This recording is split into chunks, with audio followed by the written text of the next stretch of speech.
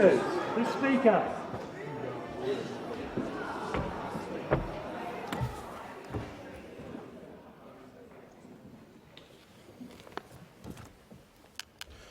I acknowledge the Ngunnawal and Ngambri peoples who are the traditional custodians of the Canberra area and pay respect to the elders, past and present, of all Australia's Indigenous peoples.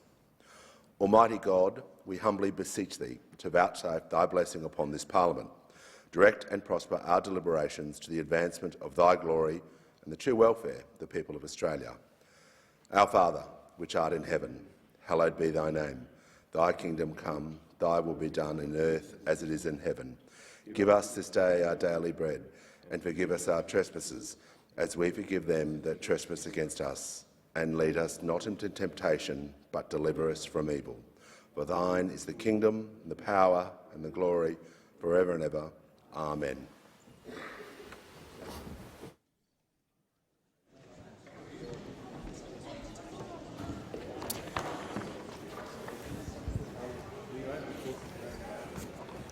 I'd like to acknowledge that present in the gallery for this important occasion are Kate Jenkins, the Sex Discrimination Commissioner and author of the Set the Standards report, Kerry Hartland, the Independent Expert Chair of the Parliamentary Leadership Task Force, Meg Brighton, Head of the Parliamentary Workforce Support Service, and importantly, their important supporting staff. On behalf of the House, I extend a warm welcome to you all.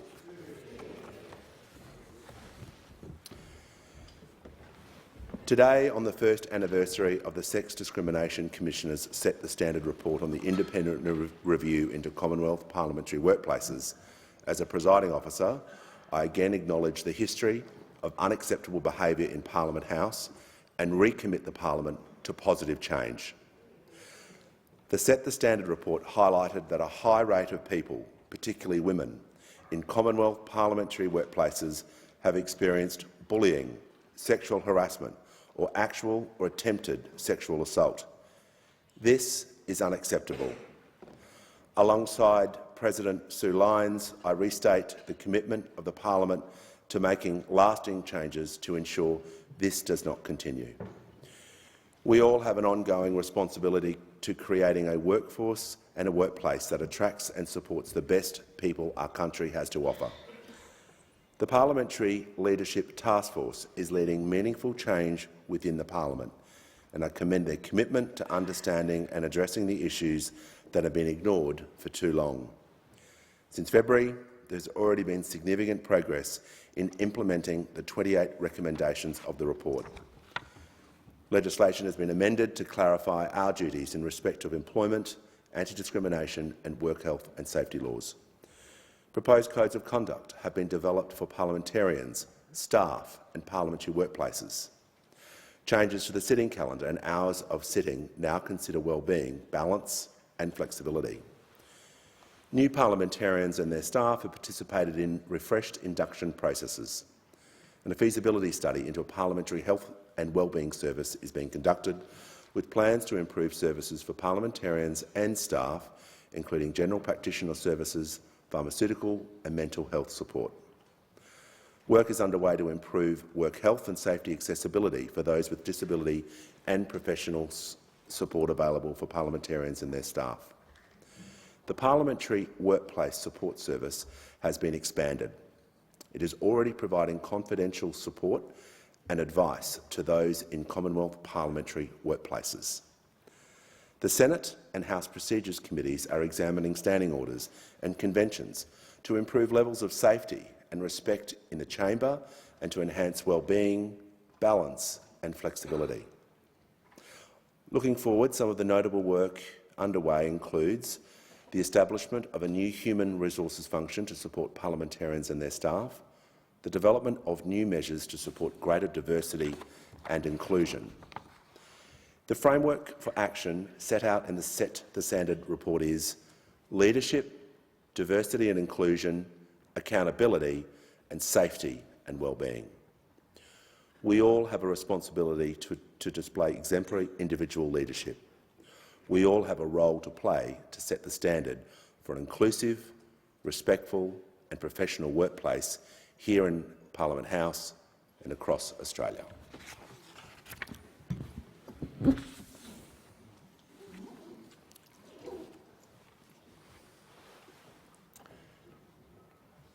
And I call the Leader of the House.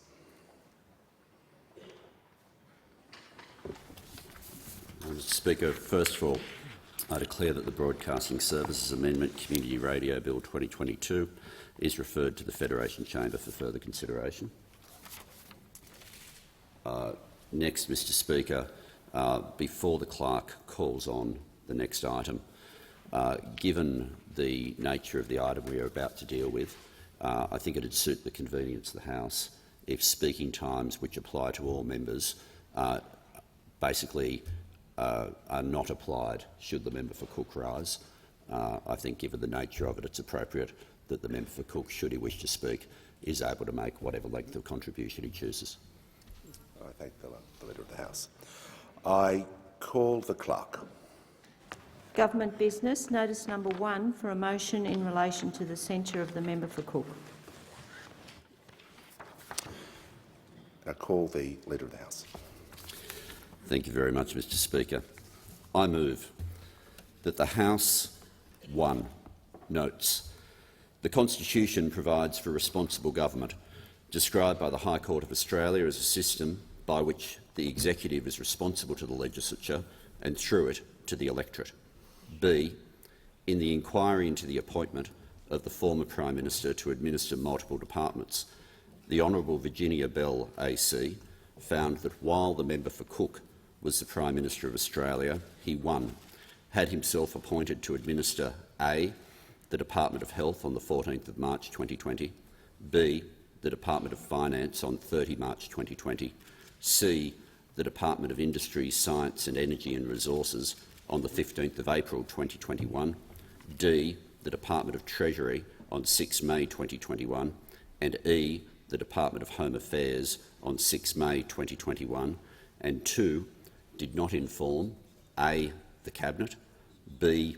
the relevant departments, C. the House of Representatives, or D. the Australian public about the additional appointments, and C. as found by the Honourable Virginia Bell AC, the actions and failures of the member for Cook, 1. fundamentally undermined the principles of responsible government because the member for Cook was not responsible to the Parliament and through the Parliament to the electors for the department he was appointed to administer, and 2. were apt to undermine public confidence in government and were corrosive of trust in government, and 2. therefore censures the member for Cook for failing to disclose his appointments to the House of Representatives, the Australian people and the Cabinet, which undermined responsible government and eroded public trust in Australia's democracy. Mr. Speaker, today is not how any of us wanted to make history. Today is something which, for any other circumstance, for any other former Prime Minister, and certainly even for the member for Cook, had the disclosure not been made available about the multiple ministries, we would not be here now. But a censure, while rare, has its place. The last time this parliament had a censure of a member of parliament, it was a former minister, and it was done so unanimously. It was done so unanimously on a former minister on the following basis. The decision was made, and I read this, that he fell below the standards expected of a member of the House. It wasn't that he had acted unlawfully, it was that he had fallen below the standards expected of a member of the House. That is the test. The test for a censure, while rare, is not a test of, well, would the courts overrule it? The courts are the place to determine whether or not something was lawful. But in the Parliament, we determine whether or not something was appropriate. And I ask all members to think back to the first moment they heard about the multiple ministries, what their reaction was. Some gave their reaction on the record, many more gave their reaction off the record. But nobody gave a reaction, with exception of the member for Cook himself.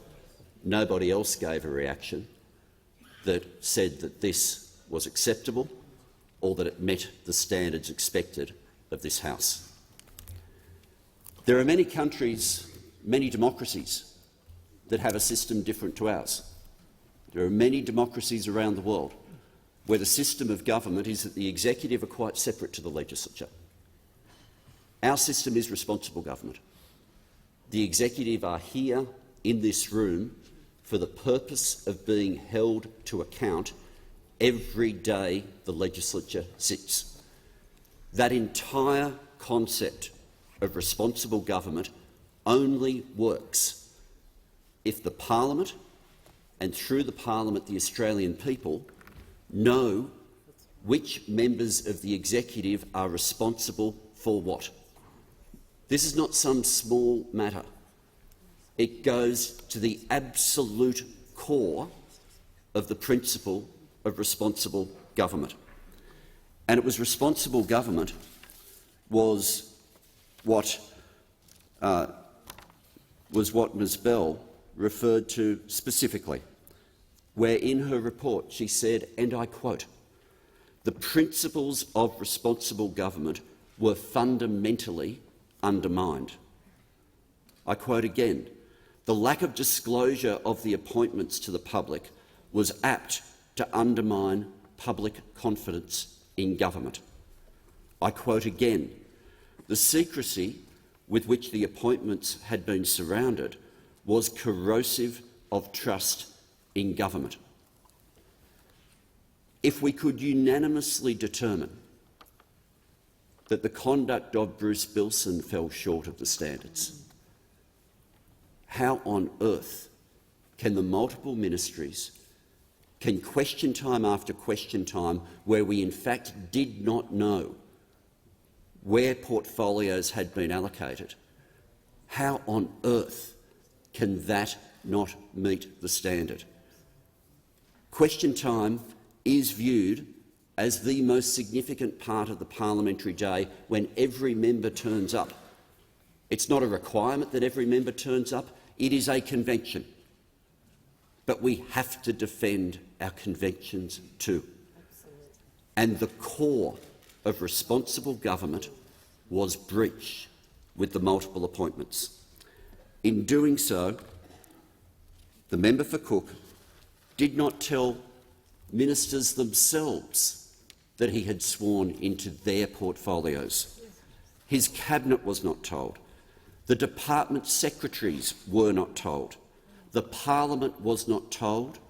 And through the Parliament, the Australian people were not told. The member for Cook in doing this did not just fall below the standards expected. He undermined them, he rejected them, he attacked them, and he abused them. How do we even know that all this happened? We know because at the same time that the member for Cook was not telling his colleagues, was not telling the Parliament, and was not telling the Australian people, he was telling some journalists writing a book. He thought it was interesting to contribute to the publication of a book, but not important to let anybody know where it was directly relevant to them. And the defences that have then been offered, including the defences offered by the member for Cook through his lawyers to the Bell inquiry, are logically impossible. Logically impossible. The member for Cook, through his lawyers, said that, and I'll quote here, "However, this in no way suggests that he did not expect that the usual practice would apply and that PM&C would publish the appointments in the Gazette." It beggars belief that the member for Cook is now arguing that it was somehow just presumed it would have been made public in the Gazette, and yet he was making sure he didn't tell the ministers themselves. And when asked about the ministers, he said the reason he didn't want to tell them, and this was on the 17th of August, was, "I did not wish ministers to be second-guessing themselves." Both cannot be true. It cannot be the case that it was presumed it was going to come out in the Gazette and it was important for people to not be told. To this day, the different versions being offered by the member for Cook cannot reconcile themselves with each other. In the same way that when this started to emerge, when only health, finance and industry science resources appointments had been known, on radio the member for Cook said, was asked, just can we be clear, are there other portfolios that you assumed any control over? The answer, not to my recollection. I don't recall any others being actioned. It beggars belief that anyone in Australia's history could forget that they had been appointed Treasurer. It just beggars belief.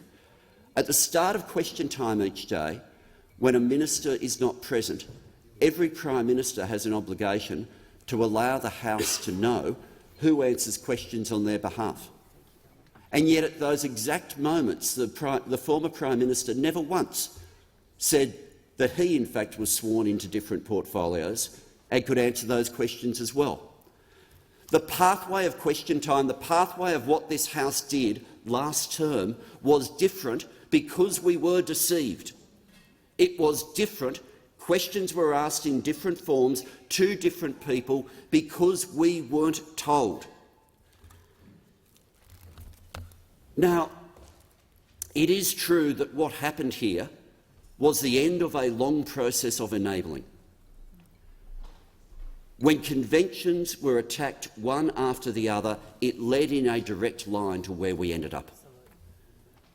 When we had the situation of it being constant silencing of opposition voices, when we had a cabinet committee with only one member, when we had a circumstance where for the first time in living memory a speaker, a member of their own party, made a recommendation for a privileges reference which could have led to censure of one of their own, that they used their numbers to prevent the independence of the Speaker being recognised, to defend, and I hear the comment there, it's just politics. If that's the attitude, then you would never have censured Bruce Bilson. Every single threshold that has previously resulted in a censure being given of a member is met today and is met more strongly today than it ever has been before. This place runs on rules and conventions. The mere existence of the office of Prime Minister and the existence of a cabinet is a convention. It's not in the Constitution, it's not required. It is a convention on which our system of government hangs. The concept that the parliament knows who has which job is essential to responsible government. You cannot have responsible government if you don't know what people are responsible for. And for 2 years, we didn't know. For 2 years, the ministers themselves did not know. For 2 years, departmental secretaries were unaware of who the ministers were to whom they had responsibility. The gravity of what we are dealing with today is a censure motion beyond what the parliament has previously dealt with. Because previously what we've dealt with is the conduct of one member being sufficiently bad that we needed to defend the House as a whole to say that is not allowed to happen. On this occasion, the conduct of one member prevented the House from doing its job. The conduct of one member prevented the House from knowing who was responsible for what.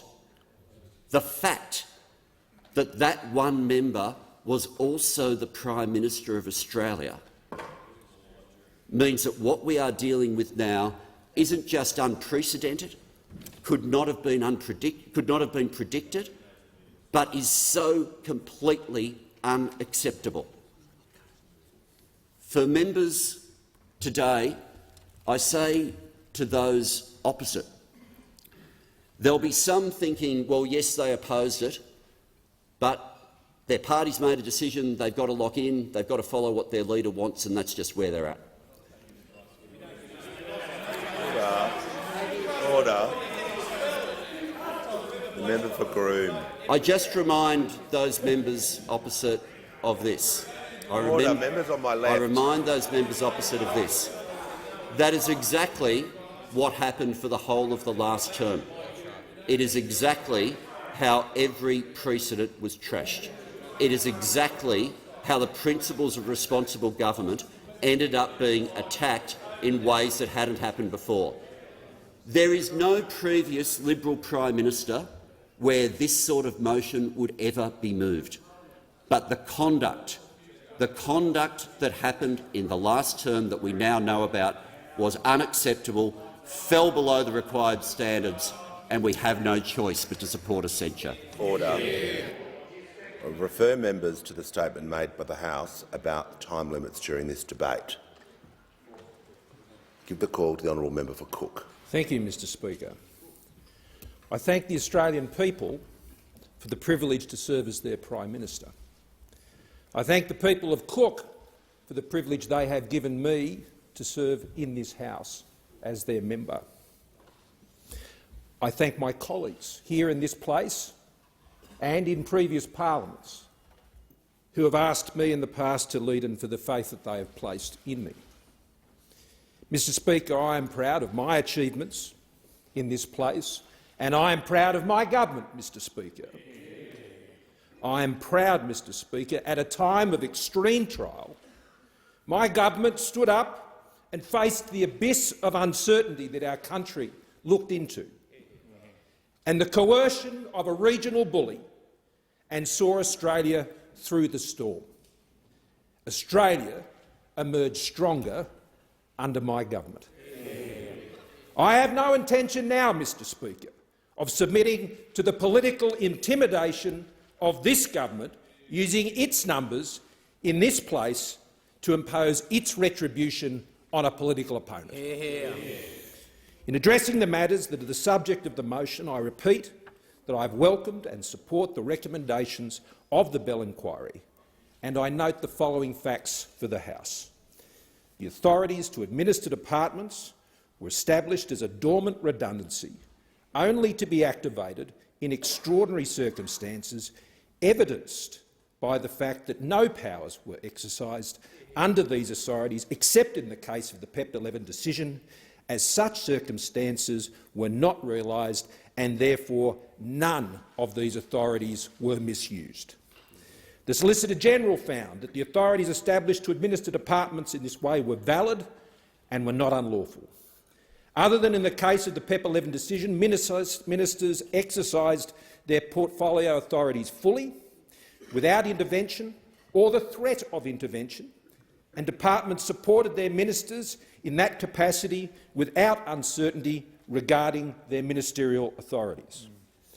As Prime Minister, I did not act as minister or engage in any co-minister arrangements as suggested, including requiring the receipt of any parallel briefing or co-authorising arrangements, except in the very specific case of the PEP 11 decision and not otherwise for that department. On the PEP 11 matter, this was done lawfully from first principles, and I consider my decision was the correct one. My intent to exercise these powers was also advised to the minister in advance of exercising those powers. The ministry list tabled in Parliament referenced, as it does, that ministers may be sworn to administer additional departments. The requirements requiring notice purported to constitute convention in the motion were not identified or recognised by officials advising on these matters from the Department of Prime Minister and Cabinet, and cannot therefore be clearly regarded as established convention. The Solicitor-General found there is no consistent practice for the publication in the Gazette of appointments to administer particular departments of state. The Bell inquiry noted there was a different understanding of the process of publication between myself and the department, and that no instruction was given by me as Prime Minister or my office not to publish those arrangements in the Gazette. In relation to communication with my ministerial colleagues on these matters, I note that I have addressed these issues privately with my colleagues and publicly in my statement of August 16, 2022. I also note, as is particularly relevant to this House and this motion, that I was present each and every day at that dispatch box, Mr Speaker, to answer any and all questions in this House regularly directed to me as Prime Minister on all matters involving all portfolios that were the subject of the Bell inquiry and indeed all other portfolios.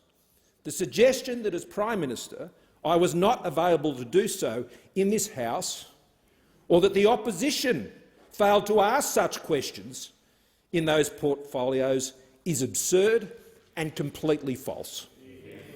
I also note that in my earlier portfolio responsibilities, where I was sworn to hold the office of Treasurer, Minister for Social Services and Minister for Immigration and Border Protection, my appointments as Minister of State specifically make reference in the documents authorised by the Governor-General that I was sworn to hold the office as Minister in each of these portfolios.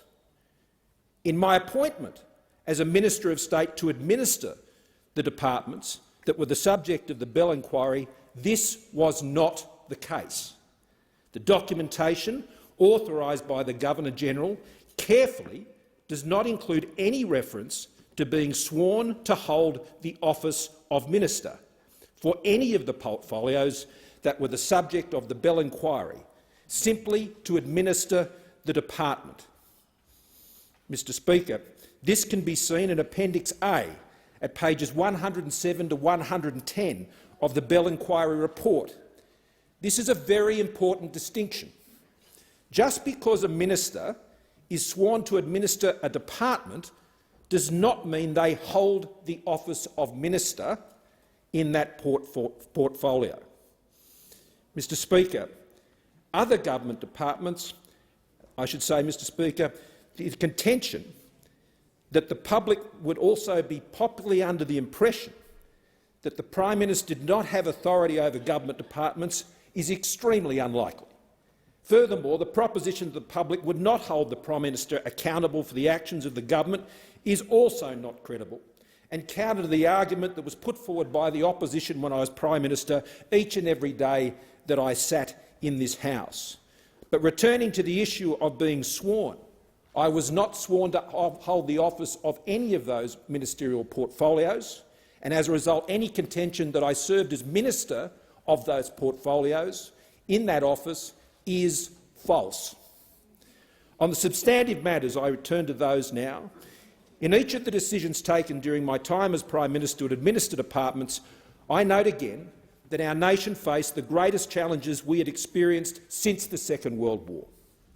A drought, natural disasters, a global pandemic, the global and domestic recession, the pandemic cause, and a rising and assertive China seeking to coerce Australia into submission.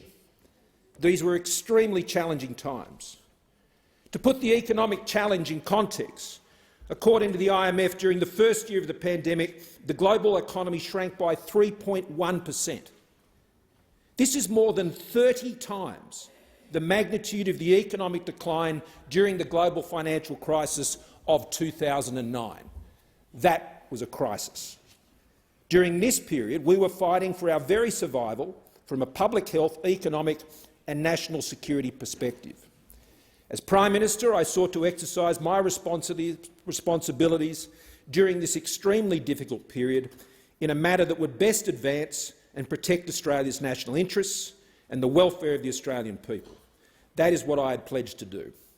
And I'm pleased that through these efforts and the efforts of so many others I work with closely, Australia was able to emerge from this period of significant crisis in a safer and more prosperous position than almost any other country in the world, Mr Speaker. That was the objective of my government, Mr Speaker, and together with my colleagues here and who's formerly sat with us, that was achieved. In February this year, Bill Gates was asked at the Munich Security Conference whether it was possible to prevent the next pandemic. He answered by citing Australia's response to the pandemic, referring to it as the gold standard, Mr Speaker, the gold standard. And that standard was one, Mr Speaker, we met. And he said if every country did what Australia did, then we wouldn't be calling it a pandemic. That is something any government could be proud of. Mr Speaker, the New York Times calculated in May this year that if the United States had the same death rate as Australia, about 900,000 lives would have been saved. Johns Hopkins University ranked Australia second in the world in pandemic preparedness. Bloomberg ranked Australia the world's fifth most COVID-resilient nation. Shortly after I left office, after the last election, Australia had the third lowest mortality rate in the OECD from COVID at 401 deaths per million population. This can be compared with Canada at 1,106 per million, the United Kingdom at 2,688 per million, and the United States at over 3,000 per million. During the pandemic, it was estimated that when compared to the average fatality rates of OECD countries, Australia's response saved more than 30,000 lives. More than 95% of Australia's adult population had been administered two vaccine doses, and we had commenced fourth doses. And unlike in so many other countries, Mr Speaker, advanced, developed countries, our hospital system had not been overrun by the pandemic. And since December 2019, when the pandemic first struck, Australia's economy had grown by 4.5%. This compares to 3.9% in Korea, 2.7% in the US, less than 1% in the UK, Canada and France, and the Japanese and German economies remained in negative territory. Australia's success was also achieved by limiting the scale of the economic decline during COVID. In Australia, the economic decline caused by COVID was 2.2%. This compares to 3.4% in the US, 4.5% in Japan, 4.6% in Germany, 8% in France and 9.3% in the United Kingdom. At the same time, Australia's unemployment rate fell to below 4%, the lowest in almost half a century, with almost 600,000 more jobs than we had before the pandemic began. During this time, Mr Speaker, the government made unprecedented investments in our health and economic response. JobKeeper kept 700,000 businesses in business. It kept more than 1 million Australians in work. And despite these unpredicted outlays, Mr Speaker, Australia, through the pandemic and the crisis, was one of just only 9 countries in the world to retain our AAA credit rating. Our response was timely, it was targeted and it was temporary. We responsibly retired measures as soon as it was prudent. This led to an historic reduction in the budget deficit in our final year of more than $100 billion. During this time, I and the government made many decisions, from closing our international borders to making our own vaccines and directly manufacturing PPE. We tried many things. We were dealing with extreme uncertainty and unpredictability. The Australian people were rightly fearful for their own health and economic security. The mindset at this time was to seek to prepare as best as possible for as many contingencies as possible. This was not always successful, as was the experience of all countries around the world at the time. No leader and no nation had a perfect record, but Australia can be proud that we had one of the very best. At the same time, significant powers were activated by the government, including under the Biosecurity Act and in financial delegations to the Minister for Finance that were beyond the oversight of Cabinet. I elected to put in place a redundancy to those powers and an oversight on these powers in the Departments of Health and Finance. I do not resolve from these decisions and believe them entirely necessary, mirroring many arrangements similarly being implemented in the private sector at the time. My omission was not having personally informed the Minister for Finance, who I believed had been informed through my office. Mr Speaker, I was mistaken about that, which was only brought to my attention when I made these matters public. I have addressed this issue directly with the then Minister for Finance. Had I been asked about these matters at the time at the numerous press conferences I held, I would have responded truthfully about the arrangements I had put in place. Order. The recommendations of the Bell inquiry will appropriately remedy this deficiency in the future, and I support them. The decision to take on authority to administer the Departments of Treasury and Home Affairs in 2021 as a dormant redundancy for decisions that were not subject to Cabinet oversight was to be able to take swift action, if necessary, in the national interests in a time when Australians' interests were under constant threat. I now consider that these decisions in hindsight were unnecessary. They were unnecessary, and that insufficient consideration was given to these decisions at the time, including non-disclosure. I therefore accept the recommendations put forward by the Bell inquiry as an appropriate remedy to these shortcomings. I note again that these authorities were never exercised and as a result had no impact on the functions or actions of the government. It is strange to describe such actions as a power grab, as they were never exercised or even used to exercise influence over the relevant ministers. They were simply a dormant redundancy. In relation to the decision to take authority to administer the Department of Industry, Science, Resources and Technology for the purposes of being able to consider PEP 11, I do not resolve from that action. The authority was lawfully sought and exercised on a specific matter solely. I considered it unnecessary to dismiss the minister to deal with this matter, as he is doing a fine job, and unlawful to inappropriately pressure him in relation to this decision. I therefore lawfully took the decision from first principles in his place. I believe the decision I made on PEP 11 was the correct one. Mr Speaker, I note the criticisms made of my decisions to be authorised to administer a series of departments have been made from the safety and relative calm of hindsight.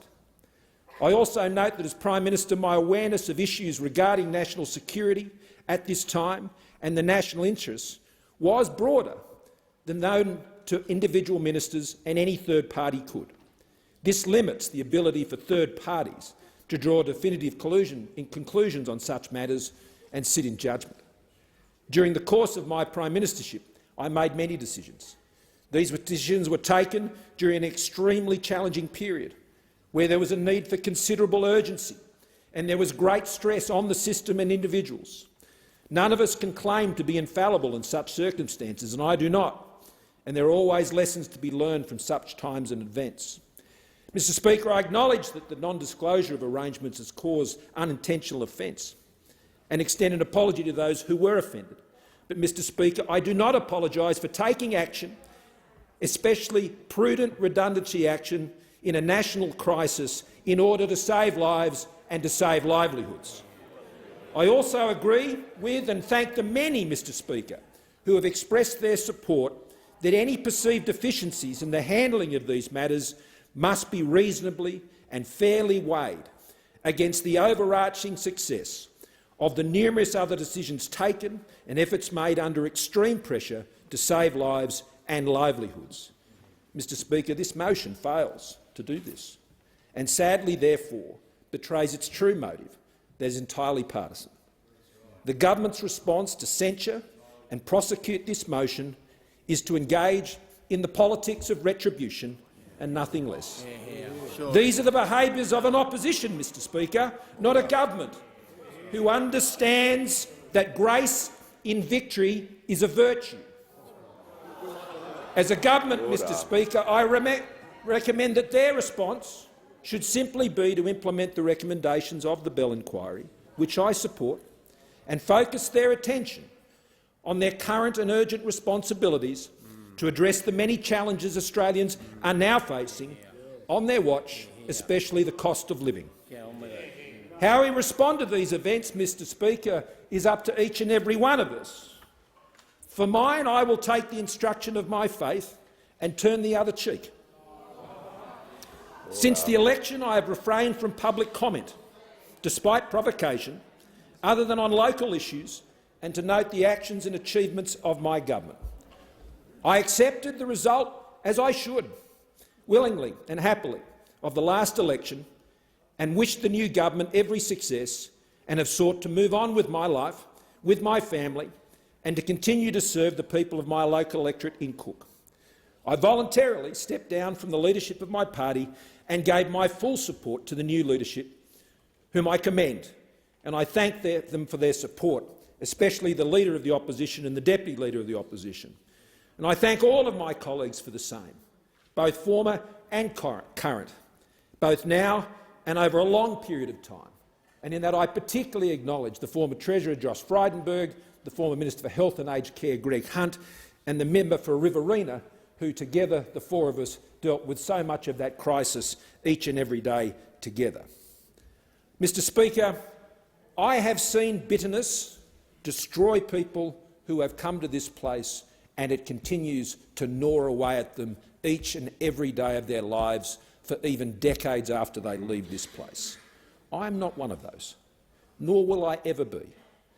I am proud of the many achievements that I've been able to accomplish in this place, especially as Prime Minister, and I am very grateful for the opportunities and to all of those I work with to achieve them. We saw Australia through one of our most difficult times. We stood up to a bullying Chinese regime who sought to coerce and impose itself on our democracy through threats, sanctions and intimidation.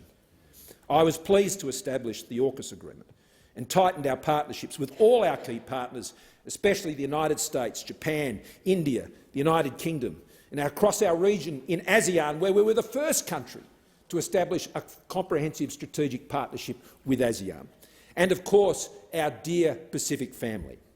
I was pleased to have strengthened our economy through the pandemic and see electricity prices fall by 10% on my watch as PM, for individual and small businesses' taxes to be cut, and more than 300,000 Australians directly assisted into home ownership.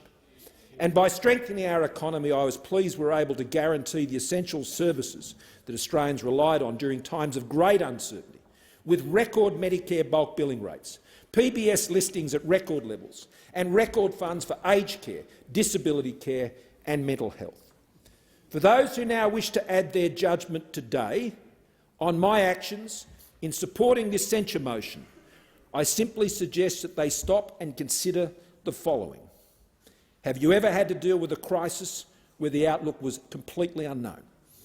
In such circumstances, were you able to get all the decisions perfectly right? And where you may have made errors, were you fortunate enough for them to have had no material impact on the result, and the result itself proved to be world-leading? Once you have considered your own experience, or perhaps when you have had more in government, then you may wish to cast the first stone in this place. Perhaps the response to these difficult times and events is not to go down that path, Mr Speaker, but down the path of thankfulness that Australia's performance through the pandemic was one of the strongest in the developed world, to appreciate in humility, not in retribution, that no country and no leader got all the decisions right, and gracefully, Mr Speaker, take up the lessons that have been learned and equip us to even do better in the future. It is an honour to serve in this House, and I've done that for these past 15 years. And I am grateful again to the people of Cook for their strong support during this time, including most recently. I thank them for their encouragement, their many messages of support as I and my family have returned to our dear home in the Shire.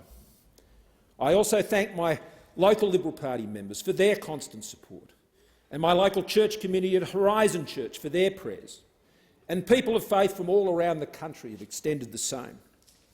I have been humbled by your message of support and encouragement. I also thank again my colleagues here in this place and formally for their support. It has been an honour to serve alongside you. I especially thank my wife Jen and our daughters Abby and Lily, my family and friends for their love and support, as well as my former staff for their great loyalty.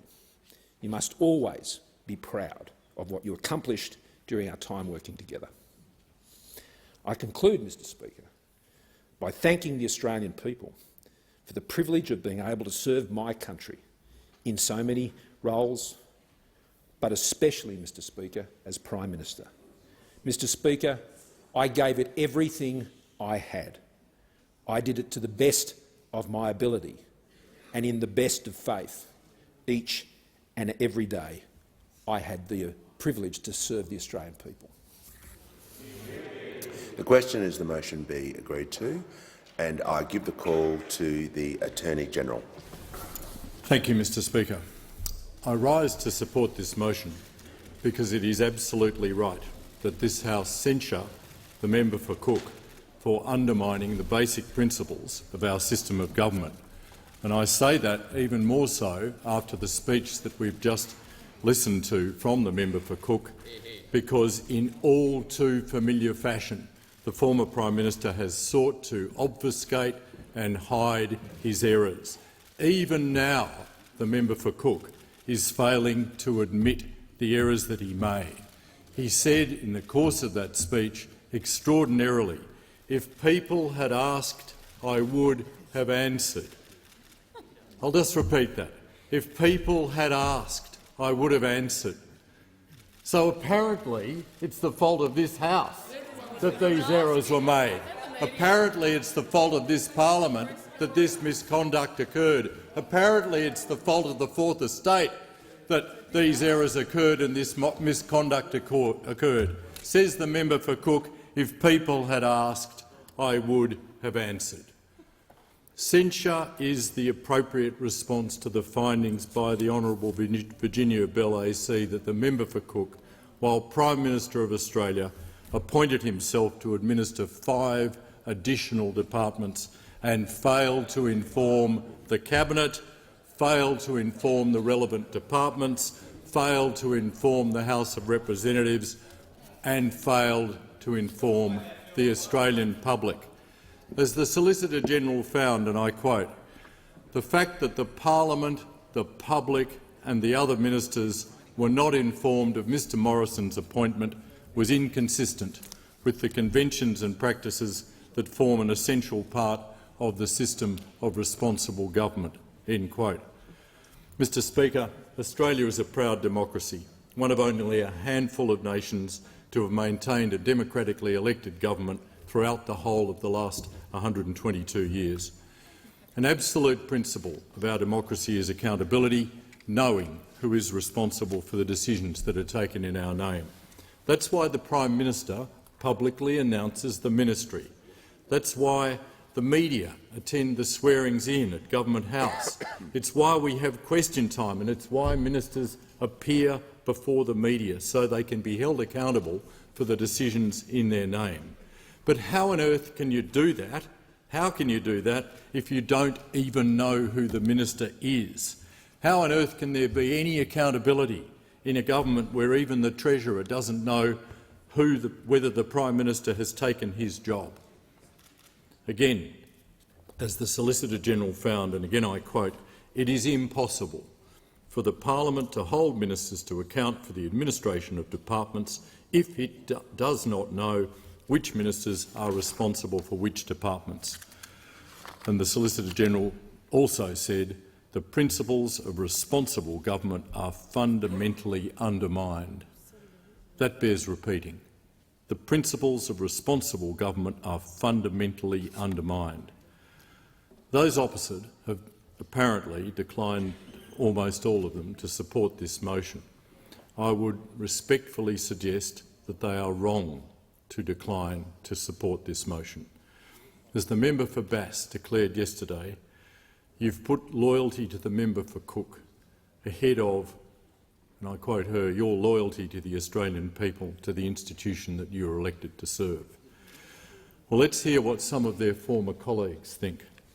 Former Liberal Prime Minister Malcolm Turnbull said this: "This is sinister stuff. This is secret government. We, the people, are entitled to know who is governing our country. We need to know who the minister for this, who is the minister for this, who is the minister for that. If in fact these things are all being done secretly, that's not a democracy. I gather from the comments from the member for Bradfield that he doesn't have much regard for Malcolm Turnbull anymore, so how about this one? I quote, "It is just highly unconventional, highly unorthodox and shouldn't have happened." Unquote. That was Tony Abbott, another former Liberal Prime Minister. And if that's not good enough for you, how about this one?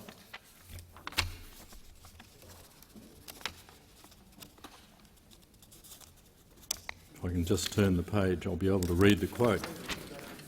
And I quote, "I don't think he should have done that.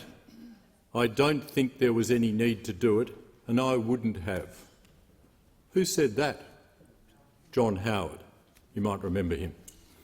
The last three Liberal Prime Ministers before the member for Cook, and each one has the same view as the current government, these actions were unprecedented and they are unacceptable. And here's one final quotation for you. "It's inappropriate for him to be assuming this power. There was an error of judgment, a very serious one, and our party is rightly hurt by that and upset, as many people in the public are." End quote. Any guesses who that was? Not a former Prime Minister, but the current Leader of the Opposition, one of the few people on the opposition front bench not to have had their job secretly stolen by the member for Cook. One thing we do know for sure is that even today the member for Cook is not in the least bit sorry, not to the Australian people and most certainly not those who trusted him most, those opposite. Here's what Nikki Sava wrote on the weekend about what happened to former Treasurer Josh Frydenberg when he sought an apology from his former leader. And I quote, "What really stuck in Frydenberg's mind and his craw was Morrison's response in that initial conversation when a profoundly disappointed Frydenberg put it to him that, 'You wouldn't do it again if you had your time over.' Morrison replied, 'Yes, I would.' Yes, I would." He refused to cooperate with Ms Bell's inquiry, responding only through lawyers and even then still obfuscating. As Ms Bell found in a devastating indictment, and I'll quote, "Mr Morrison's choice not to inform Mr Cormann, Ms Andrews or Mr Frydenberg of his appointments to administer departments of which each was portfolio minister, out of the wish not to be thought to be second-guessing them, remains difficult to reconcile with his understanding that each appointment had been notified in the Gazette. One might have expected Mr Morrison to have informed each of these ministers of the appointments, had that been his understanding. While few members of the public may read the Gazette, any idea that the gazettal of the Prime Minister's appointment to administer the Treasury or any of the other appointments would not be picked up and quickly circulated within the public service and the Parliament strikes me as improbable in the extreme." Finally, Mr Morrison was repeatedly pressed at his press conference on the 17th of August 2022 about his failure not only to inform his ministers but also to inform the public of the appointments. The omission on that occasion to state that he had acted at all times on the assumption that each appointment had been notified to the public in the Gazette is striking. So, he gets his lawyers to tell Ms Bell one thing, that he believed the appointments would be announced in the Government Gazette, while telling the media and the Australian public something entirely different, that he deliberately kept the appointments secret to avoid alarming his colleagues. As his speech today confirmed, the former Prime Minister is still, even now, trying to defend the indefensible. Today he's put forward another bizarre argument, which he did not put to Virginia Bell for the purpose of her inquiry. In today's failed attempt at justifying his misconduct, the former Prime Minister has made more references to COVID than to ministerial responsibility. In all too familiar fashion, the former Prime Minister has sought to obfuscate and hide his errors. He's not sorry, and he never will be. As his closest colleague, the member for Mitchell, told Nikki Sava, he got addicted to executive authority. In 2018, the coalition in government moved a censure motion against a former minister, Bruce Bilson, for failing to inform the parliament that he had been a paid lobbyist while in parliament. A former Prime Minister secretly having himself sworn into multiple ministries and trashing our democracy is much more serious and much more deserving of censure. If the Coalition is serious about integrity and accountability and restoring trust in politics, they will join with us to censure the member for Cook, just as we joined with them to censure Bruce Bilson. The entire parliament has to take a stand to show that we will not tolerate the culture of secrecy enabled by the former government, which the Bell inquiry found to have a corrosive impact on public trust and confidence in government. But more importantly, we have a duty to the Australian people, the people we represent, to honour the trust they place in us when they elect us to govern in their name. The Australian people were rightly shocked by recent reports of bullying, sexual harassment and sexual assault in our parliament.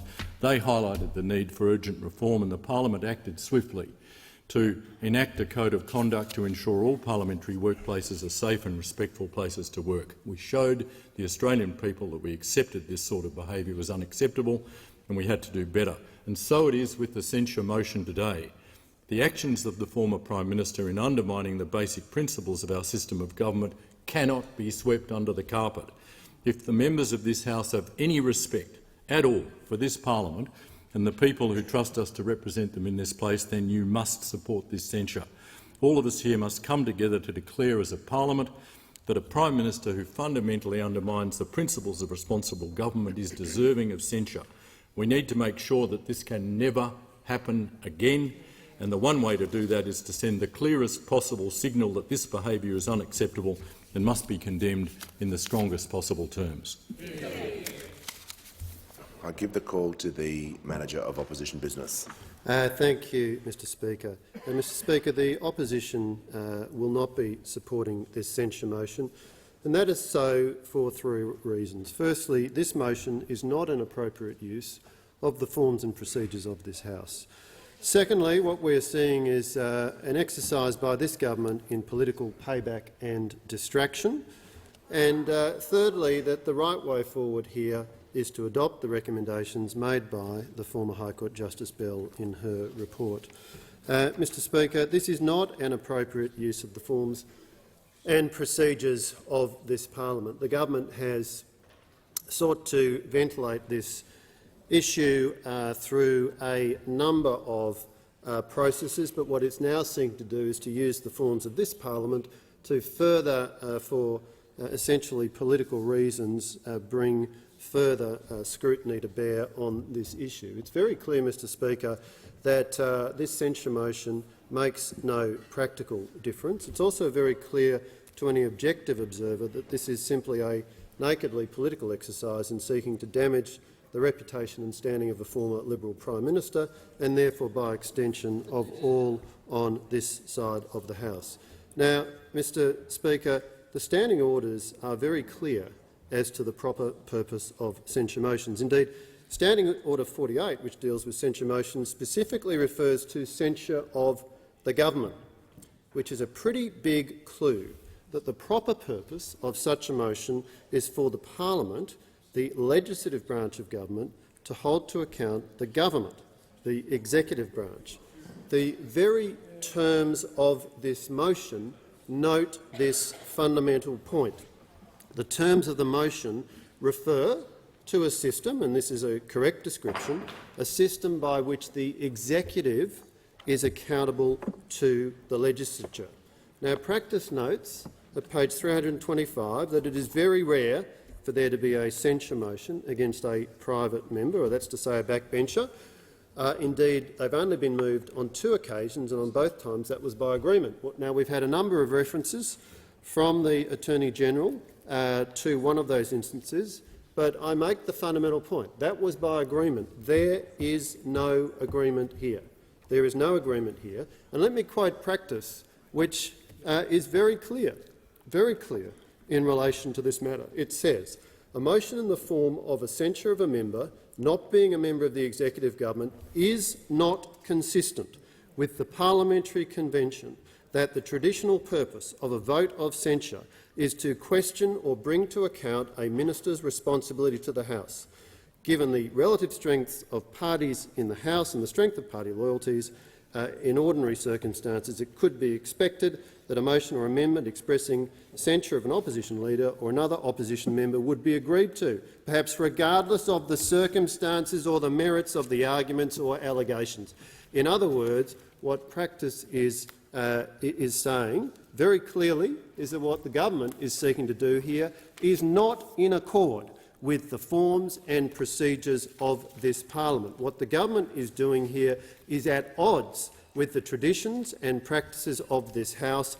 It is nothing more than a political exercise designed to damage the standing and reputation of the former Prime Minister. Now, the current Prime Minister presents himself as a champion of parliamentary process.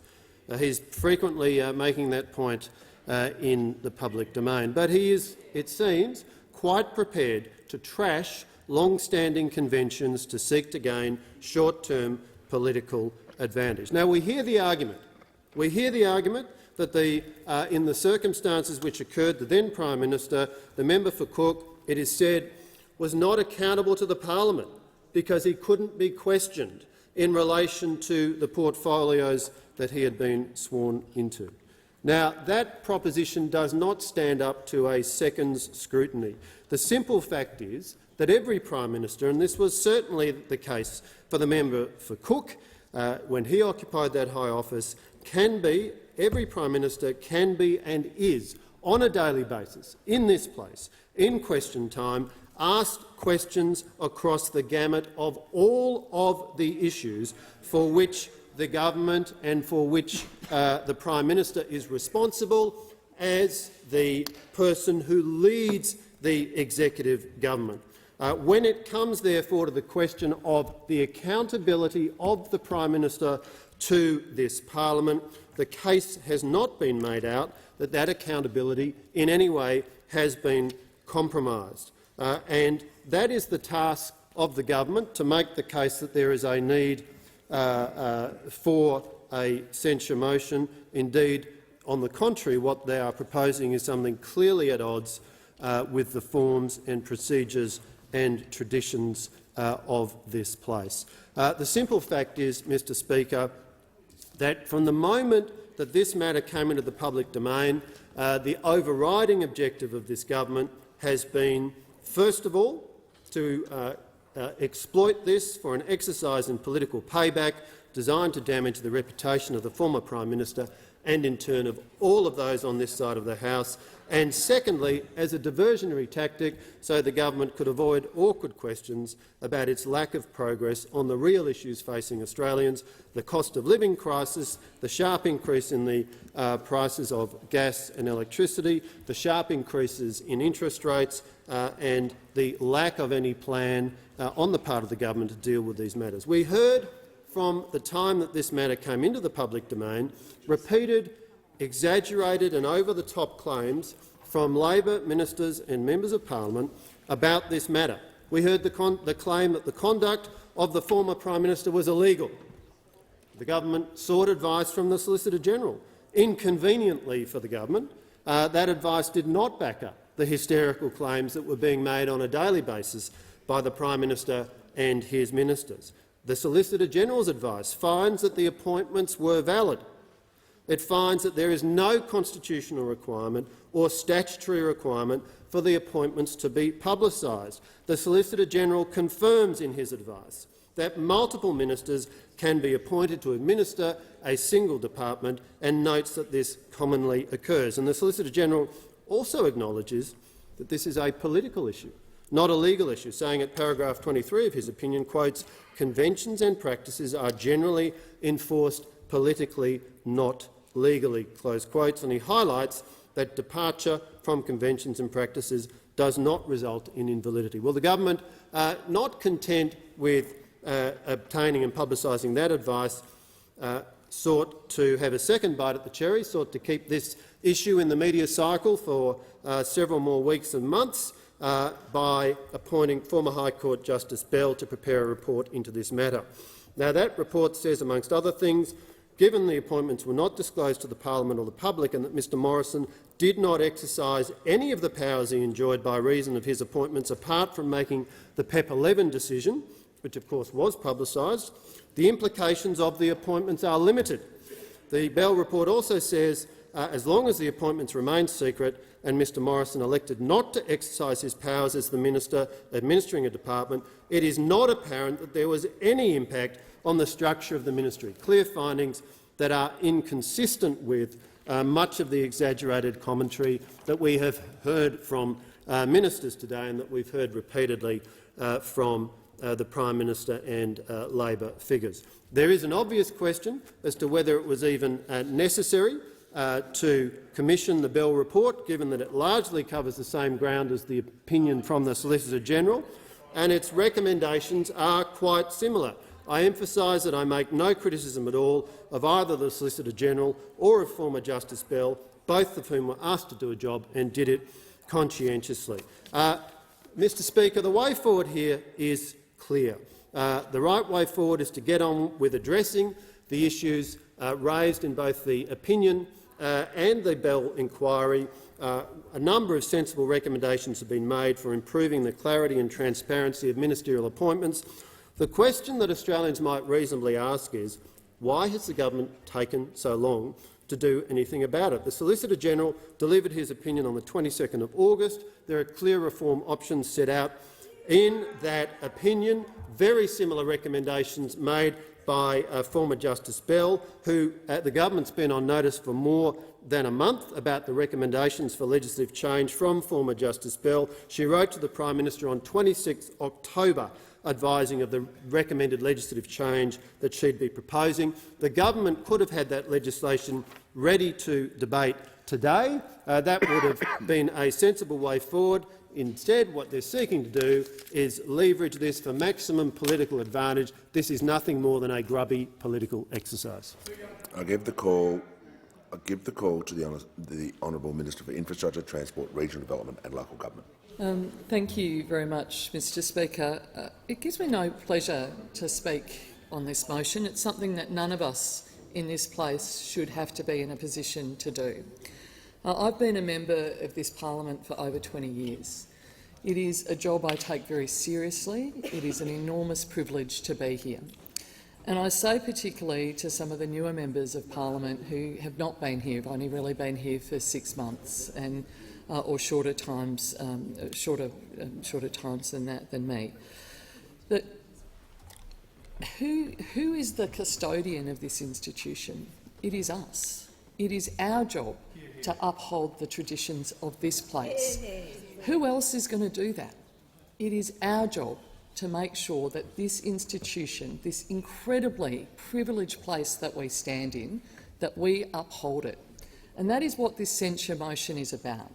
It is not about whether the previous government did a good or poor job at COVID. You know, there are other places where that will be debated and examined, and I think in history that will happen. It's not about that. It's not even really about, in fact, as the member for Cook tried to put the proposition, whether he in fact exercised any of the powers to which he had administrative responsibility. It is actually about the traditions of this place and the fundamental principle upon which we know our Westminster system relies, and that is ministerial responsibility. When we have the privilege of being elected in this place, we take on incredibly important responsibilities. We are all here for all different reasons, but for all of us it is to make this place a better nation. As I said, I've been a member of this place for almost over 20 years, and I care deeply about its institutions. We are here for a reason, and those institutions are here for a reason. We are here to represent the Australian people. Parliament is a place where we get things done. We serve the people. We improve the places they live, and we improve the circumstances in which they live. None of us are here for ourselves. Our very democracy is built on the simple idea that our government is accountable to the Australian people. This is the people's house. That is what it is. It is built fundamentally on the Westminster tradition, hundreds of years of democratic evolution. That is what we are custodians of in this place, and that's why this censure motion matters so deeply. Our government isn't just accountable, or a government is not just accountable to the people every 3 years. It is accountable to the people every day, every hour. That is what being voted into this place means.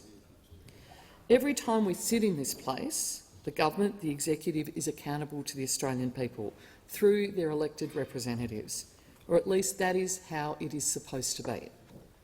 That is how our democracy is supposed to work. It is called responsible government. School kids learn about it when they come here every year. First-year law students learn about it. It is the fundamental basis for our administrative law system.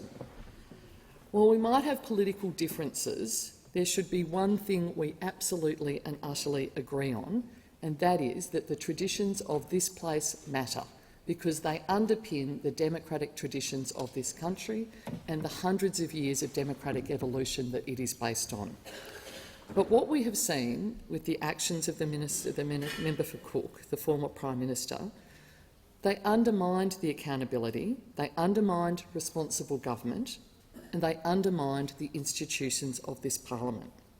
As I said, it's not about whether he actually exercised those powers, and in one instance we do know that he did. It is the fact that he had these powers and that they were not disclosed to either his ministers, to his cabinet, to the parliament, and through the parliament to the people, and that therefore that principle of responsible government, of ministerial accountability, could not be upheld. That is what this censure is about. For ministers to be accountable to the parliament and to the Australian people, you have to know who they are. It's that simple. You need to know who to hold to account. Who is responsible for making decisions? Who holds the power to administer the laws of that department? Nobody knew that the member for Cook was also the Minister for Health, the Minister for Finance, the Minister for Home Affairs, the Treasurer, or the Minister for Industry, Science, Energy and Resources. The Australian people certainly didn't know it. We in the then opposition certainly didn't know it. His own cabinet didn't know it, and not even the other ministers holding those portfolios knew it. Many of us would remember during the election campaign when the Prime Minister, in reference to workers getting a $1 pay rise, said, "You can't afford a loose unit in the lodge."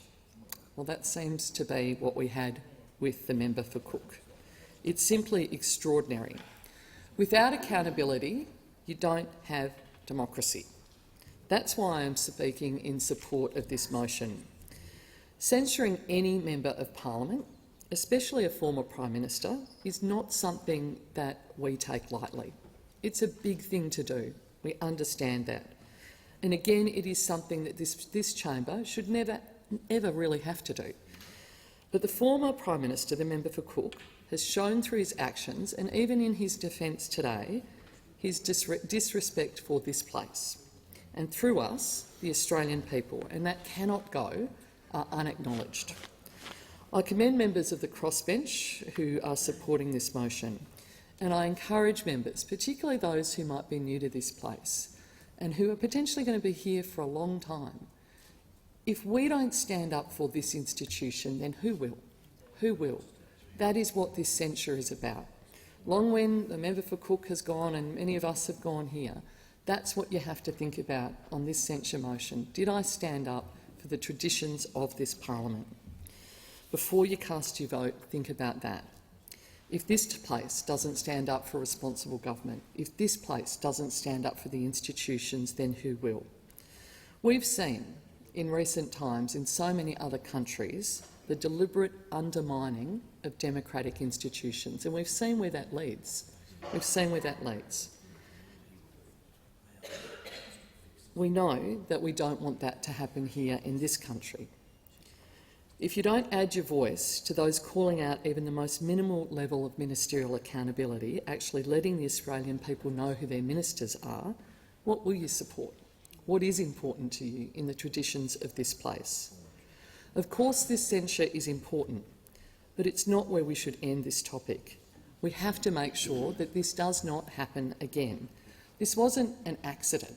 This wasn't just an administrative failure that the former Prime Minister thought someone was going to do something and didn't. This was deliberate.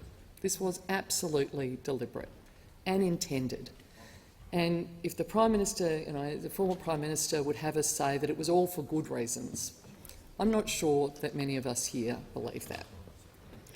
That's why we must all in this place listen to the Bell report, vote to enshrine the principles of responsible government, make sure that this does not happen again. The censure motion is important because it is saying, in this point in time, we want to defend the traditions of this parliament. We believe in responsible government. We know that that underpins the very principle of the democratic tradition that we uphold, and that the former Prime Minister should be held to account for those actions. Of course, that's not the only thing this parliament needs to do. We need to establish the NAC, which I'm very pleased to see we are very close to doing, enforce tighter ministerial standards, embrace the recommendation, of course, of the Jenkins Review, understand that we have an incredible privilege to be in this place, and that privilege comes with enormous responsibilities, of which today is one. It will be a long road to restoring faith in our institutions, but do that we must, because we have seen the results in other countries when we do not do that. Strengthening our democracy, moving past, frankly, what is a shameful episode in our political history, but this censure motion and our accountability reforms are the first step in this parliament taking control of its destiny and making sure that this does not happen again. The question is the motion be agreed, and give the call to the member for Kennedy. I really do think that this is a very, very important debate, Mr Speaker. I really do think that. One of the most highly respected Labor ministers and one of the most long-serving Labor ministers wanted me to come down and see him. And before I could even sit down, he said, politicians today, don't matter what their party, where they come from, they do not govern. They do not govern. And as a long-serving minister myself, albeit a state government, I said, when did you come to that conclusion? He said, 3 years ago. And I said, well, you're beating me, mate, because I came to that conclusion 3 months ago. It is not that you're evil or that you're wrong in what you decide, Mr LNP or Mr ALP, it's that you just don't govern. I can go to you with an issue and you will listen to me, you will agree with me. But I absolutely know nothing will happen. Now, if two very long-serving ministers say that, then I think there has to be a little tiny bit of substance in that observation. Now, in my opinion, the Prime Minister was desperate to try and get something to happen. And in discussions with senior leaders, I won't mention names over here, I said, please don't be like this government. 4.5 years and not one single thing done in 4.5 years. And I think if you ask the average Australian what happened in those 4.5 years, they would say the same thing. But in a desperate effort, and I make the point, and I say it in defence of Scott Morrison, he is very proud of his forebears. And one of his great aunt is on the $10 note, Dame Mary Gilmore, who comes from my hometown of Cloncurry, where she is buried. She was the great La Passionara of the Labor movement. There would have been no Labor movement without Dame Mary Gilmore, that wonderful poet. And I'm not going to recite her poetry, although I know many of her poems. Right? Now, this man, carrying on that tradition, desperately wanted to do something for his people, but he's hit with a situation which the government now is hit with, that they just can't govern. Now, the enormous power of the media and the social interactions on the social media mean that people, I don't know what the reason is, and I don't intend to canvass those reasons here today, but you have to govern. And in a desperate effort to govern, he went to very excessive, and I agree with the government, unusual and unconventional actions, and of course brought opprobrium upon himself. But he did that in a desperate effort. And if you think, the ALP government of Australia, if you think you're going to get out from under, let's just take one issue, just a very simple, tiny issue. We're out here all saying we're going to vote for, the first Australian, changes in the Constitution. And aren't we wonderful people? Because we really love my blackfellow cousin brothers. Do you? They get a life expectancy of 56. Not one single market garden put there by the ALP government of Queensland or the LNP government of Australia. Not one single market garden. Not one. After 4.5 years of screaming and yelling and pleading, nothing. Nothing. And it's not because they were bad people, the ministers, or that the present minister's a bad person. It's just that they can't govern. And, as a person that did govern, you need, and I will not hesitate to use the word brutality. If I want you to go in that direction and you don't go in it, then, in the Queensland government, then God help you. Now, why I'm so concerned and why I'm so interested in this resolution today is because in Queensland we had exactly that situation. We had a Premier, Bajorki Peterson, who for some reason or other had a very funny attitude towards First Australians and a very unpleasant and unfortunate attitude towards First Australians. And I was put in as minister and I was absolutely determined that I gave the people what they wanted, which was a freehold private title to land, the same as enjoyed by everyone else on earth. Now, I did go and give them self-management powers, which arguably exceeded state government or federal powers. To some degree, they're a government within a government, and people can criticise me for that. But the committee of the National Party, I selected every single one of them because he'd either played rugby league or he'd mustered cattle. And I knew that if he'd mustered cattle or played rugby league, he would have great respect for them as people. They would not see them as blackfellas or whitefellas, he would just see them as people. And that committee stood 100% behind me. And Doug Jennings, a very famous man for moral integrity, he brought down the Victorian government with land scams, God bless him. He said to Bajorki Peterson, "You touch Katter, then I'll touch you." And Bajorki Peterson knew that that committee was standing foursquare behind me. So we had a clash here. The bloke that was elected to be the boss of Queensland said, "You're not going to do that." But I'd been given by the governor a piece of paper saying I had the power to do that. So here we have arguably the same sort of situation that may have occurred with the last Prime Minister. Now, in that situation, you fight the battle. Now, he can sack me. Rang up 6 times. Boss said, I'm going to sack this bloke. And, that's when people have to make an intelligent decision and a moral decision. Are you going to back Bajorki Peterson, or are you going to back what needs to be done here? Well, the overwhelming weight, I'm very proud to say, my party said, no, we're backing the bloke that's doing the things that need to be done. Now, in fairness to the memory of Bajorki Peterson, I've got to say that he swung back the other way and then started championing all those changes. His critics would say, because he saw which way the political wind was blowing, other people would say he just went back to being the old missionary that founded Hopevale, the home of Noel Pearson and most of the great leadership of Australia, some of the great rugby league players of Australia, Hopevale. He founded that with Leo Rosendale, a local, one of my blackfellow brother cousins. Overlaid on this issue is the volatility of the leadership in the LNP. Now, we have volatility in the ALP as well, and these were not things that existed in the days of Howard or in the days of Menzies or in the days of Curtin or Chifley, going way back. But now there is a volatility of leadership. And if you try to overrule a minister, well, he'll get his nose out of joint and he'll come gunning for you. Not overtly, of course.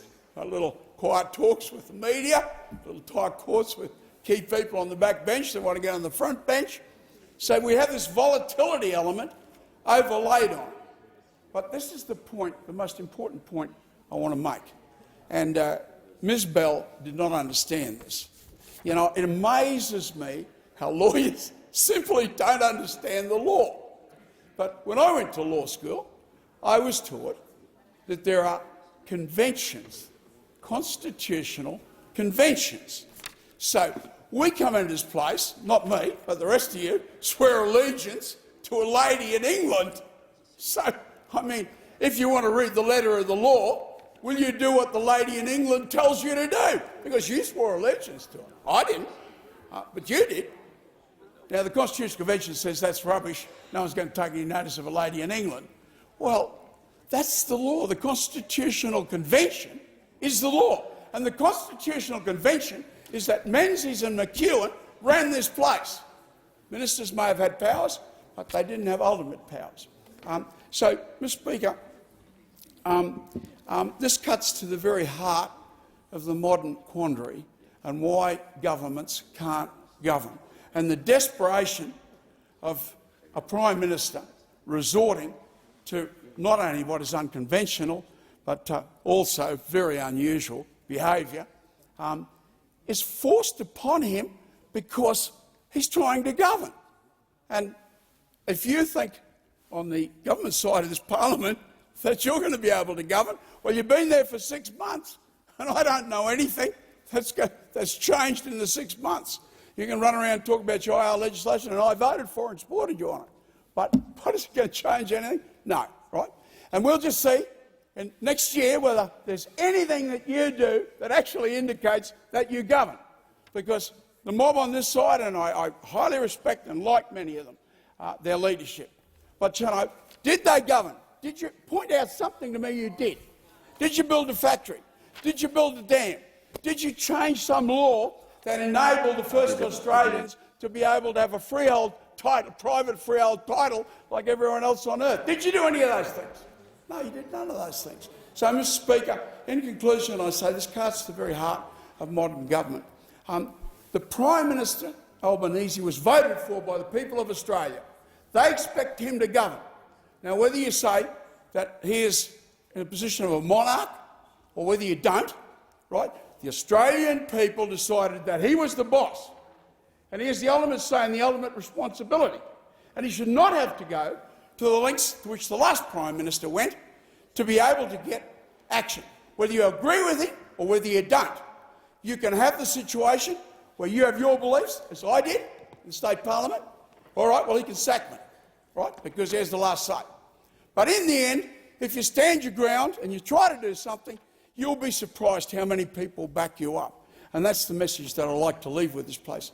If you make a stand on what you believe is the right thing and the intelligent thing to do, then people will back you, even though no one betted that I would win in the end.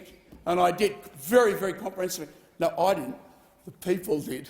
The people that knew it was the right thing to do, they won in the end. I thank the member for Kennedy. The question is the motion be agreed to, and I give the call to the Honourable Minister for Resources in Northern Australia. Thank you, Mr. Speaker, and I rise in support of this motion. Mr. Speaker, all of us who are elected to this place have a responsibility to contribute to decisions that will make a difference to our nation and to its citizens. That includes a responsibility to uphold our constitutional conventions and democratic norms, which are the bedrock of our liberal democratic system of government. Students of Australia's political history will be aware that our federal constitutional arrangements borrow from the system of responsible government from Westminster, while also incorporating the notion of a strong Senate and systematic checks and balances from Washington. This arrangement is referred to in the political science textbooks as the Washminster mutation. There is an internal theoretical inconsistency between these two approaches. Responsible government suggests governments can act as they will, but will be held accountable at each election. Checks and balances, meanwhile, constrain government power, meaning that the executive alone cannot be held solely responsible for decisions taken by the whole parliament. Even from our foundation, Australia's political culture has tended toward the pragmatic rather than the ideological. However, the member for Cook's behaviour and choices undermine both the Westminster and the Washington philosophical underpinnings of our constitutional arrangements, thereby diminishing our polity to cater for his unabated hunger for power. The ultimate indicator of self-centred entitlement that took nearly everything for himself. An egocentric belief that no one but the chosen could possibly be acting in the national interest quite so well as he. The other members and senators swore oaths to serve in the national interest. Each of those oaths are diminished by the actions of the member for Cook. Our foundation documents seek to set out the role of the legislature to constrain the worst excesses of the executive. As members of this place, we cannot stand idly by when we witness such an affront to good governance and our democratic norms, as has been displayed by the member for Cook as the former Prime Minister, the former Treasurer, the former Minister for Finance, the former Minister for Home Affairs, the former Minister for Health, the former Minister for Industry and Science, and, of course, as he was, the former Minister for Resources. We cannot allow what he did to undermine democracy to go unremarked, or to set a precedent for any future Prime Minister to secretly govern in the shadows. Speaker, the former Prime Minister secretly had himself sworn in on a number of portfolios, including resources. Whatever tenuous COVID continuity argument he may make about other portfolios, the principal reason for seizing the resources portfolio was to make a decision that he did not believe the publicly acknowledged and recognised minister, the member for Hinkler, would make. The only decision that the member for Cook appears to have made in any of his additional portfolios was in relation to the PEP 11 title in the resources portfolio. And it is not just a matter of principle. The decision was a real one that has real-world consequences. The consequences are so significant that impacted parties have challenged the decision through the courts, and that case is ongoing. With that in mind, I am very circumspect in my remarks and confine them to what is already on the public record, lest I add to the current contention before the courts. The Bell report shows us that the member for Cook secretly appointed himself as the Minister for Resources on the 15th of April 2021, then called in the PEP 11 decision in December 2021. And I want to express my sincere sympathy with the member for Hinkler. Those undermined who have worked in toxic workplaces might be familiar with the kind of boss that gaslights one and undermines our work. And I commend the member for Hinkler on the grace in which he has responded to the revelations of the member for Cook's behaviour, and thank him for his collegiality during his time as Resources Minister when I was the Shadow Minister, and, like the rest of the nation, entirely unaware that there are indeed two ministers for resources in this country. Mr Speaker, the member for Cook and his government treated the resources portfolio and, by extension, the whole industry and all of its workers with contempt. The resources industry of Australia and its 250,000 workers carried our nation through the COVID pandemic. While the world was in lockdown, offshore oil and gas projects in the North-West and Northern Territory powered on, powering the west coast of this country and most of our region. Coal exported from Queensland and New South Wales made its way to Ukraine and powered economies in North Asia. Victorian gold fetched record-high prices as uncertainty led people to swap currency for bullion. Nickel projects in Tasmania and Kalgoorlie provided a key component for batteries of electric vehicles. South Australian copper supported the world's growing need for electrification, and 916 million tonnes of iron ore left Western Australia, adding to the critical export earnings the resources sector delivers to this nation. Without this export wealth, our lucky country would never have been able to pay for the social health infrastructure that literally saved lives during the pandemic. Meanwhile, the Coalition undermined Australia's resources industry. They refused industry calls to act on climate change, putting our key trade relationships at risk, setting our country back a decade in the effort to decarbonise. They failed to land an energy policy and risked our energy security, upon which minerals processing is dependent. They even dropped the portfolio out of Cabinet due to an internal Nationals bickering and a backroom deal to give the member for New England a promotion. And they treated taxpayers' money as their own, creating colour-coded spreadsheets to favour their seats in the sports rorts scandal. And now this sordid episode in Australia's political history. Mr Speaker, is it any wonder the previous government consistently avoided introducing an anti-corruption commission?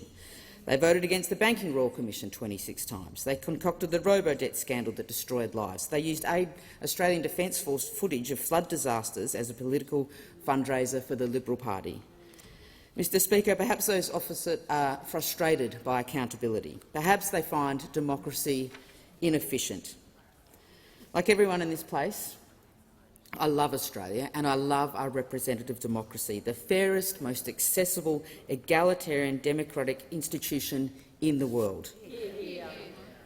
Yesterday, scientists from Geoscience Australia showed me around the geological unconformity deep underneath Parliament House. I touched the 440-million-year-old sandstone upon which this house is built.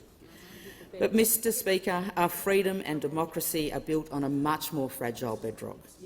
That is at risk of erosion and decay by the action of those who crave power above us, simply take it for themselves. When trust in public institutions over the world has receded, I know I'm not alone when I say I was proud with how ours fared against the headwinds of the pandemic. Anything that seeks to circumvent or otherwise tarnish our precious democratic institutions should be called out for what it is: a fundamental undermining of the principles of responsible government and the sovereignty of the Australian people.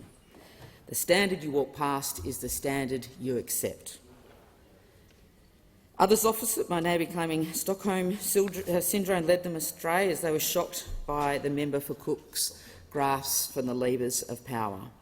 But those members opposite now have an opportunity to reflect on how they may redeem themselves for enabling the member of Cook's democratic deceit. Those whose roles are diminished by these undemocratic acts have an opportunity to acknowledge this wrong by supporting the motion. Which leads me to ask, Mr Speaker, what legacy do those opposite wish to leave? How do they explain themselves to their electorates when they go to their mobile offices, when they have people on the phone? How do they explain that they enabled this during the last term of government and then they continued to not acknowledge it by opposing this motion? By opposing this motion, members are endorsing this behaviour that undermines our democratic system of government. It is no less than that, and it is their responsibility to acknowledge what has gone on. The member for Cook took us through his way of thinking, and that's entirely up to him. But the thing is, what he did do reflects on us all in this place. I signed an oath earlier this year when I became minister. The weight of responsibility when you're signing that oath is unbelievable. My signature is basically unrecognisable because the weight of the moment and the pressure on it is overwhelming, and so it should be, because it is an extraordinary responsibility, and I take it very seriously. So to each of those 7 ministers that really had that responsibility diminished by the member for Cook, this is your opportunity, and not all of them are in this House anymore, but they have friends here. This is your opportunity to redeem what happened to them and acknowledge the wrong that was done toward our system. Our names here in this place will be enshrined in the votes and proceedings. Our words will remain inscribed in Hansard forever, and that record will remain for a long time, long after we have all left. Voting against this motion will tell a history of those members that are unmoved by the unjustified assault on our democracy. I urge all members to support this motion in the interests of this chamber, of the other place and of the representative democracy of Australia. Thank the Minister for Resources. The question is that the motion be agreed to, and I call the member for Barara. Deputy Speaker, this motion is just about settling scores. It's not about the Australian people. The Australian people cast their votes on the 21st of May. The Australian people elected the Albanese Labor government with the lowest primary vote in Labor's history. Nevertheless, they elected the Albanese Labor government to govern. They elected the government to look forward to the future and not constantly in the rearview mirror. They elected the Albanese government to deal with the issues people face today, like the rising cost of living, rising energy costs, rising housing costs, rising interest rates and rising grocery prices. Instead of doing these things, the government has brought forward this wasteful, ineffectual and wholly unnecessary political motion. Let's look at what this motion does not do. This motion does not help Australians put food on the table. It does not help Australians fill their cars so they can drive to work or take their kids to school. It does not help them bring down power prices. It does not make their mortgage cheaper. This motion fails to do anything of substance for the Australian people, and the government should be condemned for using the parliament's time for cynical and self-indulgent political opportunism. And there's good reason to call out the opportunism that this motion represents. Because the Solicitor-General delivered his opinion on the 22nd of August, more than 3 months ago. That opinion set out a number of reforms. The reform options were sensible and clear. Yet instead of drafting legislation the Solicitor-General proposed back in August, the government has spent the last 3 months sitting on that roadmap for reform. For more than a month now, the government has been on notice about the recommendations for legislative change from former Justice Bell. On the 26th of October this year, she wrote to the Prime Minister to advise of a recommendation for legislative change that she intended to make in the report. The report makes clear that this was to enable the government to pursue legislative changes this year. The government seems to have ignored Ms Bell's sensible and generous approach and sat on its hands. They could have brought the legislation to the parliament at any time after the 26th of October. 12 sitting days have passed since they were put on notice of that recommendation, and today, instead of discussing that legislation, we are now debating a censure motion. Even today, the day when legislation is traditionally introduced into the House, there is no amendment to the Ministers of State Act on the notice paper at all. It shows that Labor's first act is always politics. That's the Labor way. Even the day that Labor chose to have Ms Bell report was chosen for political reasons. The government wanted Ms Bell's report to have the maximum political effect, so they set the reporting date as the day before the Victorian state election. So let's stop pretending that this is about anything other than politics. Contrast that cynical position of the government with the mature approach taken by people on this side of the chamber. We've acknowledged the Solicitor-General's opinion and have taken it very seriously indeed. That opinion made clear that the appointments made were legally valid. It rejected the idea that in making the appointments there's some sort of constitutionally required procedure that wasn't followed. The Solicitor-General expressly noted that the Constitution, to his words, deliberately leaves room for the further evolution of the institution of responsible government. He made sensible, straightforward suggestions for that further evolution. We've also noted the release of the Bell Report. The Bell Report builds on the Solicitor-General's advice. It makes sensible recommendations for improving the clarity and transparency of ministerial appointments. There is no recommendation or even mention of a censure motion in that report. And we on this side of the House will consider any proposed legislation flowing from the Bell Report when it's presented to Parliament. But instead of discussing that legislation, we are discussing this frivolous and wasteful censure motion. And that's the nub of the issue. The government now has received the Bell Report. It could be implementing the recommendations already, but there's no legislation before this House, only a vague promise to introduce something later this week. It should be using the time that it has in this chamber to deal with the real problems facing Australians, including the cost of living crisis. So do we have any attention to that cost of living crisis? No. What instead we have is this politically motivated censure motion. Let's be clear. This motion does nothing to improve the clarity and transparency of ministerial appointments. It does not take up the proposals made by the Solicitor-General 3 months ago or the recommendations about which Ms Bell wrote to the Prime Minister over a month ago. It's a motion designed for political payback rather than about the sensible next steps on the issue. Censure motions are a way of the Parliament holding ministers to account. They're not a tool for the new government to play politics with a former Prime Minister. Practice makes clear that it's not really for the purpose for which a censure motion is designed. As practice notes, if you leave out attacks on leaders of the opposition, a motion of censure of a private member has been moved only twice in the 121 years since Federation. Let me quote to you from practice. A motion in the form of a censure of a member not being a member of the executive government is not consistent with the parliamentary convention that the traditional purpose of a vote of censure is to question or bring into account a minister's responsibility to the House. Furthermore, given the relative strength of the parties in the House and the strength of party loyalties, in ordinary circumstances, it could be expected that a motion or amendment expressing censure of an opposition member would be agreed to, perhaps regardless of the circumstances or the merits of the arguments or allegation. The member for Cook has already had adverse reflections from the Solicitor-General and Justice Bell, and he was voted out of office by the Australian people. That is the ultimate censure. He has accepted that decision as he accepts the recommendations of the Solicitor-General and Justice Bell. He has had enough censures. Sometimes I think the Prime Minister never stopped being the professional protester of his youth.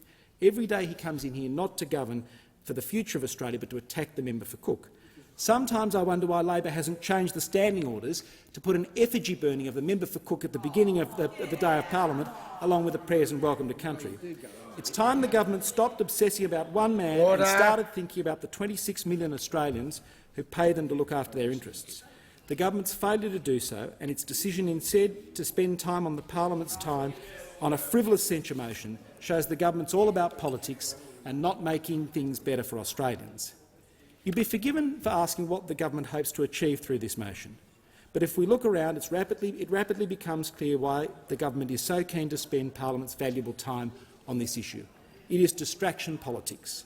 The motion is intended to draw attention away from the government's inability to provide for the economic security that makes things better for Australians. Despite having told the people during the election repeatedly that Labor would reduce the power bills by $275, that is one number the Prime Minister refuses to say in this place. This is a government that is making Australians $2,000 worse off by Christmas. Right now we have an economy with high inflation, high interest rates, rising costs of living, along with Labor admitting that over the next 2 years electricity prices will go up by 56% and gas up by 44%. And just this week, in the other place, we have an industrial relations bill that will make things worse, a bill that will force many small businesses to bargain against their will. Businesses with more than 20 staff will be dragged onto multi-employer arrangements with much larger competitors. The government's own modelling shows that small and medium businesses will have to pay between $14,000 and $18,000 in bargaining costs as a result of these changes.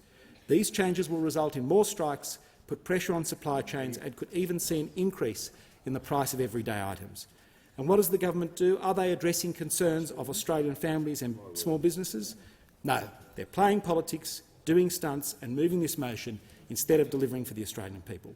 This is a pea and thimble trick to distract from the fact that the government is pressing ahead with its backward-looking industrial relations laws this week. It's an attempt to draw attention away from the fact that the government is fumbling the economic strength gifted to them by the coalition. This is a government that inherited the largest budget turnaround since federation from the coalition, and yet, as the Leader of the Opposition so aptly puts it, under Labor everything is going up except your wages. So instead we have stunts like this to try and distract from the fact that Labor's decisions are making difficult economic conditions worse. What this motion also demonstrates is that despite the clear and present economic threats, the government is so focused on settling scores that it's losing sight of the issues that matter to Australians. Right now, we could be talking about how to provide the economic security that Australian families so desperately need. We could be engaging in a debate about reducing power bills. We could be discussing the best way to make mortgages more affordable. But this censure motion will not help one Australian business or family to respond to the challenges they are facing today. Rather than focusing on the things that make a substantive difference, this motion demonstrates the government's less interested in the lives of Australians than it is in settling old political scores. The government should bring forward the amendments to the Ministers of State Act today. They are the amendments that have been recommended by the Bell report, which the government has had for over a month, that recommendation from Ms Bell. That should be the focus of the government if it wishes to deal with this issue. This motion is unworthy of the House's time and ought to be rejected. I thank the member for Barara. The question is the motion be agreed to, and I call the Minister for Home Affairs and Cyber Security. Thank you, Deputy Speaker. Deputy Speaker, we could have had a really important moment in this parliament this morning. We could have stood up from all the different political parties that we represent, from all of the areas of our beautiful country that we represent, and made a really strong statement about what our democracy means to us. And it is enormously disappointing to me that we have people like the member for Barara, who I think has huge respect usually on this side of the chamber, come up and give a speech like that, pretending that this doesn't matter.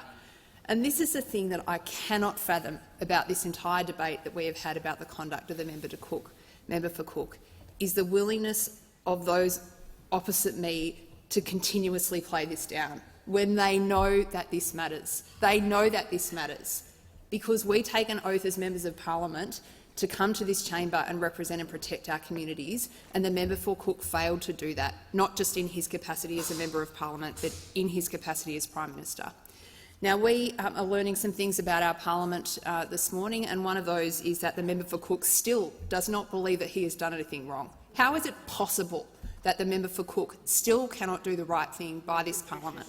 We see 15 minutes of obfuscation of excuses, nonsensical excuses, Deputy Speaker, that do not justify in any way the conduct that was undertaken. Why can the member for Cook not see what the Australian people need from him at this moment, which is an apology, some amount of reflection about his conduct and a willingness to take responsibility for what he did wrong? Those are normal human reactions, but that is what the nation demands of its national leaders at this time, and he has utterly failed to do it. Now, the modern Liberal Party, I don't know what to say to this political party, because this morning they have foolishly indulged and enabled the member for Cook simply because he is of their breed, and that is wrong. The behaviour this morning from that party has been bizarre, it has been craven and disappointing. This is a party that's meant to be about conventions, about protecting things that matter, about protecting institutions and protecting our democracy. And what we are seeing is not only that this political party will not support a motion which would have made a clear public statement about the meaning of democracy, but they line up to shake the member for Cook's hand after he's spoken. What sort of message does that send about how much they value this institution versus their political interests? Now, I should not have to explain to the parliament why this matters, but I'm going to talk a little bit about the implications for my portfolio in Home Affairs. Now, the member for Cook said that he gave us a long description about COVID and how stressful things were during COVID and how difficult they were during COVID. He swore himself in as the Minister for Home Affairs in May 2021. If there has been a period of calm in the last 3 years, it was May 2021. And yet he decided to swear himself in as Minister for Home Affairs, which without question could have placed our country at a serious national security risk. There is no question about that. My department runs national security issues in this country. The member for Cook appointing himself as Minister for Home Affairs also made himself the dual head of ASIO, of the Australian Federal Police. He did not tell the public servants in my department that he had done that. So what would have happened, Deputy Speaker, if we had had a significant terrorist attack during the period where we had 2 Ministers for Home Affairs? Can the member for Cook not see that would have created a national security crisis for our country? 2 ministers who would probably have had 2 different views about how to run a crisis. And we had this situation go on for a year. Now, the member for Cook says that he never intended to exercise these powers. Well, why did he swear himself into the portfolio? And in fact, he mentioned in his address that there were certain things about national security that only he, as the Prime Minister, could understand. Well, there's the old saying, power corrupts and absolute power corrupts absolutely, and we saw it here this morning in these justifications. Now, there are lots of political issues that we deal with in this parliament, and people give serious speeches sometimes about things that are not serious. This is not one of those issues. And I would just say again to those opposite, there are fundamental tenets of our democracy that have been broken here. We are the 6th oldest democracy in the world. We are, I think, the best quality democracy in the world. We have compulsory voting. We're one of the first countries to have women having the right to vote.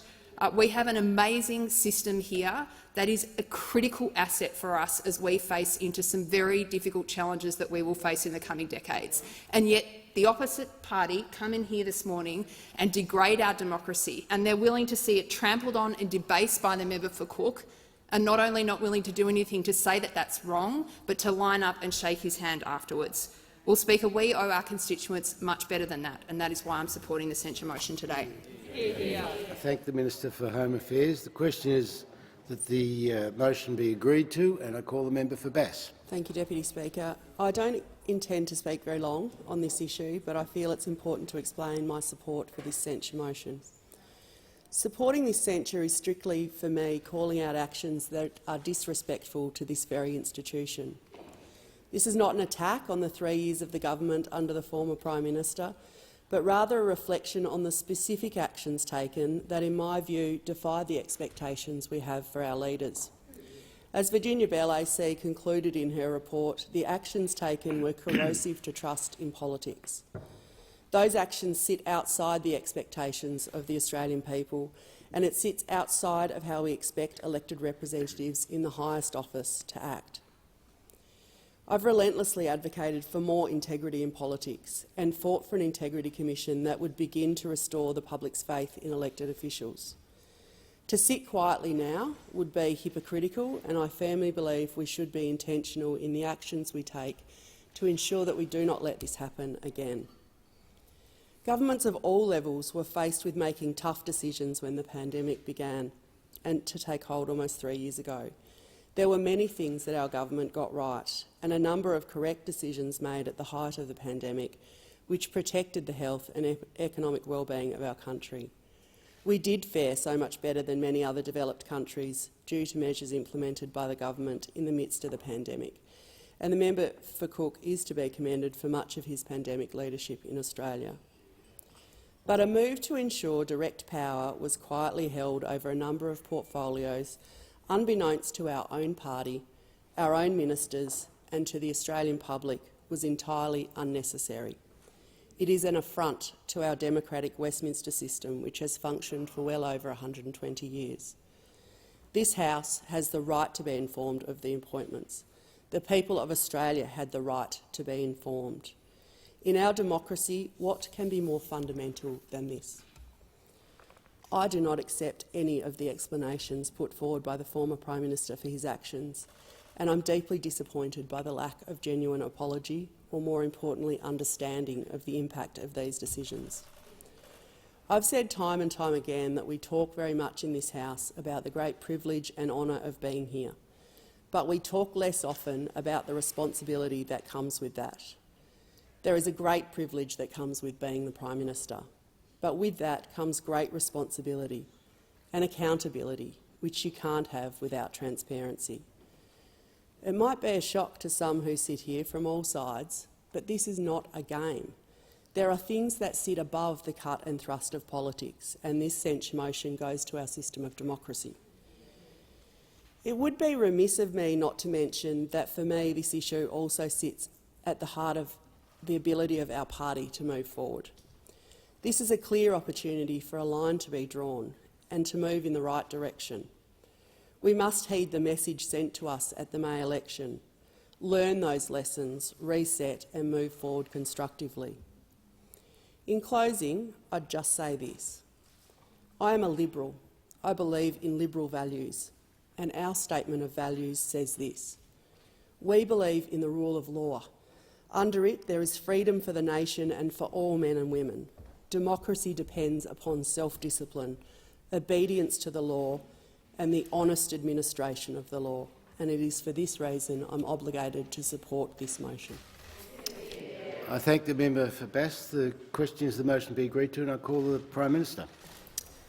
Thanks very much, Mr Deputy Speaker. A censure motion like this is as rare as it is grave. The fact that it has become so necessary constitutes a profoundly sad moment in the life of our national parliament. But to ignore it would be to be complicit in saying, well, that was okay. This House of Representatives has a responsibility to declare its view on what occurred with these extraordinary actions by the former Prime Minister. I wake up every single day very cognisant of the honour that I have in serving as Australia's 31st Prime Minister. I'm also very aware of the responsibility that comes with it. I'm also very conscious of the power that comes with it. Power should never be abused. This was an abuse of power and a trashing of our democracy. And the Bell inquiry makes that so clear, so clear. For this parliament to have an inquiry and then not respond comprehensively to it would not be it doing its duty. The explanation for the first two appointments by the former Prime Minister was what would happen if a minister becomes incapacitated in the context of the COVID-19 pandemic. We all know, and I know as Prime Minister, that it is, as Virginia Bell has found, that an acting minister could be appointed, if needed, to quote the inquiry, in a matter of minutes. In a matter of minutes. The appointments were unnecessary. The last three appointments had little connection to the pandemic, according to the Bell inquiry, were made because of the former Prime Minister's view and concern that an incumbent minister might exercise his or her statutory powers in a matter with which Mr Morrison didn't agree. That is what the Bell inquiry found. The Pepper Levin determination was something that was there, but also FIRB decisions, the power to stop or undo foreign powers acquiring interest in Australian assets, or the power to strip people of their citizenship. And cast your mind back to the 21st of May, when the then Prime Minister made an announcement about the arrival of a boat, and text messages were sent to millions of Australians in direct contradiction to the guy who stood up at press conference after press conference and said that he would not talk about on-water matters. At the time that was done and authorised by the Liberal Party, that extraordinary attempt to distort an election result was the Prime Minister, but also someone who'd been sworn in with the authority to act in the Department of Home Affairs, which is why the then Minister has called for the member for Cook to resign from Parliament. The fact is that our democracy is precious. There's no room for complacency. We've seen overseas, including with the assault on the Capitol building in the United States, that we can't take our democracy for granted. The explanations that were put forward were described by Ms Bell as not easy to understand and difficult to reconcile with the facts. The implications were there in the Bell inquiry. There was a risk of conflict if different ministers wanted to exercise the same power inconsistently. Ms Bell confirmed the Solicitor General's view that the principles of responsible government were fundamentally undermined because the member for Cook, the then Prime Minister, was not responsible to the Parliament and through the Parliament to the electors for the department he was appointed to administer. It undermined public confidence in government. It was, according to Ms Bell, corrosive of trust in government. The public didn't know, according to the Bell inquiry, something it was entitled to know. And yet this morning I came here not certain as to whether I would speak. But I have to respond to the Prime Minister's comments, who has confirmed again that he just doesn't get it, the former Prime Minister. He said this morning he'd had conversations privately with my colleagues. It's not about Josh Frydenberg. That's right. It's about the people of Australia. That's who we're accountable to. Through this parliament, at this dispatch box, we ask questions about Pepper Levin. We ask questions about health, not knowing that the then Prime Minister was actually responsible and sworn in. The former Prime Minister flicked more questions to ministers than all previous 29 Prime Ministers.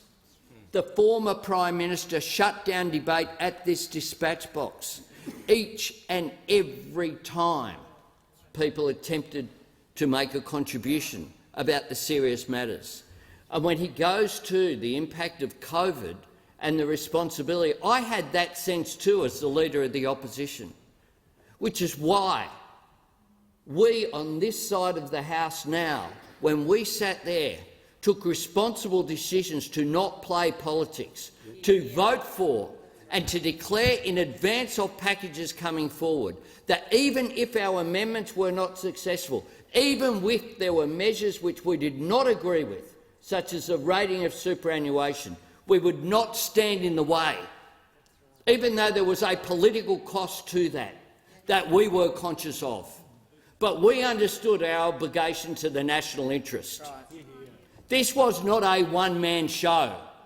This was the Australian people who stood up and protected themselves, not just in the parliament, those people who stayed at home people who got vaccinated, the heroes of the pandemic who went out there and worked with people who were sick.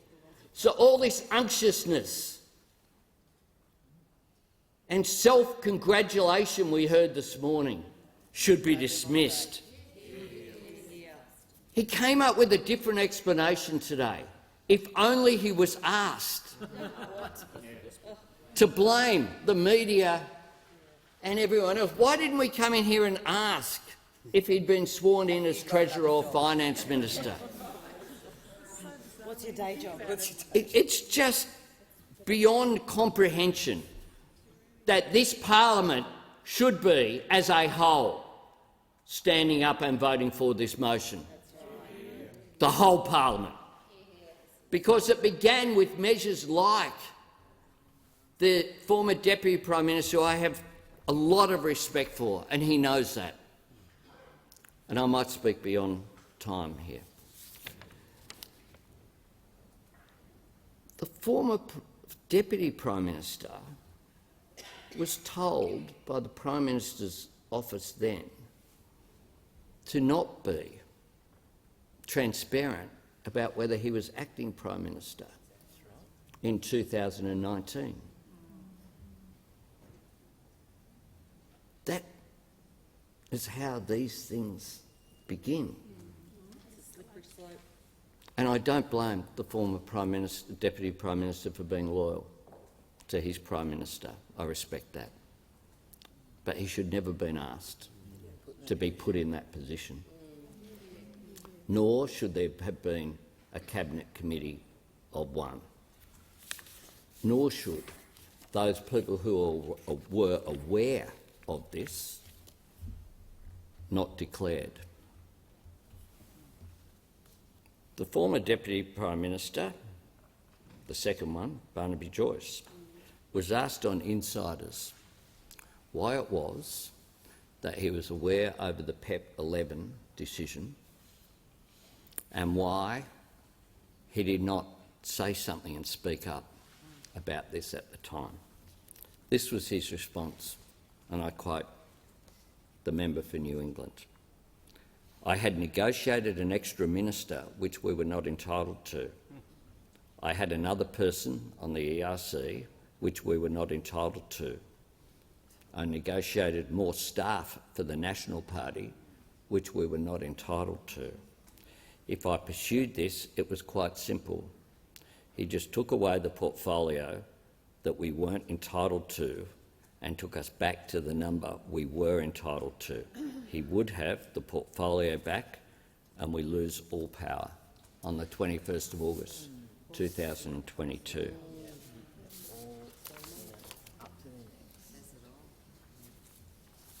People had a responsibility to act. They didn't. It was a slippery slope that undermined the functioning of this parliament, that undermined our democratic institutions, that this House has a responsibility to act on. I think that the comments of the member for New England go, in his own words, to motivation why people weren't spoken about. I know that there's a range in different contexts. I've spoken about arrangements that were entered into that were not transparent. I was asked a question this week about the discussions I had with Senator Pocock and asked to be transparent about it, and I have been, as has Senator Pocock. These things are important.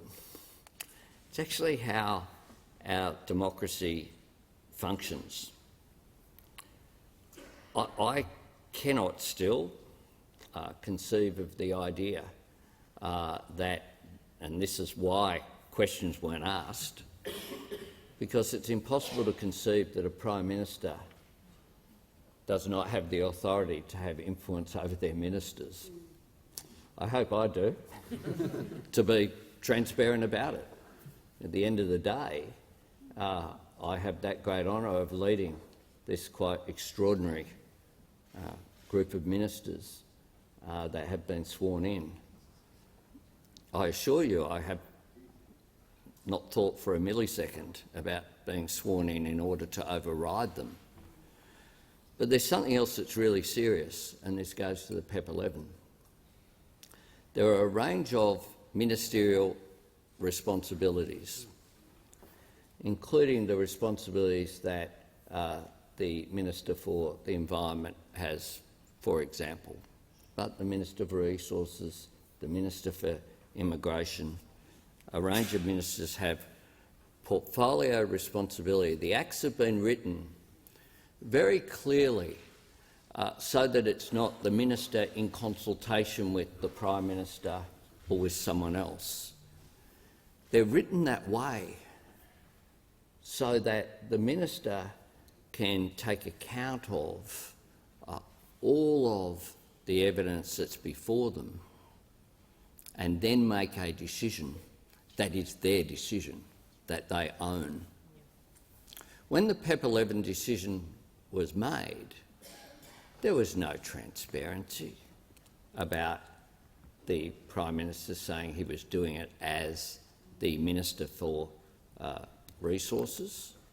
The exact opposite occurred, and the Minister for Resources didn't say that he had been overridden. It was the Minister for Resources' job to do that.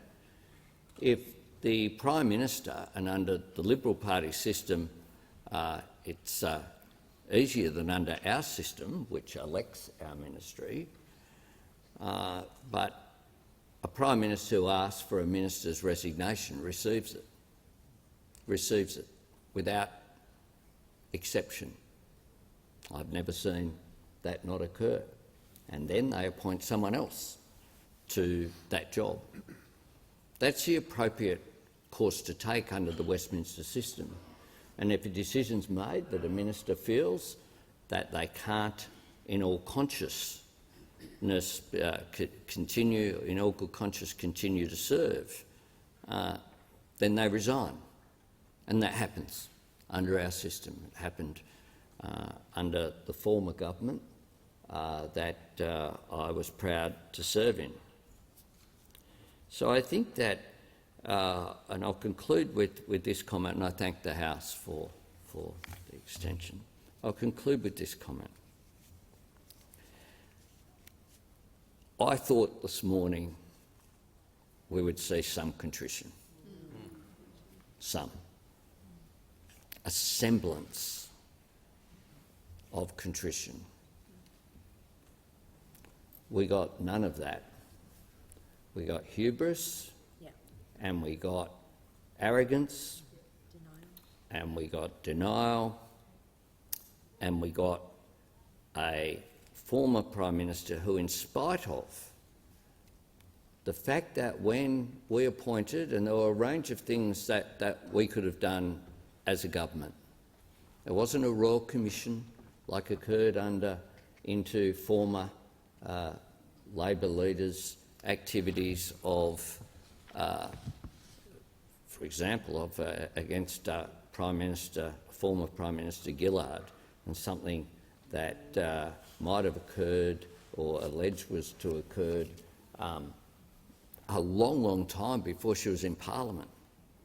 That's what the former government did. That's what the former government did. There was none of that from us. None. None. We appointed a former High Court judge, Virginia Bell, to undertake an inquiry. We did that under the expectation that there would be cooperation with it, but the former Prime Minister chose to only talk to that inquiry through his lawyers, in spite of his public comments at the time that there would be full cooperation with it. This morning, what we saw was just a justification of his government's record. Now, some of that is quite rightly the subject of political debate, and we will agree on some of it and disagree on some of it. There are many things that the former government did to deal with the COVID pandemic that we supported wholeheartedly. There are other things that we think could have been done better. That's quite rightly the subject of political debate.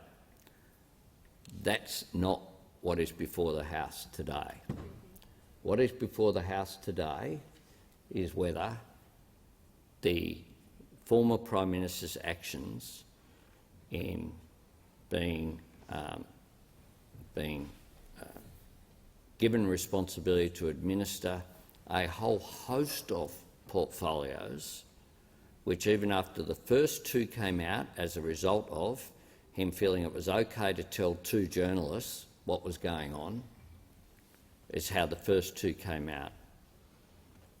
Then there were further revelations, and we found through the Bell inquiry that he also considered being sworn in to administer the environment and water portfolios as well, an additional portfolio. Whether that was appropriate. Secondly, whether there should have been transparency about that. There should have been. There should have been.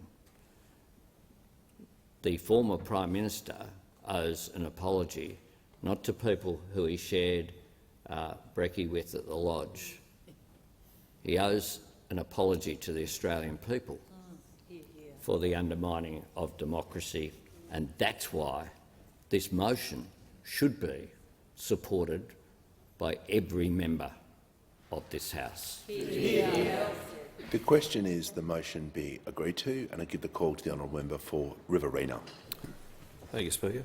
Politics is not about power, it is about people.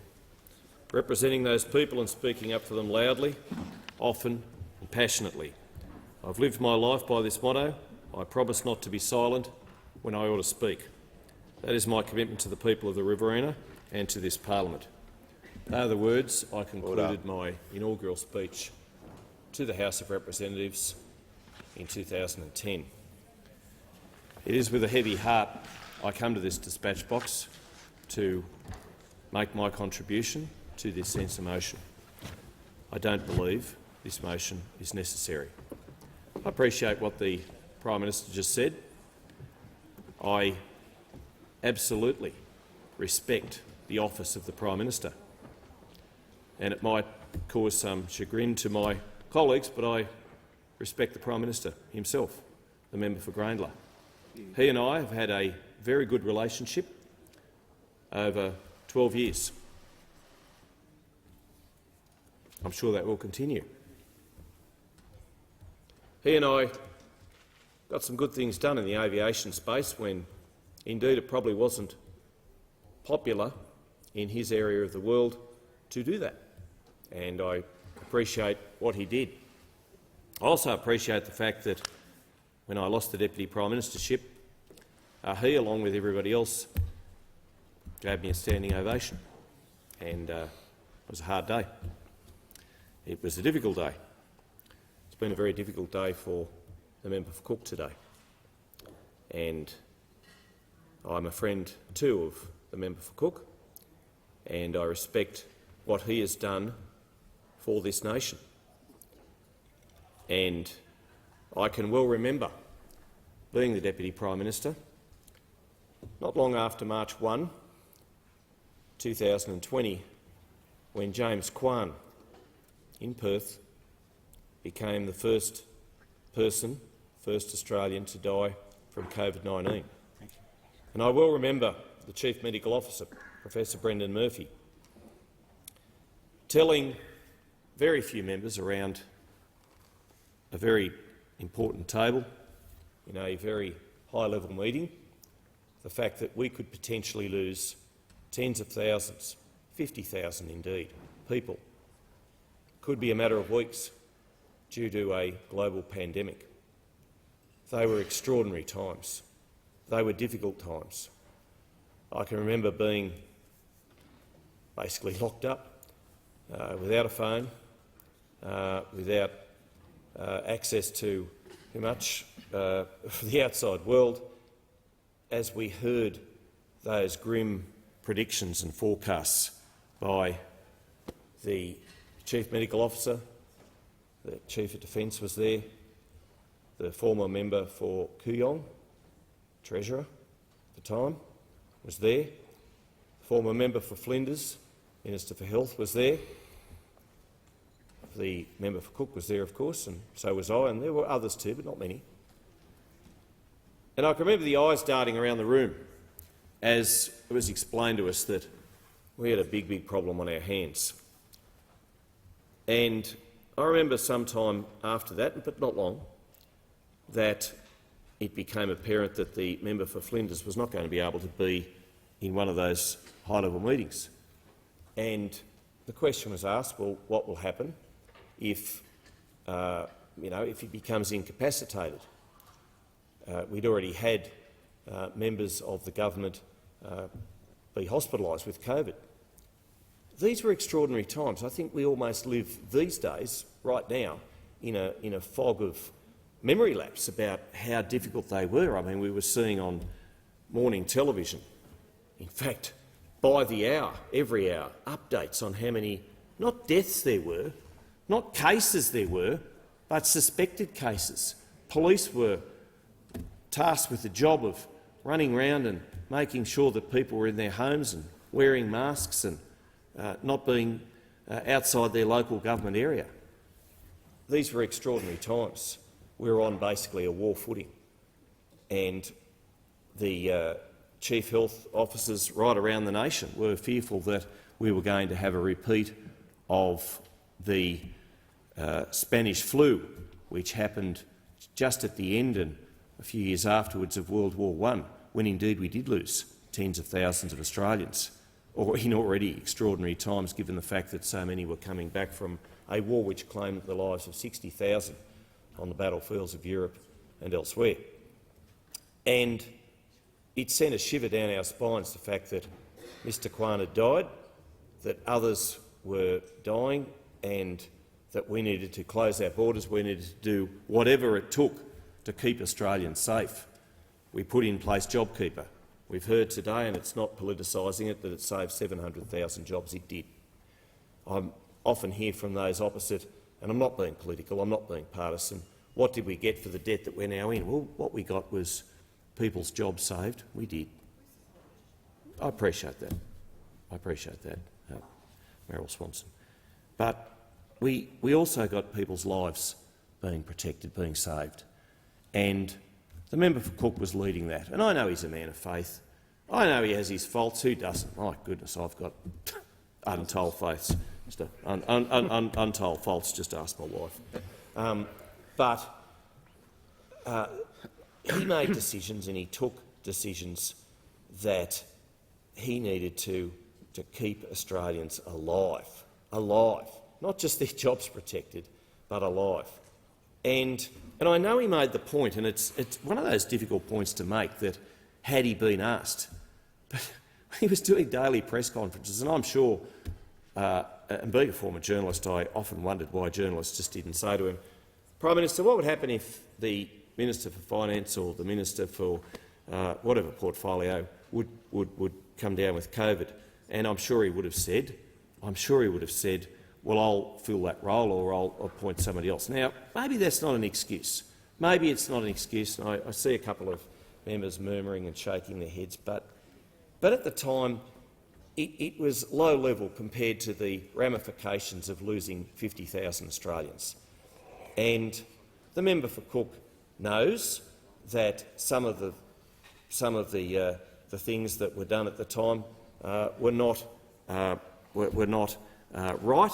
There was no book that we could have got down from the shelf and said, open it up and said, this is what we do on day 25 of a pandemic. We made decisions based on what we thought was best for all Australians. And I was asked when I received the email from former Justice Virginia Bell, AC, VB, about how I would respond and whether I would respond through a lawyer or through an email back. No, I faced her, because that's the way I am. I did face her, and I spent more than an hour on 18th of October answering her questions and telling her what I recall. And somebody said, well, what are you going to say? And I said, well, I'm going to tell her the truth. It's always a good place to start. My mother told me that. My mother was always right, as is my wife. I said I'll tell the truth, and I did. And it was a long and wide-ranging interview, let me tell you. And I spoke honestly and from the heart about what had actually occurred during those darkest days. And I made the point to her that had a journalist asked, and while those opposite may say it's no excuse, should have told, but there were lots of other things that were going on at the time that took precedence. And I'm not going to say it was just an oversight by the Prime Minister. I'm not the Prime Minister, I wasn't in his shoes, but he carried the hopes and the weight and the burden of a nation afflicted by a global pandemic, where at the same time Australians were being kept safe by the policies that we were putting in place. They were burying people in mass graves in New York. The coffins were loaded up in Italy to the point where funerals were being delayed and churches were filled with coffins which couldn't be held in morgues. And Italy and the United States of America have good health systems, as do we. And I thank those health professionals who kept us safe as well. I thank all Australians for what they did. I don't believe that this censure motion is necessary. I think the fact that recommendations have been made by the Bell inquiry, I think they are sufficient. I do believe that we should ensure that parameters are put in place so that if in such a case that we have again, and God forbid we do, that such, in case of a potential conflict, in case of another global pandemic, that a future Prime Minister does tell the public and does tell the Fourth Estate and does tell colleagues and does tell Australia about what is going on. But I do earnestly and honestly believe that the Prime Minister the former Prime Minister did the very best he could in times which were extraordinary, in times which were unprecedented, in times which none of those opposite were in those meetings. They were not. And they didn't have the weight of responsibility of 16, 18-hour days, day after day, being told by the Chief Medical Officer that tens of thousands of people are going to die, about premiers who, quite frankly, could have been a little bit more collaborative and cooperative in the National Cabinet process, and they could have. But somebody said to me at the weekend, Dan Andrews was re-elected. I'm surprised he's the worst Premier we have. And I said, well, Dan Andrews also followed the medical advice he was given, and credit to him for that. And I realised that Victoria were under very strict lockdowns. My daughter Georgina lives there, and I know the difficulty that she had teaching her classes. And I congratulate Mr Andrews for his election win. I congratulate Mr Albanese for his back in May. There is no greater privilege and honour to lead a political party and to lead a state or a nation, and I know that the member for Cook held dearly the honour that he was given. I know he is deeply concerned about what this means, no doubt, for his legacy, and I think his legacy should be one not of a censure motion that's brought into the House today, which I think is partisan. I do believe that. I disagree. I'll take that interjection. I'll disagree.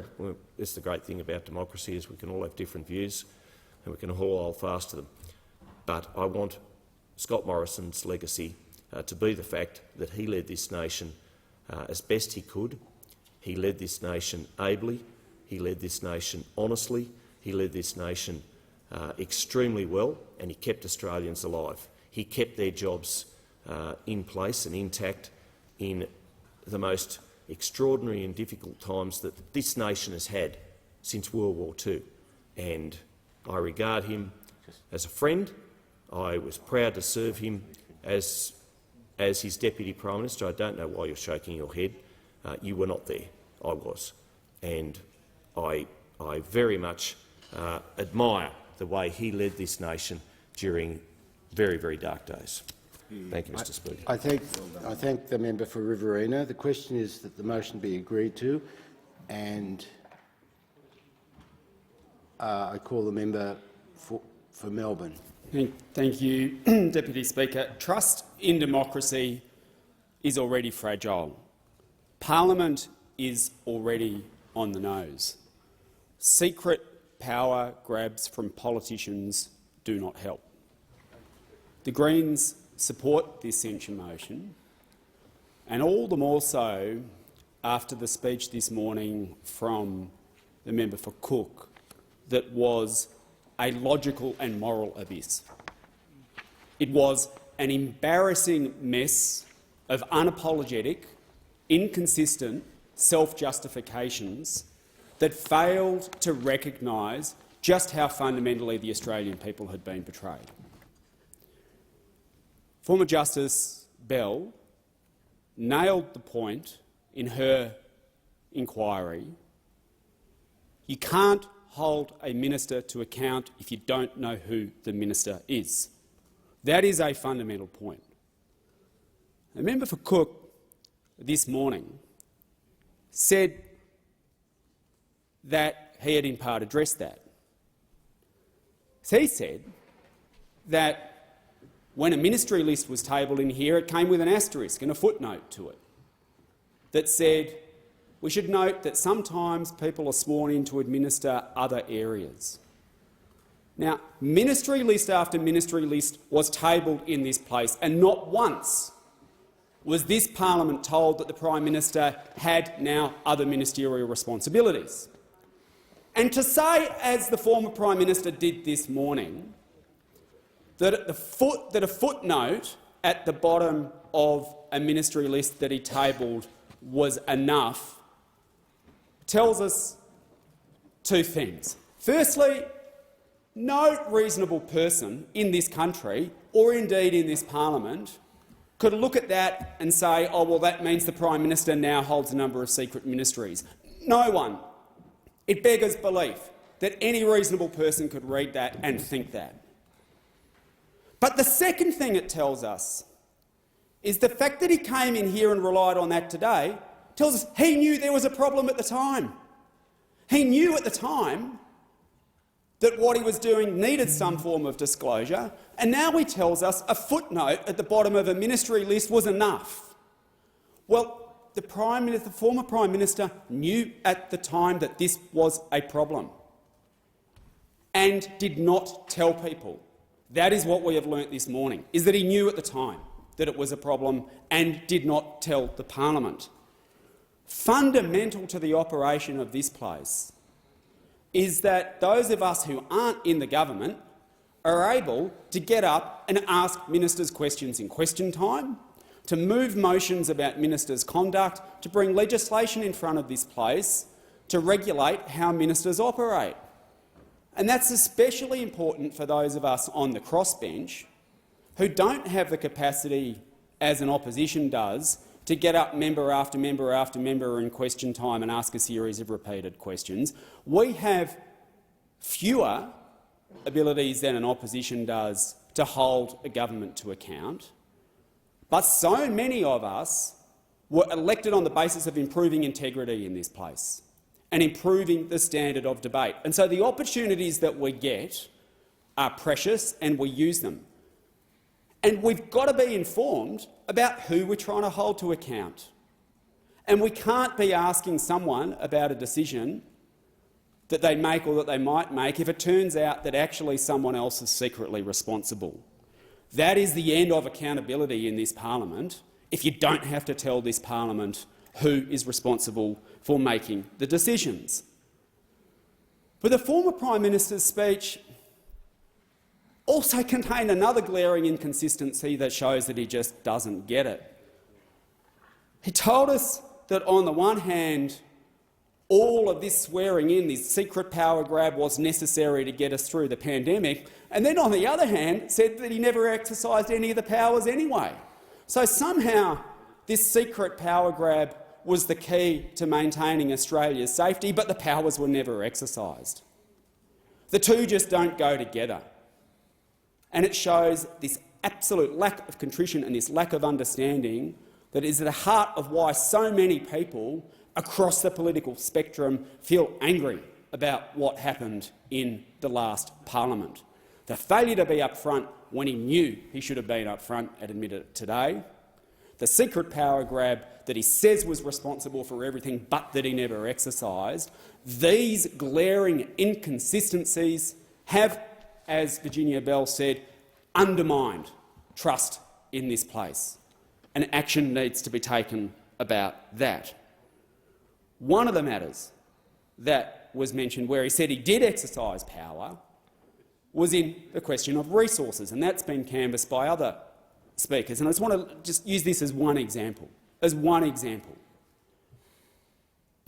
know in this place that one of the questions about integrity is about the relationship between parliamentarians and what happens outside of parliament.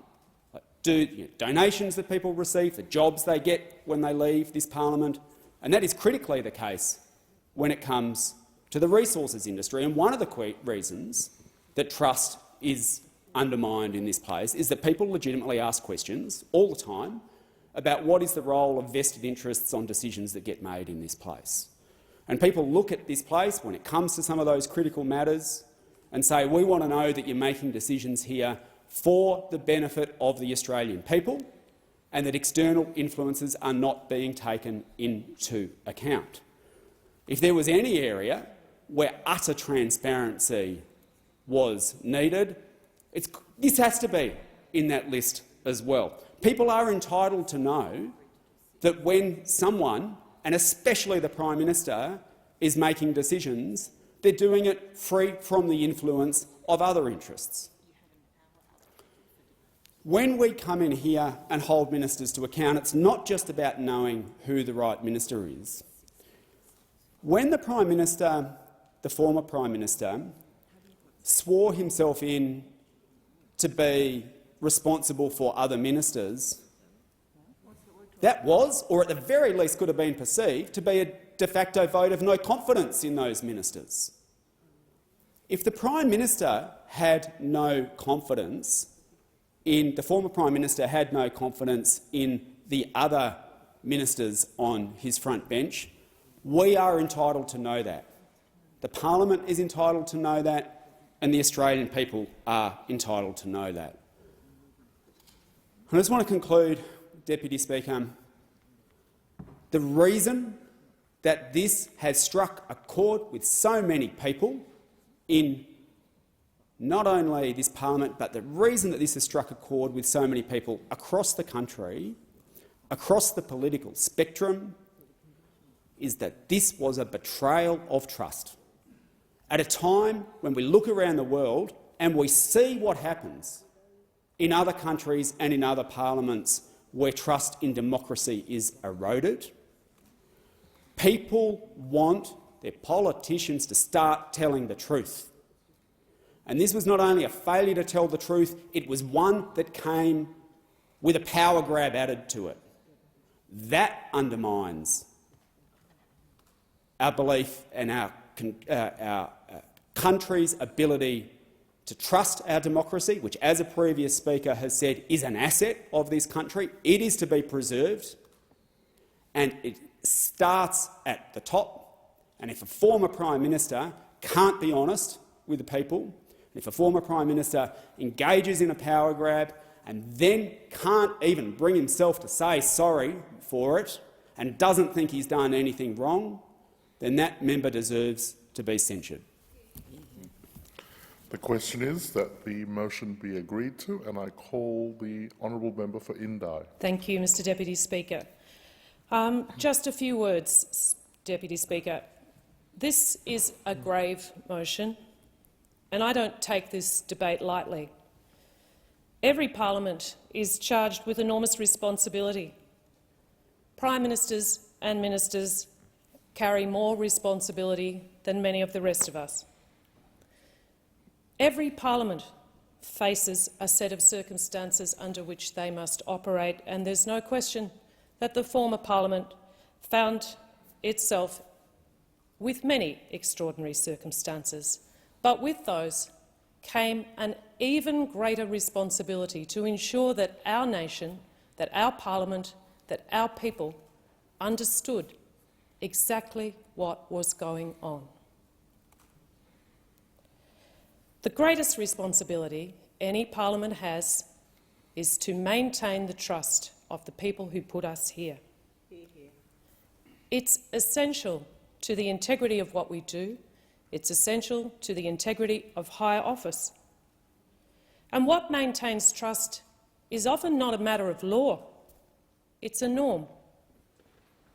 So that's why, while changing the law may mean that we don't face this particular loophole again, it doesn't negate the importance of recording for history, of standing up for the people of Australia, for standing up for the conventions and honour of this parliament, to move a censure motion on the former Prime Minister and member for Cook when there has been such a substantial breach of trust for the parliament, for us as parliamentarians, for his own ministers, his own party, but most importantly for the people of Australia.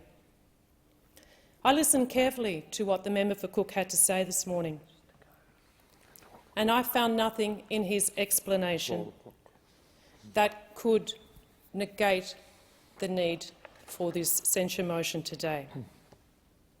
It is a strong motion, and history will record it so.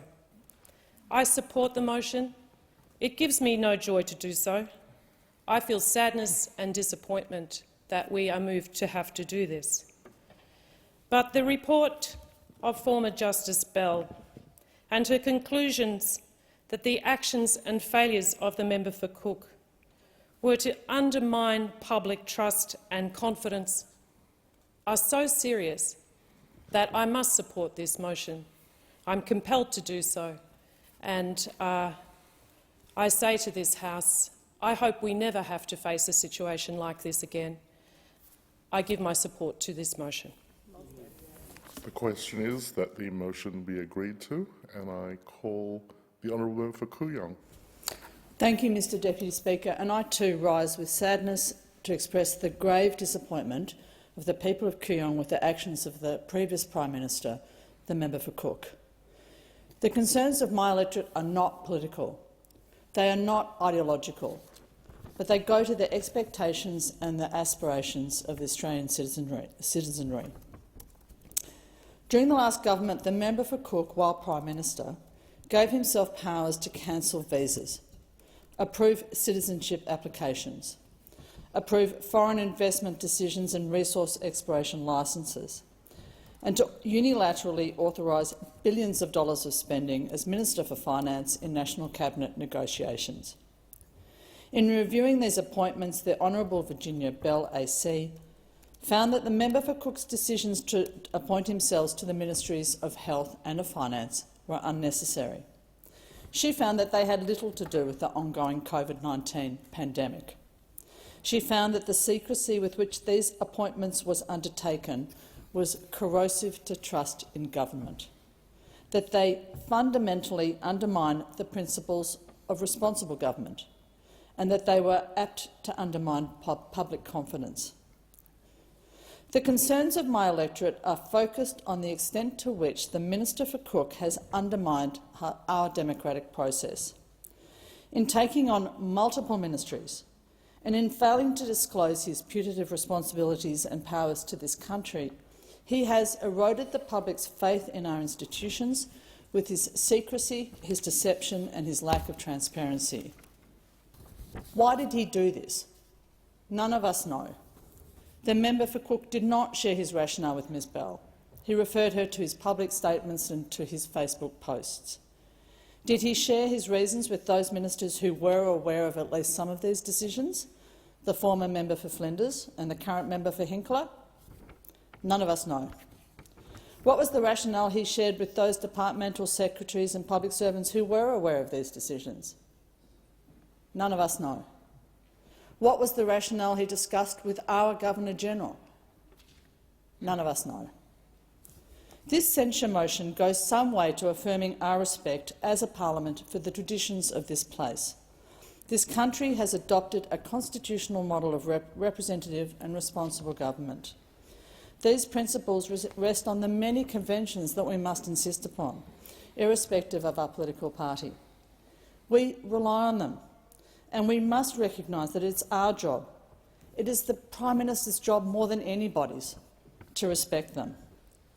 My predecessor in the seat of Kooyong, the founder of the modern Liberal Party, Robert Menzies, said in 1977 that the greatest system of political government yet devised is that of responsible government under the Crown.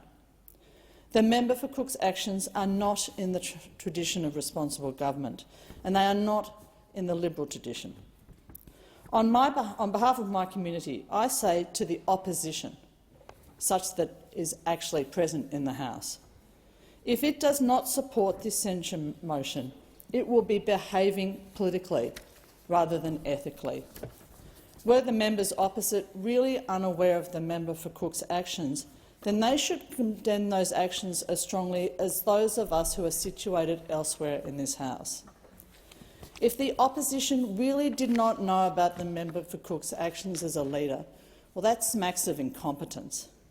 If they did know, then they were complicit with deceit. The Leader of the Opposition in the House has said that the member for Cook's behaviour was fine because it was not illegal or in breach of the Constitution. Is that really how low the bar is to be set by the Liberal and National parties? I call on all members of the House to show the Australian people that they renounce and resile from the member for Cook's actions as strongly as our electorates have. If we do not, we risk shattering the fragile trust given to us by our constituents. If we do not, then we will be telling the Australian people that we are content with representatives who undermine the principles of responsible government. If the opposition does not support this motion, it will be telling all Australians that theirs is not a party that has listened to the public and changed. Theirs is not a party of integrity and transparency. Theirs is a party which has made bad choices before, and stands by them now. This is a party which will continue to protect its own, even when they act without honesty and transparency, at the expense of the public and the future of our country.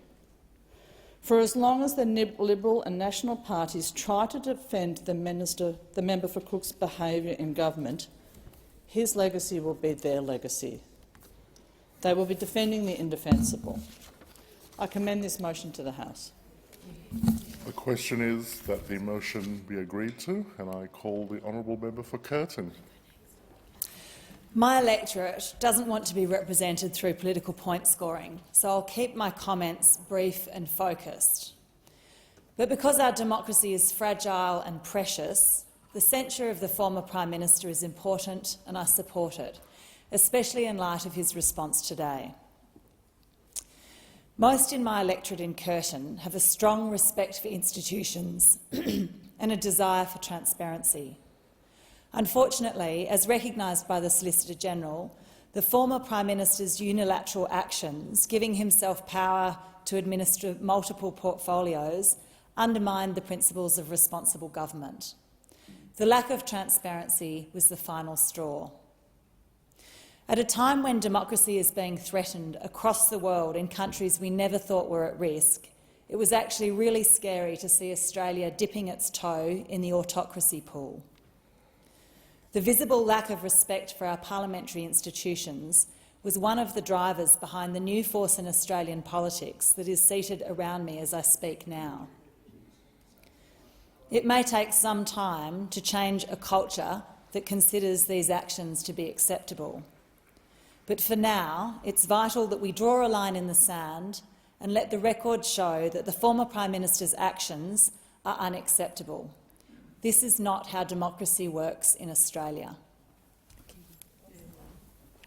The question is that the motion be agreed to, and I call the honourable member for Mackellar. Thank you, Deputy Speaker. I too rise in support of this censure motion, and I'm deeply grateful for the opportunity to address the House on behalf of my electorate of Mackellar about the findings of misconduct by the former Prime Minister over his multiple ministry scandal. This occurrence can be considered a nadir in Australian political history, a nadir for transparency, a nadir for political integrity, and a nadir in democratic principles in our country. It must be acknowledged that this behaviour of the former Prime Minister was a deeply concerning lurch towards authoritarianism by an individual who was addicted to executive power. It is absolutely telling that soon after his election loss, during a sermon, the former Prime Minister told the congregation, "We don't trust in governments." Well, he knew well the reason why. The people of Australia expect and deserve a whole lot better than this. Australians deserve a political system we can trust. This type of behaviour, this attack on the integrity of our democracy by an individual must never be allowed to happen again. It is incredibly heartening, however, that this censure motion comes the day after the National Anti-Corruption Commission legislation was passed in the Senate, something the former Prime Minister promised the Australian people but failed to deliver. At the last election, the people of Australia stood up and demanded a political system that they could trust, and I applaud Australians from all over the country for taking this stand. Sadly, it came as no surprise to me and to so many people in my community of Mackellar to read former Justice Bell's findings.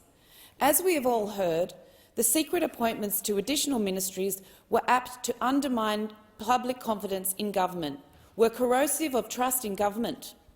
Her Honour described the member for Cook's behaviour as exorbitant, extremely irregular and bizarre. Such conduct obviously has widespread ramifications, and no one could have been closer to home for my electorate of Mackellar than the former Prime Minister's secret appointment as the Minister for Industry, Science, Energy and Resources. One of my key objectives from the first day I launched my campaign for election was to end the PEP 11 licence. The PEP 11 licence is a petroleum exploration permit granted by the Commonwealth Government for an area of ocean floor that extended all the way from Manly to Newcastle. Community opposition to any drilling for oil and gas off our coastline was as broad as it was strong. Clearly, the former Prime Minister was aware of the political expediency of abolishing the PEP 11 licence. With the election looming, we now know that he stepped in, secretly appointed himself Minister to override the existing Resources Minister and reject the renewal of the permit. That announcement was made by the Prime Minister in December 2021, 10 days after I launched my candidacy. It was clear there was a political purpose. And whilst the community welcomed this decision as a win for the people, however, there is now deep concern that a lack of proper procedure will expose this decision to challenge in the federal court. I welcome the government's confirmation that it will accept Justice Bell's 6 recommendations to correct the serious deficiency in governance arrangements exposed by the member for Cook's unfathomable conduct. I support this censure motion. The question is that the motion be agreed to, and I call the honourable member for Wentworth. This is a solemn and sad occasion, and nobody wants it to be like this. But to me, public trust is too precious to waste, and the quality of our parliament and our democracy must be defended at all costs. The pandemic were truly dark days, and I pay my respects to everybody in this House who played roles in keeping our country safe and prosperous. I also pay my respects to the member for Cook, who led the government of the day at the time. It would not have been easy. But equally, I pay my respect to the Australian people who, in their homes and in their businesses, faced enormous challenges, and they faced them with courage. And that is the point I want to make. The people of Australia understood how difficult a challenge we were facing. They faced their own darkest days. We owe to them the transparency and accountability of government in the most difficult times. They can handle that truth. And if those powers were indeed needed that the member of Cook spoke about, then the people of Australia would have understood, because we do understand and trust our governments, and we have that, I think, maturity in our democracy. We owe the people of Australia the transparency and accountability of actions in this House. And so I rise in support of this censure motion. As I said, it is a sad day and a very solemn day to ever pass a censure motion on any member of this House, particularly a former Prime Minister. But trust in government, in democracy, in this House and in our institutions is precious. It is a gentle flame. We can feed it so it glows, or we can actually just snuff it out so it flickers. We will know when that trust is completely gone. Our job in this House is to stoke the fire so it brightens and lights us all and in our country. Thank you. The question is that the motion be agreed to, and I call the honourable member for Goldstein. Thank you, Deputy Speaker. A censure motion is one thing, an apology is quite another. And had the former Prime Minister taken appropriate responsibility for his actions, I would not have stood up today. We are all privileged to stand in this place, and I am keenly aware of the trust placed in me by my community, a community that in large part voted for integrity out of frustration and a deep desire for a return to trust in leadership. Therefore, I do stand today to say accountability is at the heart of the Westminster system of government and at the heart of our democracy. If members of our parliament and our country don't know who is responsible for what, how can there be any accountability? Unfortunately, what we've learned in the months since the election was all too evident in the lead-up to polling day, and the voters had already worked it out. I came to this place after I learnt that the previous government had refused to listen to experts and experienced emergency services chiefs in the lead-up to the Black Summer bushfires. The former Prime Minister was fond of talking about the Canberra bubble, but if anyone was living in a parallel universe, it was him.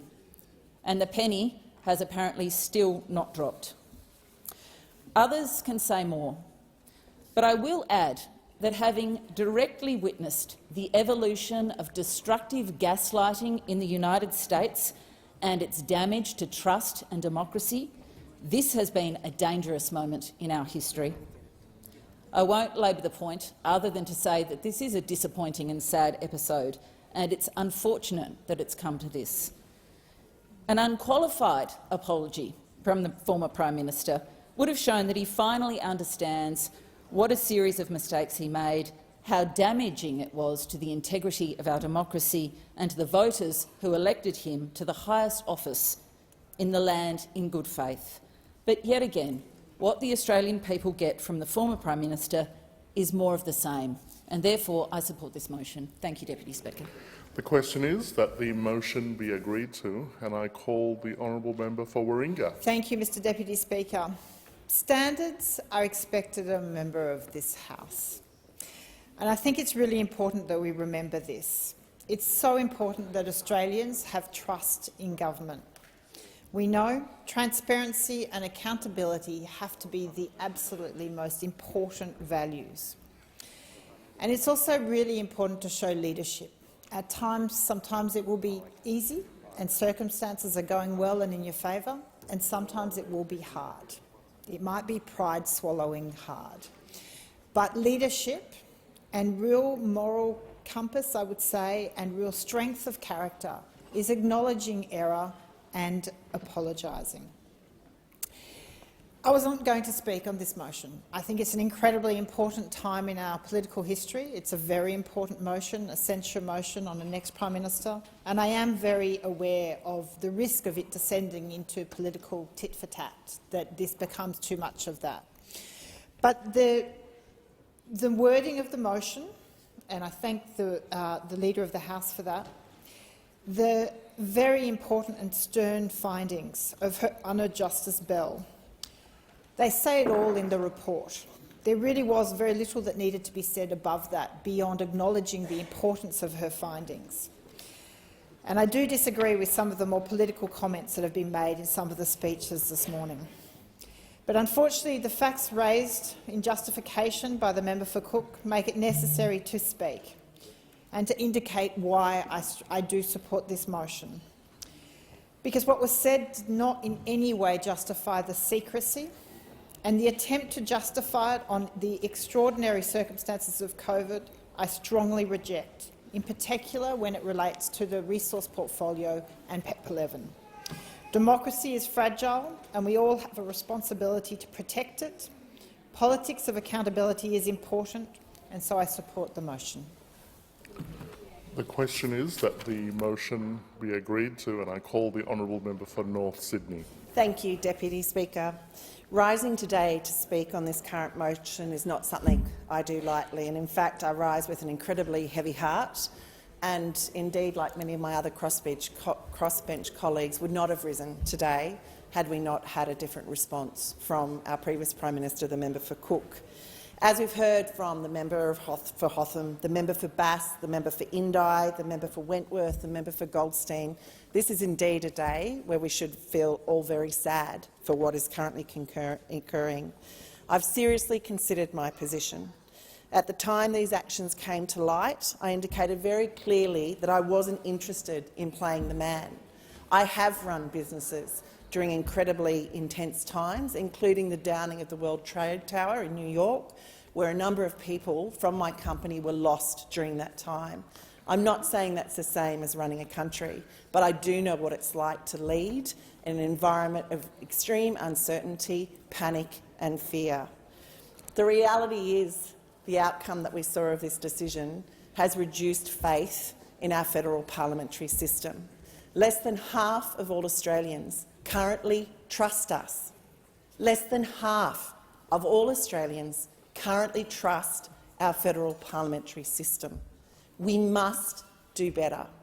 And so this censure motion today, for as taxing as it is, as emotional as it is, and as worrying as it is, must be passed, because we must say to Australians more broadly, we see you, we hear you, and more importantly, we undertake to represent you. We are here at your behest, and as such, issues such as integrity, transparency and accountability matter every day, especially when you're under pressure. Thank you. The question is that the motion be agreed to. I put the question. All of that opinion say aye. Aye. To the contrary, no. I think the ayes have it. Is a division required? Division required. Ring the bells for 4 minutes.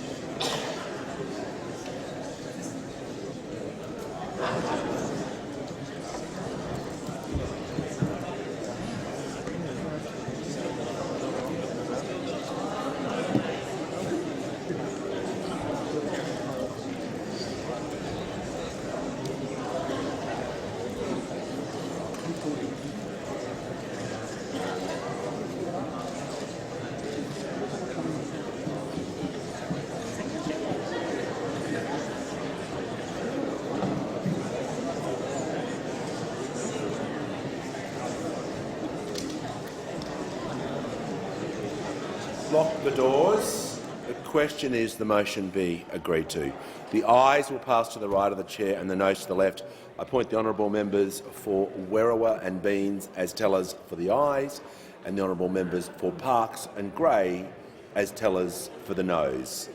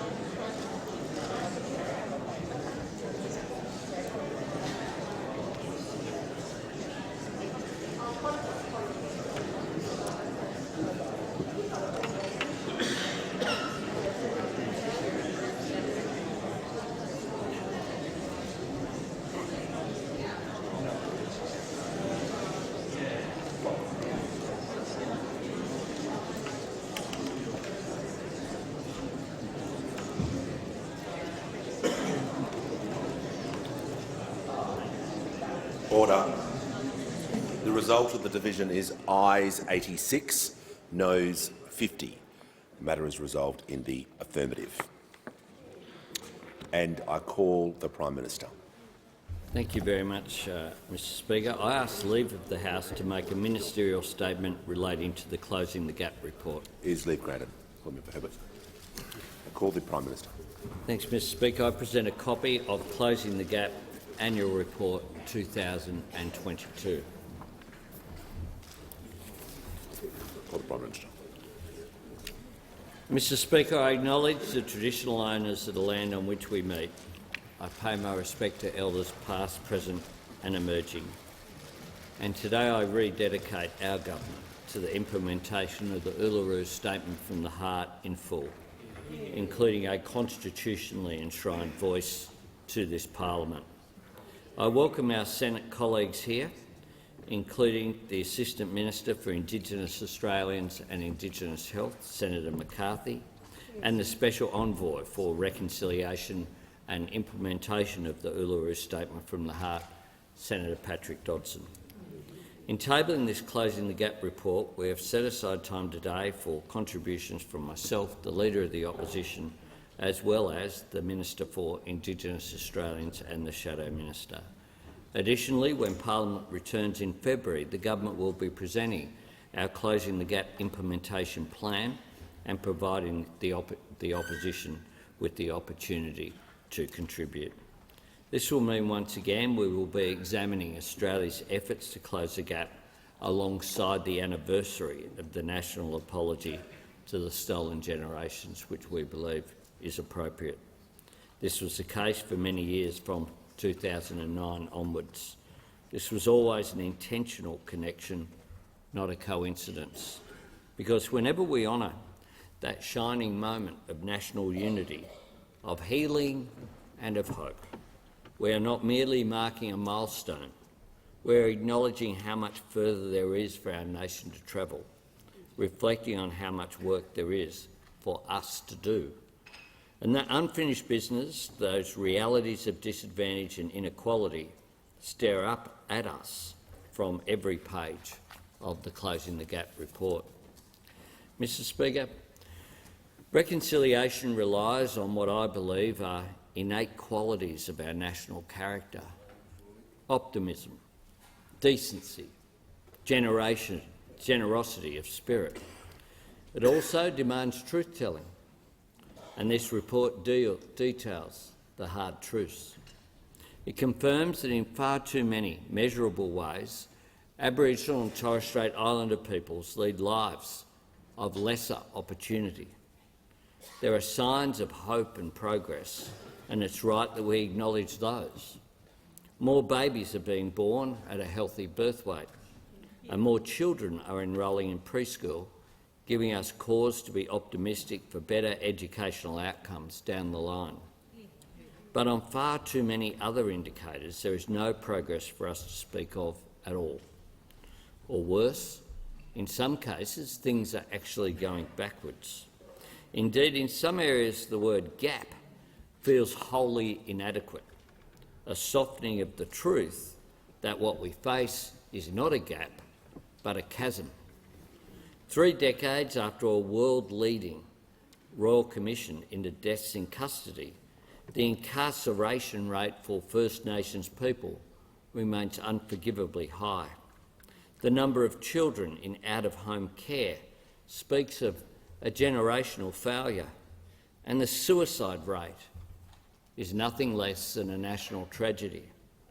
Confronting as these realities may be, we cannot surrender to despair, just as we can never accept that this inequality is somehow inevitable, especially when the answer lies within our grasp. Because the unifying theme of this report is not helplessness, nor is it powerlessness. It is practical, achievable, measurable change in the way that we do things.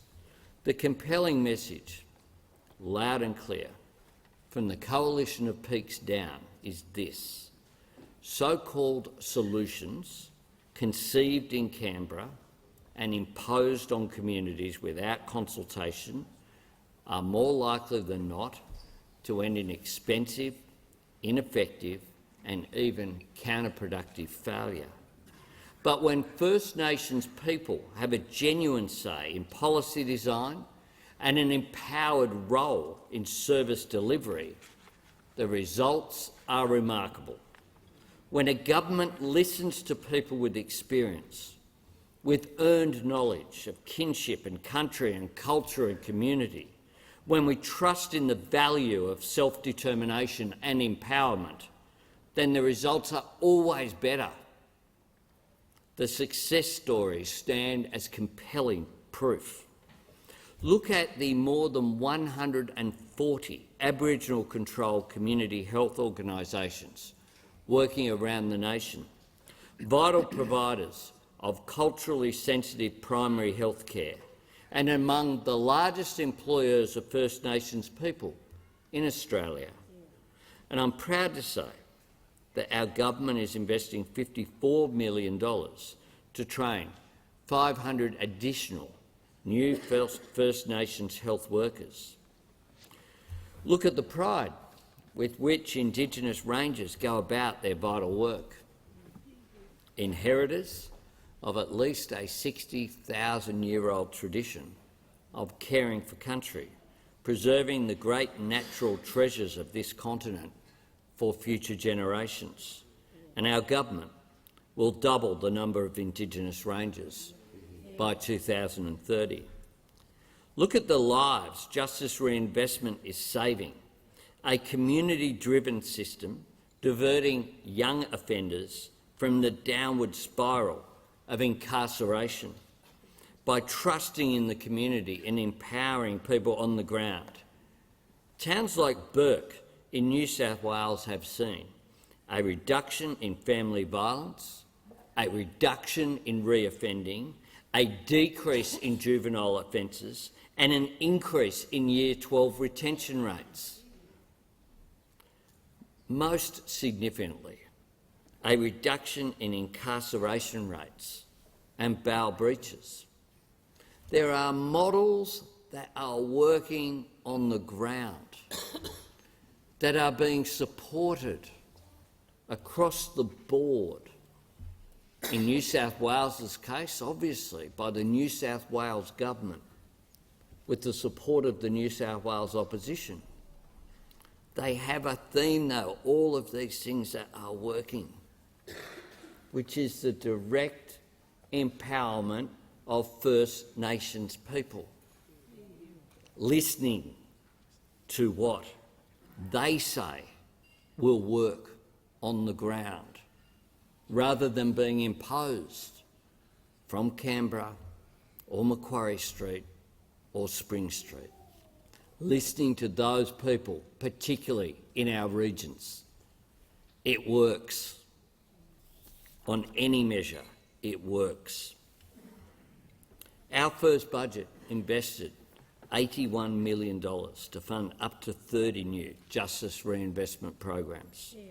And in the same spirit of respect and empowerment, we're providing a $100 million funding boost for housing and essential services on Northern Territory homelands, helping maintain connection to country and culture and providing the greatest sense of stability that comes from a secure roof over your head. Mr Speaker, at its core, this Closing the Gap report asks us if we are going to continue doing the same thing while expecting a different outcome. More to the point, it asks us if we are prepared to accept a continuation of the same outcomes.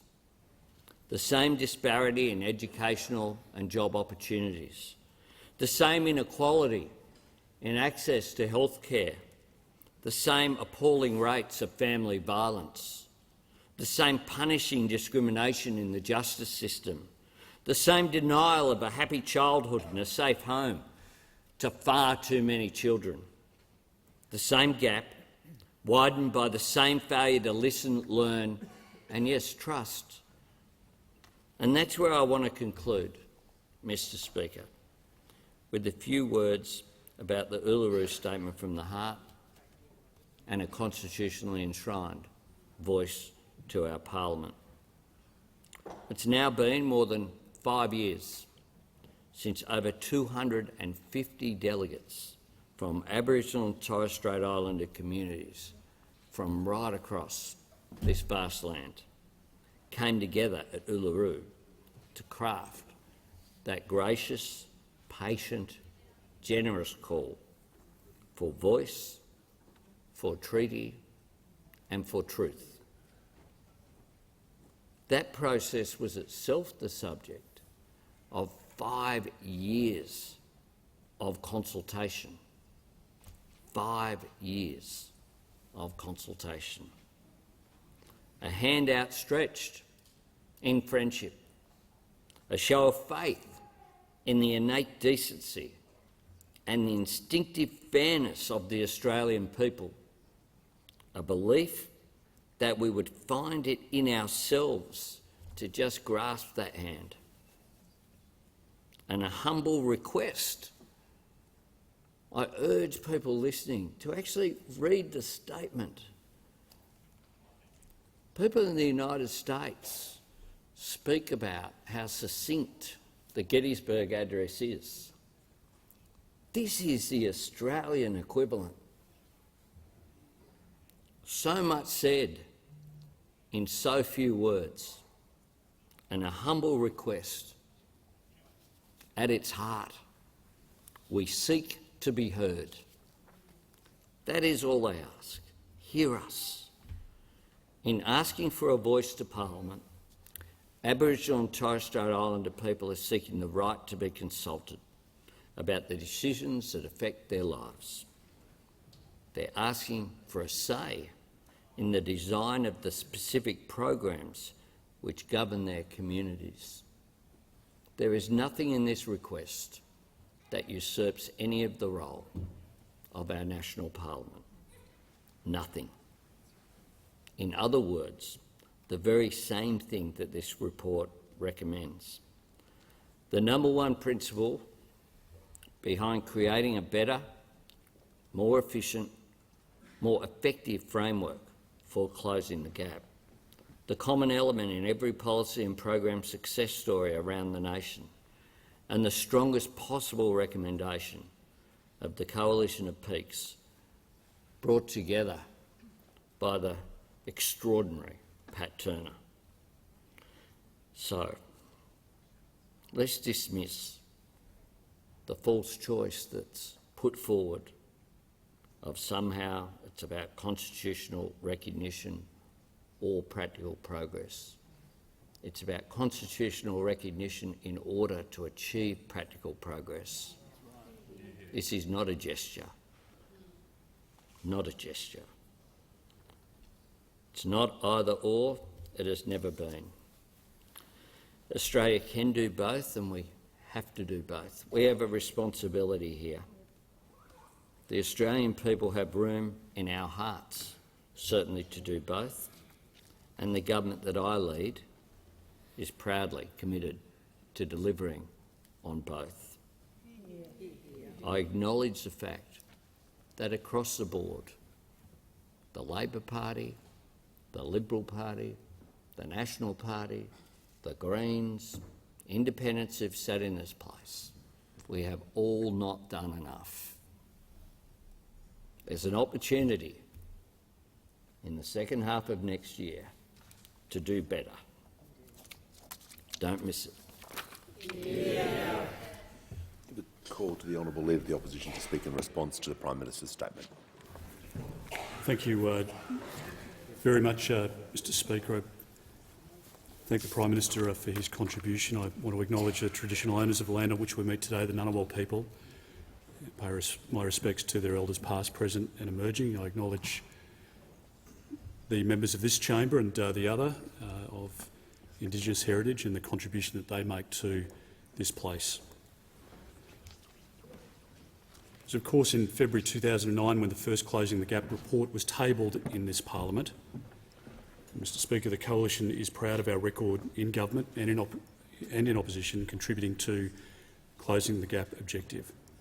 We work with Australian governments at all levels and indeed the coalition of Aboriginal and Torres Strait Islander peak organisations to reach in 2020 a national agreement on closing the gap. That national agreement articulated 4 priority reforms centred around collaboration, empowerment, structural government reform and data management. In 2021, we released the first Commonwealth implementation plan to support the national agreement. That plan committed more than $1 billion towards new measures to help close the gap and address those 4 priority reforms. That first Commonwealth implementation plan rightly established clear targets and actions to hold the government to the mark in closing the gap. Mr Speaker, the Coalition was provided with the 2022 Closing the Gap annual report this morning, so of course we need more time to consider the findings in full. But I thank again the Prime Minister for his statement today.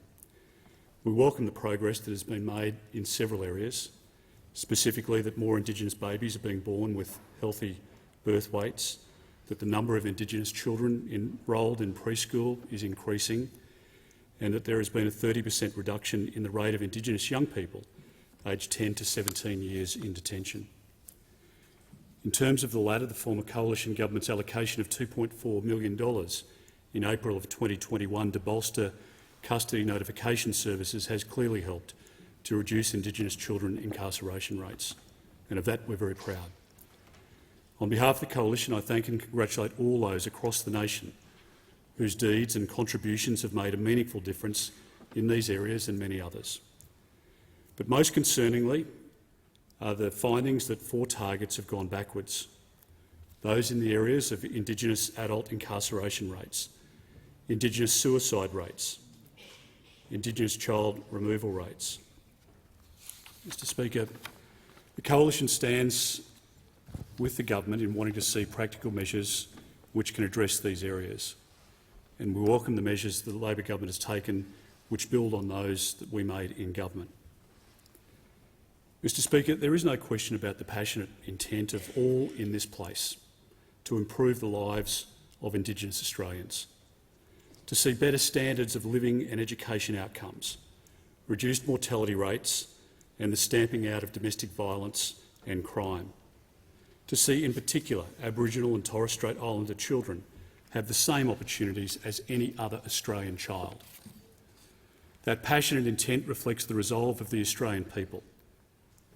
In addition to closing the gap initiatives, we must ask ourselves this question: are there opportunities to put a foot on the accelerator where we need to do it most?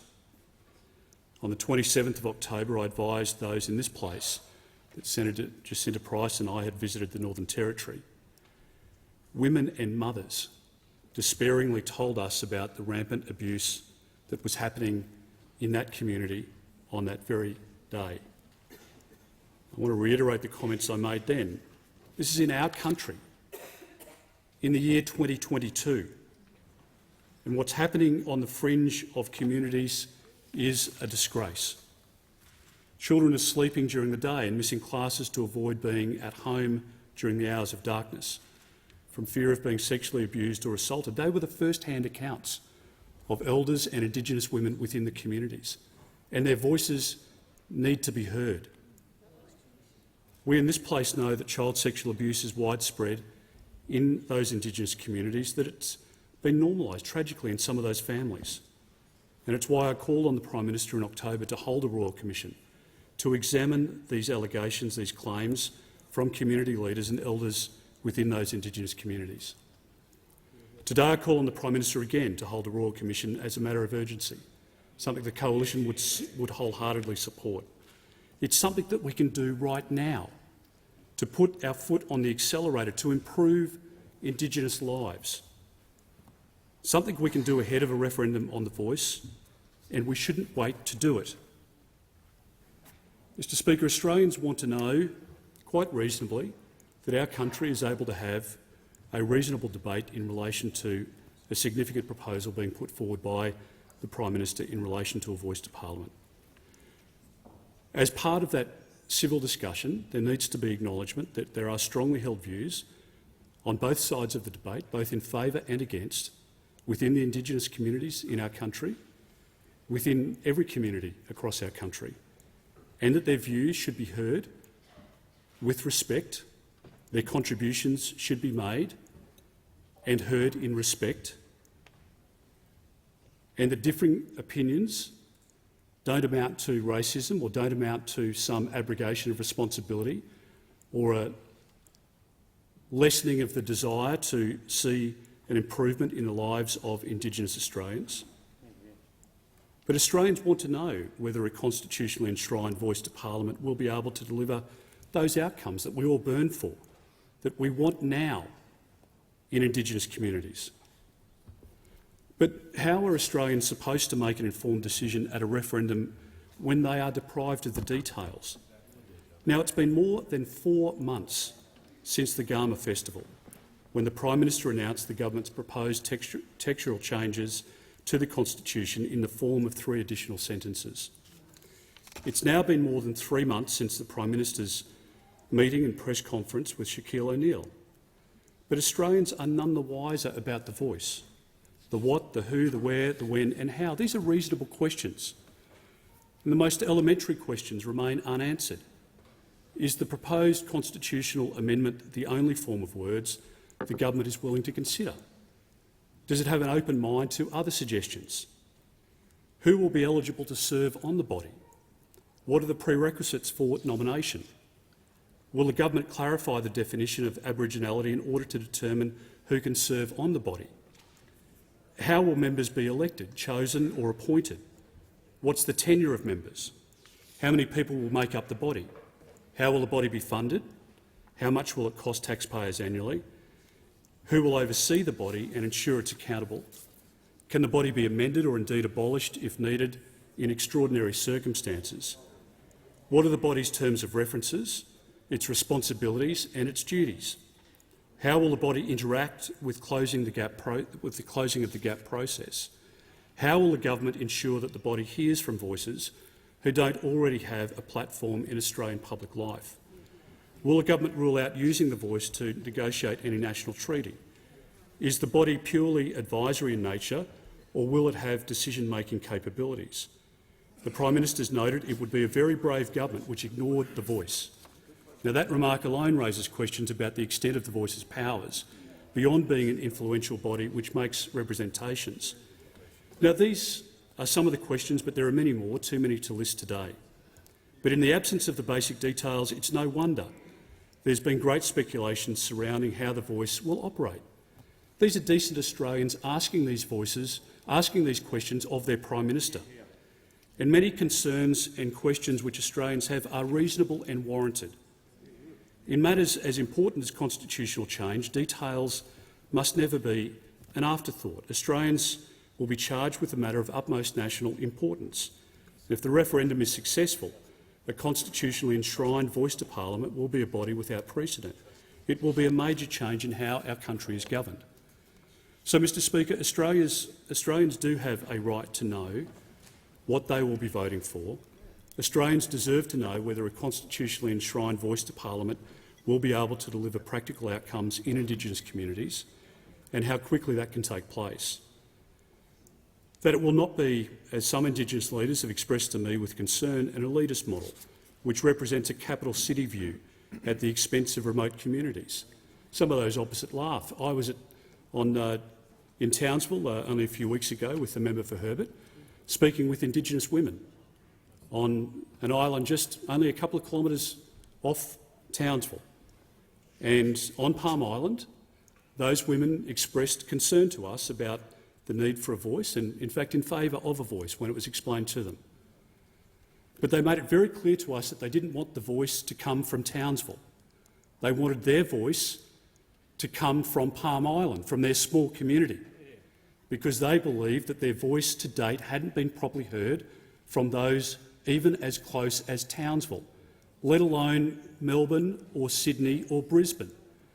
So their views shouldn't be scoffed at, their views shouldn't be dismissed, their concerns should be heard and their reasonable questions answered.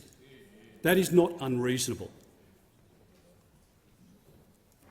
Mr Speaker, Australians can't make a proper assessment simply based on 3 proposed sentences to change the text of our Constitution. The government has to disclose sufficient details and we support them in doing that as soon as possible. It should not fear a public that is interested in understanding more about how we can get to the destination that we all burn for and all desire for and all wish to achieve as soon as possible. That is for better outcomes for Indigenous children. That is better outcomes for those who are incarcerated. That is better outcomes for the mothers who are raising children in abject poverty in our country in this year. And Mr Speaker, the Coalition commits itself to work with the government in closing the gap on these important issues. There is no gripe about the amount of money that's required. I've had the great fortune of being in this parliament for over 21 years. I've sat on expenditure review committees and around cabinet tables and leadership groups during that period. Never once have I been party to a discussion or heard a discussion about why we should be pulling money out, only about why we need to put more money in. And there's no doubt in my mind that the same conversations of the same nature, the same intent, would have been held around every cabinet discussion, every expenditure review committee discussion, every leadership discussion under Labor administrations as well. There is a desire in this place to continue to spend what needs to be spent, but to do it in a way that provides practical outcomes for people who are living without housing, children who are exposed to a childhood that robs them of the innocence of that childhood. Totally and absolutely unacceptable in our country in any year, let alone in this year. And, Mr Speaker, we will provide support to practical measures. We will work with the government to provide assistance to those Australians who are most in need. But we shouldn't be afraid of having a national conversation about the best way, the best path to achieve that outcome, which is in the best interests of Indigenous Australians and ultimately in the best interests of all Australians. The question is the House to take note of the document. I think the Minister for Indigenous Australians. The Prime.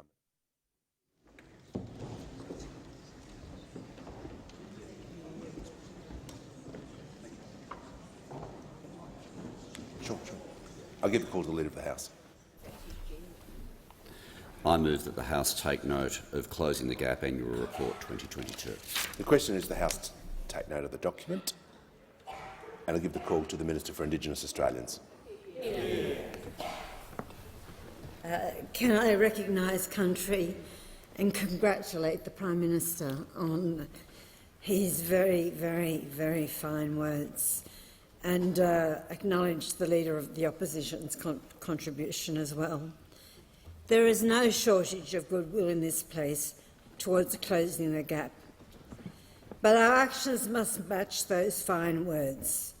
Mr Speaker, I am frustrated by the lack of progress, frustrated that change has been too slow.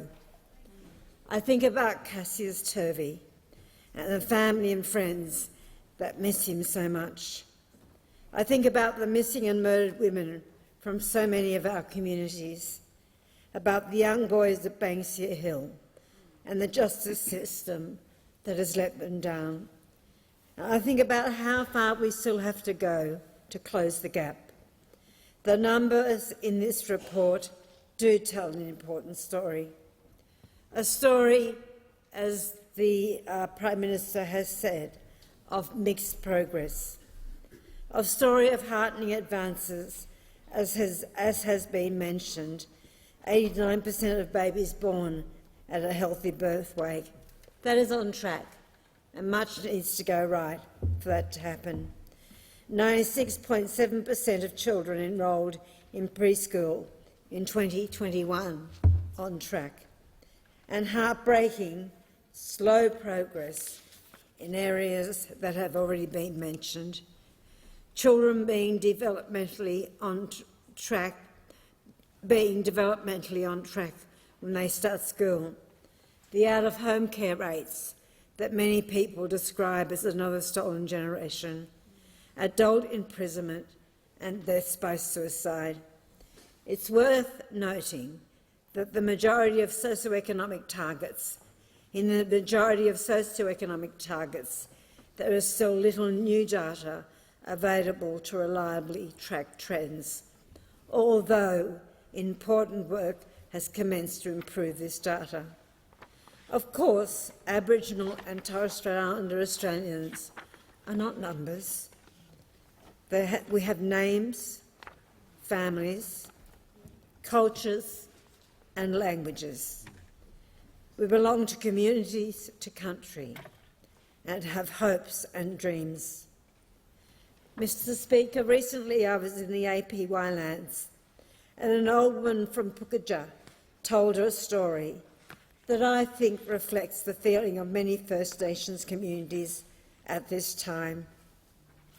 It is a story about the black-footed rock wallaby. It is looking for food one day along a rocky outcrop in the red dirt, when suddenly the wallaby falls into a crack between two large rocks, body thrashing around. The wallaby tries to inch up closer to freedom, and after one last thrust, the wallaby slides back down again into an even deeper hole than before.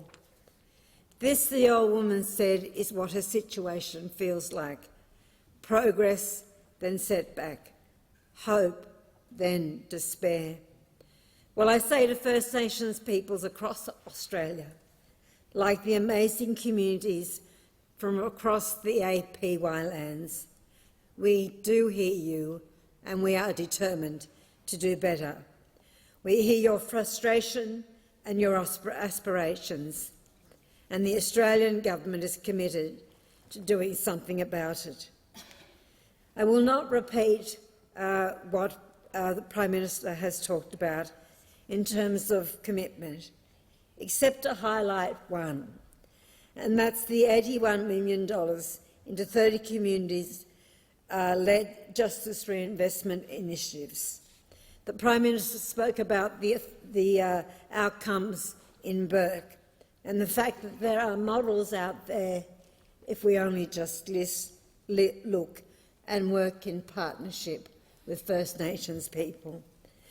And by establishing an Aboriginal and Torres Strait Islander voice, which has been well discussed, of course, over the last few days. The questions around that voice, one only needs to look at the detail out there and be part of the campaign that's coming. Because in giving Indigenous Australians a say in matters that affect us is essential to closing the gap. We will close the gap by working with parties to the national agreement, including the Coalition of Peace, led by Pat Turner, represented here today by Dawn Casey. Hello, Dawn. All state and territory governments and the Australian Local Government Association, by forging faith in self-determination, a new way to improve the lives of Indigenous Australians and to help close the gap, including, importantly, the 4 priority reforms. The question is the House take note of the document. I give the call to the honourable member for Barara. Thank you, Mr. Speaker. I too begin by acknowledging the traditional custodians of the land on which we gather today, the Ngunnawal and Ngambri people, and pay respects to their elders past, present and emerging. And I acknowledge the fine words of the Prime Minister, the Leader of the Opposition and my friend the Minister for Indigenous Australians. Others have said today that there's enormous reserves of goodwill on all sides of the House in relation to closing the gap. I think there's actually more than just goodwill. I think there is burning ambition to close the gap in relation to Aboriginal and Torres Strait Islander peoples and the rest of Australians. First, Australians have cared for this country since time immemorial. Today we speak about their future and our shared desire to see a healthier future for Aboriginal and Torres Strait Islander people. This year's Closing the Gap is significant because it's the first time we report against new targets established not by the Commonwealth Government alone, but in partnership with First Nations people and with the state and territory governments. And this is a significant moment. I want to acknowledge the work of the Minister for Indigenous Australians, and I also want to acknowledge the work of her predecessor, Ken Wyatt. This Closing the Gap process refresh is one of the great legacies of Ken Wyatt's time as minister, and I think that this legacy will live long beyond his years in this place. I also want to acknowledge Pat Turner and Dawn Casey and everyone else involved in the Coalition of Peaks for their leadership, their courage and their hard work on the Closing the Gap process. For too many years, the delivery of Closing the Gap reports have been deeply depressing, not only because of the findings reported, but because of the sense that the pathways forward were limited. Closing the Gap has held the federal government to account for things that the Commonwealth has been largely powerless to change. This year, for the first time, the report is set against the new priorities, and this year, for the first time, the Commonwealth is not the only jurisdiction tabling a Closing the Gap report. Every state and territory and the Coalition of Peaks are all reporting on these shared goals. In parliaments across the country, people are looking at these metrics and asking the questions that need to be asked. This is a huge step forward. And beyond the parliaments, policymakers are asking the same questions, and I'm sure Aboriginal and Torres Strait Islander peoples in their communities are asking the same. There are more people at the table. The buy-in has grown. There are more people feeling the weight of responsibility, a weight of responsibility that must be felt if we're to close the gap. On too many of the socio-economic targets, we're going backwards, not forwards. We've learned through Closing the Gap over the years that meaningful change is only achieved when meaningful decisions are taken at local levels by people who understand the challenges faced by a community that are part of the solution. While the data needs to improve, what we can see at present reminds us yet again why Closing the Gap must remain a first-order priority for any government. The rate of Aboriginal and Torres Strait Islander adults in prison has gone up, not down, since 2019. We have a higher rate of Aboriginal and Torres Strait Islander children in out-of-home care in 2021 than we did in 2019. We have more children starting school already behind where they ought to be, and tragically, we have more Aboriginal and Torres Strait Islander people dying by suicide. What turns a life around is not often a decision made in this place, but much more often it's a relationship with someone that gives people a hope. I know that the issue of the voice to Parliament is a priority for many Australians, but there are already significant Aboriginal and Torres Strait Islander voices out there that are talking to government, and governments need to listen to those voices. Listen to the experiences is what partnership in Closing the Gap is all about. As we push forward in coming years, I urge the government to listen to those who tell us the uncomfortable truths, not just those who say what we expect or what we want to hear. I want to see a situation where, when a community says we want to keep the cashless debit card or we don't want grog in this place, that governments listen. That when they see the gap widening instead of closing because of decisions taken in this place, the alarm is sounded and we act. Like the Indigenous children and families who feel that more access to alcohol in turn will lead to an increase in alcohol-fuelled violence and antisocial behaviour in communities. Like the terrible and tragic stories of child sexual abuse that the Leader of the Opposition mentioned that have come from too many Aboriginal and Torres Strait Islander communities. I want to associate myself very strongly with the Leader of the Opposition's call for a Royal Commission to examine child sexual abuse in Indigenous communities so that survivors with the courage to come forward can be heard. This is such an important issue and such an important policy recommendation. There's goodwill and ambition in addressing these issues on both sides, but these are the difficulties we must confront if we're to close the gap. The government has put Indigenous Australians in the centre of their agenda for this term of Parliament, but it's now up to them to keep the focus on what really matters and to do the necessary work to enable practical change to take place in communities. We can close the gap. We must close the gap for the sake of every young Australian, Indigenous or otherwise, who is relying on us to hand to them a better future. The question is the debate be adjourned and that the resumption of the debate be made an order of the day for the next sitting. I'll put the question. All of those opinions say aye. Against no. I think the ayes have it. Call the Minister for Climate Change and Energy. Thank you, Mr Speaker. I ask leave of the House to refer the matter to the Federation Chamber for debate. Is leave granted? Member for Herbert. I call the Minister. Move the resumption of the debate on the motion to take note of the Closing the Gap Annual Report 2022 be referred to the Federation Chamber. I'll put the question. All of those opinions say aye. Against no. I think the ayes have it. The following message from the Senate has been received. The Senate returns to the House of Representatives a bill for an act to provide for the establishment of the National Anti-Corruption Commission and for related purposes, and informs the House that the Senate has agreed to the bill with the amendments in the annexed schedule. The Senate requests the concurrence of the House in the amendments. I'll give the call to the Attorney-General. Thank you, Mr Speaker. I move that the amendments be considered immediately. I'll put the question. All of those of opinion say aye. Against no, I think the ayes have it.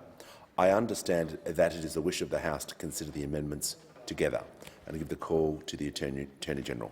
Thank you, Mr Speaker. I move that the amendments be agreed to. And I call the Prime Minister. Thanks very much, Mr Speaker. Well, today has been a long time coming. Today is a win for honesty, it's a win for accountability and for integrity and for trust. Today, the government and the parliament work to repay the trust of all those Australians who voted for a transparent, powerful, independent National Anti-Corruption Commission. And today we take an important step to rebuild trust in government, in our public institutions and our democracy.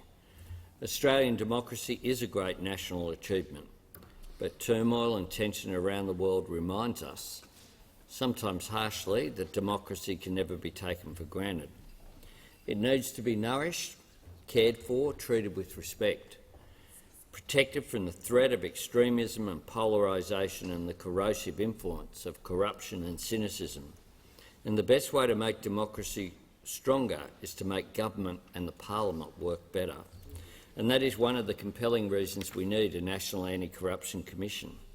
It represents an end to rorting and waste. It represents dedication to real accountability and delivery. It shows that our government is doing what we always said we would do, and that is to hold itself to a higher standard. And I say to all honourable members, the way we have done this matters too. The parliament has worked together on this. Government, crossbench, opposition. I particularly pay tribute to the member for Indi and the service that she's given in achieving this outcome. And I salute the constructive contributions of all who engage with this bill, seeking to make it better. We're supporting some amendments that were made in the Senate to improve this legislation, which is the way that this parliament should operate. The cooperation has given us a stronger, better and more permanent body this legislation will create.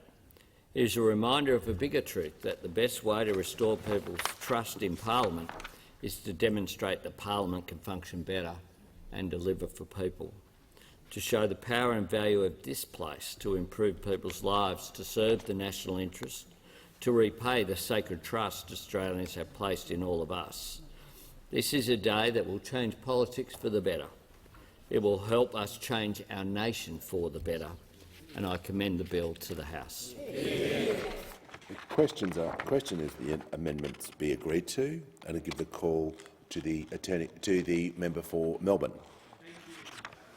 This is a good day. This is a good day for democracy that has been a long time coming, and I, for one, am very happy to be here for it. And I say that as someone who is the first person to introduce into this House a bill for the establishment of an anti-corruption commission. I think back then, almost a decade ago, it was, of the people who are here now, it was the member for Clark and myself who were its only cheerleaders at the time. And over the time, others have come on board with the need to get integrity into politics and have a strong anti-corruption watchdog with teeth, and I really welcome that.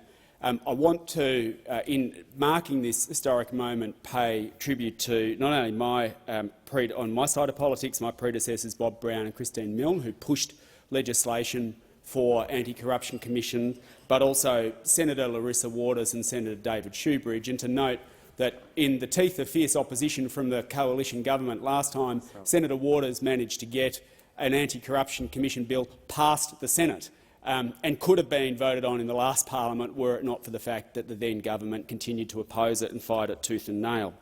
I want to acknowledge the government for bringing this important bill in and bringing it in so quickly, so that we will have an anti-corruption watchdog by Christmas. It was an election pledge and one that it has been kept, and they deserve to be acknowledged for bringing that in and bringing it in a timely manner that means we can get it underway as soon as possible. And on for the rest of the crossbench, I want to pay tribute to the former member for Indi, Cathy McGowan, and her work in continuing to pursue this during, again, in the face of fierce opposition, but continuing to pursue it because it was the right thing to do and helping us build up that model, and also to the current member for Indi, Helen Haines, for, in the previous parliament, continuing to work, I think, with those of goodwill and with those who wanted action to ensure that we ended up with a model, the model that helped inform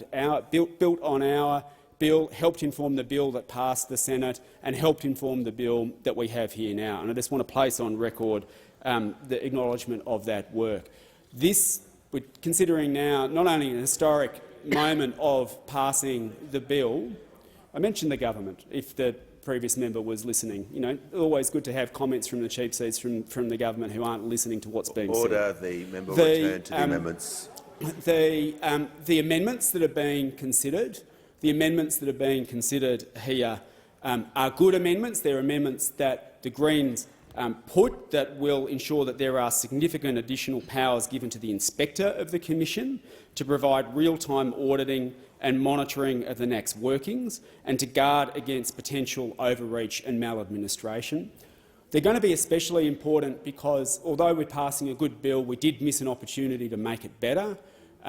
Those amendments are going to be especially important because, unfortunately, we don't have a situation, as they have in New Zealand, as I understand they have in the ACT, where the government has to get the support of others in order to appoint the Commissioner, not in a way that would give an opposition, a recalcitrant opposition a veto, but would actually ensure that investigation of corruption by a government is not wholly in the hands of someone appointed by the government.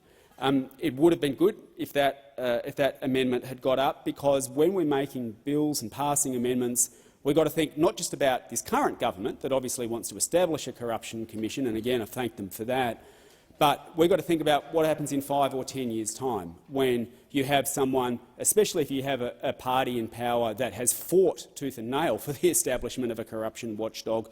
Do we want them to have unfettered power over who the Commissioner is going to be? And it's especially important in the context where there's a missed opportunity to ensure that there's public hearings into politicians. And it is disappointing that there won't be public hearings into politicians as a matter of course. That is something that should have been addressed, and I hope it is something that we can come back to and consider in the future.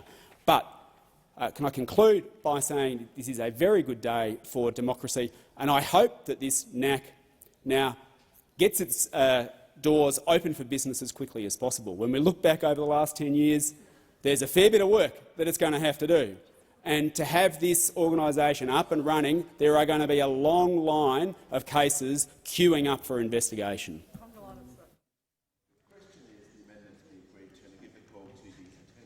Thank you, Mr Speaker. This is a historic day for our parliament and our nation. Ahead of the election on the 21st of May, the Australian Labor Party pledged that if the Australian people gave us the honour of governing this nation, we would repay their trust by returning integrity, honesty and accountability to government. Yeah. Labor told Australians that if we were elected, we would legislate a national anti-corruption commission this year.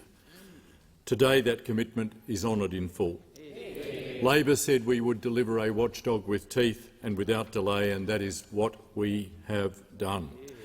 The Commission will be able to investigate serious or systemic corrupt conduct across the entire federal public sector. The Commission will have the necessary powers to root out corruption when it occurs. And importantly, the Commission will work to prevent corruption from happening in the first place. One of my first actions as Attorney-General was to set up a task force in the Attorney-General's Department headed by a Deputy Secretary to deliver on this important body of work. I know many staff from that task force are here today and are watching, and I thank them for their work. This has been an important body of work, Mr Speaker. It is something we on this side of the House have been committed to for a long time. We called on members of both places to engage constructively on this legislation, to work together and they did. I'm proud that the bills which will pass the parliament include amendments that reflect our cooperation and our willingness to work with all sides of the parliament and stakeholders to make the National Anti-Corruption Commission the best it can be. This legislation delivers the single biggest integrity reform this parliament has seen in decades. When you change the government, you change the country, and the National Anti-Corruption Commission will change our country forever. The Albanese Labor government has delivered. The government supports these amendments. The questions are that the amendments be agreed to, and I give the call to the honourable member for Indi. Thank you, Mr Speaker. I rise in support of these amendments and indeed in support of this bill. I want to place on the record my very strong congratulations to the Attorney-General, to the Prime Minister, to the government on bringing this historic reform to our nation. Much has been said, and indeed I think I promised a week or so ago that I may not have any more to say about this, but the bill has gone backwards and forwards a little bit. And that demonstrates, though, a willingness of the people in this place to engage in a debate on a matter of enormous national significance. We've talked quite a bit this morning about trust and integrity. We've talked about the power of our democracy and the crucial role we have in protecting it. It is my deep and sincere hope that this National Anti-Corruption Commission forever places all of us on notice and restores trust to the Australian people in a way that they have been longing for. So I'm very, very pleased to have been part of a parliament that has seen this historic day finally come to pass. There are many, many people whose hands are part of this. But ultimately, this day does belong to the government, and it belongs to the Attorney-General's department who crafted this work. It belongs to the people who participated in submissions. It belongs to people past and present. I'm very proud to have played some role in this. I'm very proud to sit on the crossbench that championed this throughout the election period as well. And I'm very proud of the Australian people who saw integrity as the #1 issue that they needed to be concerned about. So I mark my congratulations to the Attorney-General, to the Prime Minister and to the government on this day. Congratulations. Questions are the amendments be agreed to. I'll put the question. All of those opinions say aye. Aye. Against no. I think the ayes have it.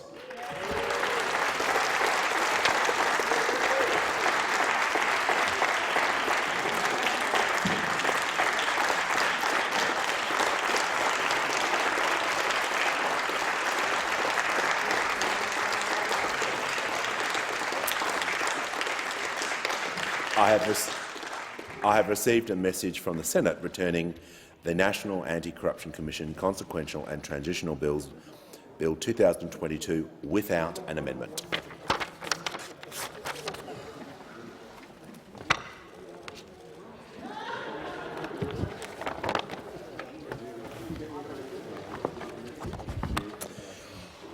I have to report that the Ozone Protection and Synthetic Greenhouse Gas Management Reform, Closing the Hole in the Ozone Layer Bill 2022, has been fully considered by the Federation Chamber. A Governor-General's message recommending an appropriation for the purposes of the bill has been reported, and the bill has been agreed to without amendment. I present a certified copy of the bill.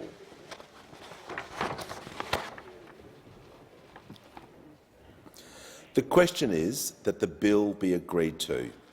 I'll put the question. All of those opinions say aye. Against no. I think the ayes have it. This bill has been agreed to. I call the Assistant Minister. I ask leave the House to move the third reading immediately. Is leave granted? Call the member for Page. Leave is granted. I call the Assistant Minister. I move that this bill be now read a third time. I'll put the question. All of those opinions say aye. Against no. I think the ayes have it. And I call the Clerk. Third reading. A bill for an act to amend the Ozone Protection and Synthetic Greenhouse Gas Management Act 1989 and for related purposes. I have to report that the Ozone Protection and Synthetic Greenhouse Gas Import Levy Amendment Bill 2022 has been fully considered by the Federation Chamber and has been agreed to without amendment. I present a certified copy of the bill. The question is that the bill be agreed to. I'll put the question. All of those opinions say aye. Against no. I think the ayes have it. This bill has been agreed to, and I call the Assistant Minister. I ask leave of the House to move the third reading immediately. Is leave granted? I call the member for Page. Leave is granted. And I call the Assistant Minister. I move this bill be now read a third time. I'll put the question. All of those of opinion say aye. Against no. I think the ayes have it, and I call the clerk. Third reading, a bill for an act to amend the Ozone Protection and Synthetic Greenhouse Gas Import Levy Act 1995 and for related purposes. I have to report that the Ozone Protection and Synthetic Greenhouse Gas Manufacture Levy Amendment Bill 2022 has been fully considered by the Federation Chamber and has been agreed to without amendment. I present a certified copy of the bill. The question is that the bill be agreed to. I'll put the question. All of those opinions say aye. Against no. I think the ayes have it. This bill has been agreed to, and I call the Assistant Minister.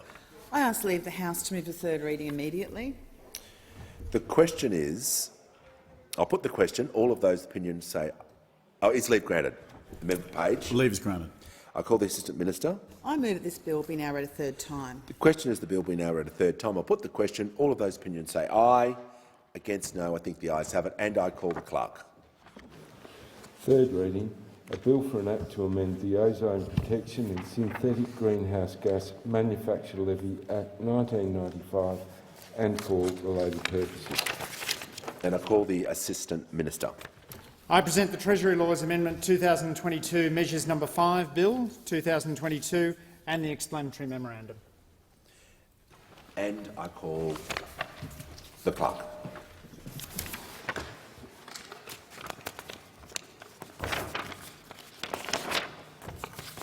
First reading, a bill for an act to amend the law relating to taxation and for related purposes. And I call the Assistant Minister.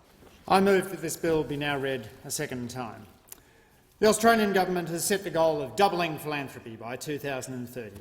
We're committed to working collaboratively with donors and the charity sector to achieve this goal. Deductible gift recipient status allows people to receive income tax deductions for gifts to these organisations. This is a mechanism to encourage philanthropy and to provide support to the not-for-profit sector. Organisations can obtain deductible gift recipient status under the general categories set out in Division 30 of the Income Tax Assessment Act 1997 or by being specifically listed by name in that division. This bill amends the Income Tax Assessment Act 1997 to include Australian Education Research Organisation Limited, Jewish Education Foundation (VIC) Limited, Melbourne Business School Limited, Australians for Indigenous Constitutional Recognition Limited, Leaders Institute of South Australia Incorporated and St Patrick's Cathedral Melbourne Restoration Fund on the list of deductible gift recipients. The bill extends the current listings for Sydney Chevra Kadisha and Australian Women Donors Network. It also removes the listing for Mount Eliza Graduate School of Business and Government Limited, as it is no longer required. Under the general categories in the tax law, the 8 organisations contained in this bill were not eligible to receive deductible gift recipient status. As such, the bill will amend the tax law to specifically list them by name. This supports these organisations in encouraging more Australians to support them. Full details of the measures are contained in the explanatory memorandum.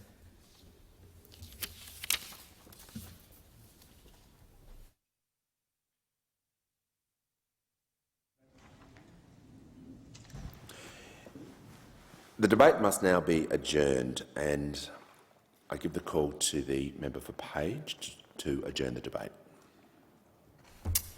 I ask that the debate be adjourned. The debate is adjourned and resumption of the debate be made in order of the day for the next sitting.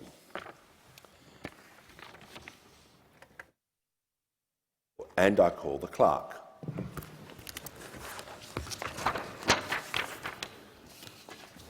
Government business. Notice number 2, Paid Parental Leave Amendment Improvements for Family and Gender Equality Bill 2022. And I give the call to the Minister. Thank you, Speaker. I present the Paid Parental Leave Amendment Improvements for Families and Gender Equality Bill 2022 and the explanatory memorandum.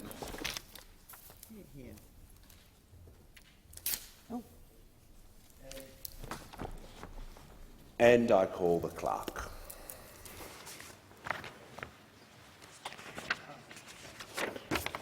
First reading, a bill for an act to amend the law relating to paid parental leave and for related purposes. And I give the call to the Minister for Social Services. Thank you, Speaker. I move that this bill now be read a second time. Improving paid parental leave is critical reform. It's critical for families, it's critical for women, and it's critical for the economy. The Albanese government knows this. We know that paid parental leave is vital for the health and well-being of parents and their children. We know that investing in paid parental leave benefits our economy, and we know that if done right, paid parental leave can advance gender equality.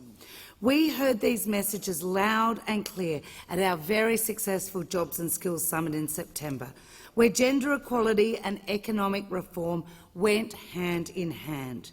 Businesses, unions, experts and economists all understand that one of the best ways to boost productivity and participation is to provide more choice and more support for families and more opportunity for women.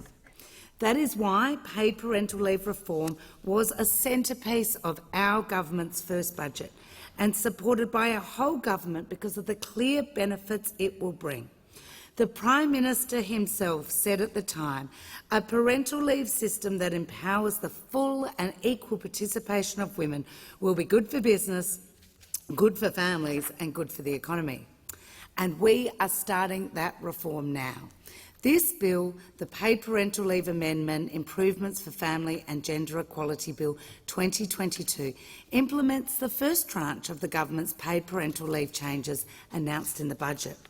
It introduces a range of important structural changes to modernise the paid parental leave scheme to ensure it better meets the needs of Australian families.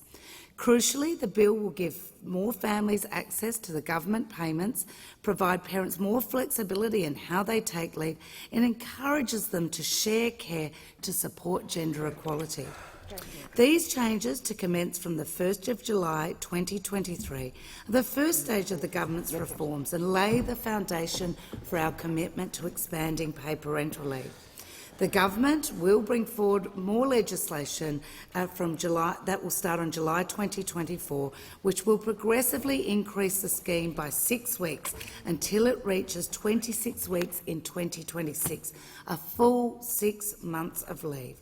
This is the largest expansion of paid parental leave since Labor established the scheme in 2011.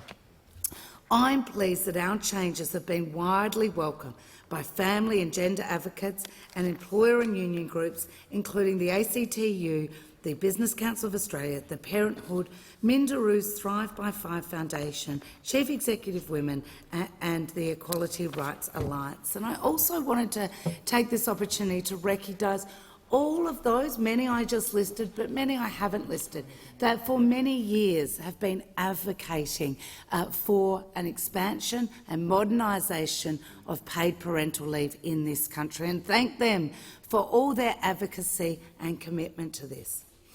This is a significant reform driven by our commitment to get the settings right to maximise women's economic equality. That is why we're introducing the reform in 2 stages. This bill to take immediate steps to improve the scheme, but also allow the Women's Economic Equality Task Force to have a look at our expanded 6 weeks and look at how it best maximises women's economic participation. Now, this bill and the expansion to 26 weeks by 2026 reflects the government's commitment to deliver better outcomes for families and advance women's economic participation. The roughly 180,000 families who receive the payment each year will benefit from a fairer, more flexible and more generous scheme.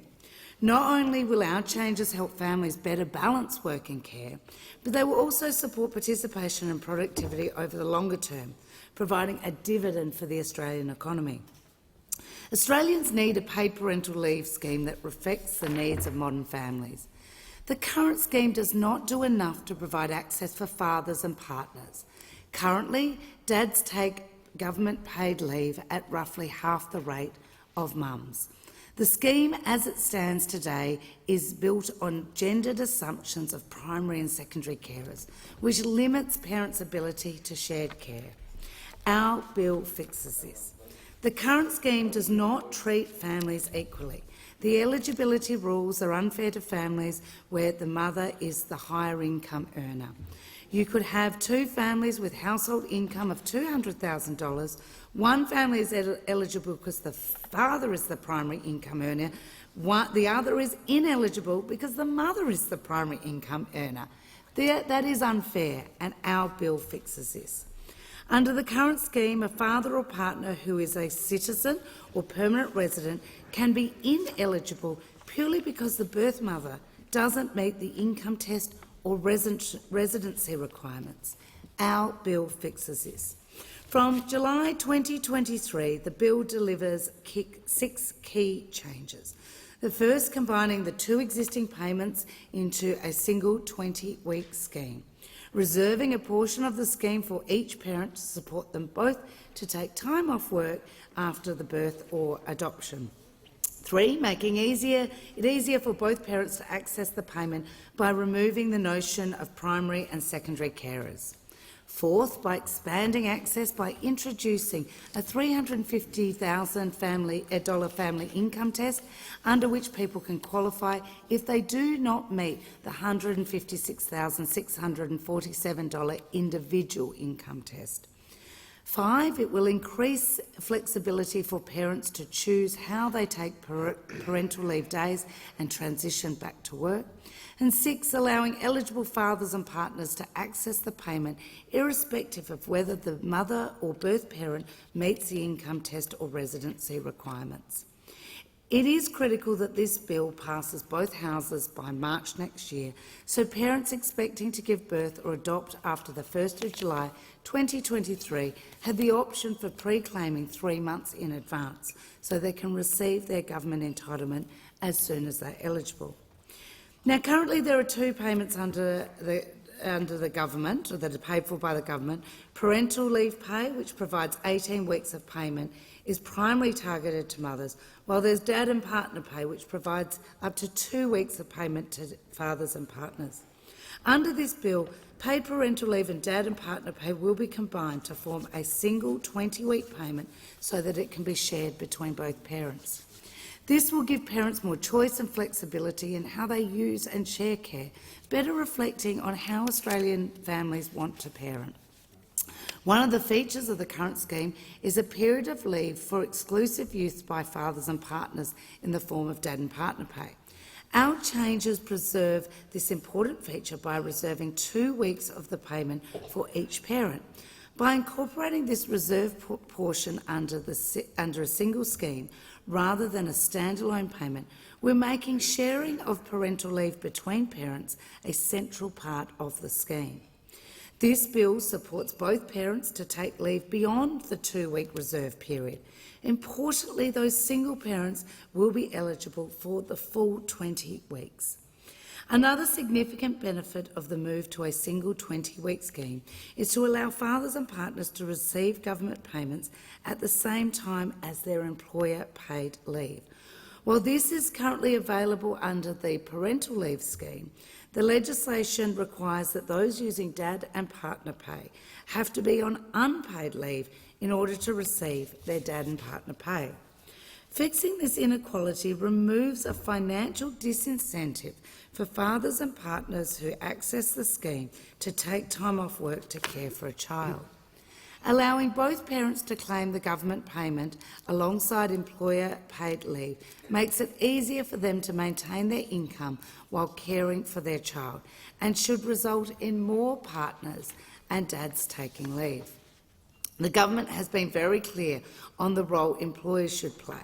The government's 20-week scheme is really what should be seen as a national minimum.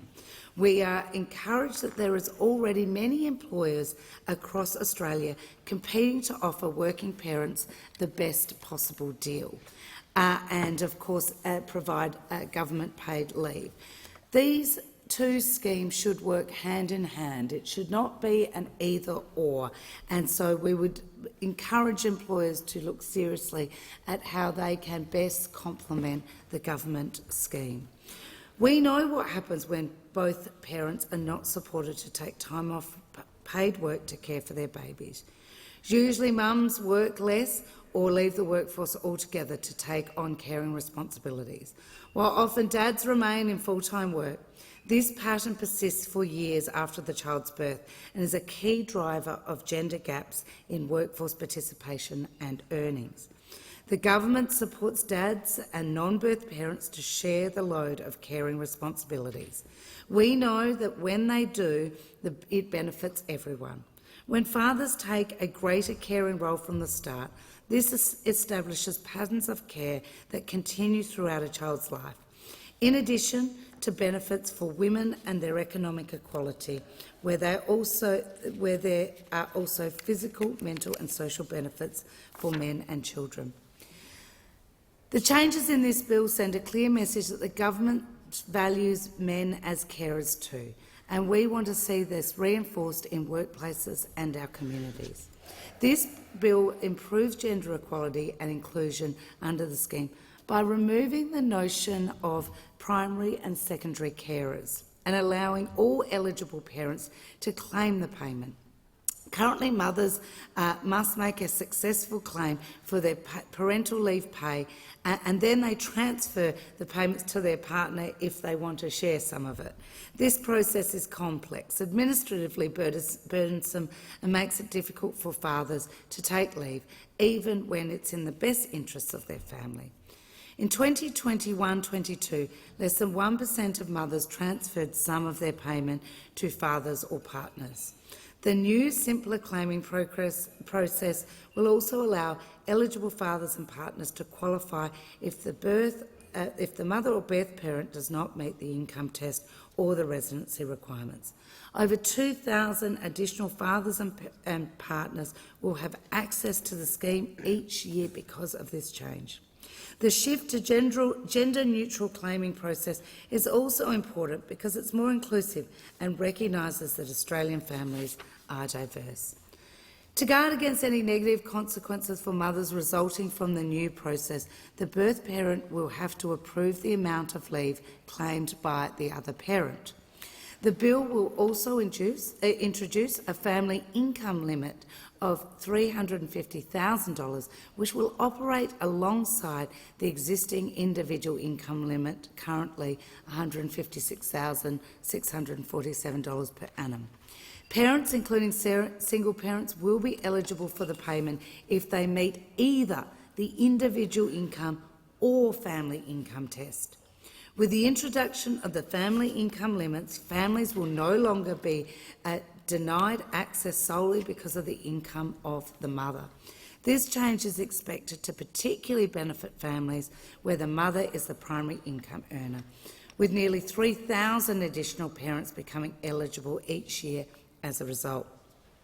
This change is long overdue. Between 2010 and 2017 financial years, the number of women with taxable incomes of more than $150,000 has more than doubled. The introduction of a more generous family income test will help ensure the scheme keeps up with the times. The government is improving flexibility for families to balance work and family life in the way that best suits their needs. Currently, parental leave pay is split into a 12-week period that must be taken in a continuous block within the 12 months of the birth or adoption, followed by 6 weeks that can be taken flexibly within 2 years of the date of birth or adoption. Currently, if a parent returns to work before the end of their continuous 12-week paid parental leave period, they forfeit the remaining days of that period.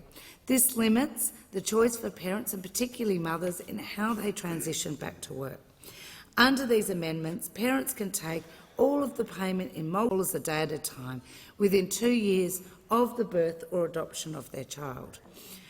This flexibility will support mothers to return to work whenever they wish, without the risk of losing their entitlements. This will particularly benefit parents who work part-time or are self-employed to continue working after the birth or adoption. Of course, some birth parents may still wish to take most or all of the payment in continuous blocks. The legislation supports parents to do that if they choose. We know this is an important option to support the physical and mental health breastfeeding, particularly for mothers who do not have access to any employer-paid leave. Supporting maternal and child health and development remains an important objective of the paid parental leave scheme.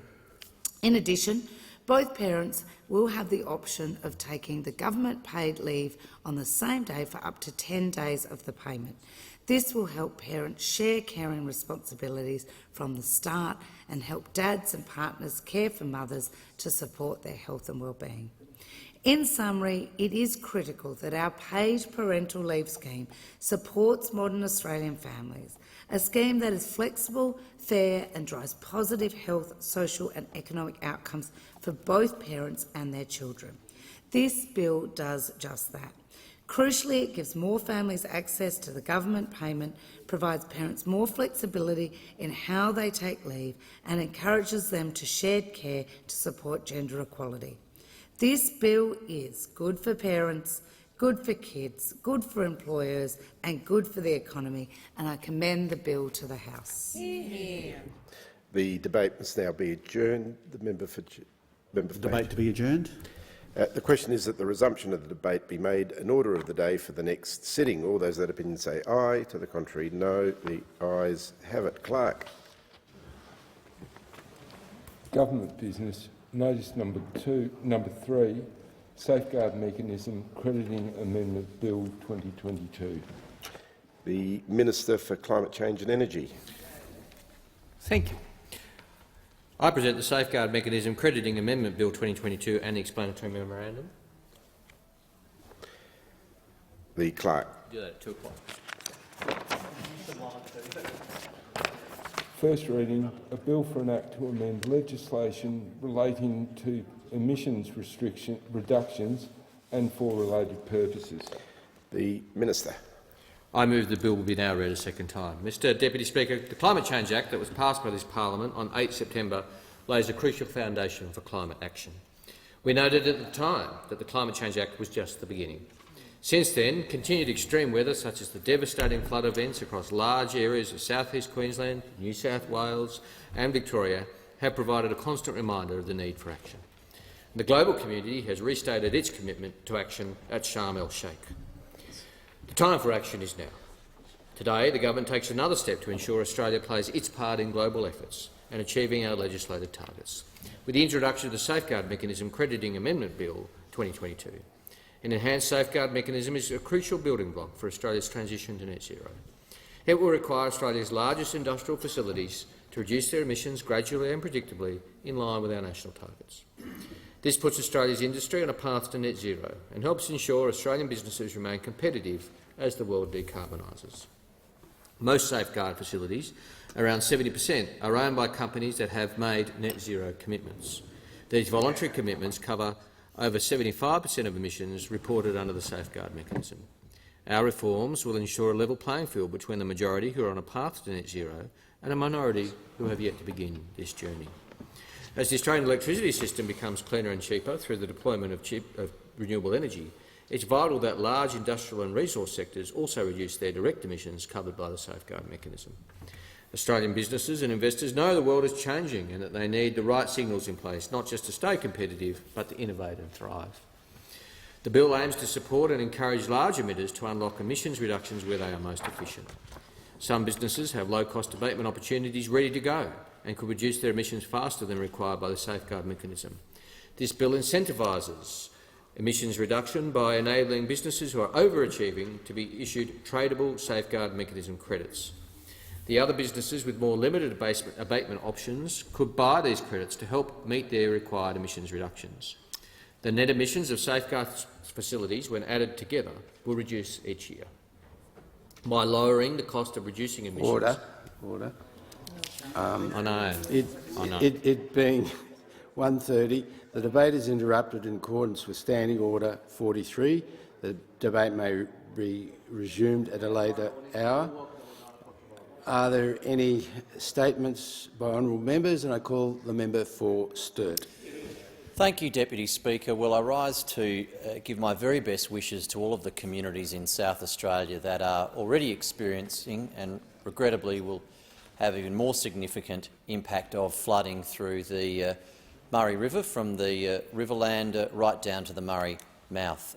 Although my electorate's in metropolitan Adelaide, there are so many members of my electorate that will be affected by this, both through having family members in the area, owning property in the area. But most importantly, the solidarity of all South Australians is with the communities that are going to be impacted. And I make special mention of the members for Barker and Mayo, who both have the Murray running through their electorates in the state of South Australia.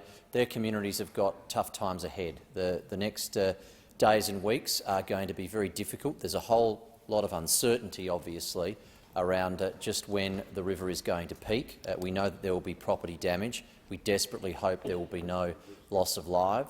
We thank all of the emergency services, volunteers, most of them, who are going to be doing so much over the time the rest of us look forward to spending with family, and they will of course be on high alert, supporting those communities and heavily involved in the clean-up afterwards. So my very best wishes to those that are going to be affected. We're with you, we'll support you through these challenges, and we hope that the damage will be as minimal as possible. I call the member for Spence.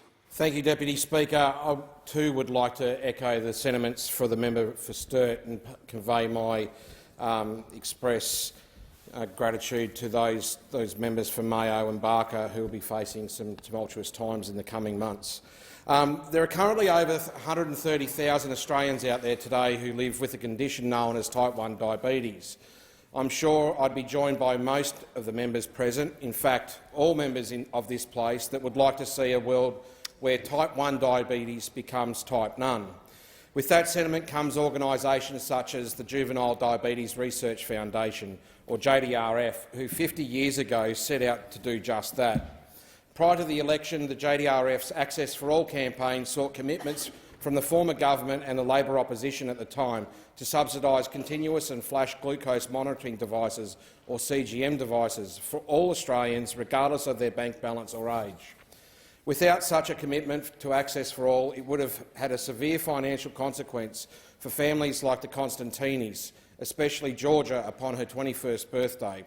Adam and Georgia both live with type 1 diabetes and live within my electorate of Spence. I am proud that an Albanese Labor government provided the subsidised access to the CGM devices. Further to this, from tomorrow the Albanese government will be subsidising the Omnipod insulin management system, a device which young Georgia has been trialling. Thank you, Deputy Speaker. I call the member for Wannon. Deputy Speaker, and can I say it's a great honour to stand here today and thank the two guest presenters that I had at the Wannon Sport and Volunteer Awards. These awards recognise the outstanding achievements that we see in the Wannon electorate when it comes on the sporting field, but also volunteering. As far as the volunteer awards, the guest presenter was Maddie Bennett. Maddie lost her mother at a very young age from Huntington's disease and has done outstanding work promoting Huntington's disease, raising awareness about it and making sure that there are the supports that are necessary and needed from those families who go through having lost a loved one due to Huntington's disease. She spoke passionately and beautifully about her story, and I thank her for what she did. Our guest presenter for the Sports Award was Clyde Sefton. Now, Clyde won a medal for Australia in the Munich Olympics. He won a gold medal in Auckland, and he was absolutely outstanding, talking about the commitment that is needed to be able to perform at the highest level. Now, for those who remember Munich, that's where there was the terrorist attack. He talked about how he kept his concentration, was able to go on and perform at the highest ability. I thank them both. I call the member for Cornwall. Deputy Speaker, November 29 marks the International Day of Solidarity with the Palestinian people, and yesterday the Parliamentary Friends of Palestine joined a significant representation of ambassadors and diplomatic corps members, representatives from the United Nations, members and senators from all parties and Australian civil society, and stood in solidarity with the people of Palestine at a time the United Nations Secretary-General has described as one of diminished hope for peace. Reading a statement from the UN Secretary-General Antonio Guterres, Mr Damien Cardona-Onsis, Director of the UN Information Centre, noted that the long-standing drivers of conflict, including the ongoing occupation, settlement expansion, home demolitions and evictions, heighten anger, despair and hopelessness. To quote the Secretary-General, the United Nations position is clear: peace must advance, the occupation must end. I want to thank His Excellency Dr Siswa Pramano, the Ambassador of the Republic of Indonesia, for his contributions yesterday and for affirming the commitment to the inalienable rights of the Palestinian people to self-determination, national independence and sovereignty. There is strong support and solidarity with the Palestinian people regionally, internationally and in significant communities right across Australia. In line with the commitment of the United Nations to this issue, the inalienable rights of the Palestinian people, including their right to a state, must be recognised and realised. I call the member for Clark. Deputy Speaker, my community is horrified by the revelations of systemic abuse of young detainees at Ashley Youth Detention Centre. No wonder evidence of physical and sexual abuse, inhumane isolation practices and strip and internal cavity searches of children has been condemned by Tasmania's Children Commissioner, the Australian Human Rights Commissioner, Amnesty International and UNICEF, who are all calling on the Tasmanian Government to close the centre immediately. Deputy Speaker, this matter is also receiving international attention, with the United Nations Committee Against Torture just this week condemning the barbaric treatment of children in Ashley. Yet the state government remains arrogantly steadfast in its plan to keep the centre open for another 2 years. And frankly, this is unconscionable. Equally unconscionable, Deputy Speaker, is how we continue to lock up kids as young as 10 against the advice of experts and principles of common morality. This puts us out of step with international human rights law and other Western democracies, where the median age of criminal responsibility is 14. Frankly, children belong in school, with their families and in the community, not locked behind bars where evidence shows they are at greater risk of trauma and future offending.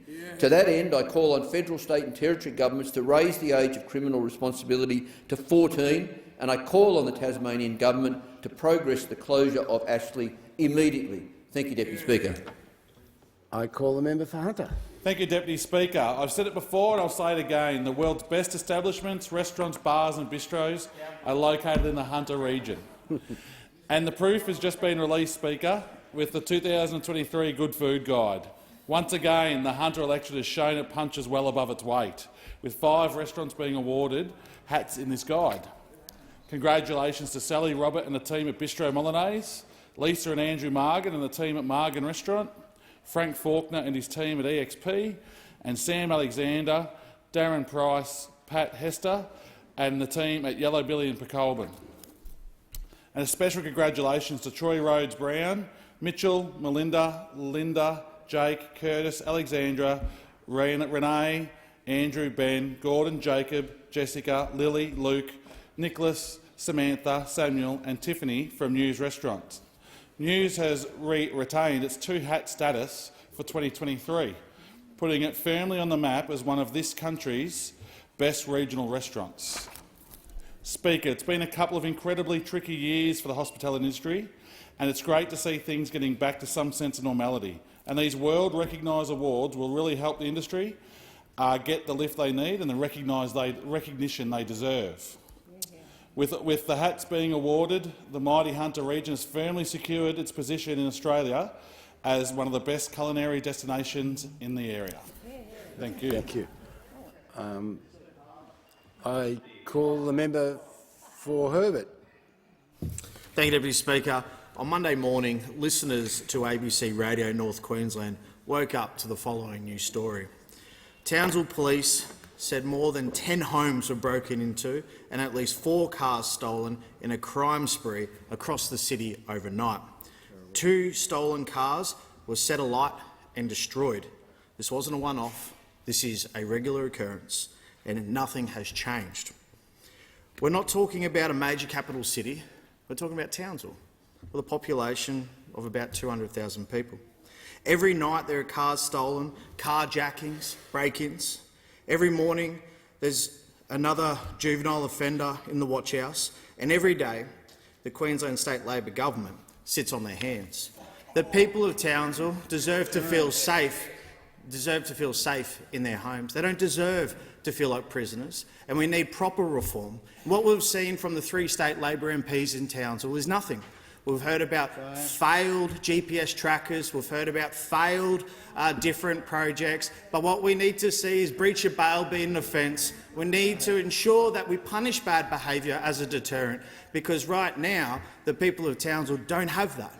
They feel nervous, they feel scared, and they contact my office and they complain that the 3 state Labor MPs don't meet with them, don't talk with them. We need breach of bail to be an offence, and I do not support raising the age of criminal responsibility. Call the member for Cunningham. Thank you, Deputy Speaker. I had the pleasure this week of catching up with Peter Ernst, Head of Regional Ports at the Port Authority of New South Wales, and Marika Kalfas, the Chief Executive of New South Wales Ports, and Mike Gallagher, Chief Executive Officer of Ports Australia here in Canberra.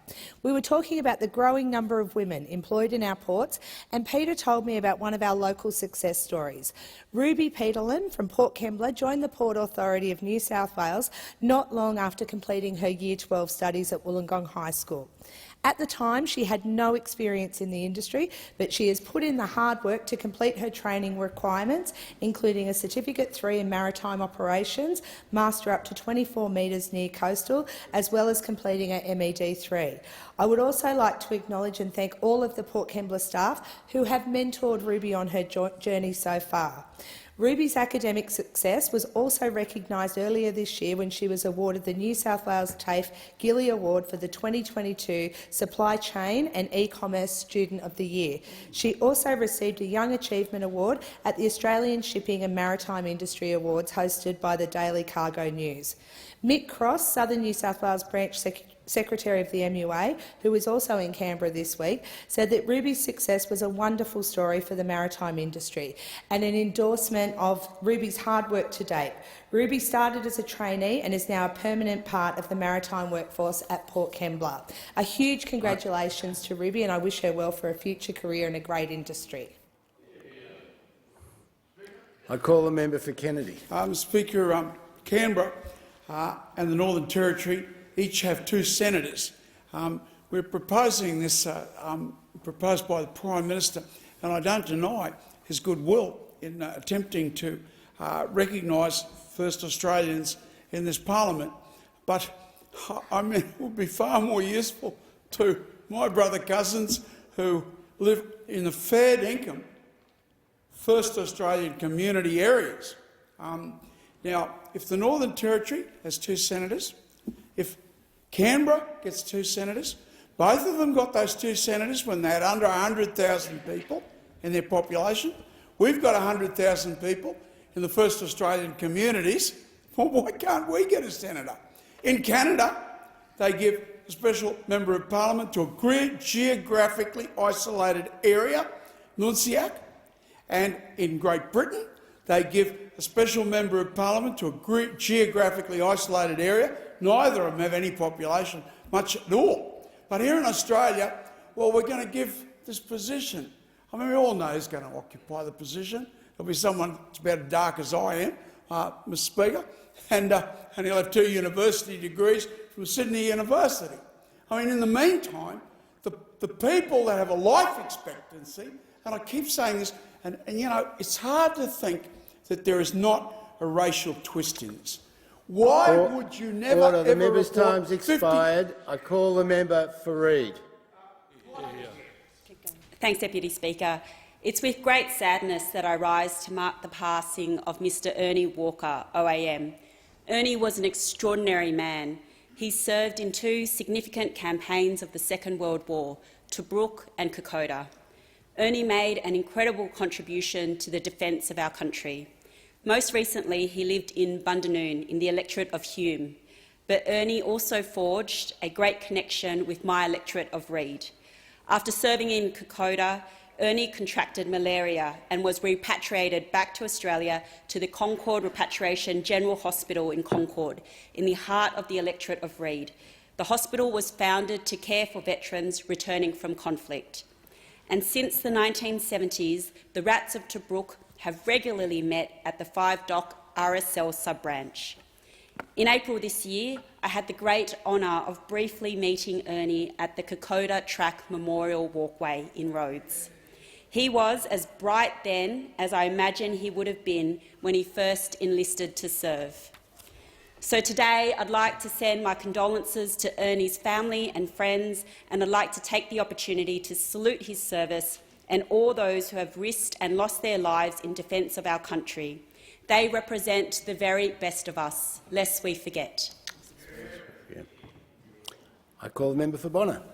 Thank you, Deputy Speaker. The 2022 Bonner Seniors Expo was a massive success.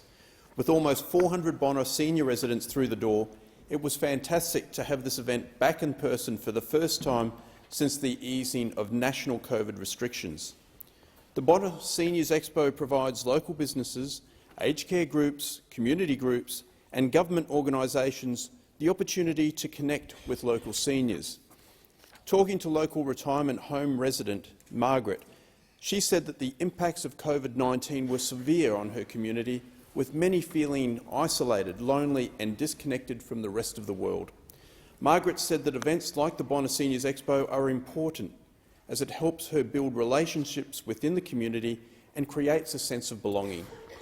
Deputy Speaker, I would like to thank all community groups and businesses who donated lucky door prizes, as well as to the stall vendors and speakers who helped make this day a great success. I would particularly like to thank Picardy Fry Lawyers for their generous sponsorship of the Seniors Expo, which allowed all additional funds raised to be donated to Alzheimer's Queenslanders. Deputy Speaker, the Seniors Expo is always a highlight in my calendar, and I look forward to making this event bigger and better in 2023. Thank you. I call the member for Bean. Deputy Speaker, on Monday I met with delegates from the Pacific Australian Emerging Leaders Summit, a program supported by MICA Australia and the Pacific Conference of Churches. The inaugural summit has gathered emerging leaders from across the Pacific region. It brings together delegations from the Pacific, First Nations, the broader Pacific diaspora and other Australian leaders.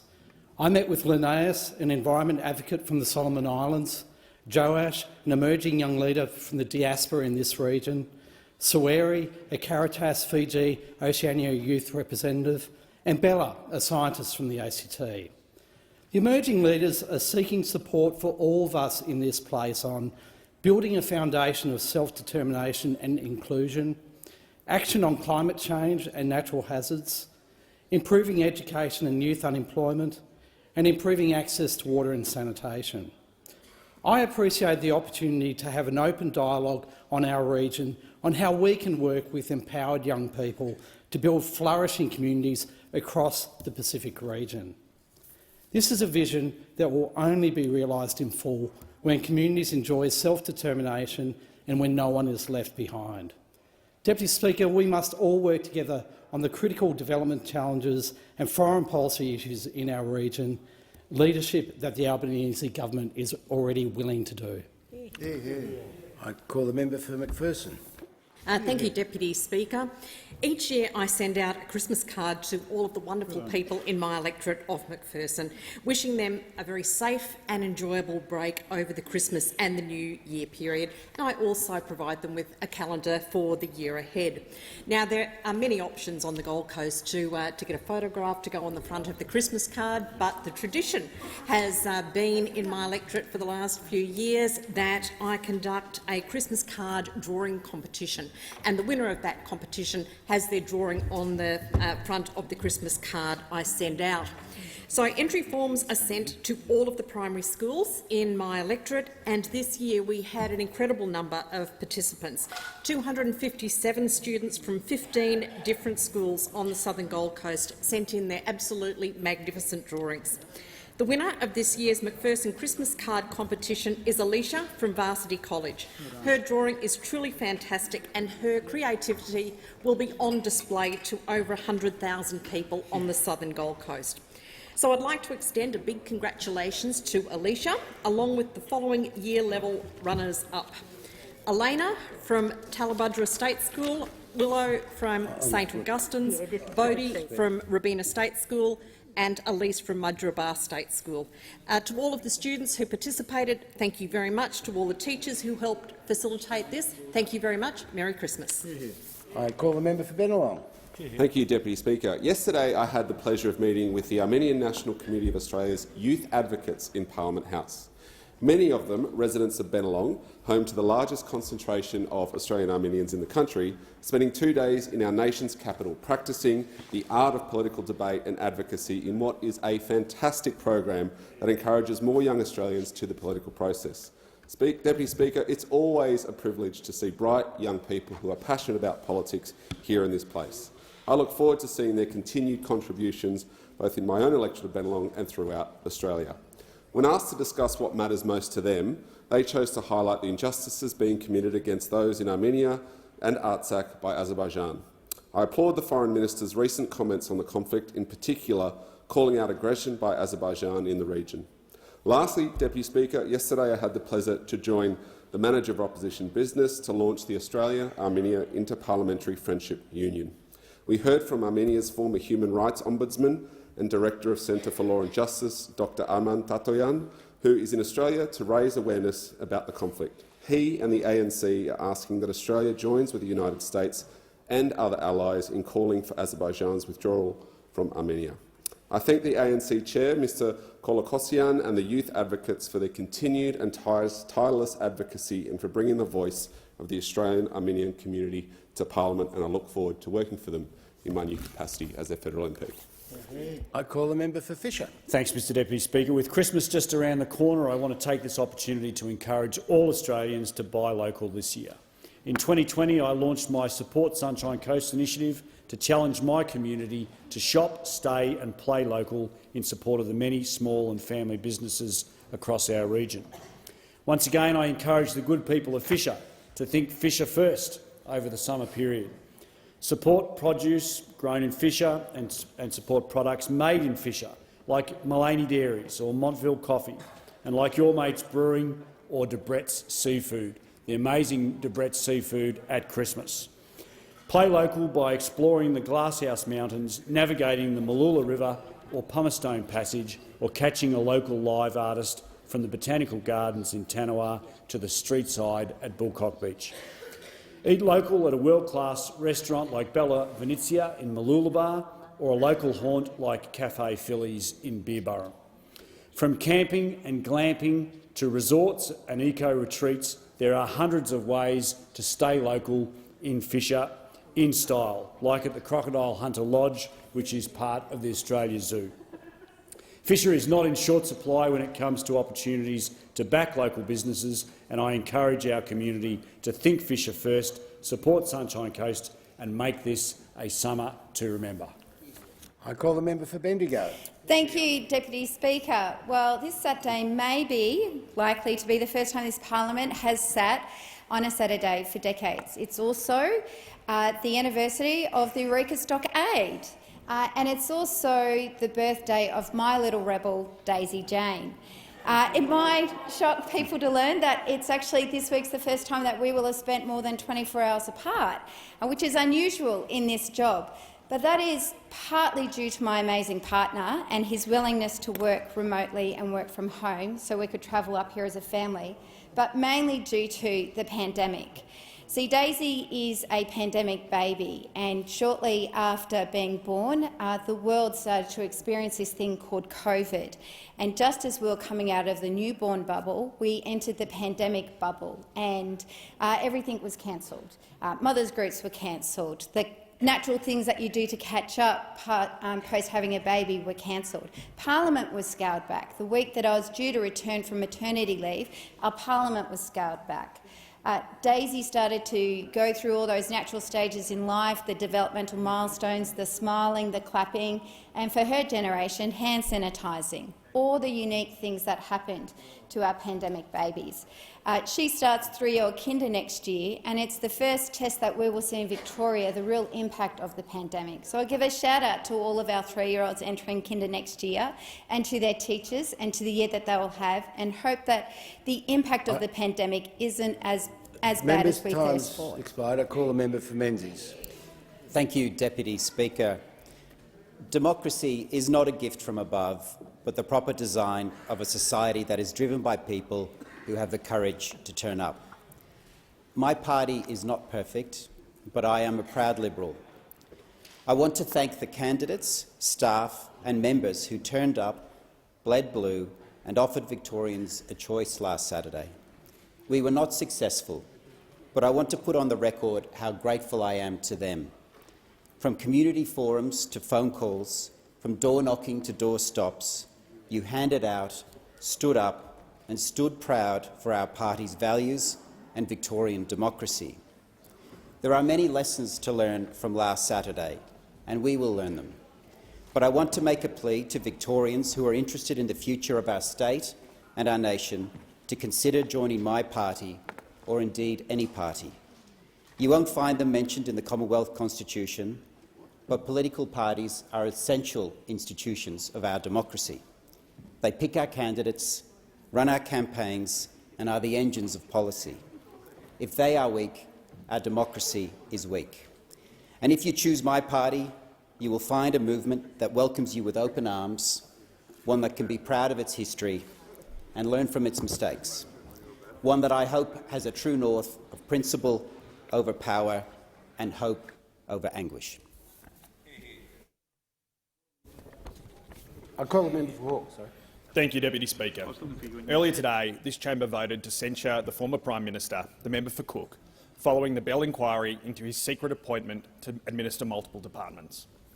Although unprecedented, this measure was necessary to protect the foundation of our parliament and our democracy. Australians are incredibly fortunate to be able to freely participate in and contribute to robust democracy. It is incumbent on all of us in this place and the other to ensure that we do everything we can to defend this right. One of the critical components of a strong democracy is the principle of reasonable transparency. The Australian people have a right to know precisely who is governing and administering government departments. Without this knowledge, the capacity of the people and the parliament to hold the government of the day to account is severely limited. Without accountability, our democracy is undermined. Not only did he appoint himself to these positions without the knowledge of his colleagues, but he also deceitfully evaded public accountability. The former Prime Minister suggested that had the opposition or the public simply asked, we would have known, and this simply isn't good enough. We must all proactively uphold the institutions of good government and the processes of accountability that come with it. It would have been quite simple for the member for Cook, in his time as Prime Minister, to walk into this chamber or to go into any other public forum and make clear the arrangements that he had put in place. What's more, what we now understand is that his arguments for having done so don't hold weight, because suitable arrangements could have been made. I support the censure of the former Prime Minister in the strongest possible terms. The call to the honourable member for Moncrief. Well, recently I received an email from Derek Wilson, who 23 years ago tragically lost his son Ben at age 7 and daughter Molly at age 4, along with his 2 nieces aged 15 and 17, in a drowning accident. He asked me to speak in Parliament about Red and Yellow Day, and of course my answer was an emphatic yes. As co-chair of Parliamentary Friends of Surf Life Saving and representing an electorate where going to the beach is the norm, I'm passionate about increasing awareness and education surrounding water safety. Red and Yellow Day is tomorrow and coincides with National Water Safety Day. It aims to highlight the importance of swimming between the flags and raises awareness surrounding water safety. I have 9 surf clubs in my electorate: Southport, Surfers Paradise, Northcliffe, Broadbeach, Kurrawa, Mermaid Beach, Nobby's Beach, Miami and North Burleigh. And every club across Australia and their volunteer surf lifesavers play a vital role in teaching our community about safety and keeping between the flags, keeping Australians and their visitors safe. For more information on how to stay safe at the beach and around the water, please visit Surf Life Saving Australia's website. By increasing awareness, we can ensure that no other family has to experience the pain and heartbreak that Derek's family endured. Derek, thank you for sharing your story and for being a strong advocate for water safety. Can I, to the good people of Moncrief, wish you a safe and happy holiday at Christmas and New Year, and indeed to all Australians swimming over Christmas, stay safe and swim between the flags. In accordance with Standing Order 43, the time for members' statements has concluded. Just ask members to take their seats quickly and quietly. Are there any questions without notice? And I call the Leader of the Opposition. Thank you very much, Mr Speaker. My question is to the Prime Minister. Prime Minister and the Minister for Indigenous Affairs recently met with me, and I'm very grateful for that, to discuss the unprecedented and tragic levels of sexual abuse of children in Alice Springs and elsewhere in the Northern Territory.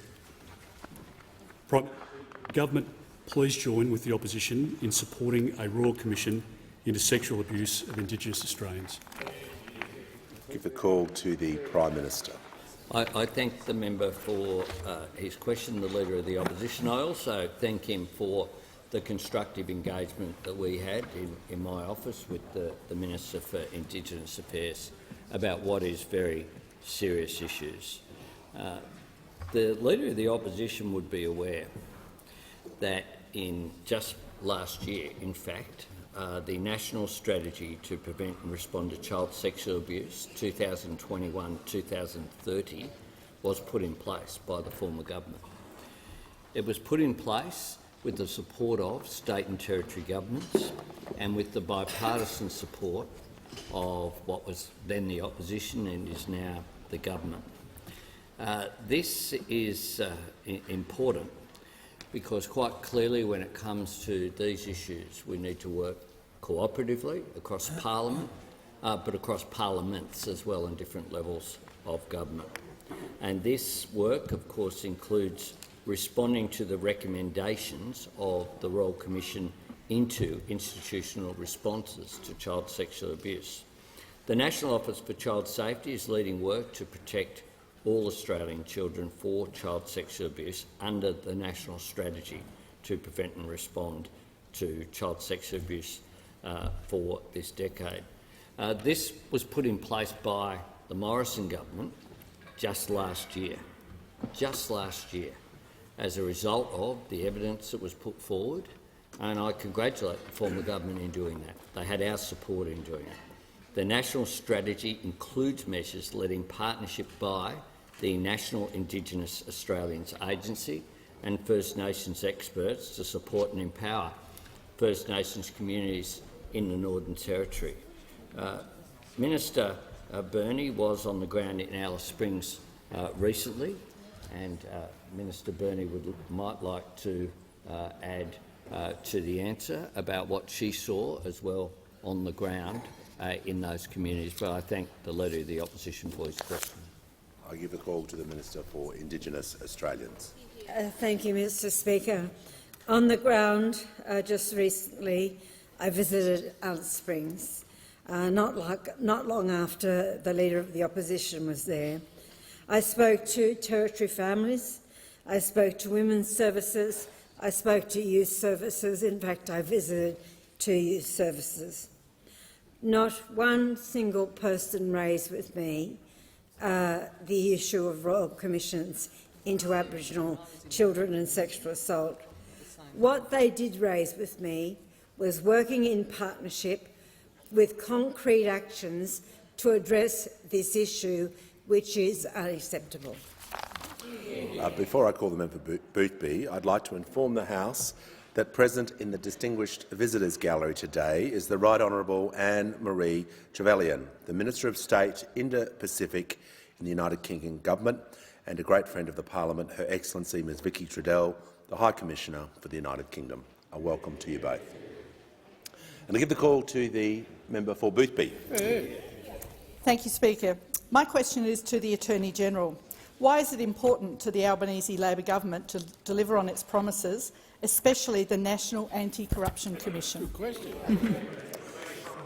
The member for Bowman is warned. When ministers are attending the dispatch box, they will be able to come to the dispatch box in silence. And I give the call to the Attorney-General. Thank you, Mr Speaker, and I thank the member for Boothby for her question. It was former Prime Minister Paul Keating who said, when you change the government, you change the country. On the 21st of May, the Australian people voted to change the government, and today the Australian Parliament has voted for a reform which will change the country. The Albanese Labor government was elected with a very, very clear mandate to deliver a National Anti-Corruption Commission with teeth and without delay. We said we would legislate this year, and today we did. That commitment has been honoured in full. The Commission will be able to investigate serious or systemic corruption across the entire federal public sector. The Commission will have the necessary powers to root out corruption when it occurs, and importantly, the Commission will be able to work to prevent corruption from happening in the first place. It will improve standards of transparency and integrity in this place. It will go a long way towards restoring the bond of trust between elected representatives and voters that have been so weakened in recent years. Today's passage of the National Anti-Corruption Commission bills demonstrate this parliament at its best. It stands in stark contrast to other behaviour this morning when those opposite failed to join the majority of this House in the censure of the former Prime Minister, the member for Cook, for his atrocious power grab.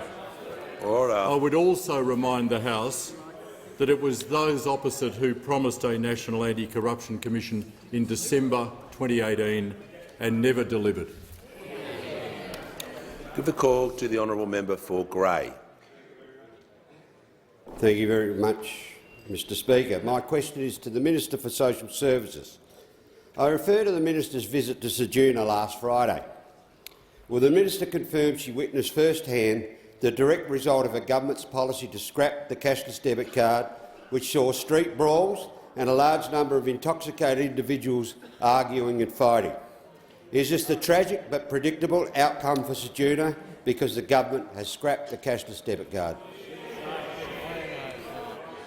The call to the Minister for Social Services. I'd like to thank the member for his question, and I was very pleased to visit Ceduna last Friday, where I was able to engage with a range of different organisations and services to talk to them about what they needed going forward to make sure that they were supported and properly provided services.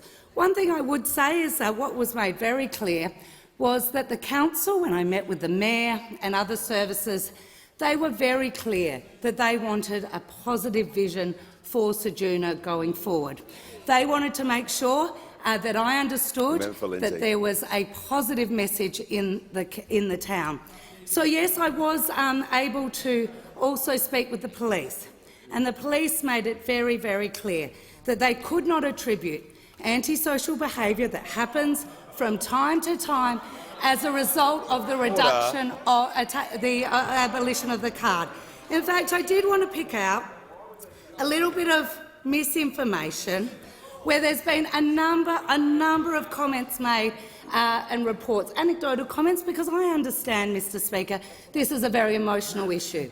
But we've got to deal with the facts when it comes to this issue. And that includes, in one site, there was reports of antisocial behaviour 2 days after royal assent of the increase of the number of people sleeping rough in a particular town.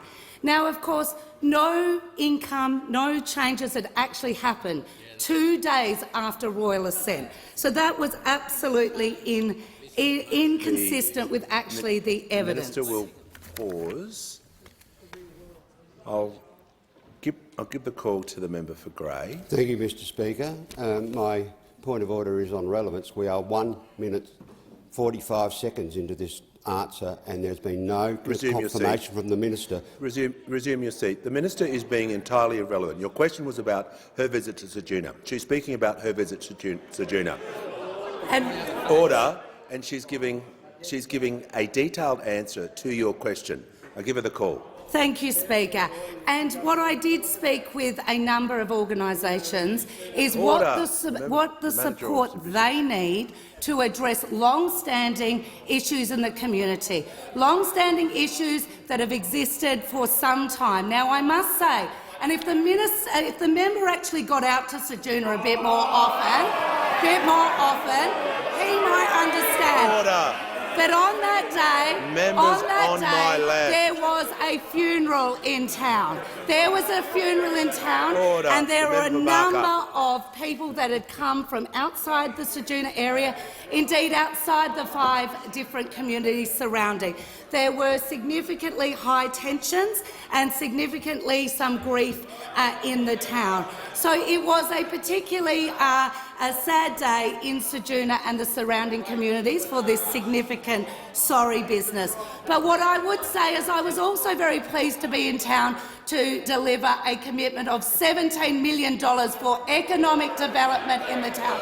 This was money that the former government announced and never delivered, and I was welcomed in that town because we are delivering money to those communities. Order. There is far too much noise. When the House comes to order, we'll hear from the member for Fremantle. The member for O'Connor is warned. I just said I wanted silence in the House. He continually is interjected. If he does it one more time, he will leave the chamber.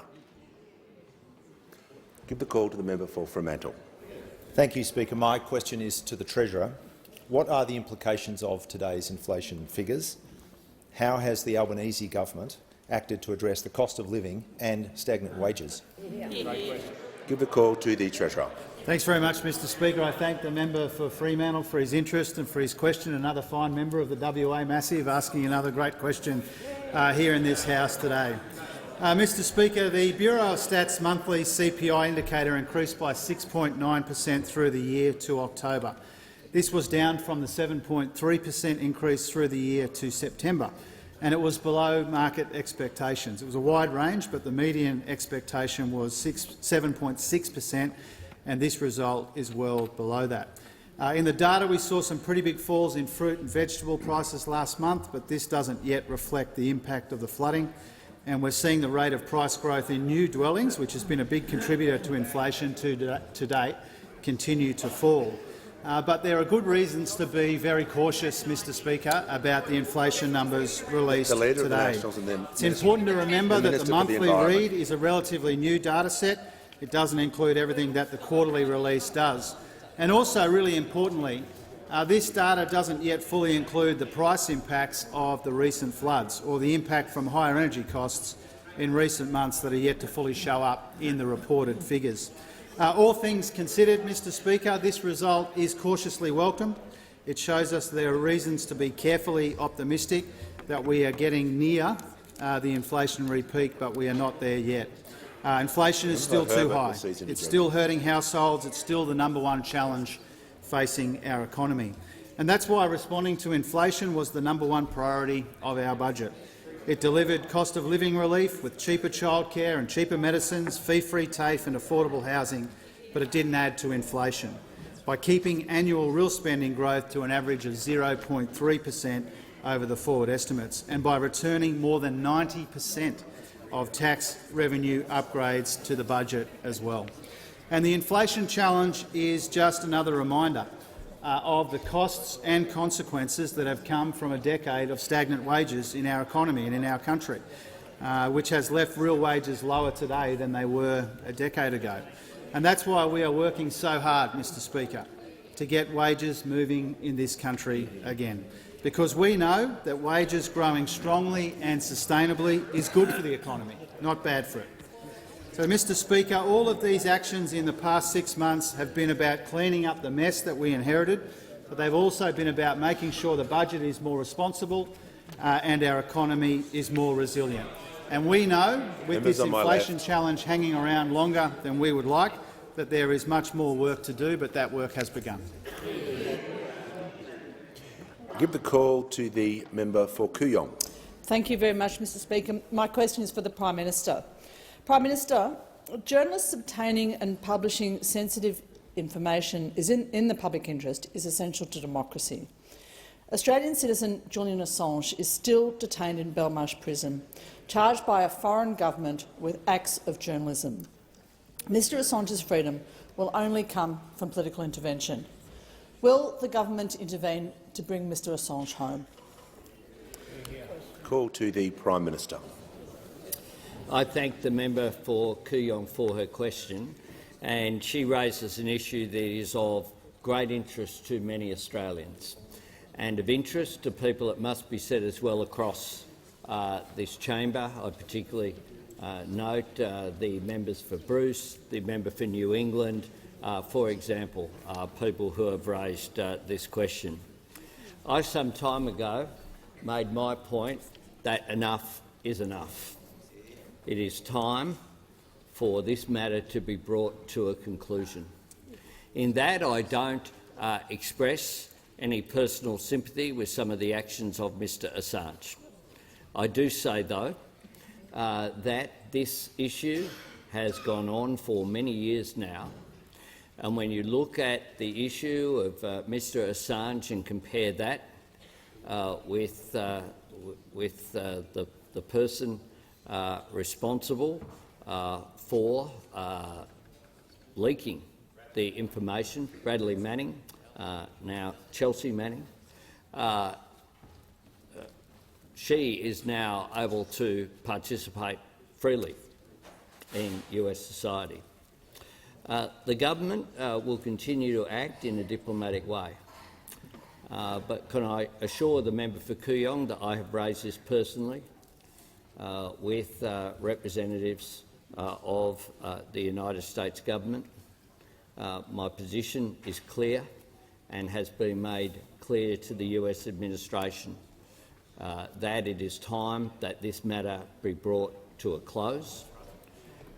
This is an Australian citizen. As I said, I don't have sympathy for Mr Assange's actions on a whole range of matters.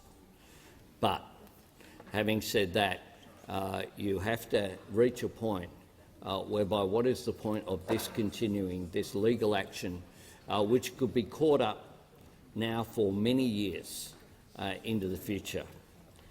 So I will continue to advocate, as I did recently in meetings that I have held.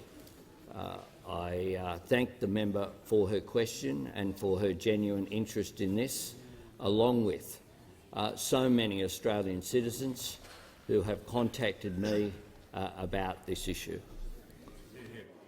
Before I call the member for Lyons, I'd like to inform the House that also in the gallery today is Mr Greg Warren, the member for Campbelltown and the New South Wales Parliament and the Shadow Minister for Local Government. Give the call to the member for Lyons. Thank you, Speaker. My question is to the Minister for Local Government and Territories. How is local government being given a voice by the Albanese Labor government? How is it being heard? The call to the Minister for Regional Development, Local Government and Territories. Thank you, and I thank the member for Lyons for his question. A man who has to work with 12 local government areas in his electorate. And as a former regional mayor, I know the importance of working with all levels of government to make sure that you can deliver the services your communities rely on. The local government sector is a trusted delivery partner for the federal government. They are the only level of government who deliver services to every town, village and every community across this country. As a government, we know how important the sector is, which is why we have brought local government back to the table of National Cabinet. We rely on councils to deliver services on behalf of the federal government, whether that's disaster recovery, whether it's aged care, whether it's closing the gap initiatives or other community services. If we're going to rely on them, we have to give them a seat at the table and listen to them. We are also bringing back the Australian Council of Local Government in 2023. 546 local government areas across this country, bringing them here to speak directly with the Prime Minister, with Cabinet Ministers, with Ministers and the government on how our priorities and their programs can be delivered best into communities. On top of that, this week I held the first Labor government ministers meeting local government ministers' meeting of the Albanese government. We discussed critical issues: local government sustainability, housing, critical shortages in skilled workforces and their own capability. We know local governments across Australia deserve broad sweeping policy that delivers and meets the needs of communities across this country, and we will ensure that their voices continue to be heard. Local government across the country will benefit from all of our policies, whether it's increased jobs in the renewable energy sector, access to secure housing, better connectivity, or helping them deliver their locally led solutions. We are continuing to provide financial support for local councils so that they can fix roads, upgrade facilities and provide essential services. Let's not forget, it was the Whitlam government that introduced financial assistance grants, $64 billion delivered into the sector since that time. And in 2022-23, this government is committed to delivering $2.9 billion in financial assistance grants to local governments across the country. We've also committed $750 million in local roads and community infrastructure, an increase of $250 million on what those opposite committed, because we know how important local roads are to our communities. We know this untied funding enables local governments to deliver their community priorities and enables the best place-based solutions to come through. I know firsthand how important funding is, and I've met with over 170 councils who reiterate that they want to work with a federal government that wants to help them deliver for their communities. Order. Give the call to the honourable member for Barara. Thank you, Mr Speaker. My question is to the Minister for Indigenous Australians. Can the minister advise whether, on her recent visit to Alice Springs, anyone raised with her concerns about an increase in child sexual and physical assault and violent crime? I give the call to the Minister for Indigenous Australians. Thank you, Mr Speaker. Child sexual abuse is abhorrent. Every single person in this chamber is of that view. No matter where you live, our children have a right to grow up safe and healthy. And let me assure this chamber, as a First Nations woman with decades of experience in education and child protection, I know the best way to protect children is to work with communities. I was the Minister for Community Services in the New South Wales Parliament. I saw the worst of what could happen to children when they were abused. I dealt with it on a daily basis. Years and years of experience. I am focused on concrete actions that make a difference. Establishing a Royal Commission does not mean concrete actions on the ground directly with local communities.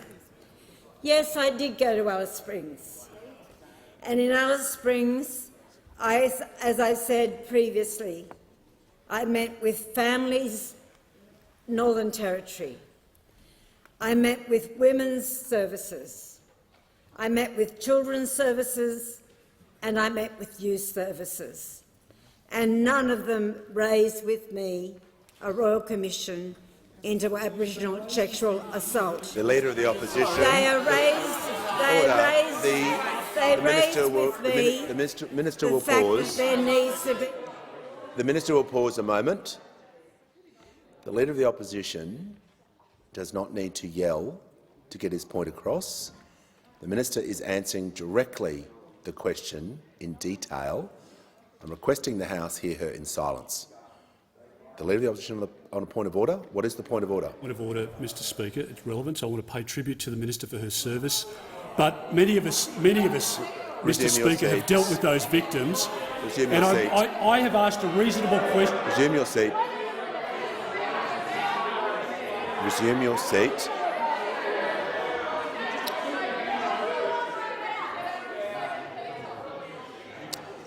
The Leader of the Opposition, if he wishes to raise a point of order on relevance, he's entitled to do so. He did not do so. You will not question the chair either. I give the call to the Minister for Indigenous Australians. What was raised with me by the many people I spoke with who work in Alice Springs, who live in Alice Springs, and are dealing directly with this very serious issue, is the need for coordination across 3 tiers of government. Coordination with local government, with schools, with police, and not punishing people. That's what was raised with me.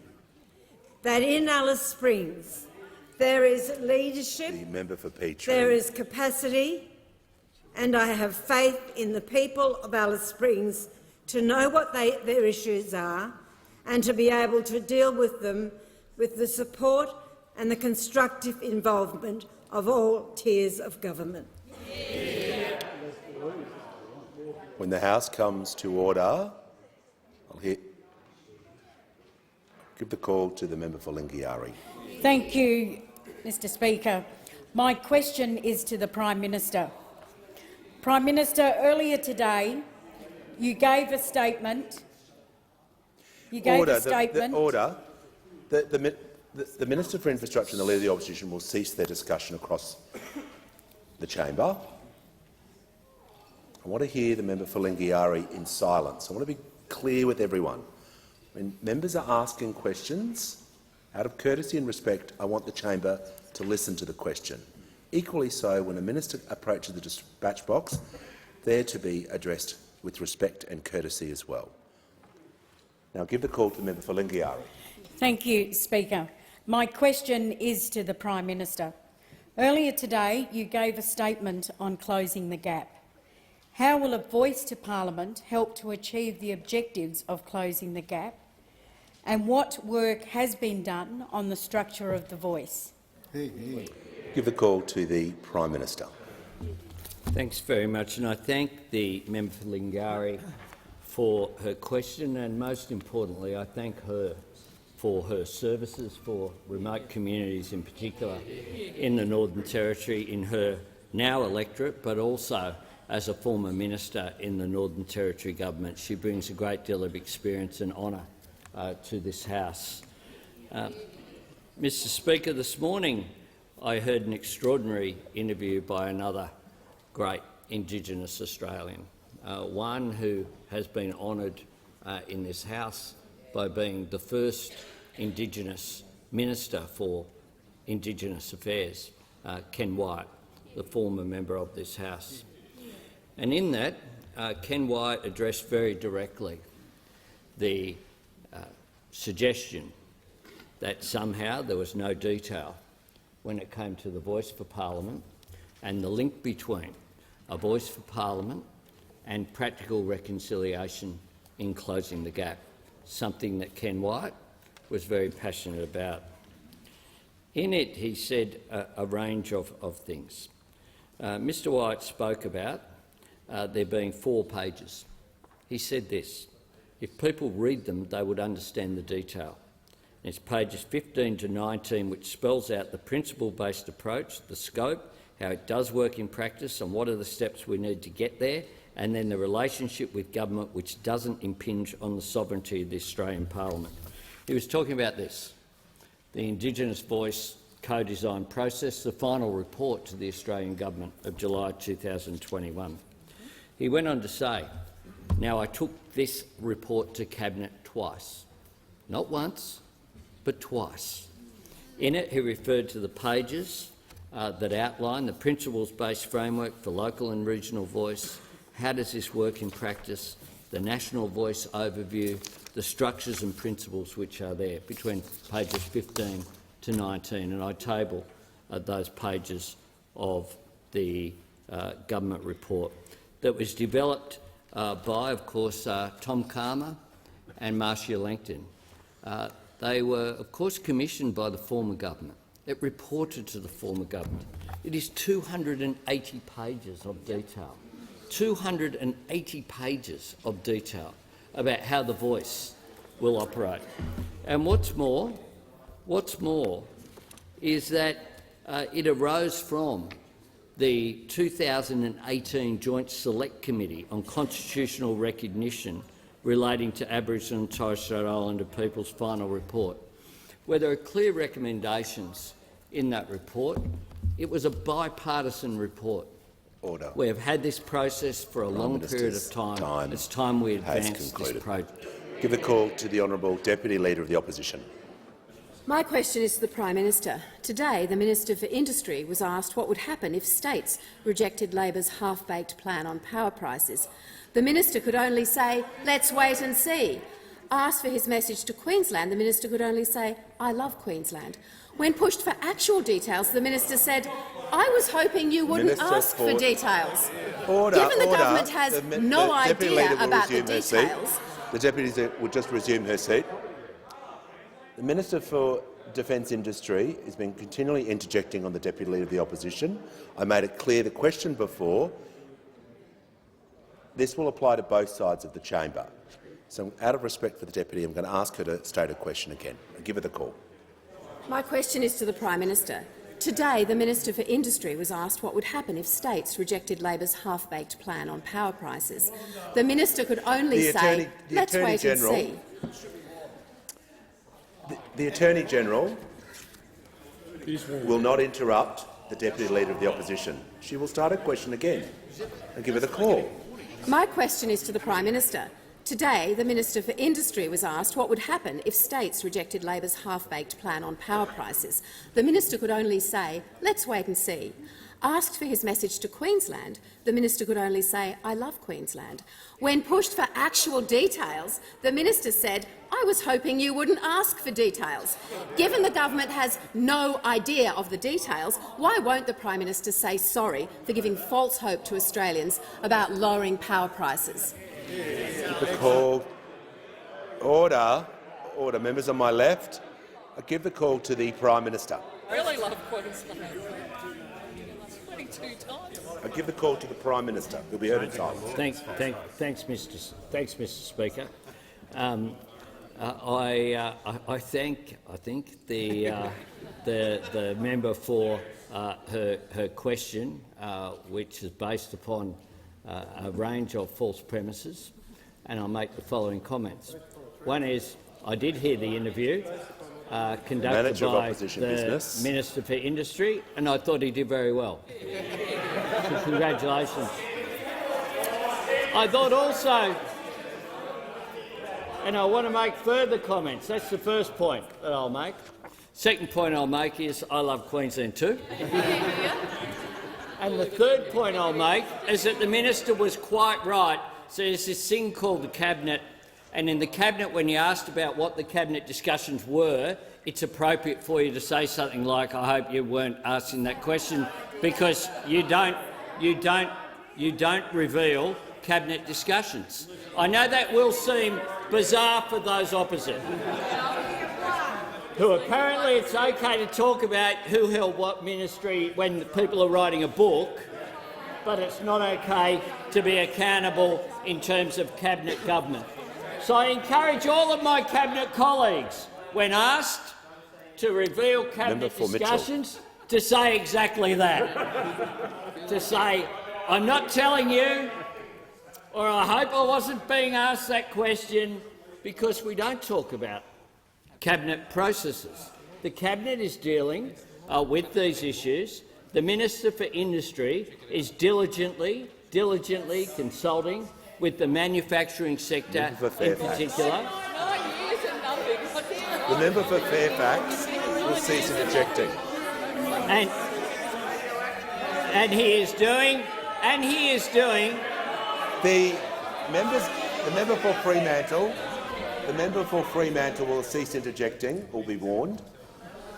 The member for Fairfax is getting close to a warning, and I give the call to the Prime Minister, who will be heard in silence. And he is doing a terrific job in that process. We'll continue to work through these issues. We have said that we will make some announcements before Christmas. There's a time frame that we have said for our announcements. We stand by it, and I thank the Minister for Industry on the work that he's doing as part of that process, and I congratulate him on a terrific interview. And I hope that people do continue to listen to PK between 7:30 and 8 o'clock, because the interview with the Minister for Industry was equalled, at least, with respect, by the rather extraordinary contribution of Ken Wyatt. So I encourage you to look at both transcripts. Prime Minister's time has concluded. Give the call to the member for Macon. Thank you, Mr Speaker. My question is to the Deputy Prime Minister. How will the Albanese Labor government fix the failure of the former government to provide accurate, reliable and transparent information when it came to defence spending and key projects? Give the call to the Minister for Defence and Deputy Prime Minister. Well, can I thank the member for his question? Today, Mr Speaker, the parliament is focused on transparency. Although, to be honest, transparency ought to be a foundational ethic in all that we do on every day. The member for Cook's defence of his actions, that he would have told the truth if anyone had actually asked him, obviously treats every member of this House, and particularly his own colleagues, with complete contempt. But the idea— The Minister for Defence will resume his seat, and I will hear from the Manager of Opposition Business. It was a question about defence. On the most charitable view of this question, he is well outside the scope of it, and he ought to be directed back to the— I agree with the Manager. The question was about the member for Braddon and the member for Lindsay are not helping the situation about defence spending on key projects in comparison to the previous government, and I give him the call. Thank you, Mr. Speaker. But the idea that the failure of transparency in the former Liberal government was solely confined to the member for Cook would be completely wrong, because it was an abiding culture of all of them. It belonged to every one of them, and it most certainly applied in defence.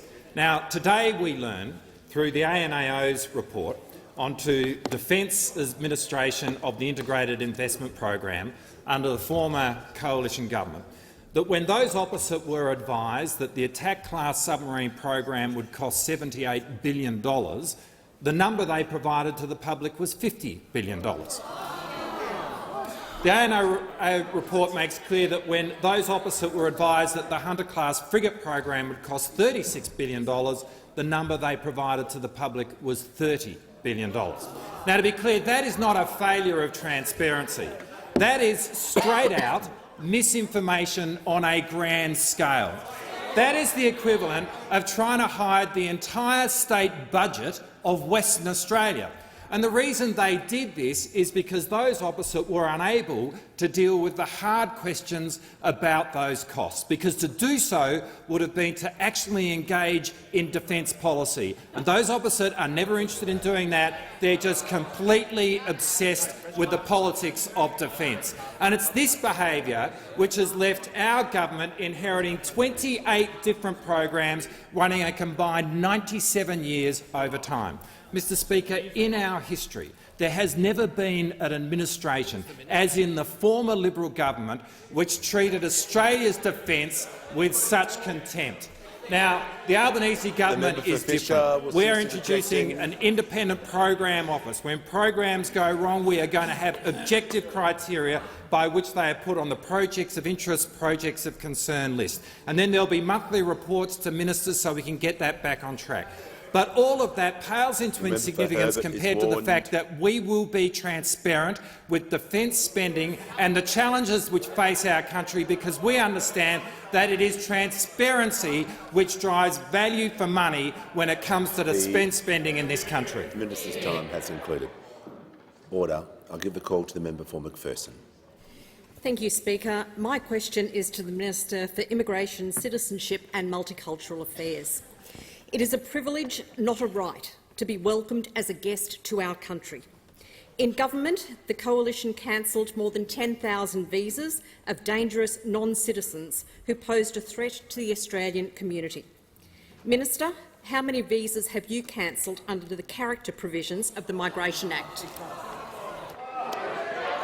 Order. Order. Members on my right. Give the call. Order. The member for Cooper will cease interjecting. The member for Barker will leave the chamber under 94A. Give the call to the Minister. Thank you, Speaker, and I thank the Shadow Minister for Home Affairs for her question. As she would be well aware, on this side of the House when we were in opposition, we supported the 2014 changes to the character cancellation regime. The member for Latrobe is warned. As the member for Latrobe should remember, because he was in this place, we supported in 2014 the changes introduced by the former government to the character cancellation regime. We believe it is important that we cancel visas where appropriate. We deny visas and cancel visas as appropriate. We also think that this is an area where a common-sense approach is required, because we have seen unintended consequences of the regime that was put in place by the former government. We've been working through those, having regard in particular to the critical importance of our relationship with our good friends in New Zealand. These are issues that should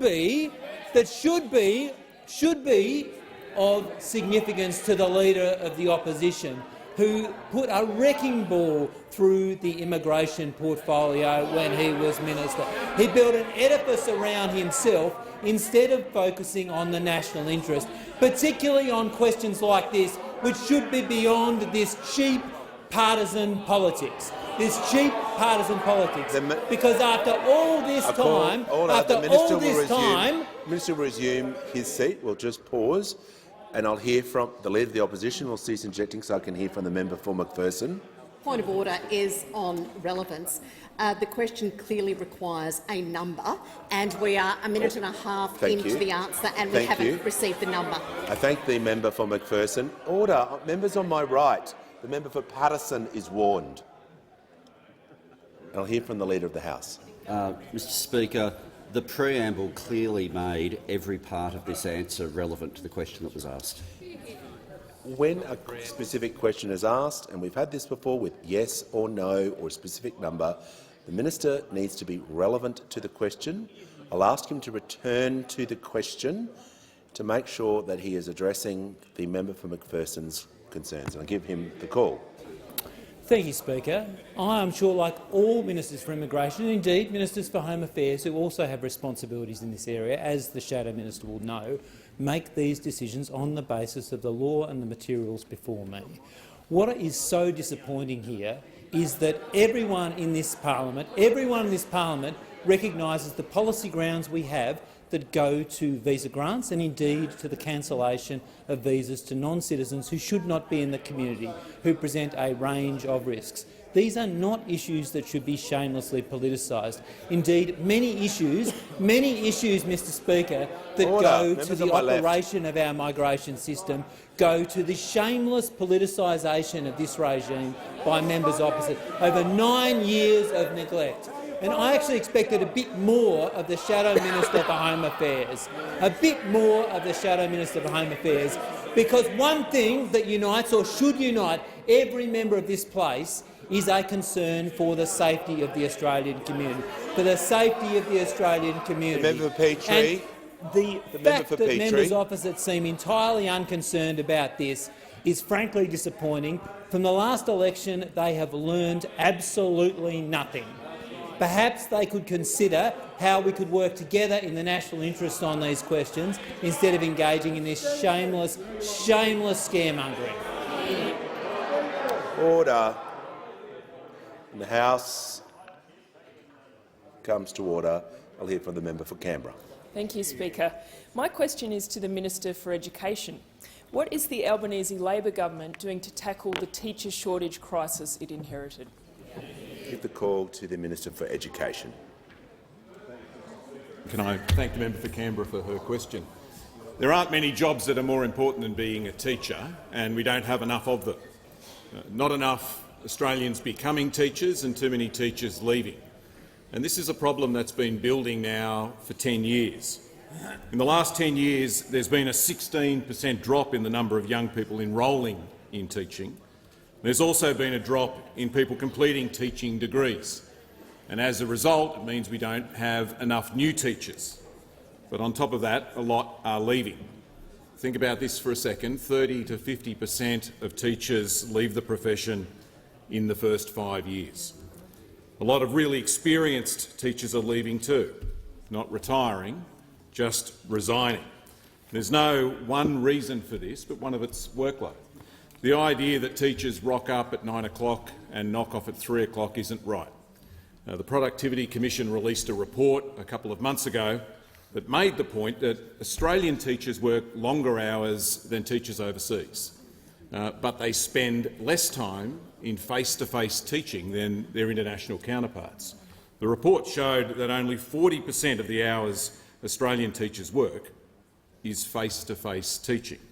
Now, fixing this will take time. Fixing this requires the Commonwealth Government and state and territory governments to work together, and that's what we're doing. Last month we released a draft National Teacher Workforce Plan, and it sets out the things the Commonwealth Government will do, the things that state and territory governments will do, and most importantly the things that we can do working together. It includes $328 million in extra federal funding for things including $159 million to train more teachers, $56 million on scholarships, up to $40,000 apiece to encourage our best and brightest to become teachers, and a $25 million workload reduction fund to trial new ways to give teachers more time to teach.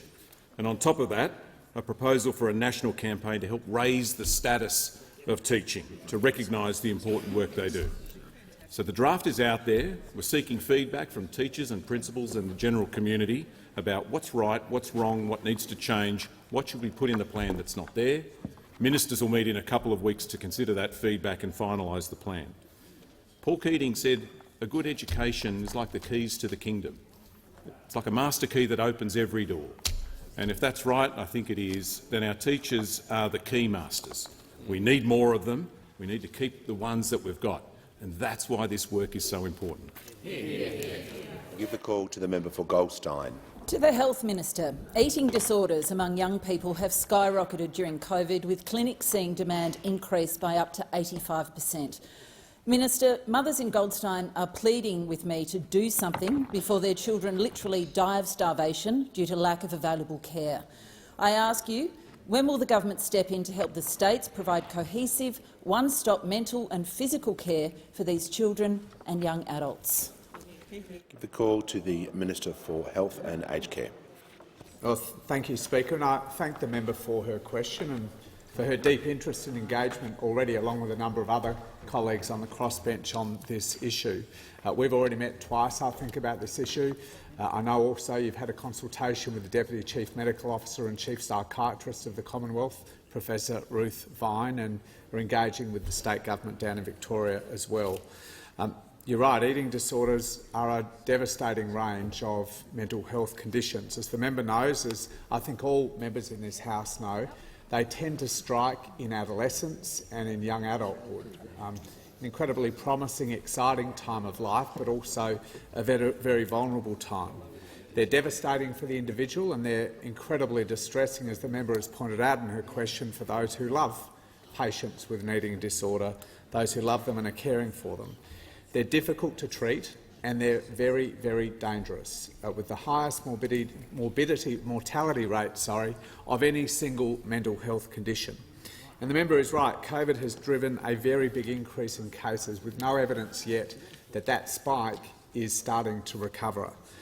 Even before COVID, we knew that most people with eating disorders were not receiving a proper diagnosis, and about 80% are not receiving evidence-based treatment. Now, to his credit, the former minister, Greg Hunt, put in place Medicare services to provide up to 40 psychology sessions and 20 dietitian sessions for people with eating disorders. In just 3 years of that availability, tens of thousands of patients have received almost 5 million sessions of care under that program.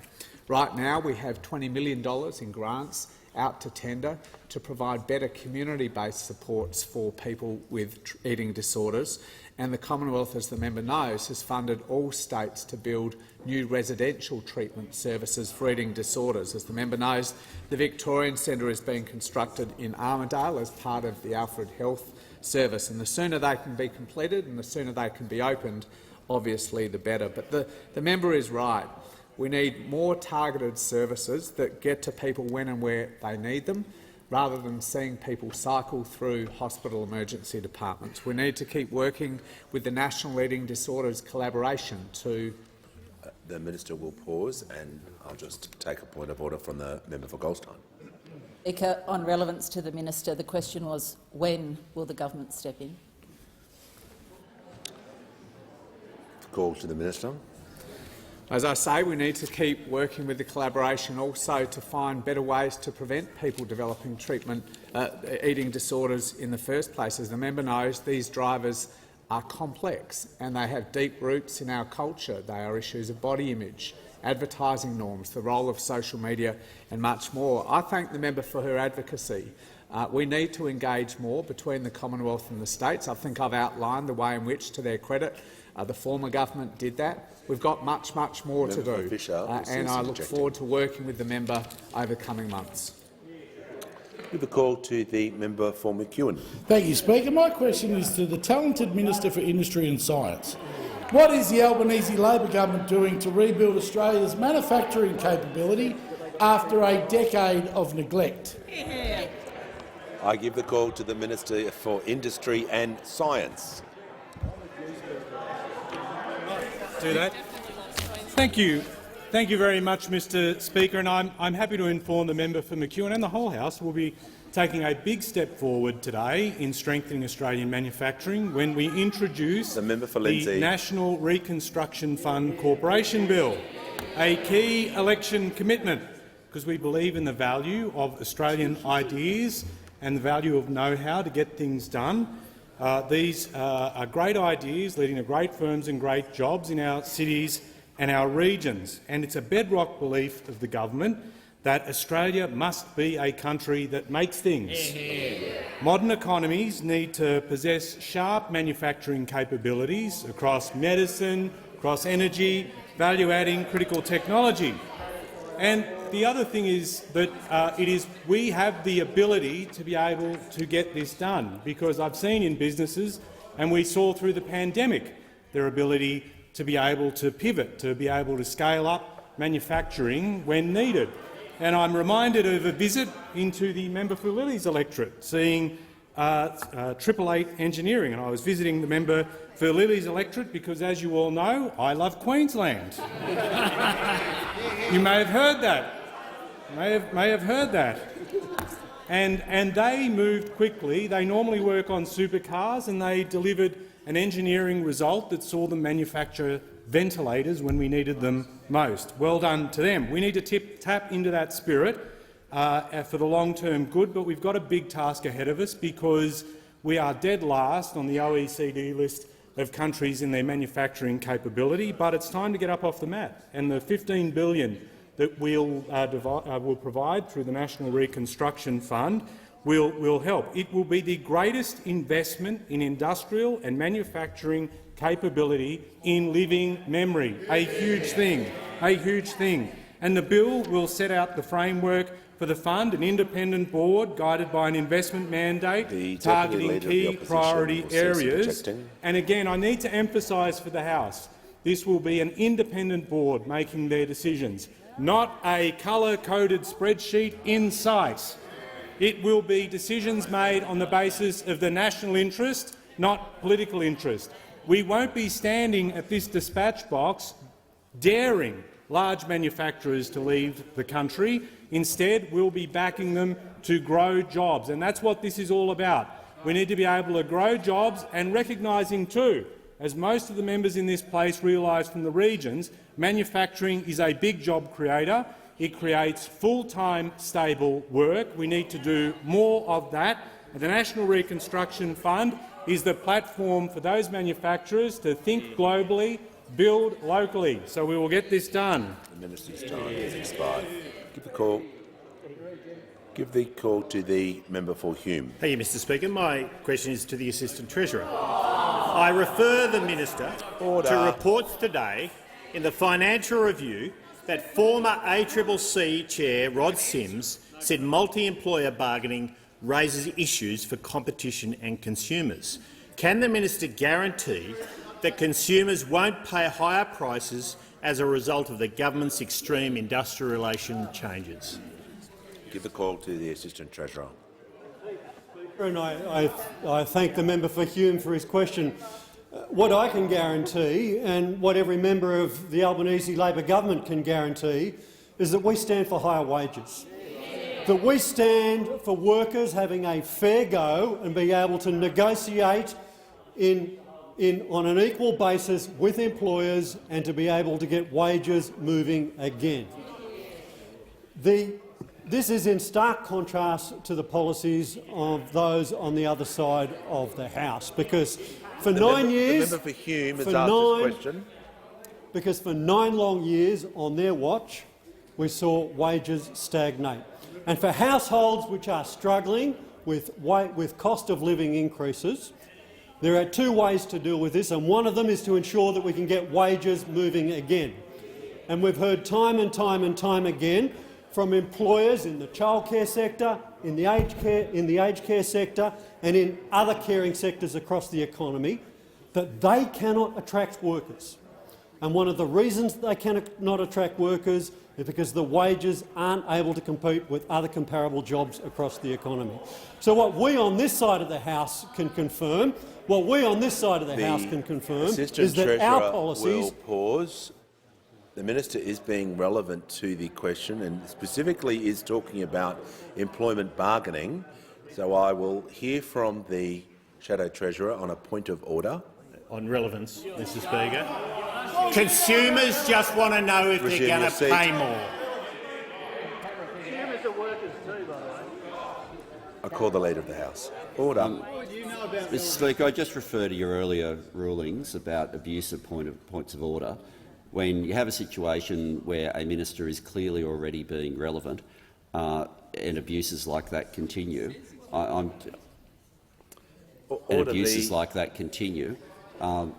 simply ask it to be taken into account in future. Order. I'll hear from the Manager of Opposition Business. Well, on the point of order, Mr Speaker, the question was about consumer prices, asked of a minister who has responsibility for consumer protection, and we've had not one mention of consumers and prices consumers will pay. Resume your seat. Resume your seat for a moment. There are 2 parts to the question, and one was clearly about multi-employee bargaining and industrial relations.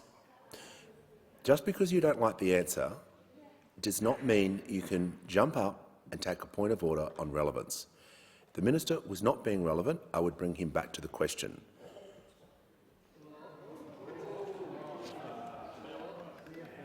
Just want to make it clear, I will hear points of order always, but they need to make sure that they are the correct points of order.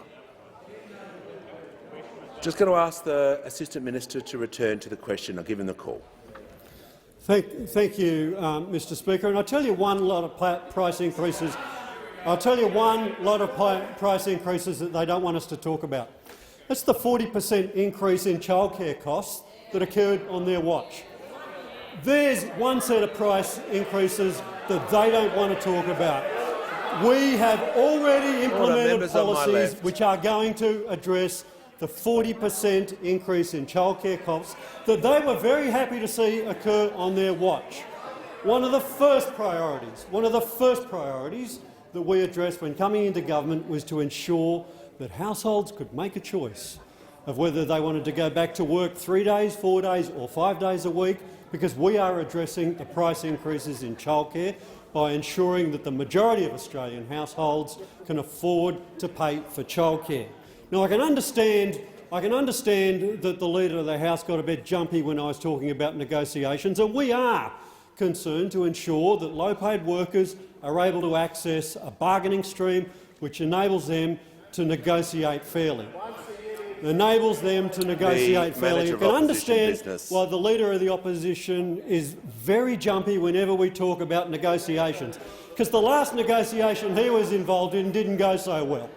He was able to provide $27 million worth of taxpayer money for a block of land only worth $3 million in Leppington. So whenever we talk about negotiations, he gets very jumpy over there, because the last negotiation he was involved in concluded. He will resume his seat. I give the call to the order. The House comes to order. I'll hear from the member for Tangney. Thank you, Mr. Speaker. My question is to the Minister for Home Affairs. What progress has the Albanese Labor government made in the Home Affairs portfolio in its first 6 months? Thank you. I give the call to the Minister for Home Affairs and Cybersecurity. Thank you, Speaker, and I thank the member for his question. Speaker, the final act of the previous government was their decision on the 21st of May to sabotage protocols that protect Operation Sovereign Borders for their own political gain. And the parliament will remember that the former Prime Minister directed the former Home Affairs Minister. The Home Affairs Minister will take a brief 21 pause. seconds, Speaker. We'll just pause for a moment. In 19 seconds in, I will hear from the Manager of Opposition Business. Standing orders are very clear. Imputations of improper motives to a member are highly disorderly. And within seconds, that's what this minister has done. She's got a bad record of pointing the finger at others. Resume your seat. But she needs to comply.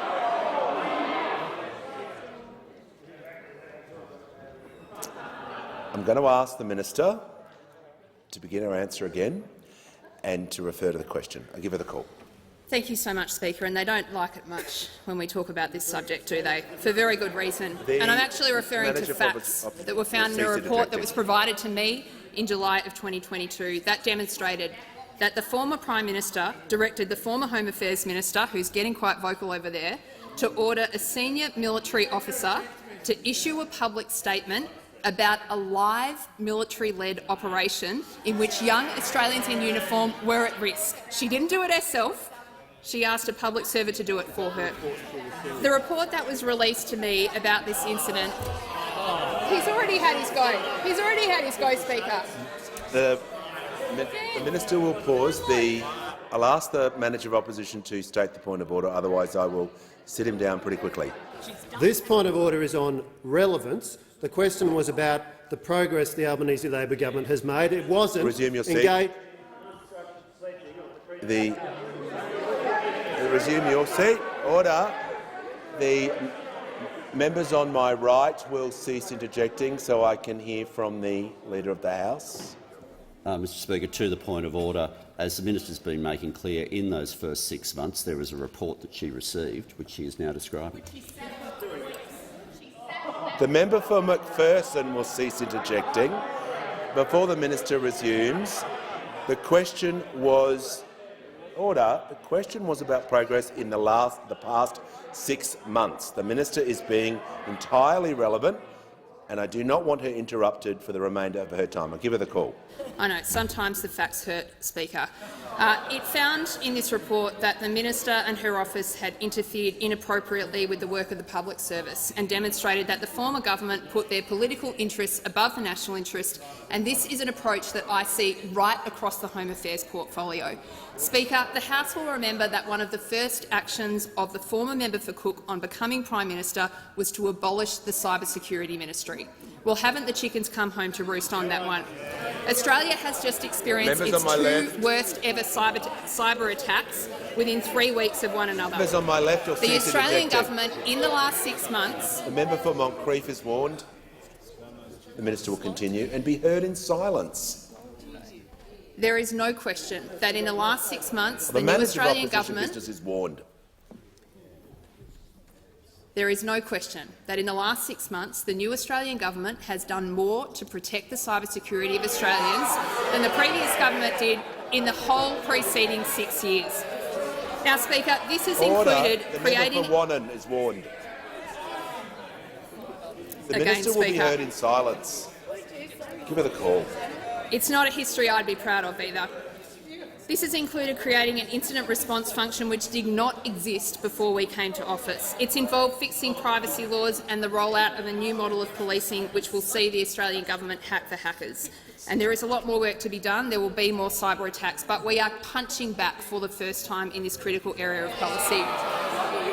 Speaker, on immigration, when we arrived in office, there were 1 million unprocessed visas sitting in the system, no plan to process them, in the middle of the biggest labour shortage we have had in 70 years. And I want to pay credit to the Minister for Immigration for the work he has done. Now, I could go on, Speaker. Failed citizenship laws that left a legal and constitutional mess, an immigration policy framework totally failing to meet the nation's needs, an immigration system being exploited by criminals. For every rock I look under, there is a legal and policy mess created by the former government, and we are cleaning it up. The member for McPherson.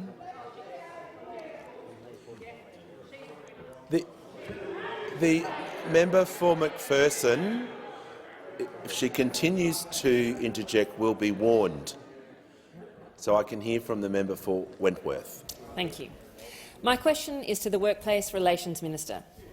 Senator Pocock has said that you made a commitment to him to review modern awards. Can you please confirm that you have made this commitment and provide further information to the chamber, particularly regarding to the form of the review, its timing and whether it will be conducted independently of government? Give the call to the Minister for Employment and Workplace Relations and Minister for the Arts.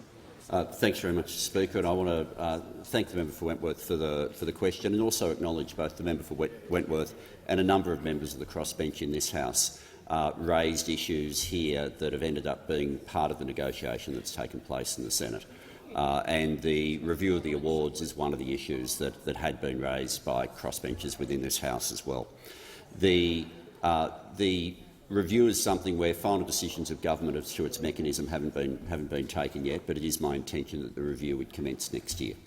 The reason for the review, and one of the reasons why I readily agreed to it, is as part of the Secure Jobs Better Pay Bill, we're not only updating the objects of the Act, we're also updating the objects of the modern awards. So that means that the award system will now have objects that it didn't have when it was developed. So, for example, the principles of gender equality, particularly under the amendments that were made here, they'll now be requirements of the Act, but they weren't requirements when the awards were developed. And similarly for secure jobs. Secure jobs is now an objective, or once the legislation is passed, will be an objective of the awards, but wasn't when they were designed.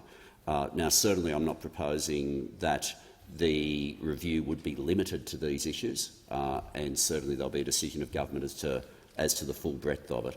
But when you change the objects of the award system, I think it's very important that you then have some sort of review to work out what that actually means for the awards themselves. Give the call to the member for Pearce. Thank you, Mr Speaker. My question is also to the Minister for Employment and Workplace Relations. How will the Secure Jobs Better Pay Bill get wages moving again, and is this consistent with the commentary? Thank you. Give a call to the Minister for Employment, Workplace Relations and the Minister for the Arts. Mr Speaker, and I thank the member for Pearce both for her question and for her commitment to getting wages moving. There is some commentary I want to refer to, but it's commentary that agrees that the bill will get wages moving. And it's commentary that came from the Leader of the Opposition, and I thank him for it. Because it was the Leader of the Opposition who said, and I quote, "It's going to result in higher wages." Similar comments were made by the Shadow Treasurer, but because they were said on television, he doesn't like me quoting them. But the principle there from the Leader of the Opposition was made very clear, and I quote, "It's going to result in higher wages." And that commentary is spot on. When you include gender equality as an objective in the Fair Work Act, then you look at some of the awards that are dealing very much with feminised industries, then you're looking at an area where it will get wages moving. The Leader of the Opposition is right. When you give the Fair Work Commission the power to consider equal remuneration and work value cases in a much more effective way, and you make it easier to run an equal pay case, that will get wages moving. The Leader of the Opposition is right. Giving the Fair Work Commission the expertise to determine pay equity claims. The panels that we're setting up, both on pay equity and on the care and community sector, will improve the expertise on these issues that is there within the Fair Work Commission. That will result in higher wages. The Leader of the Opposition is right, and I thank him again for his commentary. Banning pay secrecy clauses will help get wages moving. Pay secrecy clauses have been used as a way to make sure that people don't know what each other is earning. It's a way of putting downward pressure on wages. Getting rid of those pay secrecy clauses will allow people to better know what the going rate at their workplace is. That will result in higher wages. The Leader of the Opposition is right, and I thank him for his commentary. Sunsetting of the... I hear the objection. What about privacy? If you don't want to tell people what you're earning, you don't have to. You don't have to. The problem at the moment is we have people who want to tell people what they're earning, and they're not allowed to. So before you interject as to what you're angry about with the bill, read it. Read it. Just have a look, because it's the opposite of what the interjection's saying. Sunsetting zombie agreements, agreements which date back to the work choices era, where people are now being paid less than the award. Getting rid of those will get wages moving. The commentary from the Leader of the Opposition is right. Introducing multi-employer bargaining will get wages moving. The Leader of the Opposition is right. But on all these issues where he's right, for those opposite, the fact that he's right causes them to reach the opposite conclusion. If it gets wages moving, they don't want it to happen. If it gets wages moving, the government's in support. Call to the Prime Minister. Speaker, I ask that further questions be placed on the notice paper and thank the number of points of order for the reason why you didn't get more questions. Order. For the information of honourable members, I present a copy of statements of thanks and appreciation by former members of the 46th Parliament. And I call the Leader of the House with papers. Speaker, documents are tabled in accordance with the list circulated to honourable members earlier today. Full details of the documents will be recorded in the votes and proceedings. As members leave the chamber as quickly and as quietly as possible, please, we'll turn to the matter of public importance. I've received a letter from the honourable member for Goldstein proposing that a definite matter of public importance be submitted to the House for discussion, namely the need for the government to urgently address the rise and treatment of eating disorders amongst young people. I call upon those honourable members who approve of the proposed discussion to rise in their places. And I give the call to the honourable member for Goldstein. Thank you, Mr Speaker. I have had mothers from Goldstein on the phone and in my office asking me to do something before their children die. Today, I rise to tell the story of these parents and their children in this House. Since the start of the COVID-19 pandemic, Monash Medical Centre, for example, has seen demand for eating disorder treatment increase by 85%, with no additional full-time staff to cater for this increase. Jacinta Coleman, the head of adolescent medicine at Monash, says, "I have never in my life seen anything like it." In Goldstein, when Jo's 15-year-old daughter was diagnosed with anorexia in 2021, her family was told this would be the most horrific journey they would go on. Jo told me, "It's soul-destroying to watch your child be possessed by this illness. Their body and mind fade away in front of you." And it's hard to hold on to hope when the system is so poorly equipped to treat this epidemic. Specialist ED wards urgently stabilise and re-nourish sufferers. They are not geared to equip patients or families with support on how to treat and support the patient when discharged, which leads to a revolving door of admissions, often lasting years. The stress on families is relentless.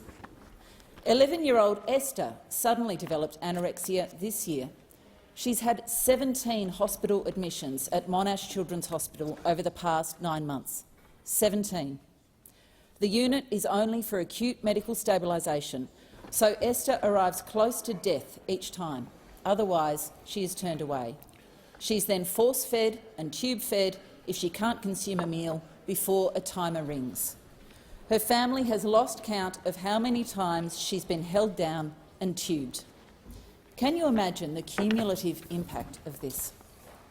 Esther is now so scared of food that she's entirely unable to eat at home. 16-year-old Izzy has had anorexia for 4 years. She says her illness has taken away almost all of the good things in her life: her sport, her friends, her school. And when she goes back to hospital, it's like a walk of shame. We're treated like criminals, she told me. These are stories of heartbreak, and families are at breaking point. Around 1 million, or 4% of Australians, have an eating disorder. But eating disorders, when combined with disordered eating, are estimated to affect 16.3% of the population. Those most at risk are adolescents 12 to 17 years of age, but they're getting younger. In south-east Melbourne, the Alfred Child and Youth Mental Health Service, the Australian Research Council and Monash Hospital, as well as private clinics, estimate prevalence at being almost 1 in 9 adolescents. Some estimate that in my Bayside electorate it could be as high as 1 in 7 and heading towards 1 in 5. I hear stories of girls not eating their school lunch and adolescents sneering at their peers for eating bread. They're competing on social platforms like TikTok on who can consume the least amount of calories within a day or a week. When I held an eating disorders roundtable in my electorate with families and experts to try to work out the best way forward, the group was extremely critical of the current landscape. We were told that GPs are inadequately trained to treat the illness or who to refer the patient to. Precious time was wasted waiting for appointments with specialists with no transparency around availability of services or expertise. The roundtable agreed that a circuit breaker is needed to stop the repeat hospital admissions and stress. The favoured approach is hub and spoke, a one-stop shop where all clinicians are located, including recovery coaches, with a 3-week residential program where the mental and physical aspects of the disorder are treated concurrently. Step-down day patient care would follow, along with at-home eating disorder support to assist with refeeding. Specialists told us this variation to the standard model of care would save lives. I've spoken to the Victorian Premier Daniel Andrews about the urgent need for a new model of care, and I've met with the Federal Minister Mark Butler. Both agree that the current landscape is failing Australian families, but they haven't committed to a new approach. The previous federal government allocated funding to the states to build eating disorder residential centres, but the status of the centre in Victoria and others is unclear. We can't keep going around in circles. Mothers in Goldstein are pleading with me to do something before their children die of starvation. As Jess said to me recently about her daughter, Zoe, I'm not sure she will last until the new year, let alone longer. We must act. Thank you, Mr Speaker.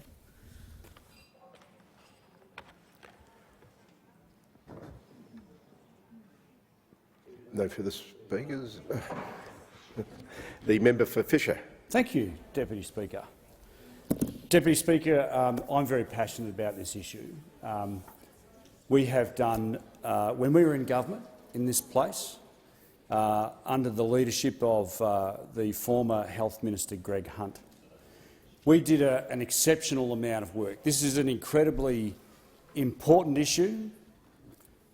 Eating disorders have the highest rate, in fact, within eating disorders, anorexia nervosa has the highest rate of the highest death rate, the highest morbidity rate. Organisations like Butterfly Foundation, they estimate that around 1 million Australians have eating disorders or disordered eating. Now, I'm very pleased to say, Mr Deputy Speaker, that when we were in government, we established the first residential eating disorder facility in Australia. The first residential eating disorder facility in Australia. And we provided some $70 million to construct eating disorder facilities right around this country. So I say to the crossbench and the member for Goldstein and those members opposite, that with that $70 million that we provided when we were in government to the 6 state governments, here's $70 million. Go and build yourselves a residential eating disorder facility like the one that we built in my electorate. Not one of those states has provided a residential eating disorder facility apart from what we did in Queensland. And that's no thanks to the Queensland state government. That's thanks to Mark Forbes, NDED and the Butterfly Foundation, who actually got off their backsides and built it. And we are now treating in Queensland people from across the country who can't get treated anywhere else in this country because the states in this country are leaving children and sufferers of eating disorders and their families with nothing. And, Mr Deputy Speaker, I have walked this walk for almost 20 years, personally. And there is no greater pain of a parent to see your child go through an eating disorder, which has nearly cost my daughter her life on numerous occasions. And we are failing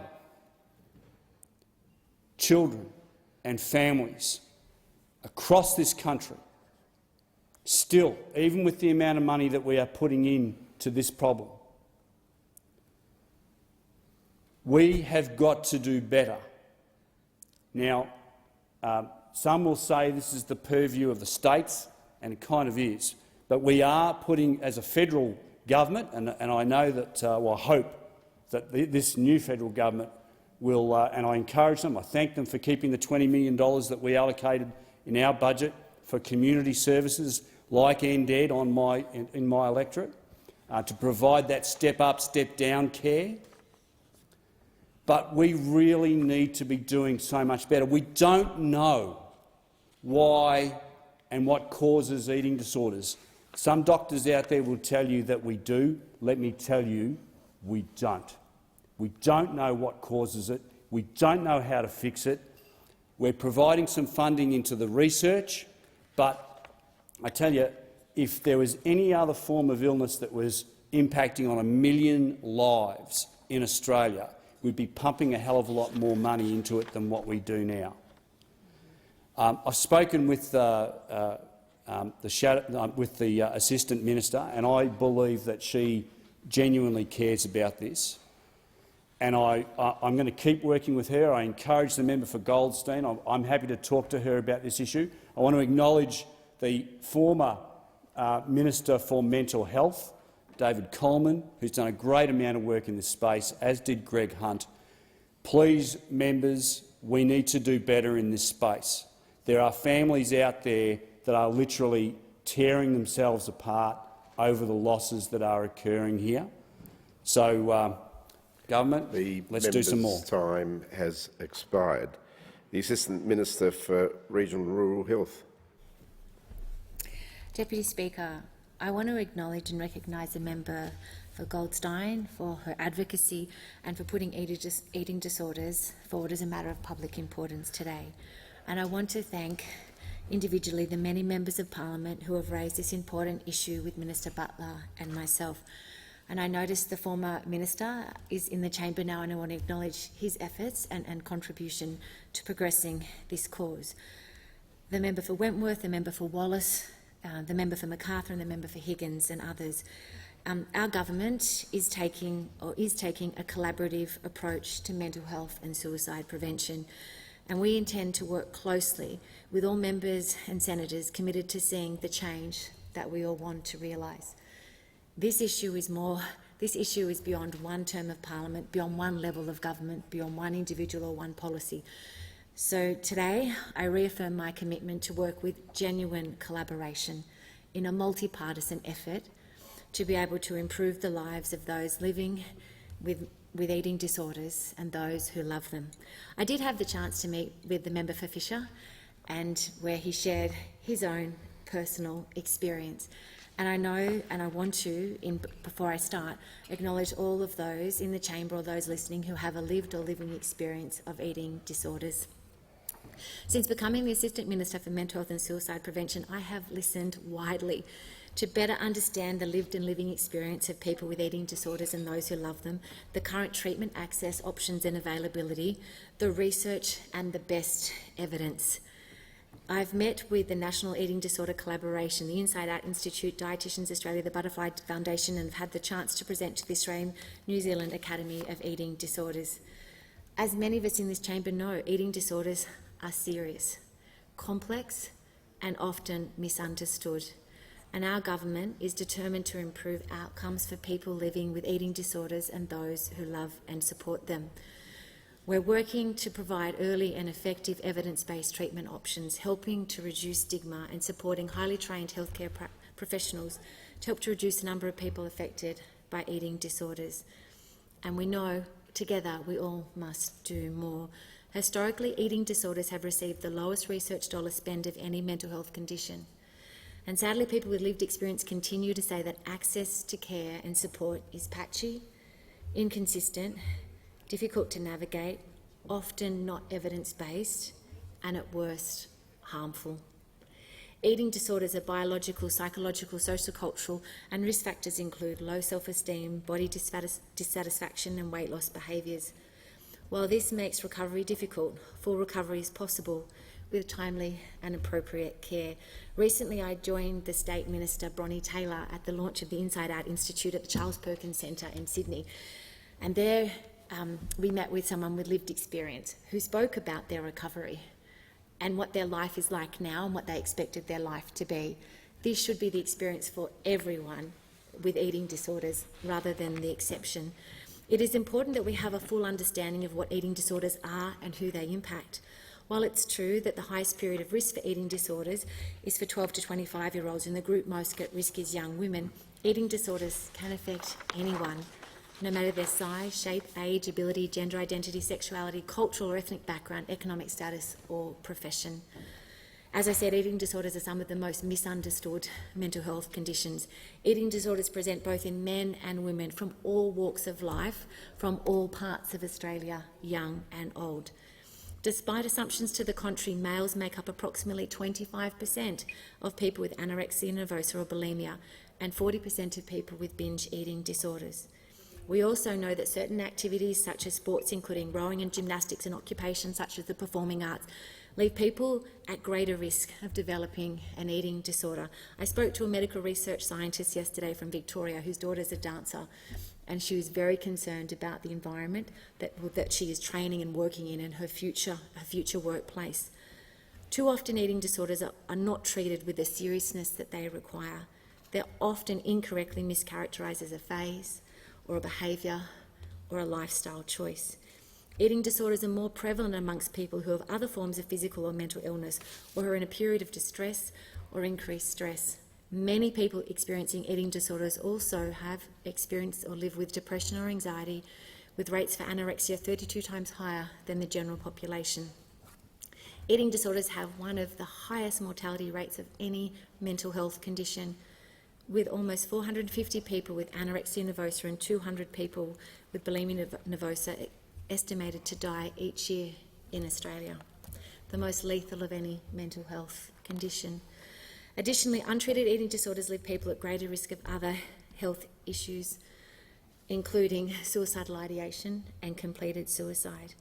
I met with a mother last week who was recently bereaved by suicide and who, as many of the parents that you have spoken to, is increasingly distressed about the lack of access for care and support, the lack of timely intervention, and their increasing concerns about what that meant for this person, for their daughter, and for her friends, and for people in communities across Australia. We know that around 1 million Australians have an eating disorder, and around 70% of people with an eating disorder will not receive treatment. and even fewer receive evidence-based treatment or support. In Australia today, it's estimated to be 25,000 people living with anorexia nervosa, 100,000 people living with bulimia nervosa, 500,000 people living with binge eating disorder, and 350,000 living with other forms of eating disorders. Eating disorders, have been pointed out, are on the rise. The Butterfly Foundation, well known to many people in the chamber, a national charity for all Australians impacted by eating disorders and body image issues, and for their families and friends, reported a 68% increase in calls to the national helpline in 2020-21 compared to 2018-19. And the Royal Children's Hospital in Melbourne had a 63% increase in presentations to the Eating Disorder Service in 2020 compared to 2017-2019.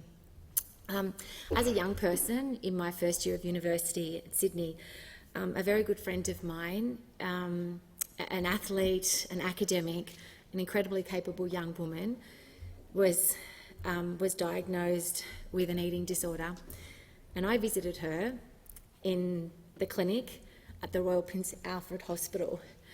Her family were very far away on the border near Queensland, and I was also able to, on her first gate leave, be able to take her into Newtown for a meal.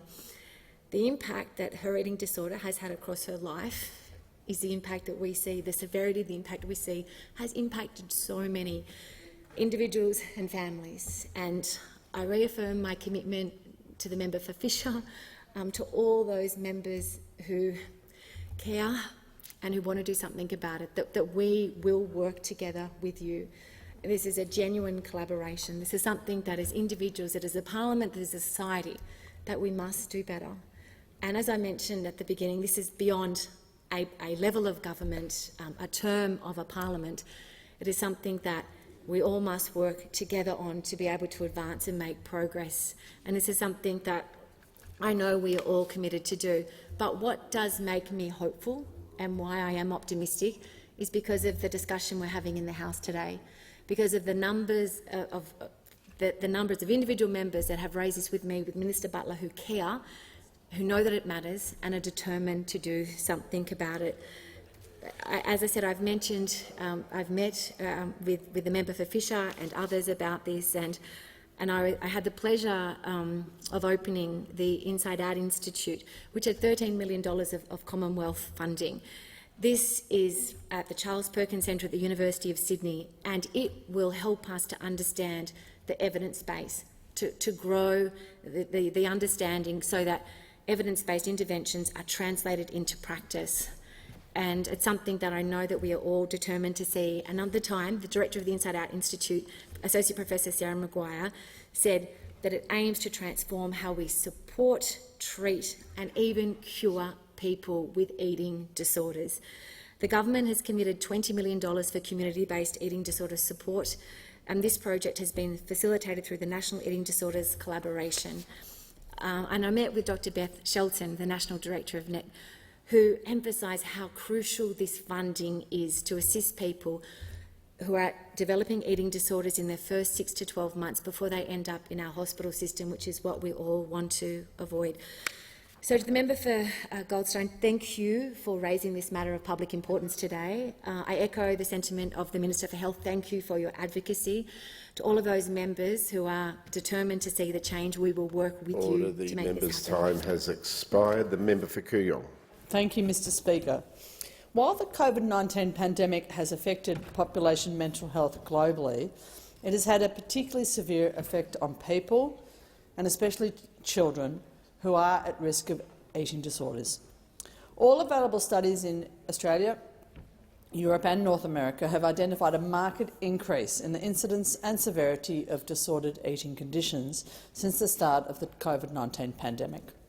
And although data is limited, health professionals in Victoria, as my colleague from Goldstein has mentioned, have estimated that as many as 1 in 9 adolescents have disordered eating or a diagnosable eating disorder.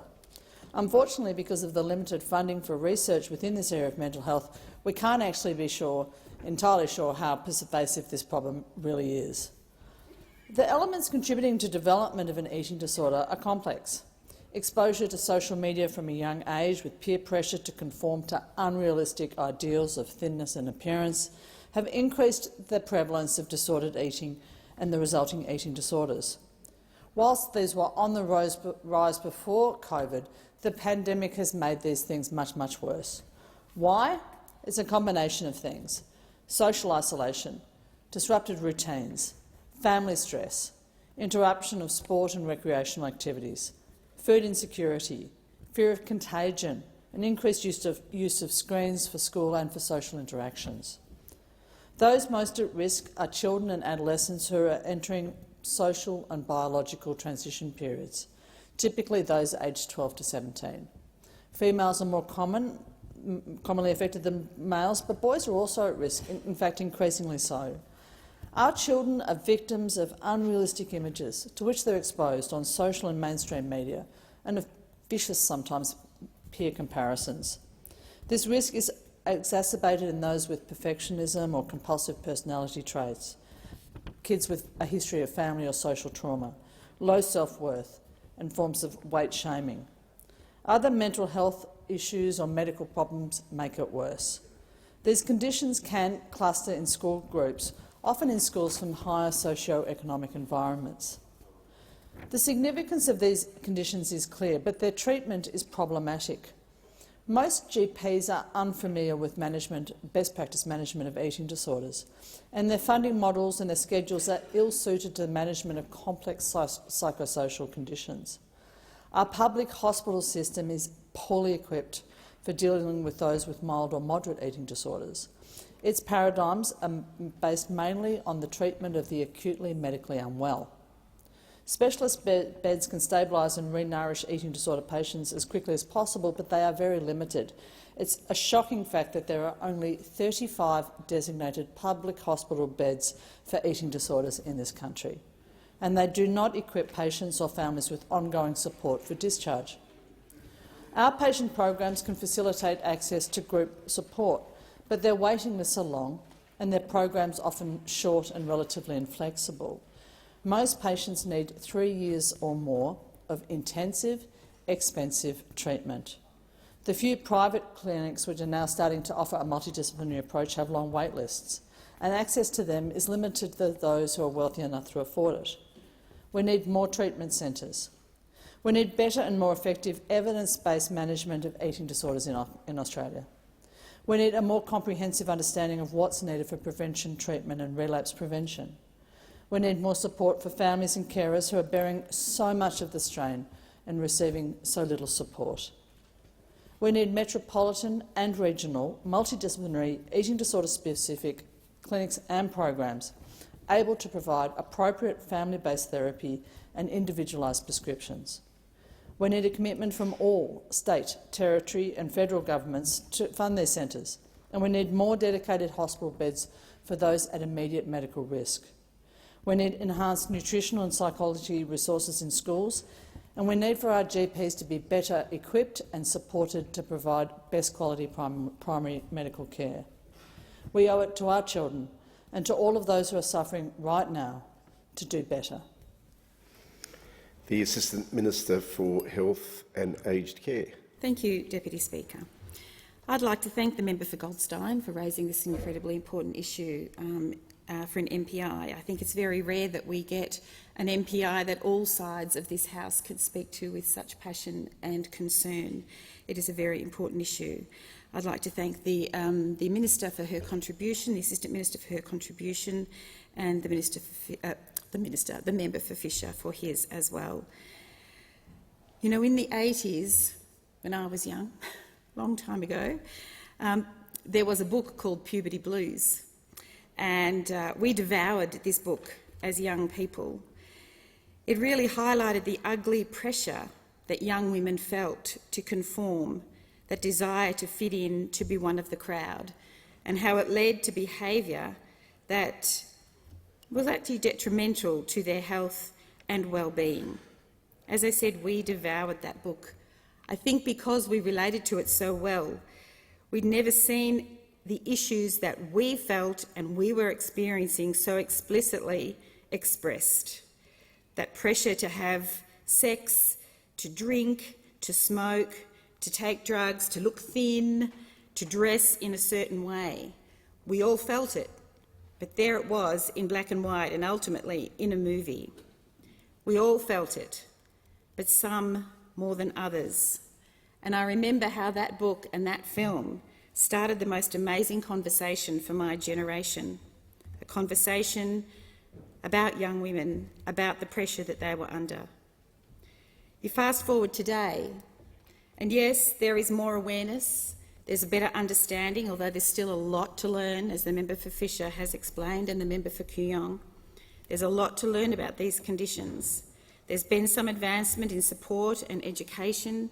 We talk a lot more about gender equity, about the empowerment of girls and young women and young men.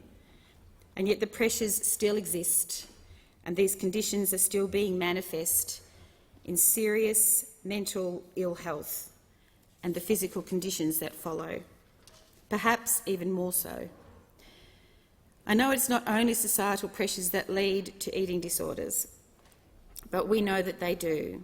Pressures from peer groups have gone beyond the channels maybe that I had in the 80s. Social media has amplified that pressure. It's taken it to a whole new level. Cyberbullying is serious. It's so difficult to monitor and tackle. So-called influencers presenting images, body images that are impossible to emanate. Consumables are pushed on our young people, and social trends that are change at a furious rate. It's almost impossible for them to keep up, and they are unaffordable for so many and unattainable. These make young people who can't reach these societal expectations feel inadequate, out of the mainstream, isolated. If they can't conform, it affects their health. And it's not only women, young men, as we have heard, are also affected. The mental health impacts are profound, and as members have outlined here, they contribute to issues like eating disorders, where we know physical outcomes are very serious. Now, it's not only causes that contribute to eating disorders, social pressures, but they are a serious part of it. It was extremely disturbing to see that eating disorders are on the rise, putting pressure on our health system that is struggling to provide care in the light of that rapid rise. And there was, as we've heard from the previous speakers, a serious concern about the increase in incidents over COVID. And I think the member for Kooyong expressed that very clearly, how COVID contributed to the rise in mental ill health for our young people. It's been well documented. And evidence is welcome that psychiatric conditions have declined post-COVID, but eating disorders haven't. These are complex illness with high mortality rates from suicide and organ failure. Now, the Australian government acknowledges that whilst vast improvements to treatment have happened since the 80s, more needs to be done. But it isn't just a matter of opening beds in hospitals. Yes, that is vital. But we need a better trained and more trained workforce. We need to make sure that we have people there to care for them. We need wraparound services for people in their homes, in society. We need to deal with sexism, with bullying, with sexualisation, with social media content monitoring. We need to make sure our young people are resilient, they have self-esteem, they need to be believed, and we need to support young people and their families. The member for Mayo. Thank you, Mr Speaker. I rise to speak on this matter of public importance, noting that more than 1 million Australians are currently living with an eating disorder. Up to 25% of people diagnosed will experience a severe and long-term eating disorder. Of Australians with eating disorders, 30,000 have anorexia nervosa. And as a result of the pandemic, we know that it has increased significantly by 63%. People with eating disorders experience high rates of conditions such as depression, anxiety disorders, and among adults, cardiovascular disease, chronic fatigue and neurological symptoms. The associated mortality rate is the highest of any mental illness, with suicide risk far greater than that for the general population. The pathway to diagnosis and treatment is not easy. Eating disorders can only be diagnosed by a clinical psychologist or Medicare professional, such as a GP, psychiatrist or paediatrician, and it's impossible to get in and see a psychiatrist. Once diagnosed, there is access to an eating disorder care plan. of this plan, a patient can access vital support through up to 40 psychological treatment services and 20 dietetic visits each year, subsidised by Medicare. While experts agree early support is key, only one in 10 Australians can recognise the signs and symptoms of an eating disorder. There are solutions. Look, we know our EDs are overwhelmed. We know that they are only taking the most severe cases, and we need to properly resource our overworked emergency health professionals. But I also call on the government to recognise accredited practising dietitians to be able to access and diagnose early eating disorders. Their training and credentialing demonstrates their competency, but currently only clinical psychologists or medical professionals can do this to approve treatment funded by Medicare benefit schedule. Accredited practising dietitians are trained to recognise early eating disorders in their early stages, as well as those at risk of developing an eating disorder. We should therefore provide those Medicare items. Mission Australia, they say that 1 in 3 that young people rank in their top 3, their body image is one of their greatest concerns. Look, I'm aware of the work of Taryn Brumford, who is helping to promote positive body image. And I recommend everyone in this chamber to watch the Embrace Kids movie. And it's great for young people and families. And I think it starts that conversation. And I'd also like to acknowledge the work of the Breakthrough Mental Health Research Foundation and the statewide eating disorder service in my home state in South Australia. Breakthrough and SEDS are working to bring together the best clinical services, and the Flinders University research team, they're currently planning, it's not yet built, a new eating disorder service at the Repat Hospital in Door Park. You know, Mr Speaker, back in the 90s, I was a young woman. It was the time of Kate Moss. It was the time when we were all desperate to be thin. And I, now near 50, look back at that young woman in her 20s who stood on the scales at 46 kilos and hated herself, absolutely hated herself, thought I was fat. I was really fortunate that I had a mum who's a social worker who saw the early signs and saw that for me as a young woman, it was one of the few things I thought I could control. And the relationship that you develop with food, where you become, where food is the enemy. This is just horrific that we're not doing enough in this nation. Now, young people have to not just deal with super skinny models that they're looking at every day, they've got to deal with social media. And it's just a nightmare for our children. And I talk with other mothers. I'm really fortunate that we haven't experienced it in our immediate family, but other mums and dads just feel so helpless. They don't know how to help their children. That baby that they nurtured from the beginning, they're absolutely helpless to help when they're in their teens and 20s. I would like to quickly acknowledge the work of the Butterfly Foundation. There is a national helpline. If you are listening to these speeches today and you are concerned, perhaps it's for yourself, perhaps it's for someone you love, perhaps you're a teacher. It's 7 days a week. It's from 8 a.m. to midnight. They have a Ed Hope line.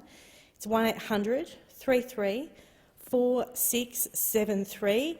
And for young people who don't like to ring, you can chat online, you can email at the Butterfly Foundation. So it's butterfly.org.au. Thank you. The member for Higgins. Thank you, Deputy Speaker.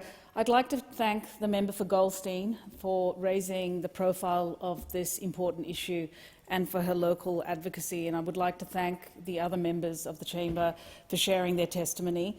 There is clearly bipartisan support in the House to fix this vexed problem. What is key to fixing this problem, however, is listening to the front line, in this case our constituents, and to the lived experience and the families who have gone through this problem. But I'm here also to share my experience as a senior clinician at the Alfred, where I, as a senior generalist, managed patients with eating disorders, principally anorexia nervosa, who were at the most severe end of the spectrum. These patients were overwhelmingly female. They were sometimes children, even though we are an adult hospital. They were in their late teens, and my oldest patient was in their 30s. These patients came into the hospital always in crisis. They were close to death. Because a hospital like the Alfred it's not just a tertiary hospital, it's a quaternary hospital, and we looked after the most severe cases. And I had patients who had BMIs as low as 11. To put that into context, a healthy BMI is 19 to 25. So you can just imagine what a BMI of 11 actually looks like. These females, these women, sometimes teens, were fragile. They were fragile physically, but also in their minds. And it was really, really challenging to look after these patients. One of the hardest, hands down, the hardest group of patients for myself and my teams to manage. Not only were they skeletal, their arms and legs were like twigs, but always cloaked in baggy clothing, warm clothing, because they were unable to regulate their temperatures. And it was very, very challenging to form a therapeutic alliance, because that is what we strive to do as clinicians, to form a therapeutic alliance with our patients, but also their families, because for these patients were in the grips of this disease, and they rebuffed all attempts for us to try and make them better. So it fell to a multidisciplinary team to try and manage them, and at the head of that was someone like me, a senior clinician who had to make the tough decisions and sometimes be the bad guy in the room. So I signed off on some pretty restrictive practices, I've got to say, things like tube feeding, things like sometimes mechanical restraints in order to put the tube down. And we would often do blood tests twice a day to make sure the electrolytes were not going haywire. And in some cases, in actual all cases, we would start off with the patient just being in the ward with a standard nursing ratio, but it would always escalate to requiring a nursing special in order to watch over the patient to make sure they weren't purging surreptitiously or hyper-exercising, which happened a lot, or indeed self-harming.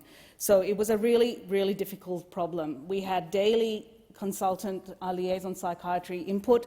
Dietitians would come twice a day, and we also had social workers seeing patients and their families, because often that relationship was damaged, it was fractious, and it was very, very difficult for families to watch what was happening, and they had that sense of powerlessness. They were unable to turn a ship around.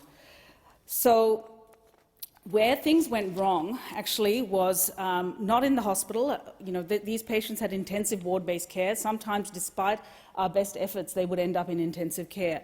But where things often went wrong were in the transitions between hospital and the outside world. It was very difficult to find step-down care units, and that is something our government is trying to address. So we are committing to over $258 million towards fixing this problem, which has been neglected. And it's been neglected basically because it's rare, because it's gendered, overwhelmingly affecting females, and it's complex. We're really good as a health system in fixing simple things like a broken arm or a broken leg. We are really, really bad at fixing complex problems that require multidisciplinary care. And this is all the more reason why we are also committing to $13 million towards the Centre for Research Excellence, which is already opened at Sydney University, the Charles Perkins Centre, and $20 million towards community-based eating disorder support units, the kinds of supports I never had as a doctor. Thank you, Deputy Speaker. The member for New England. Well, thank you very much, Mr Deputy Speaker, and rarely you get to stand on something that's very close to one's heart, but I am on this. I'd like to also, first of all, acknowledge the member for Higgins, Dr Anada Raja, and thank her for the work that she has undertaken, and also so many other colleagues of hers and others dealing with this mind-twisting, as a parent, issue that can unfortunately come across your life. I think the first step that I saw in my having to deal with this is body image, especially girls, and I won't give away the name, but girls and saying, oh, I've just got to lose this part of weight, I've just got to lose that, and you just let it brush over you. You don't worry about it. You just think, oh, it's a statement. And then you get the point of realisation, I know exactly where I was. I was at the Albert Hotel at lunchtime in Brisbane, and I was watching this young girl pushing the food around the plate, and because you're a father and you're obtuse, you just say, "Would you please eat it? Don't just push it around, put it in your mouth." And obviously the wrong thing to say. And then the realisation is it slips, and it slips, and it slips. And then starts the pleading, because as parents you're not psychologists, the pleading, "Can you please eat? Can you please, do you realise what's happening?" Then the traumatisation of hospitalisation, and then the tube feeding, and then being by someone's bed and you say to them, "You're going to die. You're going to die." And, you know, and this is repeated by so many parents. And then there's the bright side, the incredible psychologists, doctors, who can do what you as a parent can't do, and that's get inside a person's head and get to the point of trying to turn the situation around.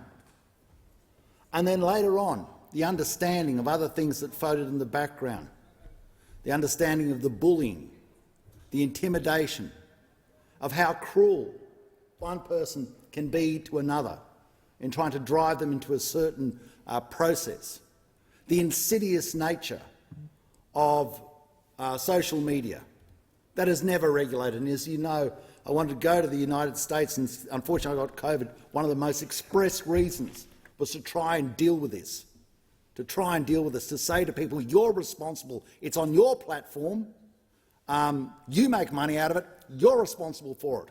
You're the person who should be paying the price. This is so important that we make sure that if there's one person out there, the earlier you realise the problem, the better chance you have of dealing with it. The earlier you can see that and get a person to professional help, the better it is. Because you don't want to go through the issue of where people can't get in a pool because they can't regulate their body temperature, where you see people who are just full of fun, full of life, just destroyed by this. You want to make sure, and we have to do everything we can, and there is help. With the Butterfly Foundation is one. Mental health help, to make sure that we train the psychologists and the psychiatrists who have the capacity to work in the hospital system, and to make especially parents aware, and especially to be able to instruct young girls that you can look how you want, you can be what you want. Beauty does not come online. Beauty comes from your soul, from your voice, from how you think, from how the actions you do to make the world a better place. It is not determined by what you see online. And you are stronger than the people around you who sometimes try to play with your psyche like a cat plays with a ball of string. So I like to commend this. I like to commend the member for Goldstein for bringing this forward. It's incredibly important. It resides on all sides of the chamber, and I hope that maybe just a chance that there's someone out there who's maybe looking at their daughter or possibly their son, and maybe this twigs something with them, and they say, I'm going to do something about this right now. Thank you. And I give the call to the member for Robertson. Thank you, Deputy Speaker. And I want to thank the member for Goldstein for raising this really important issue with the House. It is a very important issue, not just here but right throughout the community, and particularly in my home electorate on the Central Coast. Eating disorders are an extremely complex pathology, often with unknown etiology, and that's why medical professionals, the medical fraternity, we often find it quite difficult to treat eating disorders, particularly in that subacute, post-acute phase, as the member for Higgins was just describing only moments ago. And along with eating disorders in the acute phase are quite severe complications that can be often life-threatening. We look at electrolyte imbalances, we look at cardiac complications that can be life-threatening to individuals who are suffering from this illness. And I want to acknowledge that this disease, this pathology, eating disorders, they haven't been given the attention that they deserve throughout the medical community, and they haven't been given the attention that they deserve across all levels of government. And we need to make sure that we're discussing it in places like this and making sure that it is in the front of our minds and it is top of our list of priorities when we discuss it at the governmental level. Eating disorders in Australia, they have one of the highest mortality rates of any mental illness in Australia. Complications that have been discussed, severe malnutrition, electrolyte imbalances, particularly around sodium and phosphate, which have complications with the heart and with the brain. Cardiovascular complications, things like cardiomyopathy or an enlarged heart, long QT syndrome, so arrhythmias and electrical disturbances of the heart, and bradycardia, so a slowing of the heart rate, all of which can impact a patient not just in symptomatology but also mortality. And throughout Australia we have hundreds of thousands of people suffering from anorexia nervosa, bulimia nervosa, binge eating disorders, and that's only to name a few. There's quite a lot of subcategories of the eating disorders that are being treated by our psychiatry specialists across the country. Just to explain some of the symptomatology of that, we look at symptoms such as anxiety and depression, but you also see things like amenorrhea, presyncope, hair loss, skin changes, very low BMI, hypotension, so low blood pressure, slow heart rate, loss of muscle mass and skin changes, all of which are quite debilitating to the patient suffering from an eating disorder. And then it's also important just to touch on the electrolyte disturbances that were being discussed previously. So, on your electrolyte panels, you see disturbances particularly in sodium that I was talking about before, and leukopenia and thrombocytopenia. So looking at low platelets and low white blood cells, which can have an impact on a patient's immunity, and that can have an impact on a patient's ability to clot if they're cut. As a government, we are committed to early and effective intervention and treatment options for children and young adults with eating disorders. We acknowledge that more needs to be done, like I've said before. More work needs to be undertaken to improve treatment options for individuals with or those at risk of an eating disorder. Mental health presentations and conditions are at extremely high levels, and in particular eating disorders, and they only continue to rise, and they really continue to rise during the pandemic, and that hasn't slowed down. The Royal Children's in Victoria, 63% increase in presentations secondary to eating disorders, 68% increase in calls to the National Helpline with the Butterfly Foundation. There was a study that was commissioned at the University of Sydney, 88% increase in body image concerns, 74% increase in food restrictions, 66% in binge eatings. The numbers speak for themselves. It is a huge issue throughout our community, and it really needs more attention in the medical community and across all levels of government. And that's why our commitments are so important. They've been discussed already. The $258 million to reduce the prevalence of eating disorders and increase access to care and improve eating disorder treatments.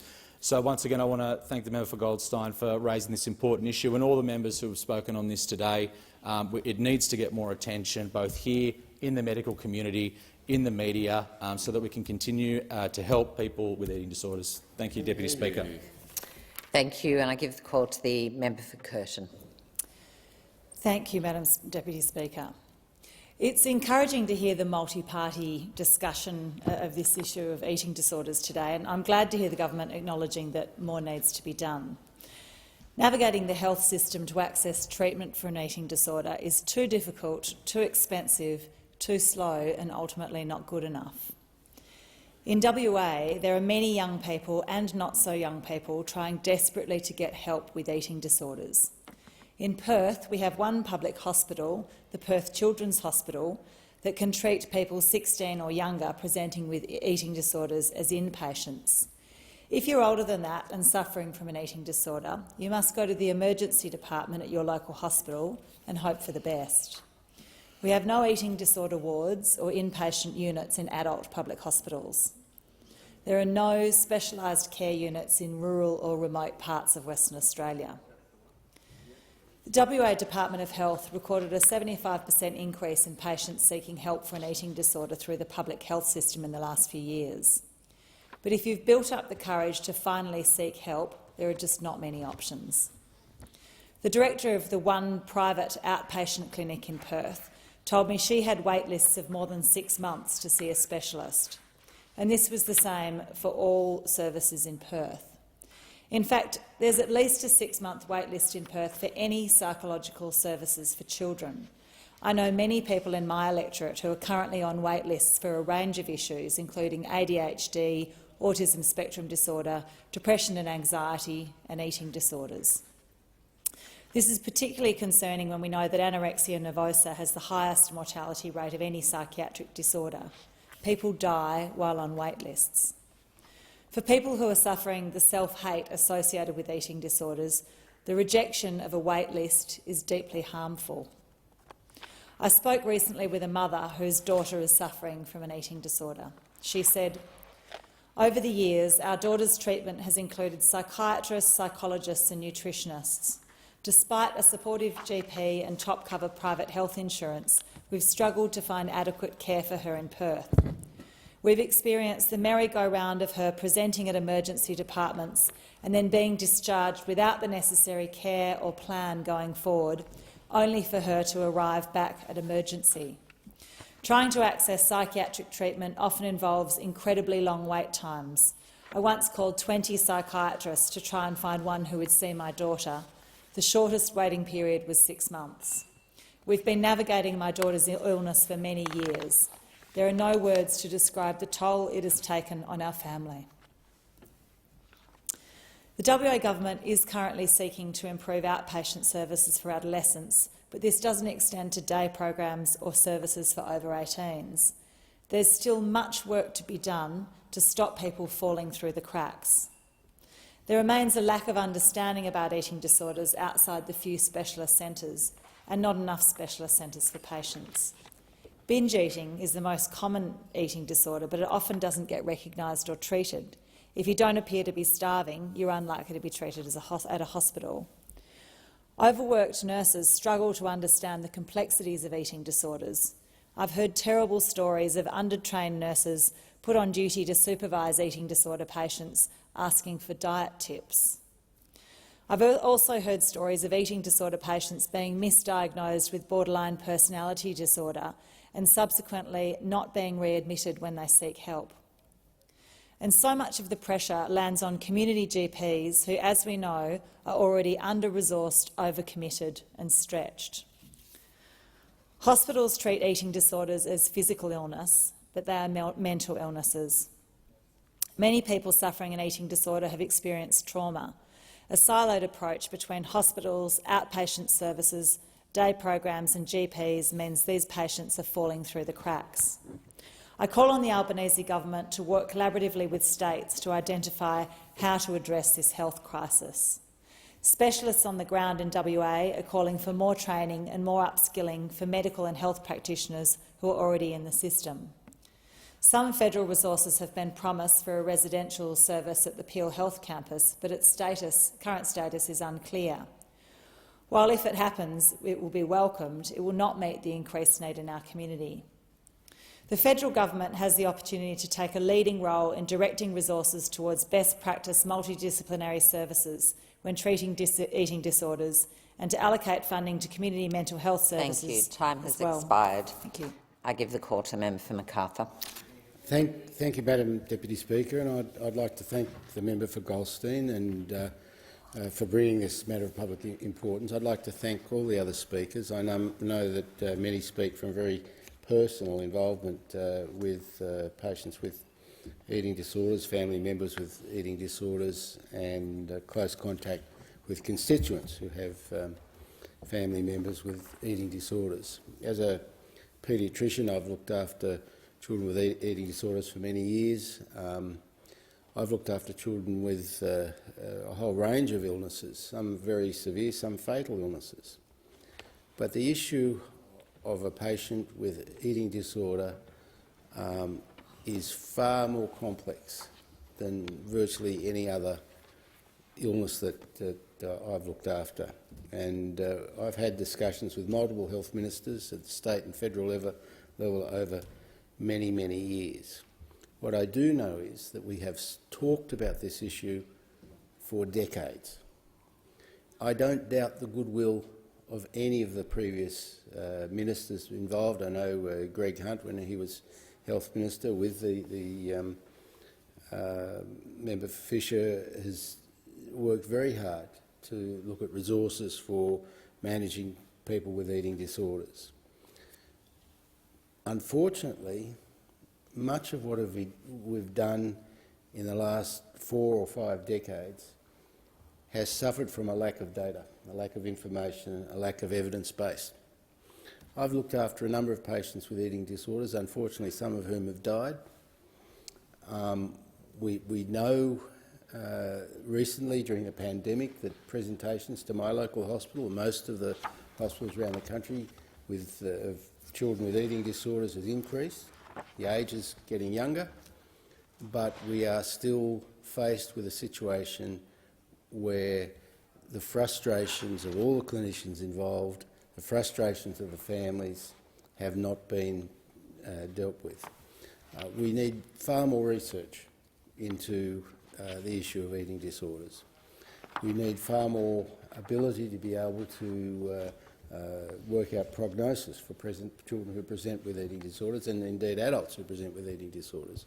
We know that there are some risk factors. The member for Kooyong very effectively mentioned some of those risk factors: higher socioeconomic group, mostly female but some male, psychiatric features such as obsessive personalities, some warning signs such as weight loss, hirsutism, developing hair in inappropriate places, avoidance of family meal times, over-exercising. But we don't know exactly which children are at risk, which people are most at risk of poor outcomes. The member for Robertson's mentioned some of the metabolic effects of eating disorders, and they certainly can be quite subtle sometimes to pick up and can be quite dangerous to manage and require highly specialised care. And there's been discussion already today about the number of beds around Australia for children and adolescents with eating disorders is very, very small. And it's sometimes hard as a clinician to actually get a patient who is severely metabolically unwell into an inpatient bed that can deal with the severe metabolic problems. Refeeding someone who's starved themselves almost to death is not simple. People can actually die from refeeding. So putting a nasogastric tube in and feeding them enterally is not always simple and requires very complex management of metabolism, as the member for Robertson's already mentioned, things like measuring salt and calcium balance, etc., dealing with the cardiac complications, dealing with the neurological complications can be very complex. Our government, the Albanese government, like the previous government, is committed to trying to make things better for these families. It's very destructive for the families. But we need more evidence, hence the investment in the Charles Perkins Centre Eating Disorders Unit and investment in more inpatient beds. But this is a very complex issue that requires highly specialised care and long-term data collection and evidence-based treatment. It is not simple. And no one that I know knows all the answers about managing a child in particular with an eating disorder. Thank you. Thanks to the member from Macarthur, and the discussion has now concluded. And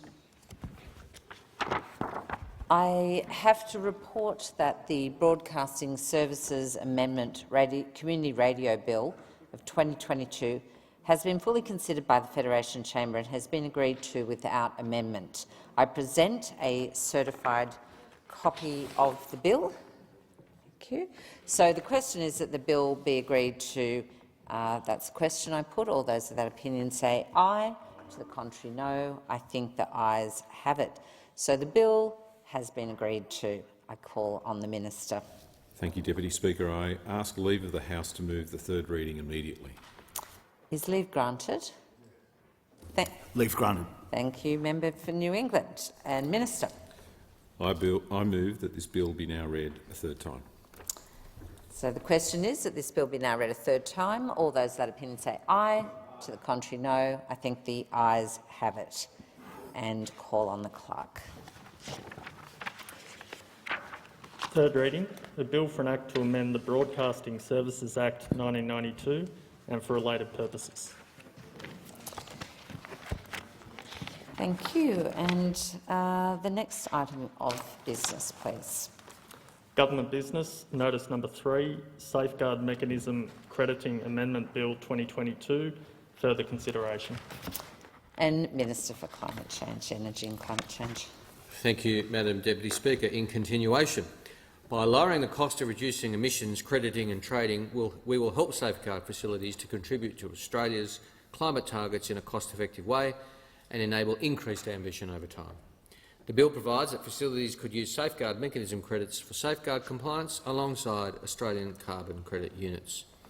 The bill establishes the framework for creating safeguard mechanism credits, covering how credits are issued, purchased and included in Australia's National Registry of Emissions Units. The idea of crediting safeguard facilities below their baseline is not new.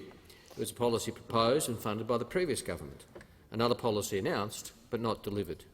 Following the passage of this bill, the Australian government will make subordinate legislation setting out the detail of how crediting will work in practice. The bill updates the objects of the National Greenhouse and Energy Reporting Act 2007 to reflect these important reforms and ensures that changes to the subordinate legislation can only be made where they are consistent with these objectives. This subordinate legislation will implement the detail of reforms to the safeguard mechanism to predictably and gradually reduce baselines so the Australian industry contribute its share to meet the 2030 target on a trajectory to net zero by 2050. The government will continue consultation to settle this subordinate legislation.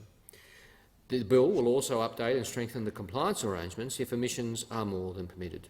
It includes provisions to prevent companies from structuring their facilities to avoid their emission reduction obligations. The bill provides a framework which addresses incentive overlaps from declining safeguard mechanism baselines, safeguard crediting and opportunities to create Australian carbon credit units. To provide scheme settings which respond to stakeholder feedback, the bill provides for the ability to sell Australian carbon credit units previously purchased by the government. The Powering Australia plan sends a message that we are determined to harness the opportunities of the net zero revolution. Australia can and should achieve its climate ambition in a way that minimises costs and shares efforts across the economy. Reforms to the safeguard mechanism will provide strong investment signals and provide a balanced scheme that is effective, equitable, efficient and simple. The government knows that the time for action is now. The action this decade is critical to addressing climate change. 2030 is only 85 months away. We must continue to act decisively to meet our climate targets. The government is committed to the safeguard mechanism reform starting on the 1st of July 2023. Any delay will make the task just harder. This is a tight timeframe, but businesses are well prepared for the change. They've had over a decade's experience measuring their emissions, and most are already charting their own path to net zero. This bill and the safeguard mechanism reforms it progresses help secure and ease that path, expanding options, reducing costs, enhancing certainty. The time for action is now. We don't have a second to waste. I commend the bill to the House. Thank you. So the question is that this bill be now read a second time, but the debate must be now adjourned. So the question is, are you going to move the adjournment? Sorry, member for New England. So move. Thank you very much. So the question now is that the resumption of the debate be made an order of the day for the next sitting. All those of that opinion say aye. To the contrary, no. I think the ayes have it.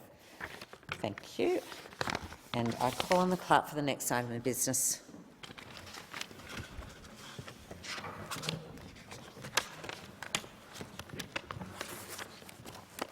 Government business, notice number 4, Export Control Amendment, Streamlining Administrative Processes Bill 2022. Thank you. And Minister. I present the Export Control Amendment, Streamlining Administrative Processes Bill 2022 and the explanatory memorandum.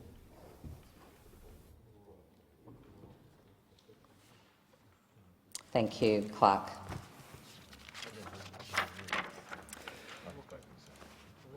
First reading, the bill for an act to amend the Export Control Act 2020 and for related purposes. Thank you. Minister. I move that this bill now be read a second time. Streamlining regulation and cutting red tape is essential for growing Australia's agricultural industries, exports and market access. Our agricultural industries produce more than our country needs. They export the bulk of their product and rely on an effective regulatory system to assist them in doing so. It is vital that export control legislation remains current and fit for purpose, keeping step with developments in importing country requirements, changing regulatory obligations and industry practice advancements. This bill will achieve this by making information sharing provisions within the export control legislation more flexible. It will allow relevant information to be efficiently shared with regulatory partners, exporters and other key stakeholders, while maintaining appropriate control on the sharing of certain kinds of information that may cause harm. It will support the Department of Agriculture, Fisheries and Forestries to streamline complex administrative and authorisation processes to access and utilise the export control information that it already holds, such as trade statistics, industry information and market intelligence. Currently, all information collected under the Act is classified as protected information, irrespective of whether or not it is commercially or trade sensitive or sensitive within the meaning of the Privacy Act 1988. Consequently, the Department's ability to share non-harmful information is limited and comes with administrative complexities, time and resource costs, which impact the efficient regulation of trade activities. Streamlined information sharing requirements can assist with rapid delivery of information that can be essential in trade situations. For instance, where an importing country may hold and request further information about a consignment of fresh produce at its port. This bill will benefit our exporters and trade partners by satisfying the growing demand for intelligence to sustain and grow our export markets. It will more efficiently allow for the provision of relevant information to other Australian government departments or agencies in appropriate circumstances, while ensuring appropriate safeguards for information which could cause harm. Being able to efficiently use and repurpose export control information will increase our ability to innovate and to make gains from those innovations to retain Australia's competitive edge in the international agricultural export market. The September quarter ABARES Agricultural Commodities Report brought welcome news of a record forecast exceeding $70 billion in value of Australian agricultural exports. By cutting red tape and continuing to streamline regulation and administrative arrangements as we are here, the government is supporting the agricultural sector's ambition to grow and become a $100 billion industry by 2030. The amendments in this bill are also consistent with the broader information sharing reform work occurring across government. The government takes the protection of private information seriously, and this bill will not affect the department's commitment to continue to protect personal or sensitive information as identified in the Privacy Act 1988. Greater flexibility in being able to analyse and explore the export data we hold opens opportunities to support key priorities such as busting congestion for agricultural exporters and other agricultural policy initiatives. The improved information sharing arrangements ensure greater flexibility and tailoring for export control purposes and will make the export control legislative framework more effective, efficient and future-focused. This bill will also make some minor amendments to the Act to simplify processes and improve effective administration of the Act. This bill will support a modern export system, providing streamlined processes for exporters and improved delivery of services that will benefit our agricultural export industry, and I commend the bill to the House. Thank you. The debate must now be adjourned. Opposition member for New England. I move the debate be now adjourned. Thank you. So the question is that the resumption of the debate be made an order of the day for the next sitting. All those of that opinion say aye. To the contrary, no. I think the ayes have it. And I call on the clerk for the next item of business. Government business, notice number 5, Inspector General of Intelligence and Security and other legislation amendment modernisation Bill 2022. Minister. Attorney General. Thank you, Deputy Speaker. I present the Inspector General of Intelligence and Security and other legislation amendment modernisation Bill 2022 and the explanatory memorandum.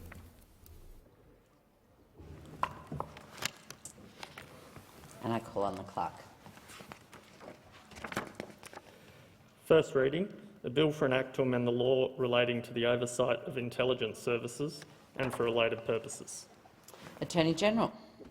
Thank you, Deputy Speaker. I move that this bill be now read a second time.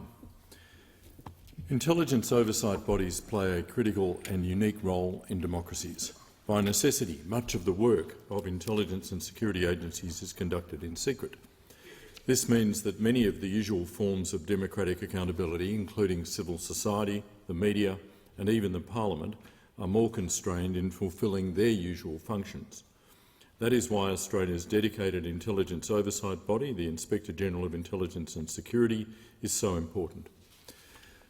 The Inspector-General of Intelligence and Security was created by the Hawke government in 1986 in response to a recommendation of Justice Hope in the final reports of the Royal Commission on Australia's Security and Intelligence Agencies. As the then Attorney-General, Lionel Bowen, noted in his second reading speech on the Inspector-General of Intelligence and Security Bill 1986, Justice Hope's proposal for an independent watchdog over intelligence and security agencies stemmed, in part, from a submission the Australian Labor Party made to the Hope Royal Commission.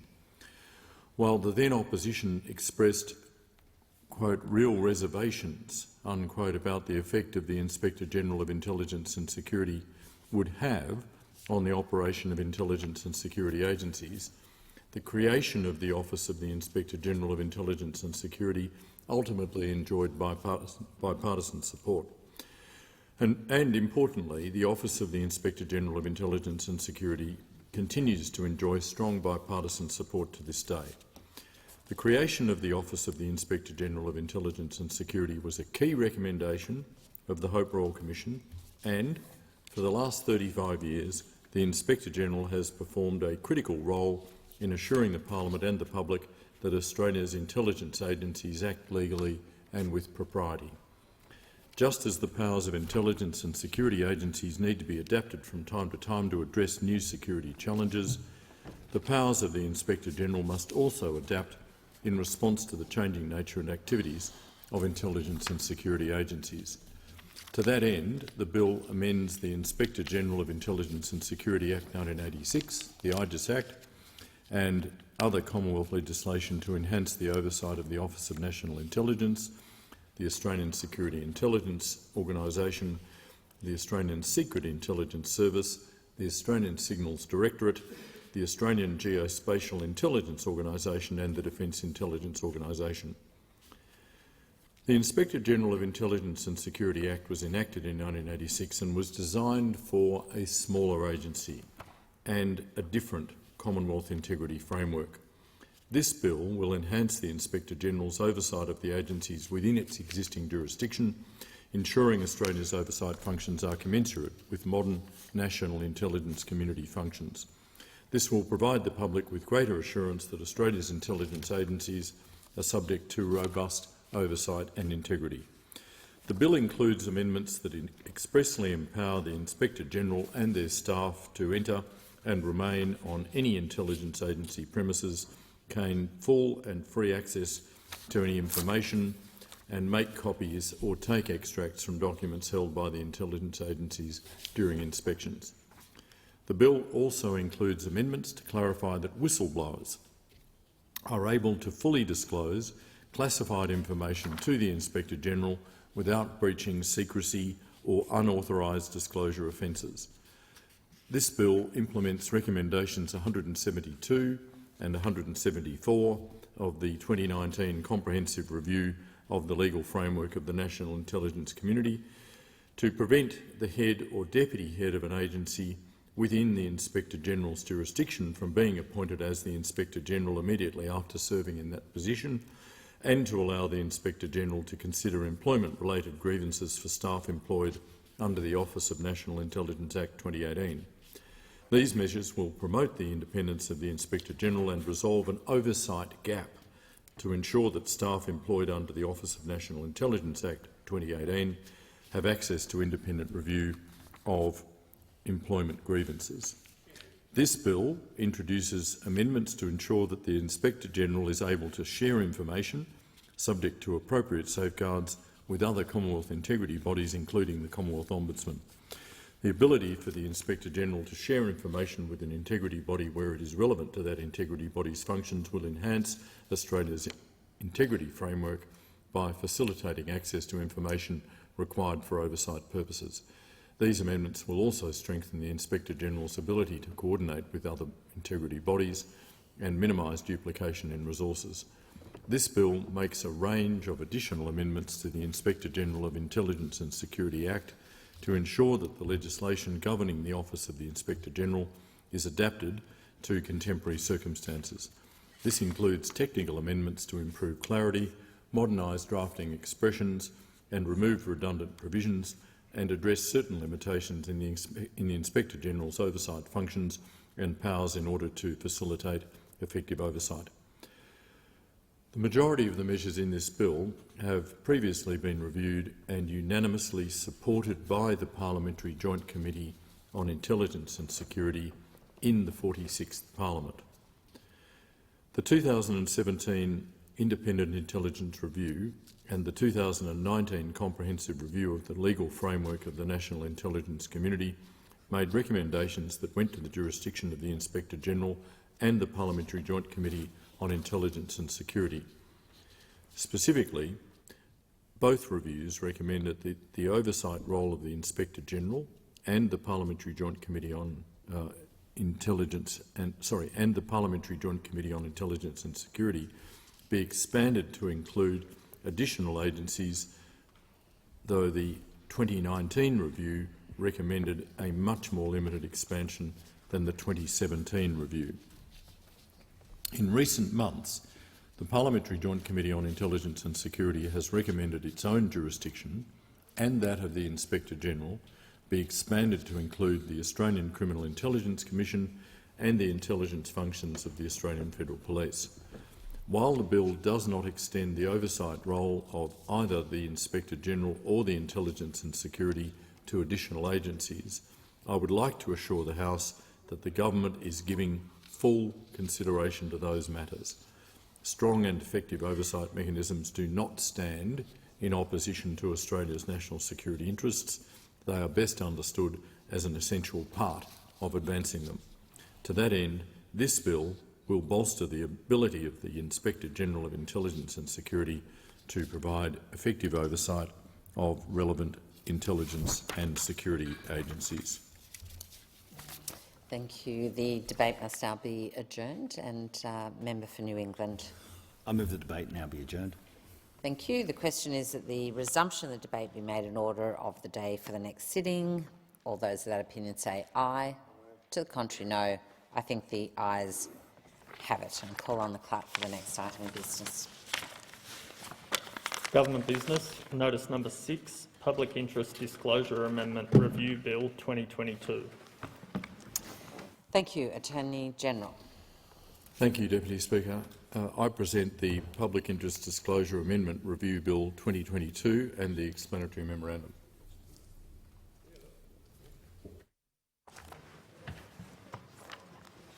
Attorney General. Oh, sorry, Clerk. First reading. A bill for an act to amend the Public Interest Disclosure Act 2013 and for related purposes. Attorney General. Thank you, Deputy Speaker. I move that this bill be now read a second time. The Albanese government is committed to restoring trust and integrity to government, and an effective public sector whistleblowing framework is essential to achieving this, including to support disclosures of corrupt conduct to the National Anti-Corruption Commission. The Public Interest Disclosure Amendment Review Bill will implement key recommendations of the 2016 review of the Public Interest Disclosure Act by Mr Philip Moss, AM, the Moss Review, and parliamentary committee reports to deliver immediate improvements to our public sector whistleblowing scheme. These reforms are long overdue. The bill will implement 21 of the 33 recommendations of the Moss Review. Recommendations 10 and 11 of the Parliamentary Joint Committee on Intelligence and Security report on the inquiry into the impact of the exercise of law enforcement and intelligence powers on the freedom of the press, and recommendations 6.1 and 6.3 of the Parliamentary Joint Committee on Corporations and Financial Services report on the inquiry into whistleblower protections in the corporate, public and not-for-profit sectors. The bill will strengthen whistleblower protections for both disclosures and witnesses in the Public Interest Disclosure Act. It will expand reprisal protections to those who could make a disclosure. This will protect people who may have reprisal action taken against them merely for becoming aware of information that could meet the definition of disclosable conduct. The bill will also expand the definition of detriment in relation to reprisal action to align it with the definition used in the private sector whistleblowing scheme in the Corporations Act 2001. The expanded definition will include, among other matters, harassment and intimidation, psychological harm, damage to a person's reputation and any other damage to a person. The bill will also provide witnesses with the same immunities under the Public Interest Disclosure Act as disclosures. This means immunity from civil, criminal and administrative liability will be available to any person who provides assistance in relation to a disclosure, including those who do so voluntarily. Together, these amendments will ensure more people are protected against a broader range of detriment when bringing wrongdoing and corruption to light. The bill will remove personal work-related conduct from the scope of the Public Interest Disclosure Act. This implements the recommendation of the Moss Review to focus the Act on integrity wrongdoing such as fraud and corruption. This approach is not to suggest that agencies should ignore other forms of wrongdoing or workplace conflict. It recognises that other existing frameworks such as performance management or disciplinary conduct procedures are better adapted to deal with complaints of personal work-related conduct. However, there will be instances where it remains appropriate for disclosure of personal work-related conduct to be dealt with under the Public Interest Disclosure Act. The bill provides that such conduct can continue to be disclosed under the Public Interest Disclosure Act where it amounts to a reprisal action. Reprisal action often takes the form of personal work-related conduct such as bullying and harassment. It is important that whistleblowers continue to receive protections when they bring to light such conduct that is experienced as a consequence of their initial disclosure. The bill also provides that disclosures of personal work-related conduct will be protected and investigated under the Public Interest Disclosure Act where the conduct is of such a nature that it would undermine public confidence in an agency or have other significant implications for an agency.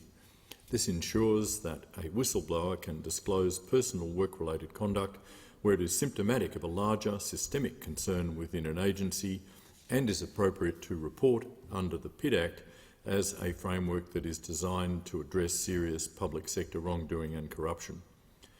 The bill will provide greater flexibility to agencies in how they handle disclosures, including to ensure the matter can be more easily referred for investigation under another law or power where appropriate. Officers exercising functions under the Public Interest Disclosure Act will be provided with the discretion not to allocate or investigate a disclosure if it would be more appropriately investigated under another law or power. This could include an investigation by the National Anti-Corruption Commission. Public interest disclosure officers would be required to notify the disclosure and the relevant oversight agency of their decision and take reasonable steps to refer the disclosure for investigation under the other law or power where appropriate. The bill will also repeal the general secrecy offence in the Public Interest Disclosure Act to support better information sharing between agencies in relation to a disclosure.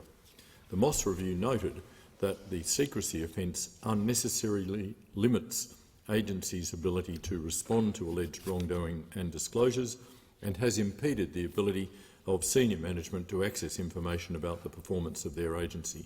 Repealing the general secrecy offence will ensure agencies can share information appropriately to effectively manage disclosures and carry out ordinary business actions.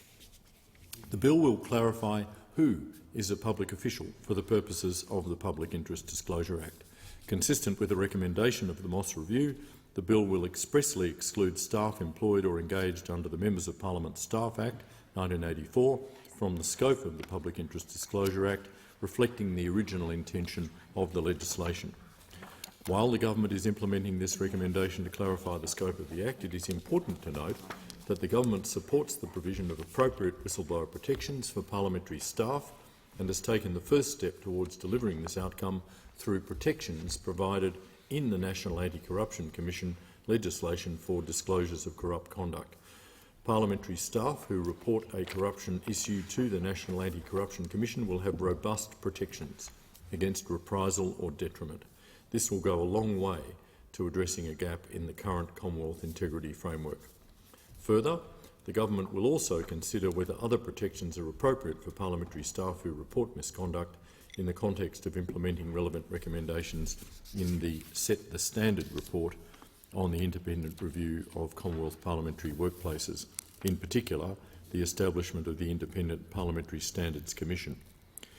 Effective oversight by the Commonwealth Ombudsman and the Inspector-General of Intelligence and Security, the IGIS, is critical to ensuring confidence in the integrity of the public interest disclosure scheme. Agency heads under the Act will be required to provide the Ombudsman or the IGIS, as appropriate, with a copy of all investigation reports into disclosures within a reasonable period of time.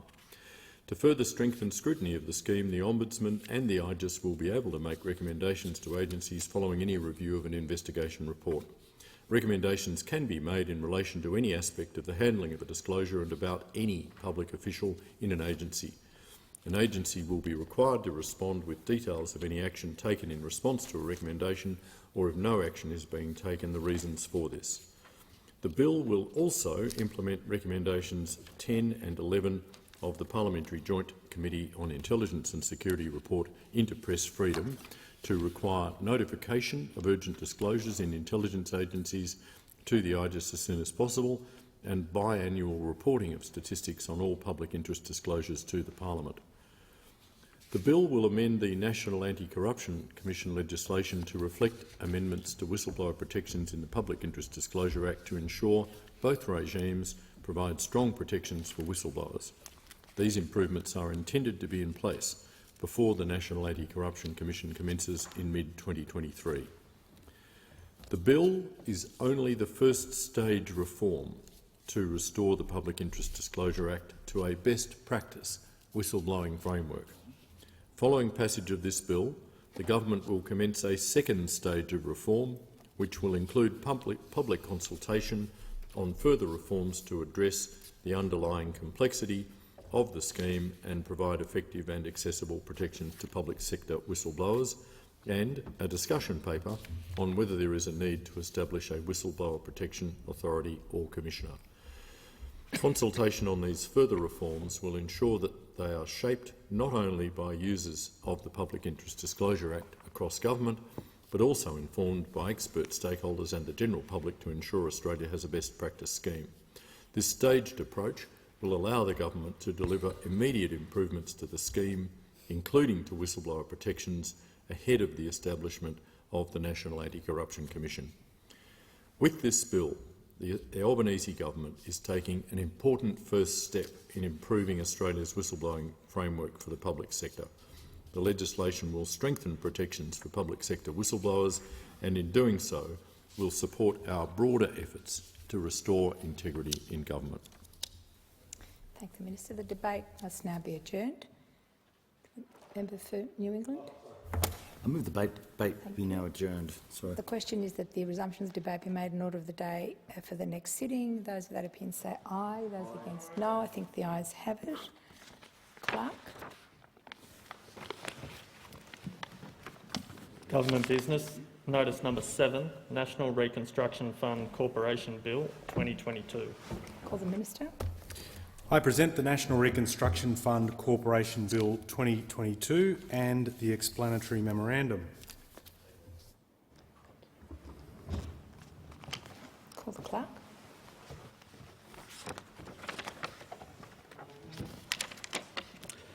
First reading, a bill for an act to establish the National Reconstruction Fund Corporation and for related purposes. Minister.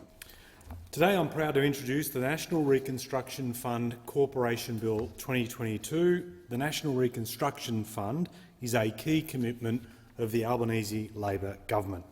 Introducing this bill today is a significant step in rebuilding Australia's industrial capability, another step in creating secure, well-paying jobs for Australians. Australia can be a country that makes things again.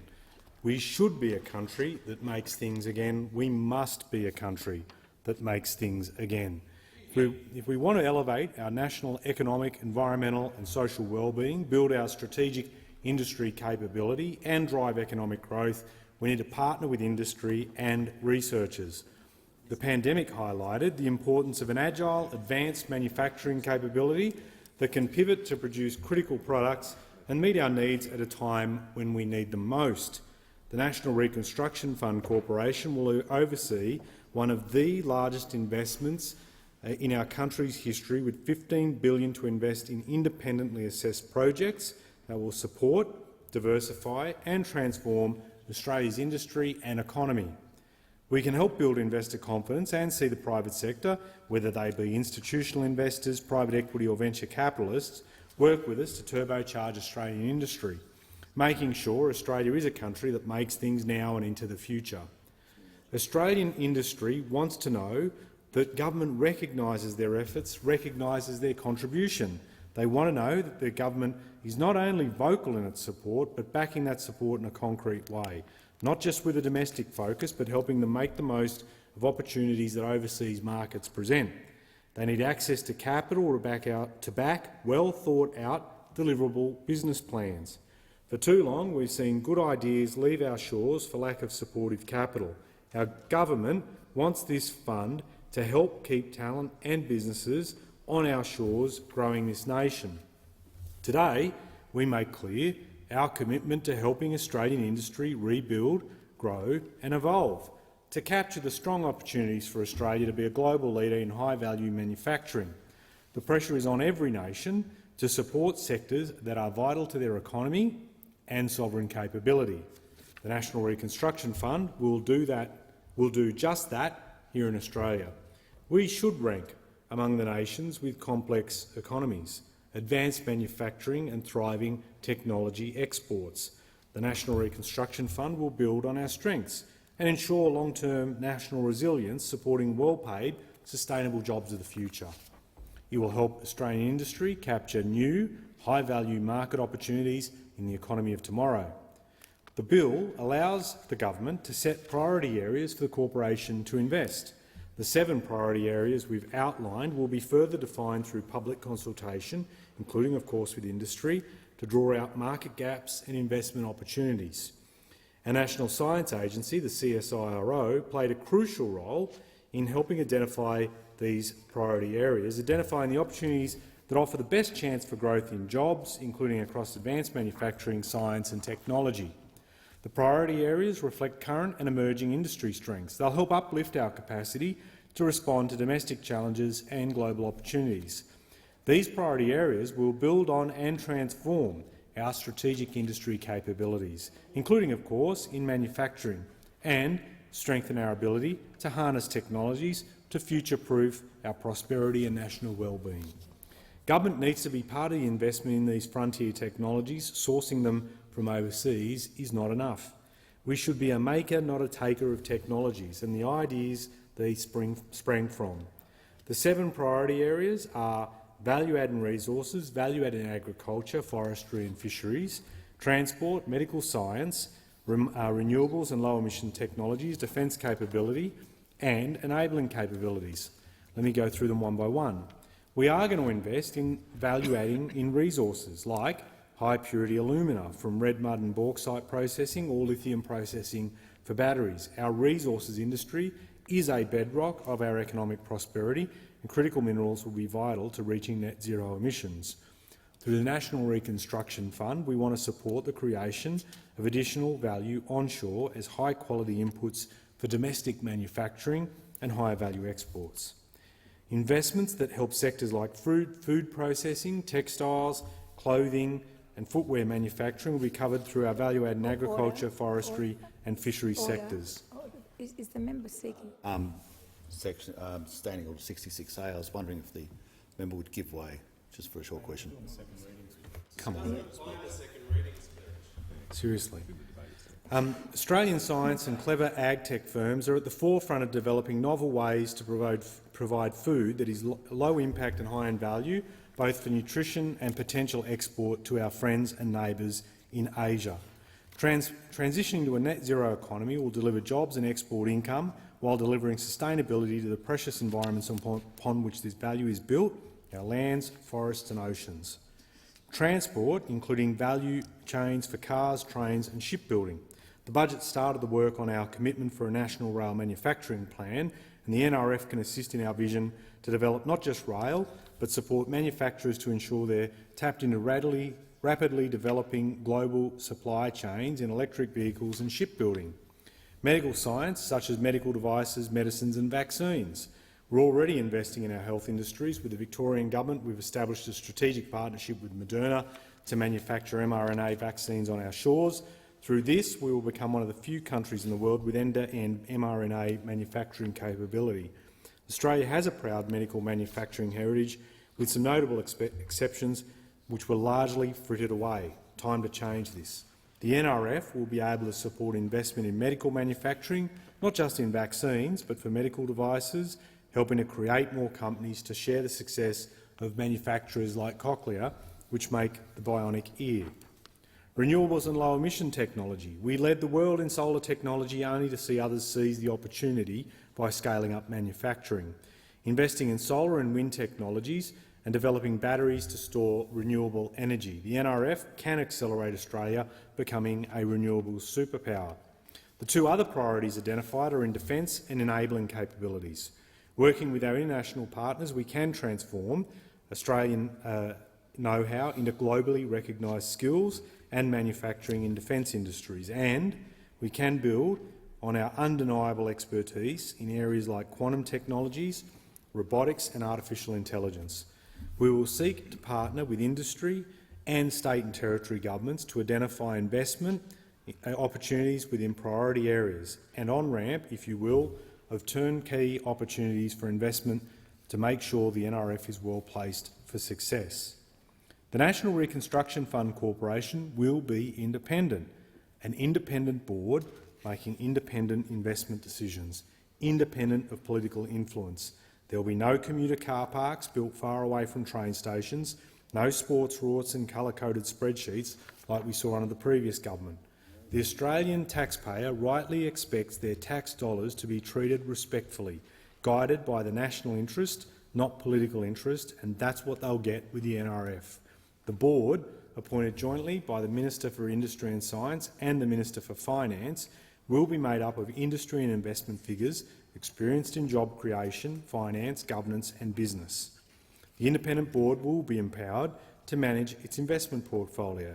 Decision-making will be based on the merits of a project free from political influence. The bill provides the corporation access to $15 billion over the next 7 years for its investments, and we aim for returns from those investments to be reinvested in the corporation, ensuring its sustainability in the long term. The bill gives the corporation broad investment powers, allowing it to invest across business types and industries using debt, guarantees and equity to ensure that its investments are suited to industry needs. It will allow for significant large-scale investments, facilitating transformative projects that can help industry innovate and adopt new and complex technologies. To ensure the projects benefit Australia, the bill directs the corporation to invest in projects that are solely or mainly Australian-based, helping to keep industries onshore, opening up opportunities here, now and into the future. Australian ideas are powerful. When our continent can have heat waves in one corner and floods in another, it takes an ability to think on our feet, not just to survive here, but innovate, something First Nations people have done for millennia. Great Australian ideas create great firms and great jobs. Our ideas are worth backing. We must inspire investment in our companies, in our industries, in our people. The introduction of this bill is another step in delivering an important election commitment which will propel Australia towards a strong, modern and diverse economy. The NRF is about growing our ability to make world-class products. It's about creating secure, well-paid jobs. It's about building on our national strengths. It's about diversifying our industrial base. It's about developing our sovereign capability. It's about growing our regional economies. We want to work together. with all sides of politics, all parts of our community to deliver high value, high returns and high tech, the economy of high wages, high productivity and sustainable growth. We might not always agree in this place about the journey, but we very often agree on the destination. Today, that destination is a faith in Australia and its people, and it is a strongly held belief that our industry is capable of so much more, with the support of government, its parliament and its people. I thank the minister, and I would ask the minister that he move that this bill be now read a second time. I move that this bill now be read a second time. Thank you. The debate must now be adjourned. I move the debate to be adjourned. The question is that the resumption of the debate be made an order of the day for the next sitting. Those of that opinion say aye. Those against no. I think the ayes have it. Clerk.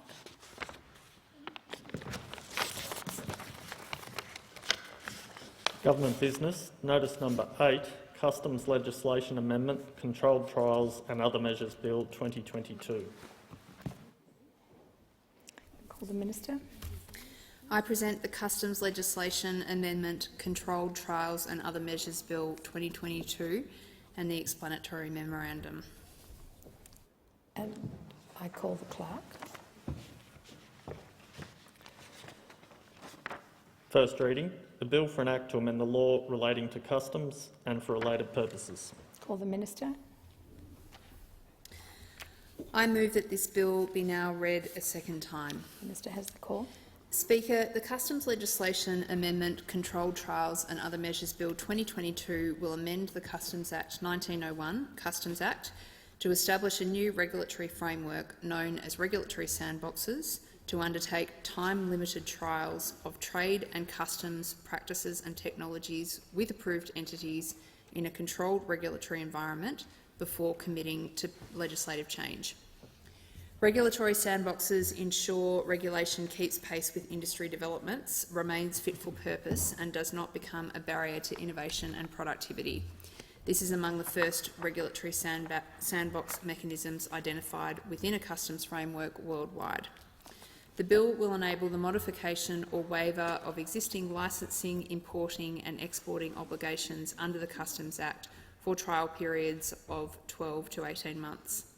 The bill seeks to encourage innovation through testing new customs practices and technologies, as well as regulatory approaches and business models with appropriate safeguards.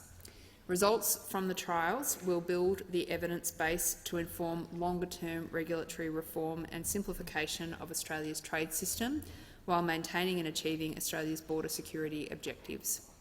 The bill will enable Australia's whole-of-government simplified trade system agenda, which seeks to simplify and digitise the trade system to deliver tangible benefits for Australian businesses, enable trade growth and better protect the community.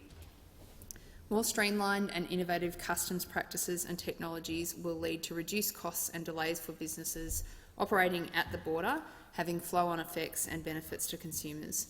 The bill will also make a number of technical amendments to the Customs Act, including to provisions relating to notices of intention to propose customs tariff alterations to clarify the legislative arrangements for these instruments. The debate must now be adjourned. I move the debate now be adjourned. From Member for Wide Bay. The question is that the resumption of the debate be made an order of the day for the next sitting. Those of that opinion say aye. Those against no. I think the ayes have it. Clerk.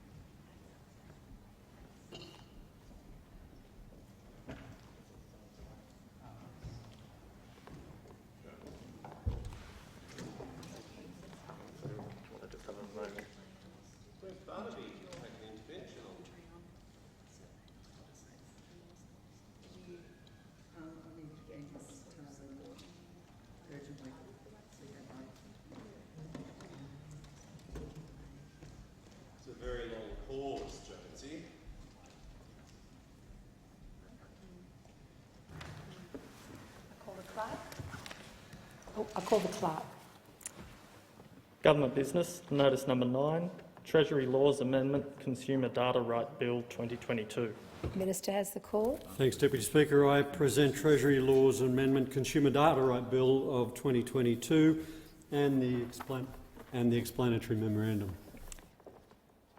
Call the clerk.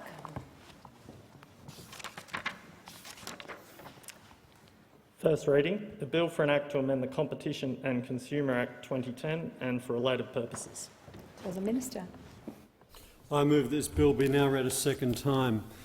Deputy Speaker, every day of the week Australians are conducting transactions with their bank, with their shops, with their payment platforms, with insurance companies, telecommunications and electricity retailers.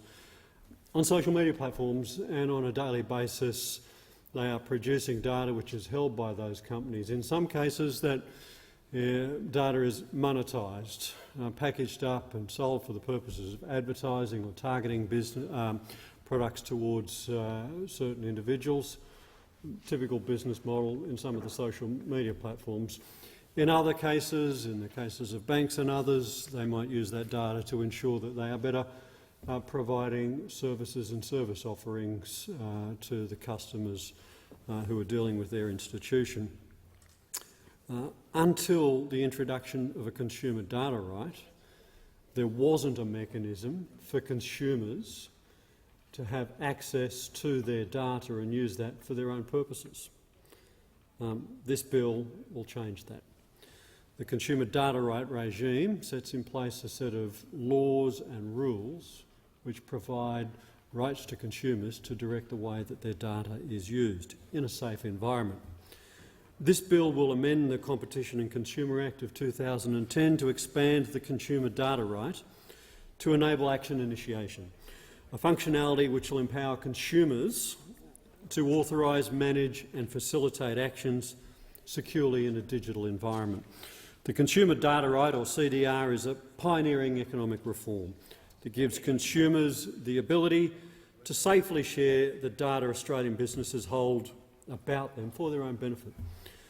Because Australia's CDR will be rolled out across the economy with banking almost complete, energy being rolled out now and others to follow, it's the first and most ambitious way of rolling out this initiative in the world, and other countries are looking at our regime. There are other countries which have done a version of this inside one industry. So in the UK, open banking, confined to the banking system, been in operation for quite some years, but nobody has taken on the ambitious project of rolling out across the economy. The important thing about CDR is it places consumers at the centre of a data sharing framework that protects their privacy and gives them the ability to opt in and determine when and how they share their data with other businesses and professionals of their choosing. Consumers can use their data for things like switching service providers, taking out a loan, applying for a new mortgage, or using budgeting apps to help manage finances. Consumers can better manage cost of living pressures, saving time and effort in a safe and regulated environment. It's important that data security and privacy are at the very core of the CDR. There are strict protocols, rules and other requirements to protect consumers and their data.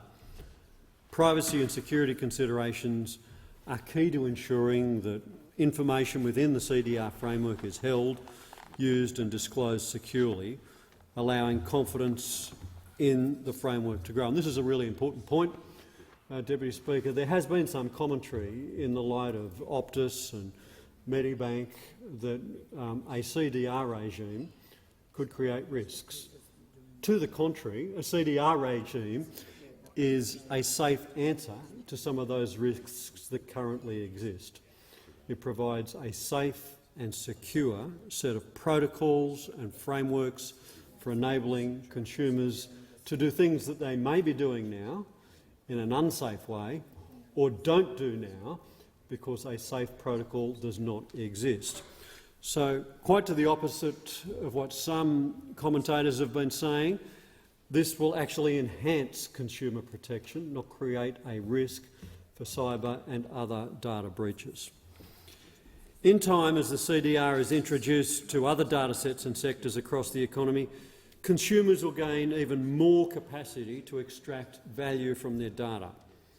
So this bill delivers the power of action initiation to the CDR. That means consumers and small businesses will be able to securely instruct a third party, these will be known as accredited action initiators, to carry out everyday tasks on their behalf. Now, when combined with the pre-existing data sharing capacity, actions like opening and closing accounts, for example, making payments and applying for services will be made easier. Or even going to a service provider and saying, in all of these accounts or all of these online environments that I operate in, please change my address, please change my phone number, please change this other piece of important information. And this is important for consumers. In fact, to the point of security, one of the things that is a friction point in consumers updating personal information or providing relevant information across a range of services that they have is the actual ability and to have the time to go through account by account or service by service and provide and to update information. This bill will enable a consumer to go to a single service provider and say, please update all of my accounts. And that is of great benefit to consumers, enhances competition, because it removes one of the friction points for a consumer saying, I won't or I can't move from one account to another, or I can't move from one service provider to another because it's just too damn hard. A common example of this is in the banking industry. It's often referred to as the backbook tax. The fact that there's a stickiness once somebody has taken on an account with a banking institution with multiple services provided by that bank, it's just too damn hard to switch providers. CDR is a game changer in this regard. Action initiation is a game changer in this regard. So the government anticipates that these changes will support a range of innovative business models in the same way that we could not have imagined things called apps when the smartphone was invented. We can't today imagine some of the innovations and new business models that will be enabled through the initiation of consumer data right and the initiation powers that will be brought forward in this bill.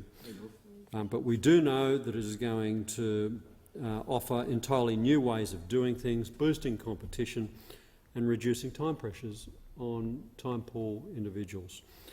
Costs and complexity experiences that are experienced by consumers and small businesses when they're carrying on everyday tasks. The bill gives effect to the key recommendations of the inquiry into the future directions for the consumer data right to move ahead and to enable action initiation. And I want to take this opportunity to recognise and praise the work of Scott Farrell, a truly remarkable human being who has provided advice and service to governments of both persuasions over quite some period of time, and he has been a driving force in the area of CDR. I see the member for Hume in the chamber acknowledging and agreeing with these comments. He's done a great job of work for us in the area of CDR, as he has in the area of payment systems reform, and there are linkages between these two initiatives. So the bill's going to give the Minister the ability to declare actions that could be initiated using CDR, just as the Minister can already designate new sectors for data sharing. Before making such a declaration, public consultation and analysis needs to occur, and the Minister needs to have regard to a range of matters including consumer interests, market efficiency, competition, innovation and, of course, the public interest. This process would enable the Minister to require existing data holders, such as banks or energy companies, energy retailers, to become action service providers in the CDR, meaning that they would have to perform actions in accordance with valid instructions received from third-party accredited action initiators, as if they came directly from the consumer. What does all of that mean? It means that if I, as a consumer, instructed a business that I've required or that I've engaged to perform a service of transferring a range of banking products from Bank A to Bank B, the law would require those instructions to be followed by the bank as if I had given them myself directly to the bank. It will enhance competition and mobility in banking sector, in other financial services and in energy as well. There'll also be flexibility for other organisations to apply so that they can participate voluntarily in CDR action initiation with appropriate safeguards. Accredited action initiators would need to meet strict accreditation requirements that are set by the rules, getting back to that safety and data security stuff that I mentioned earlier. They'd also be required to act efficiently, honestly and fairly when initiating actions. The bill will also extend the existing privacy safeguards so that privacy of CDR consumers continues to be appropriately protected, and the bill will primarily regulate what is known as the instruction layer. That is the communication channel between the accredited action initiator and the action service provider. So it doesn't seek to regulate the performance of the action itself. Existing sectoral laws, like those in the banking sectors, would continue to govern how an action, such as opening a bank account, must be performed. This bill doesn't affect or interfere in that. While the bill doesn't seek to reach into the action layer or the performance of the action itself, it would prevent action service providers from discriminating against a valid action request that came through the CDR. Again, what does that mean? If request A and request B came to a bank requiring them to move a product or service from your bank to another bank, and one of those requests came from a CDR action initiator, another one came, let's say, from a mortgage broker, it would be unlawful for the bank to prioritise the mortgage broker or another direct channel over a request coming from a CDR intermediary. Importantly, it would not prevent the service provider from applying security or other checks, of course, or refusing to perform an action, provided that that action was consistent with existing practices. Enabling action initiation in the CDR is part of the government's commitment to expand CDR across the economy and grow opportunities for consumers to safely use their own data for their benefit. This is something that the Mark Zuckerbergs of the world have been onto for a long time. They see the value in consumer data. The consumer data right, and importantly the action initiation, which will be enlivened by this bill, will give consumers just a smidgen of the value that the big platform providers have had out of hoovering up and using all of that customer data for their own business purposes.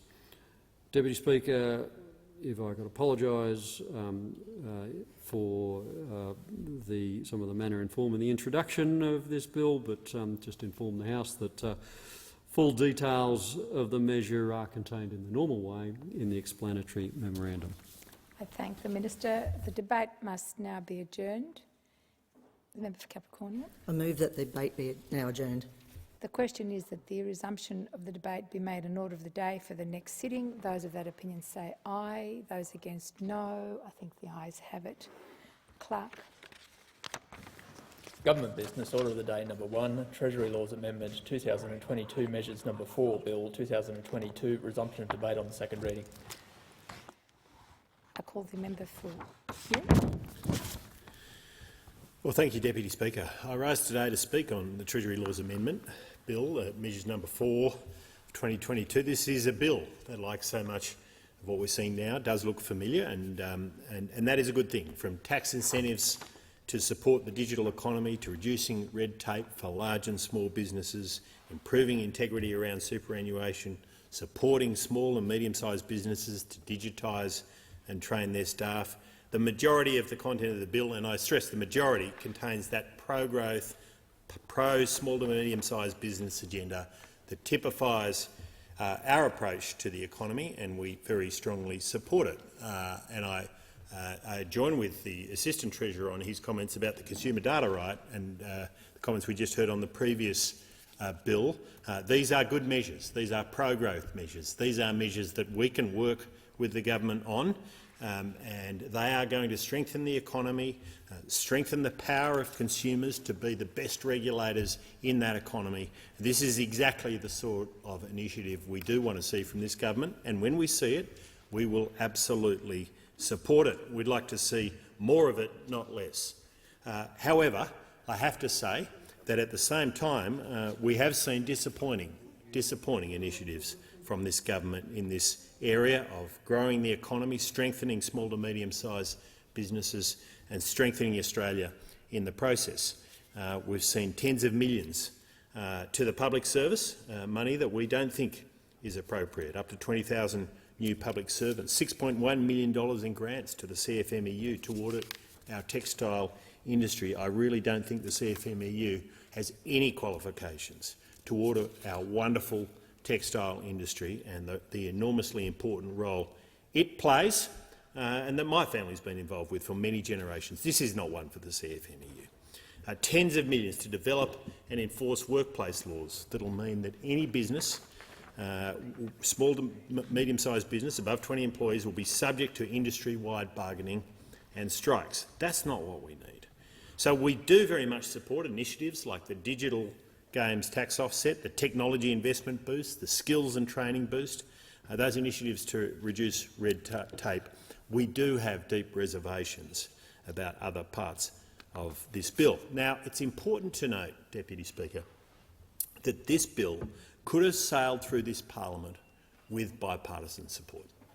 It could have sailed through with bipartisan support. And traditionally, that is what you would see with a Treasury Laws Amendment Bill. These bills are intended to be non-controversial measures that are bundled together, that both sides of this chamber can work together on and support in the way that I have described with that bipartisan spirit.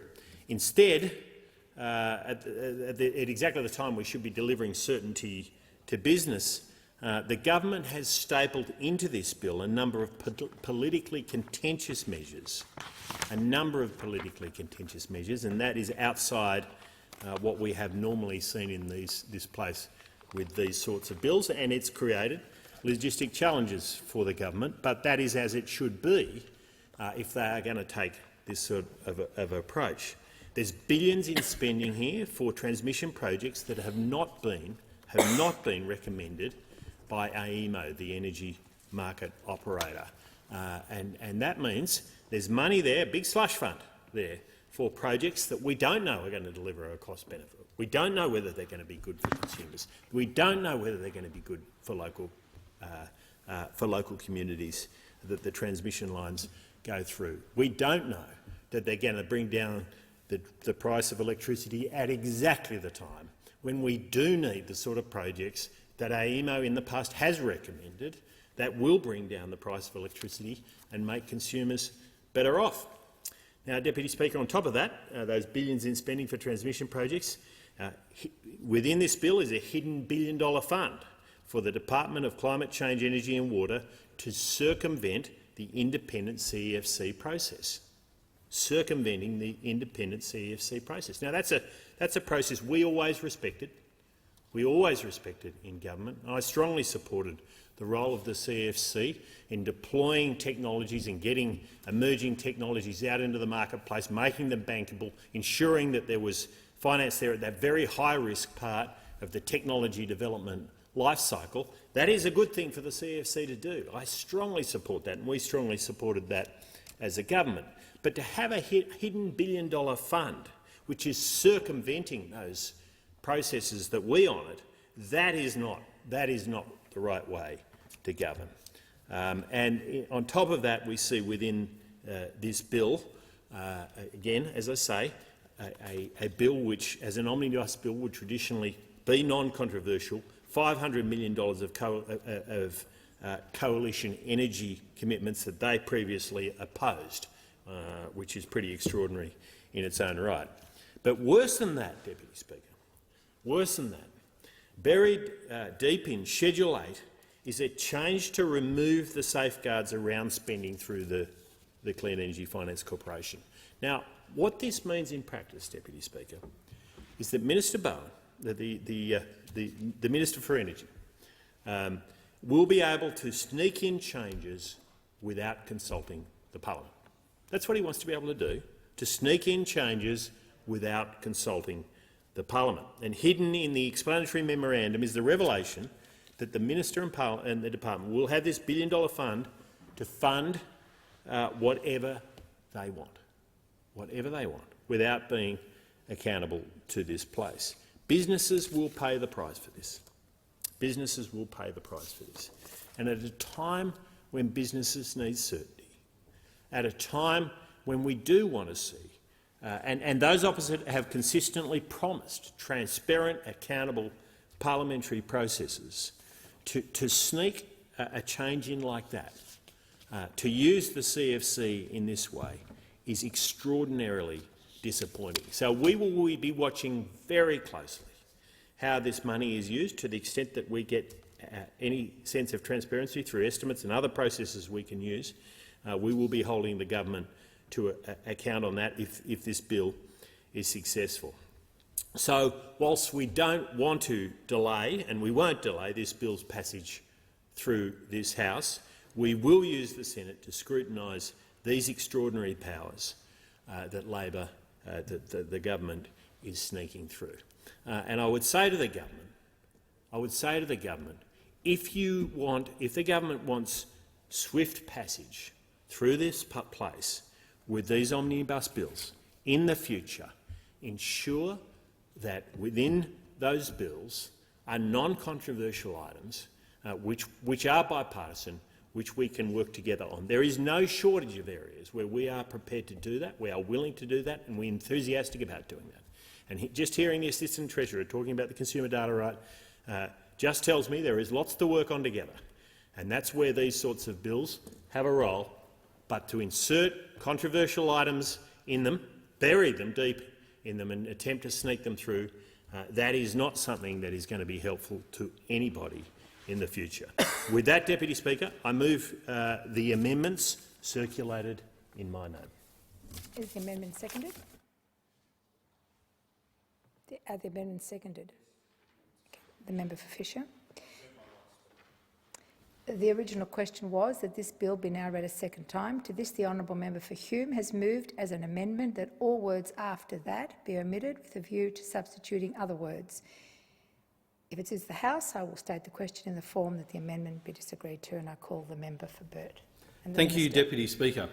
Today I'm very proud to be speaking on this legislation, specifically Schedule 9, the taxation of military superannuation benefits reversing the Douglas decision.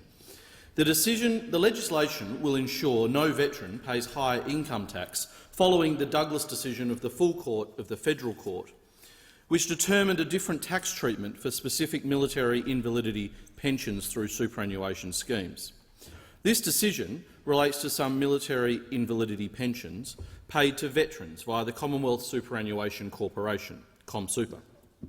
While in the most part this decision has had a positive impact on payments for veterans, there are some who are left worse off.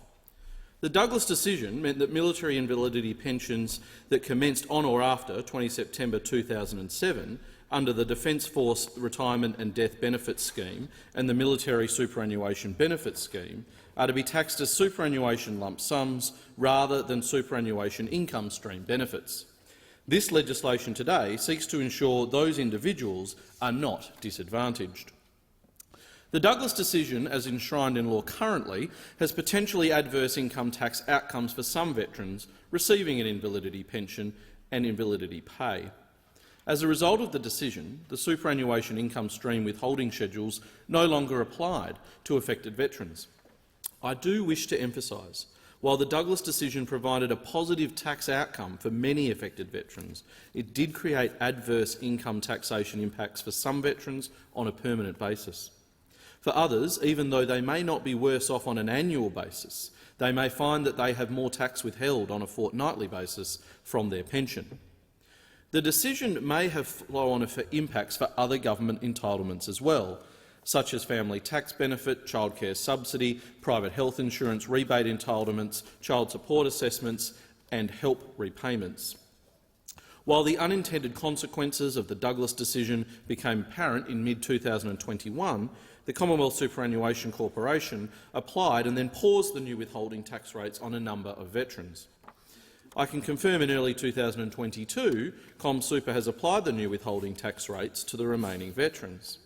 This has resulted in some veteran pensioners' fortnightly net payments being reduced. The Albanese government is committed to ensuring veterans and their families receive the support they need and deserve. That begins with ensuring the unintended consequences of this decision are rectified, ensuring no veteran is worse off. To counter the resulting adverse impacts of this change in the tax treatment of their superannuation benefit as a result of the Douglas decision, this schedule to the bill creates a non-refundable tax offset to ensure these veterans will not pay any more income tax or Medicare levy on their superannuation lump sums than they would pay if these benefits were still treated in the previous way before the Douglas decision was handed down. We have consulted affected veterans as well as other key stakeholders and government departments in pulling this legislation together.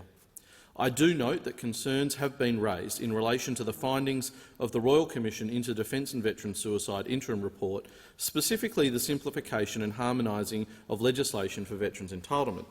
As the House well knows, the government has welcomed the interim report of the Royal Commission into Defence and Veteran Suicide and has responded to all 13 recommendations of that report, and we are currently undertaking work on that simplification and harmonisation of veterans' entitlement legislation as set out in Recommendation 1. This bill will maintain the benefits of the Douglas decision for invalidity benefits and super benefits for beneficiaries of invalidity pensions under the two military superannuation schemes as mentioned before and after September 2007, and otherwise retrospective and prospective reverses the effect of Douglas decision in relation to all other schemes consistent with the intent of current superannuation law. This legislation before us today reflects our commitment to ensure veterans are not left worse off due to the Douglas decision and that veterans who have benefited from this decision will continue to do so. This legislation will extend to the spouse and children pensions paid following the death of a veteran on the Defence Force Retirement and Death Benefit Scheme or the Military Superannuation Benefit Scheme. The Albanese government is committed to ensuring no one is held back and no one is left behind. That is particularly important when speaking about our defence personnel and veteran community. We are committed to ensuring that veterans and their families receive the support they need, but also that they frankly deserve, and I commend this bill to the House. I thank the honourable member for his contribution, and I call the Manager of Opposition Business. Thank you, Mr Deputy Speaker. This bill contains schedules dealing with 9 separate areas, and the great majority of them give effect to policies committed to and decisions announced by the previous government, particularly in several recent budgets. I want to speak particularly about the digital games tax offset and the tech investment boost as areas, the technology investment boost, as 2 policies put into effect by the previous coalition government. Because the fact is, Mr Deputy Speaker, that one of the KPIs, one of the key performance indicators it would seem for ministers in the Albanese Labor government, is the capacity to take credit in an entirely shameless way for decisions taken by and work done by the previous coalition government. So there's been a lot of talk recently about how apparently prominent figures in the current government, such as the member for Watson and I think the member for Chifley, have apparently been long-standing champions of the digital games tax offset. For years apparently they've been calling for it. That may be so, I don't know. I haven't checked the record. I've never heard it myself, but it is possible they have called for it.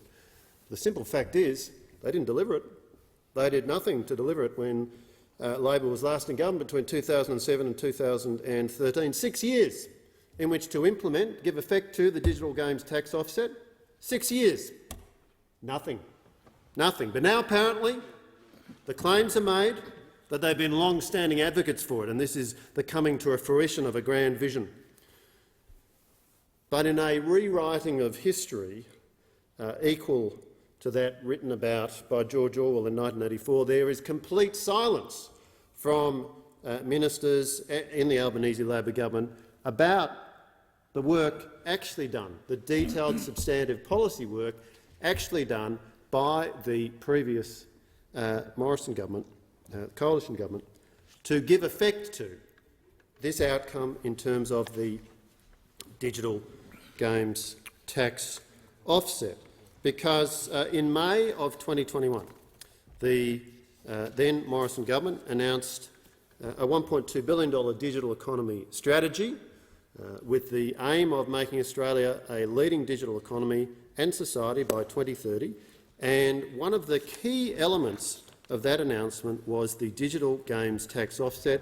And as the Communications Minister at that time, I was very pleased to work extensively on this matter, and the strategic thinking of the Morrison government was that Australia should have a much bigger share of the global market for digital games development, which is a $250 billion market. I can say to you, Mr Deputy Speaker, from my work with my 2 research assistants on digital games, my 26-year-old stepson and my 14-year-old son, that when you look at the sophistication of many different games, digital games, Plants vs Zombies is one that I spent a bit of time engaging in with my 14-year-old son. A few years ago, he's moved on beyond Plants vs Zombies, but Call of Duty and many others.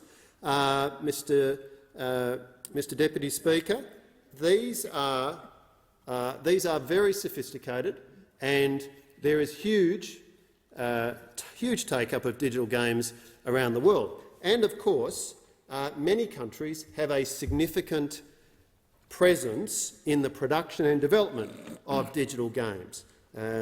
Both Britain and Canada have very significant domestic games development sectors. And one of the ways that those 2 countries have encouraged global digital game studios to either come to those countries or expand in those countries is through the use of tax offsets. So this is a well-known policy tool that is used in the digital game sector. Of course, it's also a policy tool used very extensively in the adjacent screen sector. And again, when the Morrison government, when the coalition was in government, we used this policy tool to give effect to a significant stimulation of Australia's screen sector by increasing from 20% to 30% the producer offset for productions for television. And we had in mind particularly the extraordinary global opportunities when it comes to the streaming video on demand sector. So the point I make to the House, Mr Deputy Speaker, is that the use of tax offsets is a well-known policy tool for sectors like screen production and digital games production, and the decision that the Morrison government took and announced in a previous budget to make available this digital games tax offset was a decision based upon a clear analysis of the global market opportunity for the Australian digital games sector and a clear analysis of the return, the benefit that taxpayers would receive in exchange for making available this tax offset. This is what economists call tax expenditure, Mr Deputy Speaker, and it needs to be carefully considered. A dollar committed of taxpayers' money has the same economic impact whether it's an on-budget expenditure or whether it's a piece of tax expenditure. But we did go through that detailed policy work, and indeed we made that announcement in 2021, in May 2021. We then did the detailed policy work. Draft legislation was released prior to the May 2021 election, and there was a consultation period held between March and April this year. I'm pleased to say the Australian digital games sector welcomed the measures that we legislated, or the measures that we announced, and that we announced our intention to legislate. And I'm also pleased to say that during the consultation process there was some detailed work done on some further improvements and enhancements to the way the offset would work. In particular, the view was put that, by the industry, that it's important that this offset also is available in respect of ongoing development work known as live ops. Mr Deputy Speaker, as you'd be aware, that's the term used in the sector, and so I'm pleased to say that the availability of this offset has been expanded to cover live ops, because the fact is that the way the industry works is a game is released and then it is further upgraded and developed, often in response to feedback from people who are playing the game. And games users are a very active and engaged community, and they provide their feedback very directly to games manufacturers. Now, Australia does have a vibrant domestic games sector, and I had the chance to visit a number of digital games companies during my time as Communications Minister. The sector in 2021 generated revenue of around $226 million, and that was an increase of 22% on 2020. But be in no doubt, Mr Deputy Speaker, that the growth opportunity for the sector and for Australia's economy, therefore, is a very significant one, and I certainly welcome the fact, the opposition welcomes the fact, that the Albanese Labor government has eventually, in a disappointingly dilatory and leisurely fashion, but eventually, Mr Deputy Speaker, they've got around to bringing forward this particular piece of legislation. All the work had been done for them, all bundled up, ready to go, and 6 months later they've yawned, rolled over, woken up and thought, oh, well, it might be a good idea to build on this outstanding policy work done by the previous government. That's evidently the thought process that they've gone through, while, of course, being extremely careful to avoid providing any acknowledgement at all of the rigorous policy work done by the previous government, because that's the way they roll. It's all about ignoring the work done by the previous government and taking credit for it. That's the House style, and that's, I guess, politics. But I'm going to rise above politics, Mr Deputy Speaker. I'm going to rise above politics and say that this is a good outcome for the digital games sector. It's a good outcome for the Australian economy, and it reflects the detailed, sustained policy work done by the previous government, and I was very pleased to have an involvement in that work in my previous portfolio, and I'm very pleased to maintain a continued involvement in these issues as Shadow Minister for the Digital Economy, a portfolio, I note parenthetically, which does not appear in the Albanese Labor government's ministry list, which is a matter for regret, but presumably that's because they've received instructions from their union masters. I can only surmise that they don't like the idea of the digital economy. Now, I want to turn to one other schedule that is contained within this bill, which is the technology investment boost. Again, this was a measure committed to by the previous government, the coalition government, based upon the work we had done with a view to understanding policy levers that would incent businesses, incent the private sector to make appropriate investments in hardware and software to allow businesses to better use digital tools to operate more efficiently and productively, with a particular focus on small and medium businesses. Because on our side of the House we have an enthusiasm for measures which incent businesses to take business decisions which are in their own private interest but also produce a positive public policy outcome. We like to do that in a way which makes most effective use of taxpayers' funds. We don't like to establish large bureaucracies.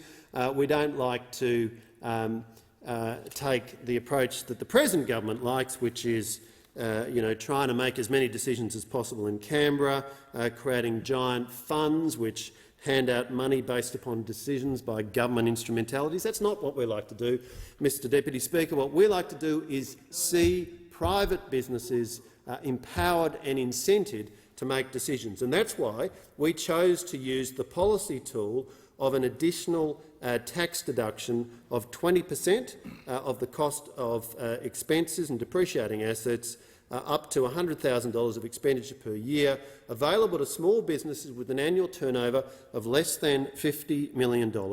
And when you look at the range of eligible expenditure which can then attract this additional bonus 20% tax deduction, it includes matters such as digital enabling items, computers and telecommunications hardware and equipment, software, internet costs, and the systems and services that form and facilitate the use of computer networks, digital media and marketing, audio and visual content that can be created, accessed, stored or viewed on digital devices, including web page design, e-commerce. Mr Deputy Speaker, as we all know, there's been a huge boost in e-commerce as a result of the pandemic, and many businesses have expanded their e-commerce offerings. Many businesses that have previously been bricks and mortar only have now shifted to become clicks and mortar. That's to say they've got a digital delivery channel as well as a bricks and mortar channel, but we want to see more of it. And we want to support businesses that are moving to respond to the clear preferences of consumers to be able to purchase as much as they can online. And again, this is designed to give businesses an incentive. These are choices for businesses to make, because we believe that businesses and their owners and their managers know best about what their customers need. They know best about how to meet the market opportunities. What we want to do is provide that support and encouragement and assistance. We don't believe, Mr Deputy Speaker, that Canberra knows best, and that is a difference between this side of the House and the Labor Party. You often hear people say today there's no difference between the major parties. That's not right. That's not right. We fundamentally believe in the importance of the private sector in generating prosperity, and we fundamentally believe that business owners and managers know their market, know their customers much better than any bureaucrat or politician is going to. What we want to do is provide that support and encouragement and incentive. And one of the things we want to incent businesses to do is to make as effective use as possible of digital tools to serve their customers more efficiently, to streamline and automate their business processes, to get their offering out into the marketplace so that customers and potential customers can see what kind of products and services these businesses have. And I might add also, we know that cybersecurity is a very significant issue. We've seen some troubling instances of data breaches. We know that small businesses, medium businesses are concerned about this, and this again is a practical policy tool, because that 20% bonus tax deduction is also available for cybersecurity systems, for backup management and monitoring services to deal with cybersecurity issues. So, Mr Deputy Speaker, it's a matter for regret that the current government has been rather leisurely in its approach to this. It's taken them quite a long time to bring this bill before the House, but I'm not going to take a political approach to this. I'm going to celebrate the fact that they finally got around to bringing this bill forward, and I do welcome what's contained in the two schedules I've discussed. I thank the honourable member for his contribution, and the question is now that the amendment be disagreed to, and I give the call to the honourable member for Bowman. Thank you, Deputy Speaker, and I want to acknowledge the contribution made by the previous speaker on the elements of the bill related to the work that he undertook as our Communications Minister, and what a wonderful job he did in former government undertaking that portfolio, and acknowledge the sentiments he made just then and echo those. I'm going to take a bit of a different approach in relation to this bill. The 2022 Measures No. 4 bill is effectively a 9-schedule omnibus bill. This bill is vast in scope and for the most part is supportive of key budget initiatives of the former coalition government, and the member for Bradfield did mention some of those. And to this extent, the bill is good. And I also note the member for Hume's contribution, and him noting that these bills, these Treasury law amendments bills, are typically non-controversial. They're typically things that are brought together under one banner in one bill, and typically things that we can support in a bipartisan way. However, at a time when the government should be delivering certainty to business, the government has stapled a number of very politically contentious measures into this bill, including billions in spending for transmission projects that have not been recommended by the energy operator, a hidden $1 billion fund for the Department of Climate Change, Energy and Water to circumvent the independent CFC process, legislative changes that remove safeguards for investment in the CFC, and $500 million for coalition energy commitments that the new government had previously opposed. And while I note that, of course, I welcome it. Anything that the current government wishes to copy from the previous government, of course, I'm going to welcome in a spirit of bipartisanship. But here again today, contained in this bill, we find the Labor Party caught stapling a number of items here that are going to be very politically contentious. And I'll have more to say on those as I work my way through these schedules. In brief, the 9 schedules cover the following. Schedule 1 allows for a digital games tax offset, as the previous member spoke to. Schedule 2 tightens the definitions of digital currency to exclude cryptocurrency. Schedule 3 reduces record-keeping associated with fringe benefits tax compliance. Schedule 4 provides a skills and trainings boost. Schedule 5 provides a digital capability investment boost. Schedule 6 acts on recommendations of the Banking Royal Commission, extending and adapting financial reporting and auditing requirements. However, the Albanese government seeks to take advantage of this opportunity by diluting transparency measures to carve out itemised contributions to trade unions. Just like the IR bill, which has been through this chamber already, and the NAC bill, so too this bill. Unfortunately, this government can't help themselves when it comes to running a protection racket for those involved in the union movement. Schedule 7 extends DGR status to a few organisations, a list which notably includes the Australians for Indigenous Constitutional Recognition, despite the ACNC previously failing to grant that organisation status as a public benevolent institution. And this was an item that was noticeable in the budget papers as well, here we see Labor's thumb on the political scale once again, Deputy Speaker. It's surreptitiously providing a tax concession to an organisation which will promote the government's preference in the upcoming Voice referendum. I note the Minister for Indigenous Australians' claim just 24 hours ago that the Australian government would not fund either the yes or the no case in this referendum, and I welcome that commitment from the Minister. I was pleased to see that the government won't be using taxpayers' money to fund either side of the referendum argument. I know that it's been a long-standing convention that Commonwealth governments will be even-handed when it comes to referendums and funding the cases, both for and against any given referenda question. And I think it's only fair that, given the government is now legislating to enshrine the Australians for Indigenous Constitutional Recognition as an entity that can get this DGR status, I can only assume that the government, when another entity potentially is formed to coordinate, run, fund the no case in this referendum, that the federal government will move legislation to enshrine that entity as a DGR status organisation as well. I think that is only a fair and reasonable and a balanced approach, and certainly I think one that would be in fact preferential to the approach taken previously of using taxpayers' funds to fund cases in a referenda question. I think that offering tax exemption status would be, or tax concessions, would be a much well, certainly a better position for Australia's fiscal position, and I think that it would only be fair that the government take the same steps when an entity is formed that might be running the no argument in that referendum. Schedule 8 is the most contentious of all the schedules within this bill. both in terms of parliamentary process and in terms of funding good public policy.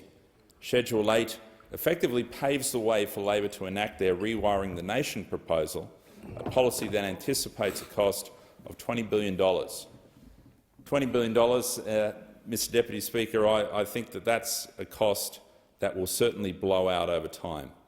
And despite the huge cost, which of course all borrowed money, the proposal comes with a predictable Labor murkiness, because there is no mention of the projects that would benefit from this funding. The schedule also removes the requirement for government to legislate additional CFC funding. This would allow the government to routinely create additional accounts within the CFC via general appropriation acts, and by doing so, this schedule effectively circumvents the appropriate oversight and parliamentary scrutiny of this new funding, and that's quite a substantial step. By the way, this is of course not contingent upon any meaningful expansion of the CFC's mandate. Given Labor's fundamental deception on electricity prices, which we've tried to expose day after day in question time, and these of course will continue to go up, that's what Labor's budget says will happen, and that's what we know will happen. The coalition, of course, will be looking to move amendments in the other place to amend Schedule 8 there from its current form. And of course, this is the big surprise in this bill, the big nasty surprise that typically you wouldn't get in a Treasury law amendment bill. This is a $11.5 billion injection to the Clean Energy Finance Corporation to carpet the country in transmission lines. This will increase demands for material, for staff and for tradies across Australia at a time when inflation is already running hot. This is actually a time in the Australian economy where it wouldn't hurt for the Australian government to be pulling back on investment in big major projects, because we know that they are driving up the cost of building anything else in this country, and it's driving up inflation.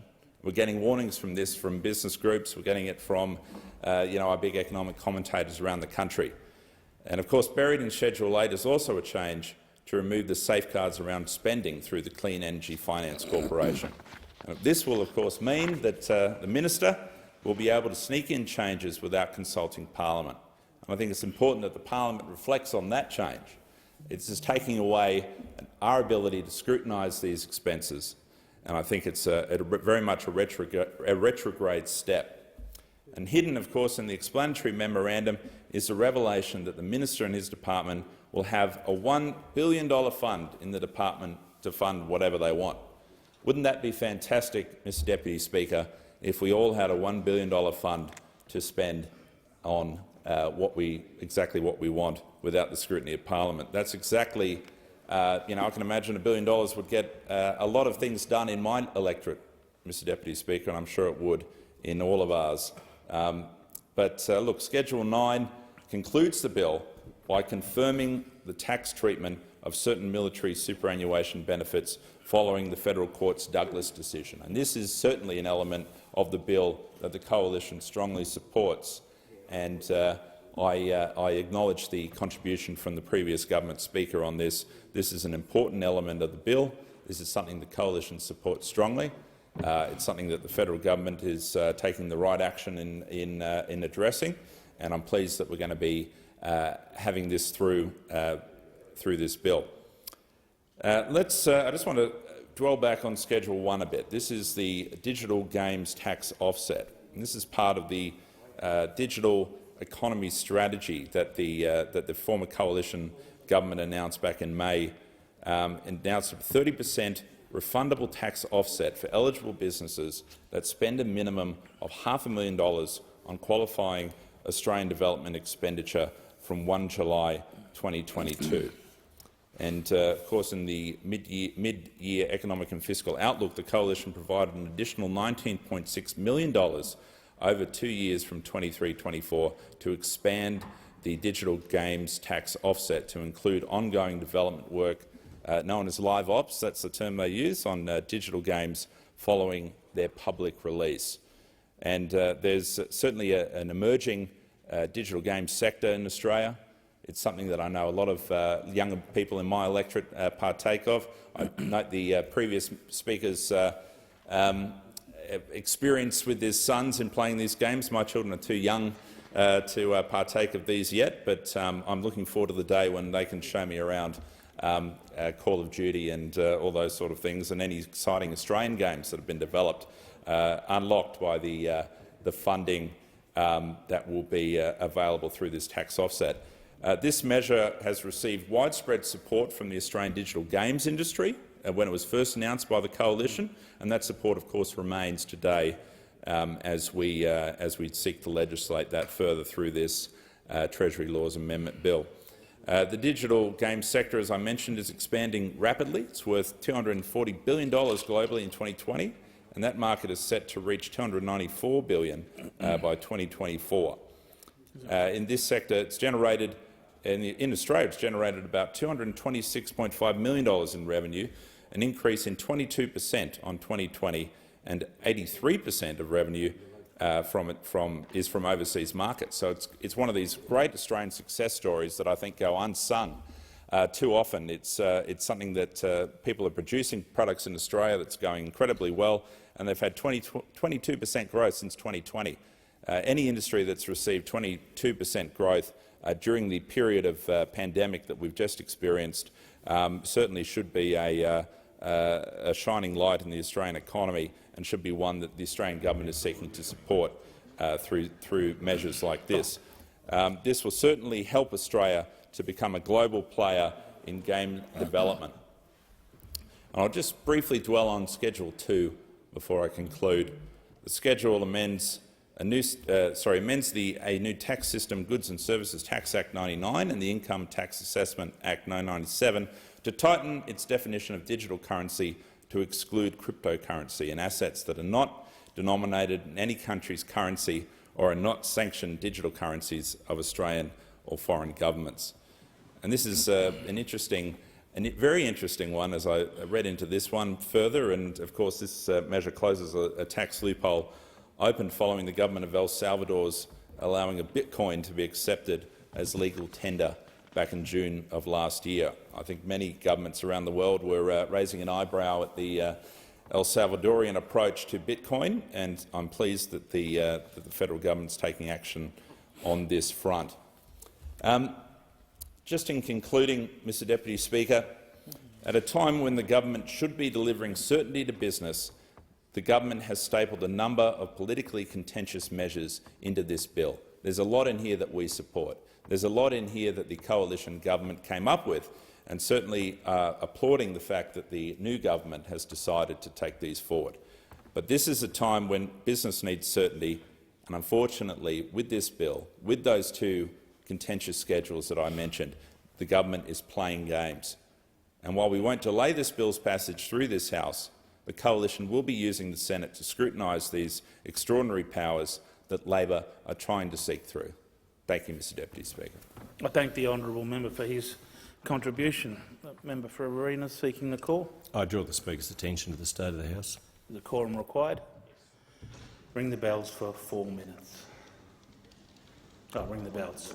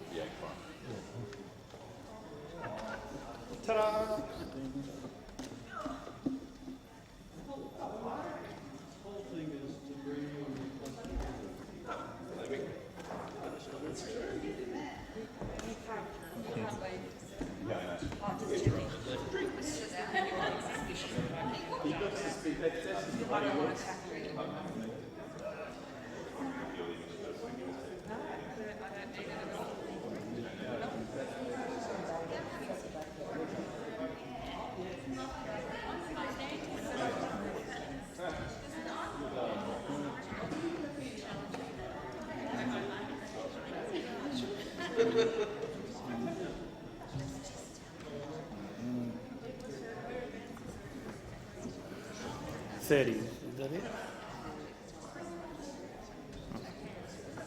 Quorum is present. I thank honourable members and give the call to the, even that there's nobody else seeking the call, give the call to the Minister to sum up.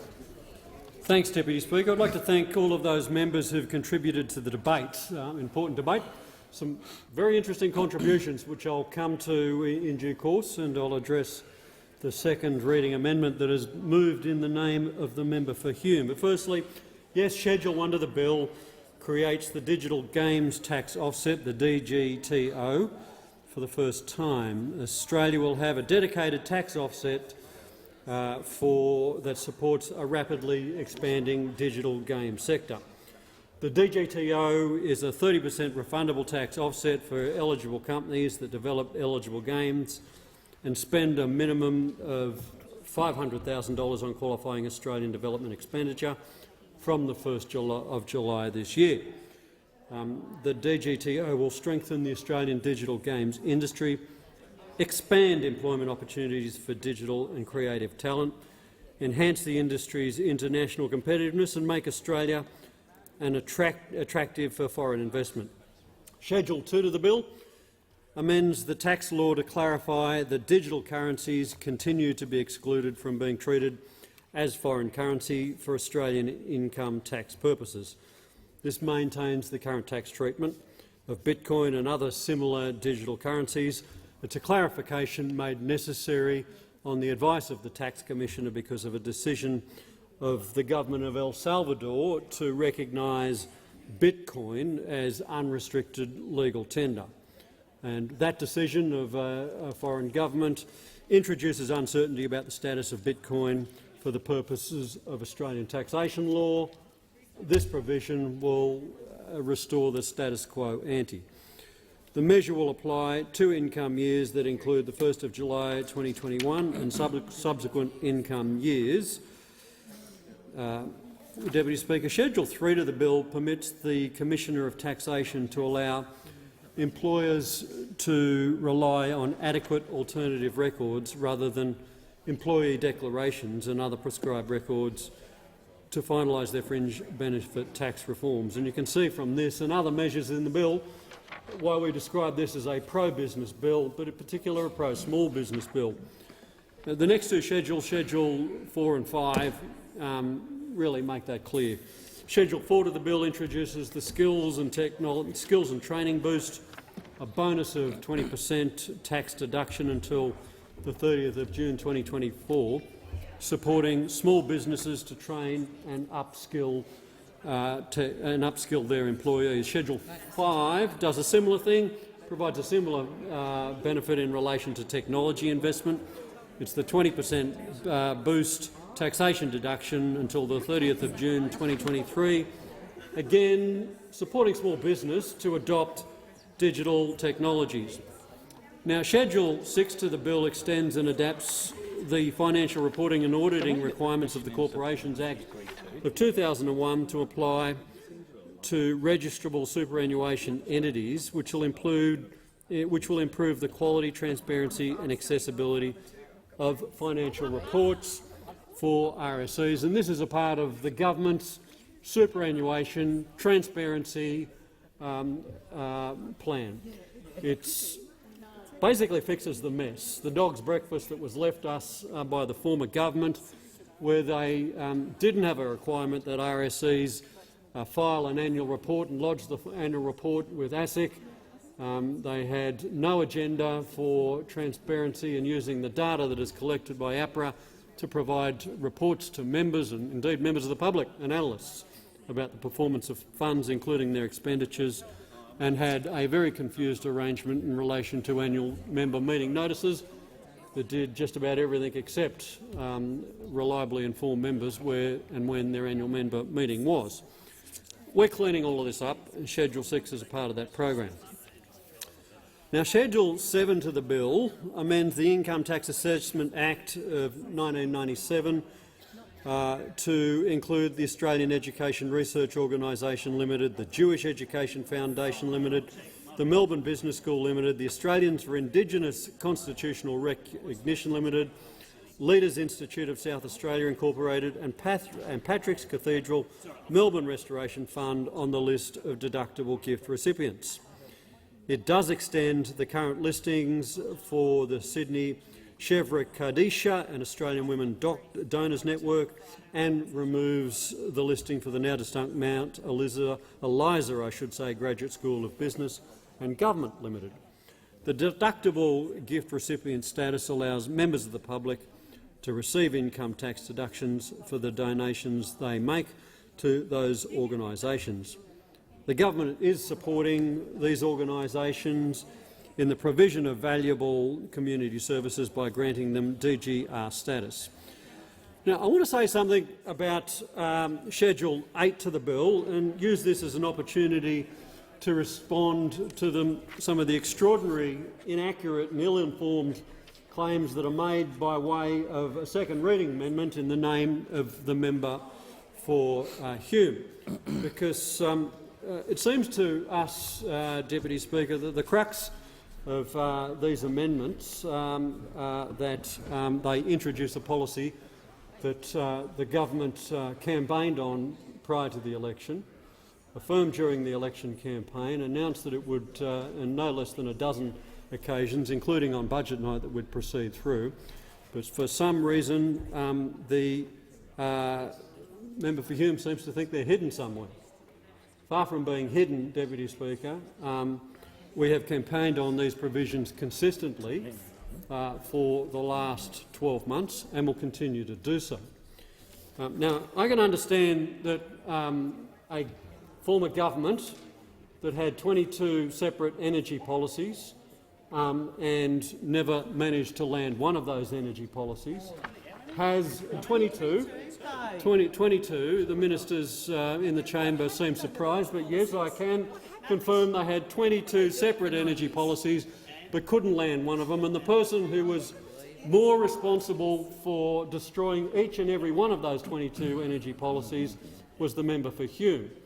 Now, we're not surprised that the person who put so much energy into destroying energy policies of his own party when they're in government has an aversion to energy policy, and it's not surprising to us that he wants to use this opportunity to destroy a 23rd energy policy, one that might just work.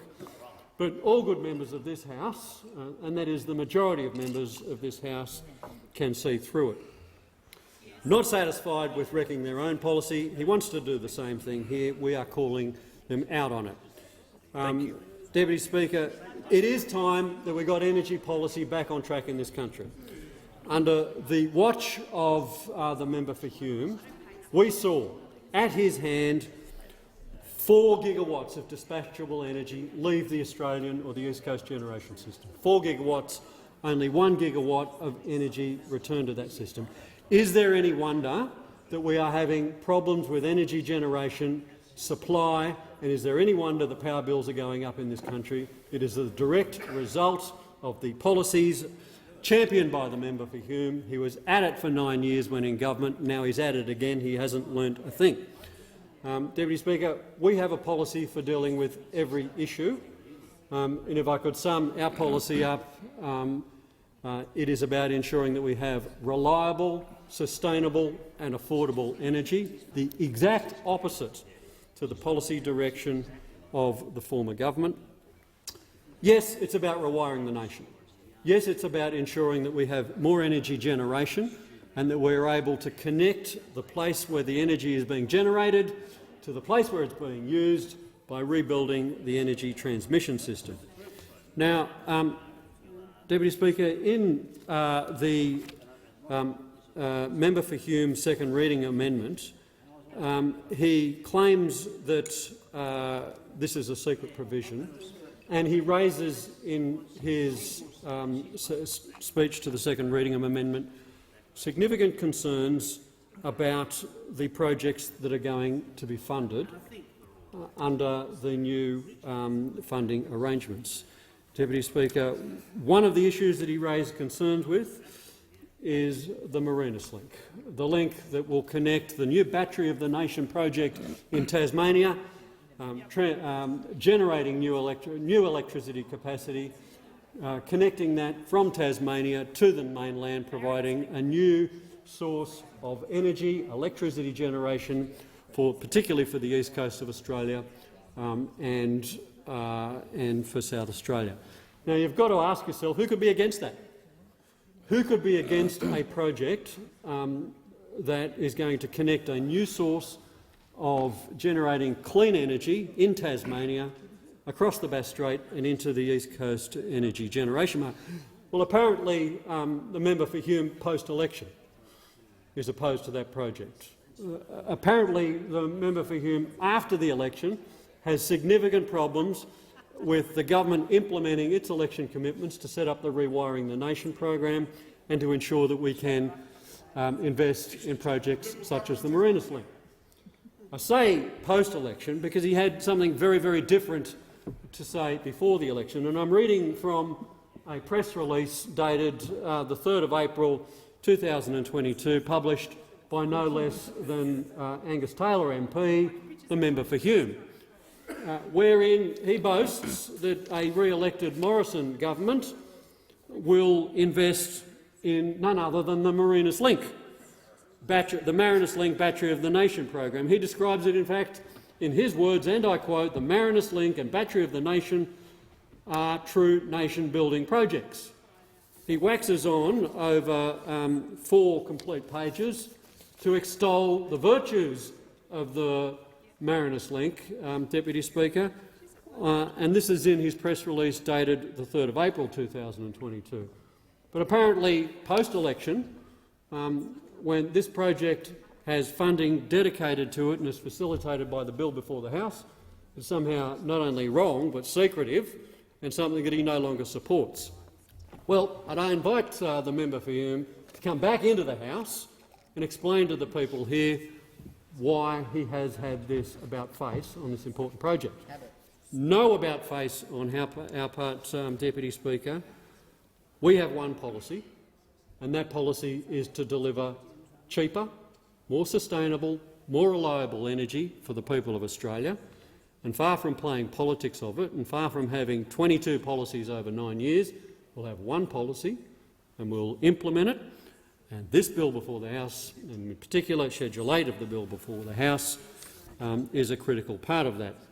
So, in closing, Deputy Speaker, I'd encourage members opposite, when they're asked to come in here and speak on a Treasury law amendment bill, and they're given a set of speaking notes from the Shadow Treasurer, the member for Hume, and sent in here to read something that he's asked them to read. The default position is just say no, because it's probably wrong. And this is in black and white in his amendment to the bill before the House, the second reading amendment before the House, which we'll be opposing.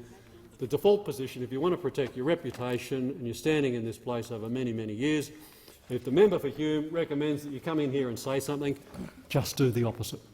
Deputy Speaker, I commend the bill to the House. I thank the honourable Minister for his contribution, and the original question was that the bill now be read a second time. To this, the honourable member for Hume has moved as an amendment that all words after that be omitted with a view of substituting other words. The immediate question is that the amendment be disagreed to. All of that opinion say aye. Aye. Those against say no. I think the ayes have it. The question is now that the bill be read a second time. All of that opinion say aye. Aye. Those against say no. I think the ayes have it. The Clerk. Second reading, a bill for an act to amend the law relating to taxation, superannuation and the Clean Energy Finance Corporation and for related purposes. I've received a message from His Excellency the Governor-General recommending, in accordance with section 56 of the Constitution, an appropriation for the purpose of this bill. The House will now consider the bill in detail. I understand it's the wish of the House to take the bill as a whole, and the question is that the bill be agreed to. The Minister. I move that this bill be now read a third time.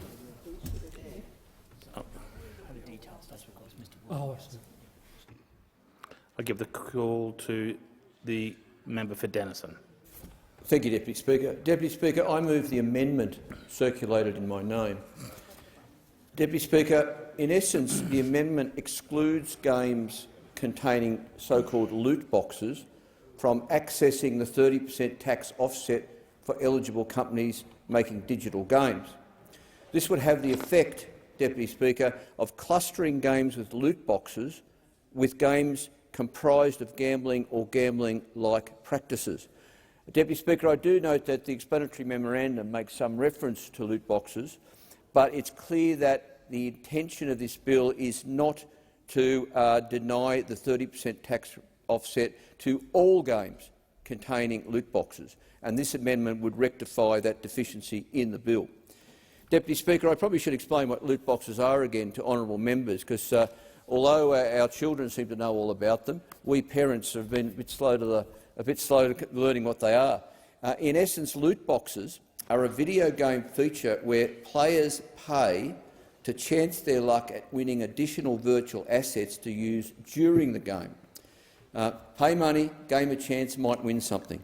This is gambling by any definition, and it is routinely being experienced by children and adolescents right around Australia. No wonder, Deputy Speaker, that gambling companies are buying up online gaming companies.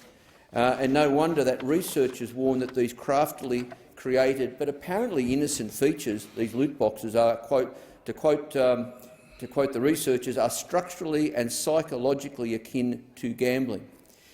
Deputy Speaker, my intervention this evening follows on from just this last Monday, where I tabled a private member's bill which sought to have the Classification Board classify video games with loot boxes as R18+ or RC. And the reason for that private member's bill is that we don't let children gamble, so why do we let them use games with loot boxes? We don't let a child or an adolescent go into a pub and play the poker machines, or go to the casino and play roulette or blackjack or whatever else. But we have this curious deficiency in our laws in this country where those very same children are allowed to play a game legally, a game of chance with these so-called loot boxes.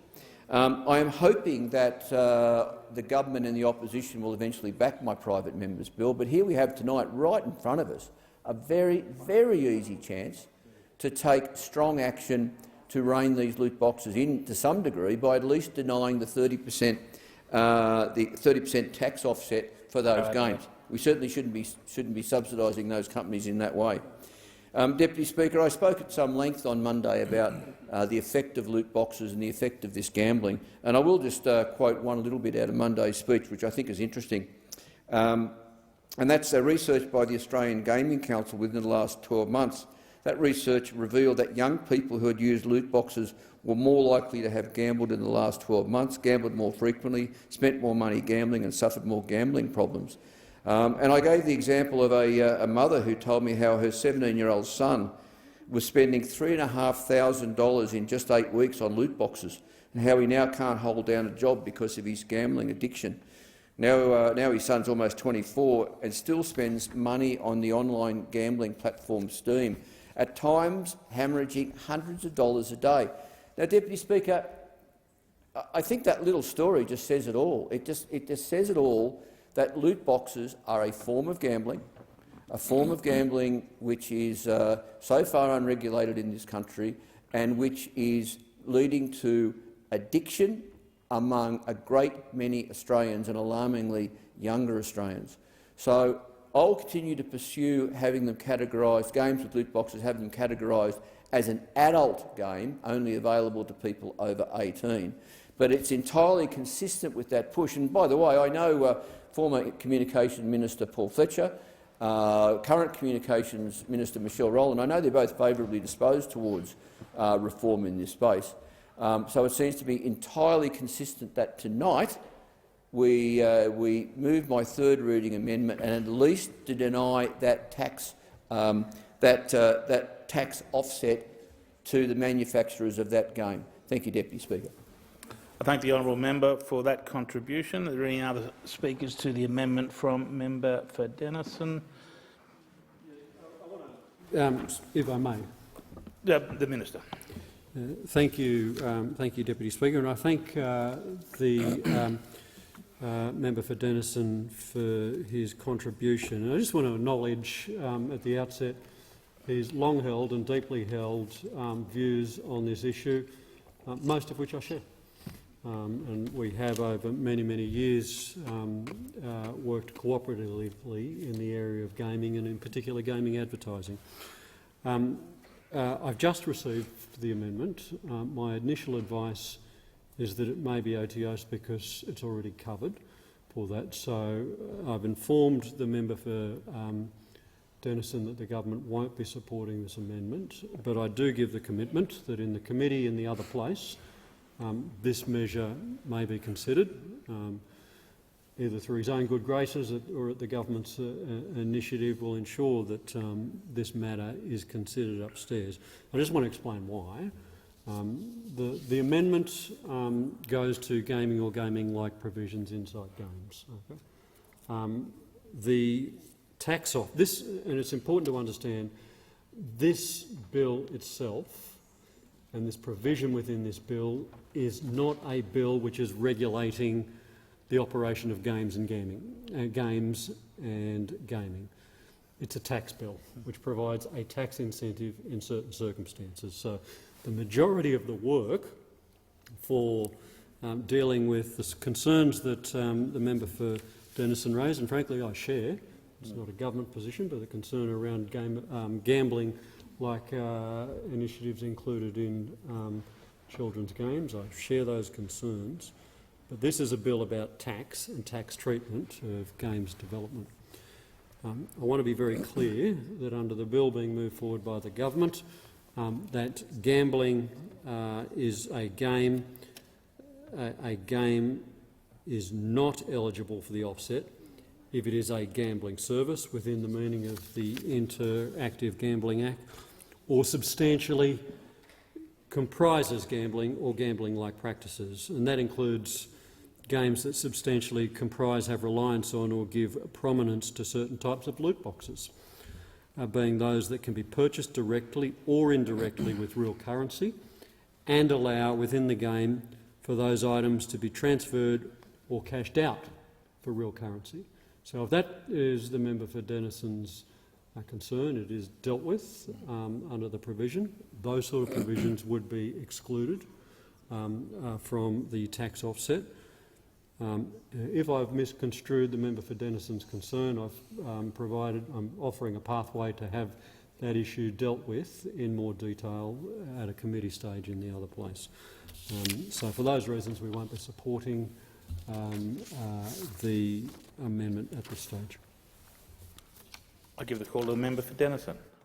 The member for Clark, Deputy Speaker. Oh, sorry, Chair. No, a mistake easily made. I was the member for Denison for many years until it was decided to rename it after Andrew Inglis Clark, of course, the architect of the Hare-Clark electoral system, and a co-author of the Australian Constitution, so a very, very fine Tasmanian judge and politician. Deputy Speaker, I thank the Minister for that contribution, and I'm heartened by what the Minister has had to say. I would add, though, that the current reference to loot boxes in the bill and in the EM, I don't believe it covers all categories or all types of loot boxes. So I would ask the government, as they've committed to do, to look further at that. I think even if you can't cash out, just the fact that you are, say, winning, I don't know, a virtual gun in a game, or you're winning a virtual faster car or virtual superpowers, it's still a reward as much as cash. So there's still the pay the money, a game of chance, you don't know what you're going to win. Oh, wow, I've won this gun, that lets me go to the next level of the game because, you know, I'm more dangerous and deadly. it is still gambling by any definition. So, Deputy Speaker, I am heartened by the minister's contribution. I won't be seeking a division this evening for the convenience of members, and on the basis or the promise, the commitment from the minister that the government will look further at this. So, through you, thank you, Minister. I thank the honourable member for Clark for that contribution, and that being the case, I'll put the question that the amendment be disagreed to. All of that opinion say aye. Those against say no. I think the ayes have it. The question is now that the bill be agreed to. All of that opinion say aye. Those against say no. I think the ayes have it. The bill has been agreed to. I give the call to the Minister. Leave the House.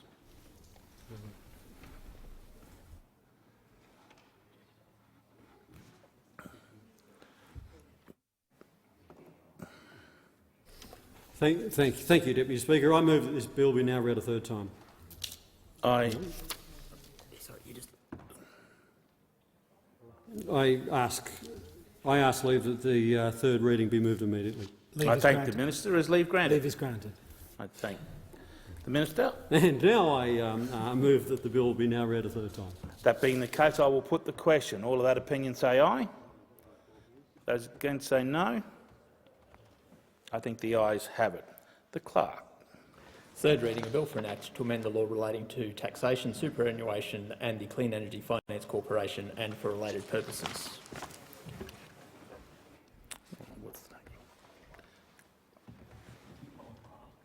Clerk. Government business, order of the day number 2, Governor-General's opening speech, resumption of debate on the proposed address and reply.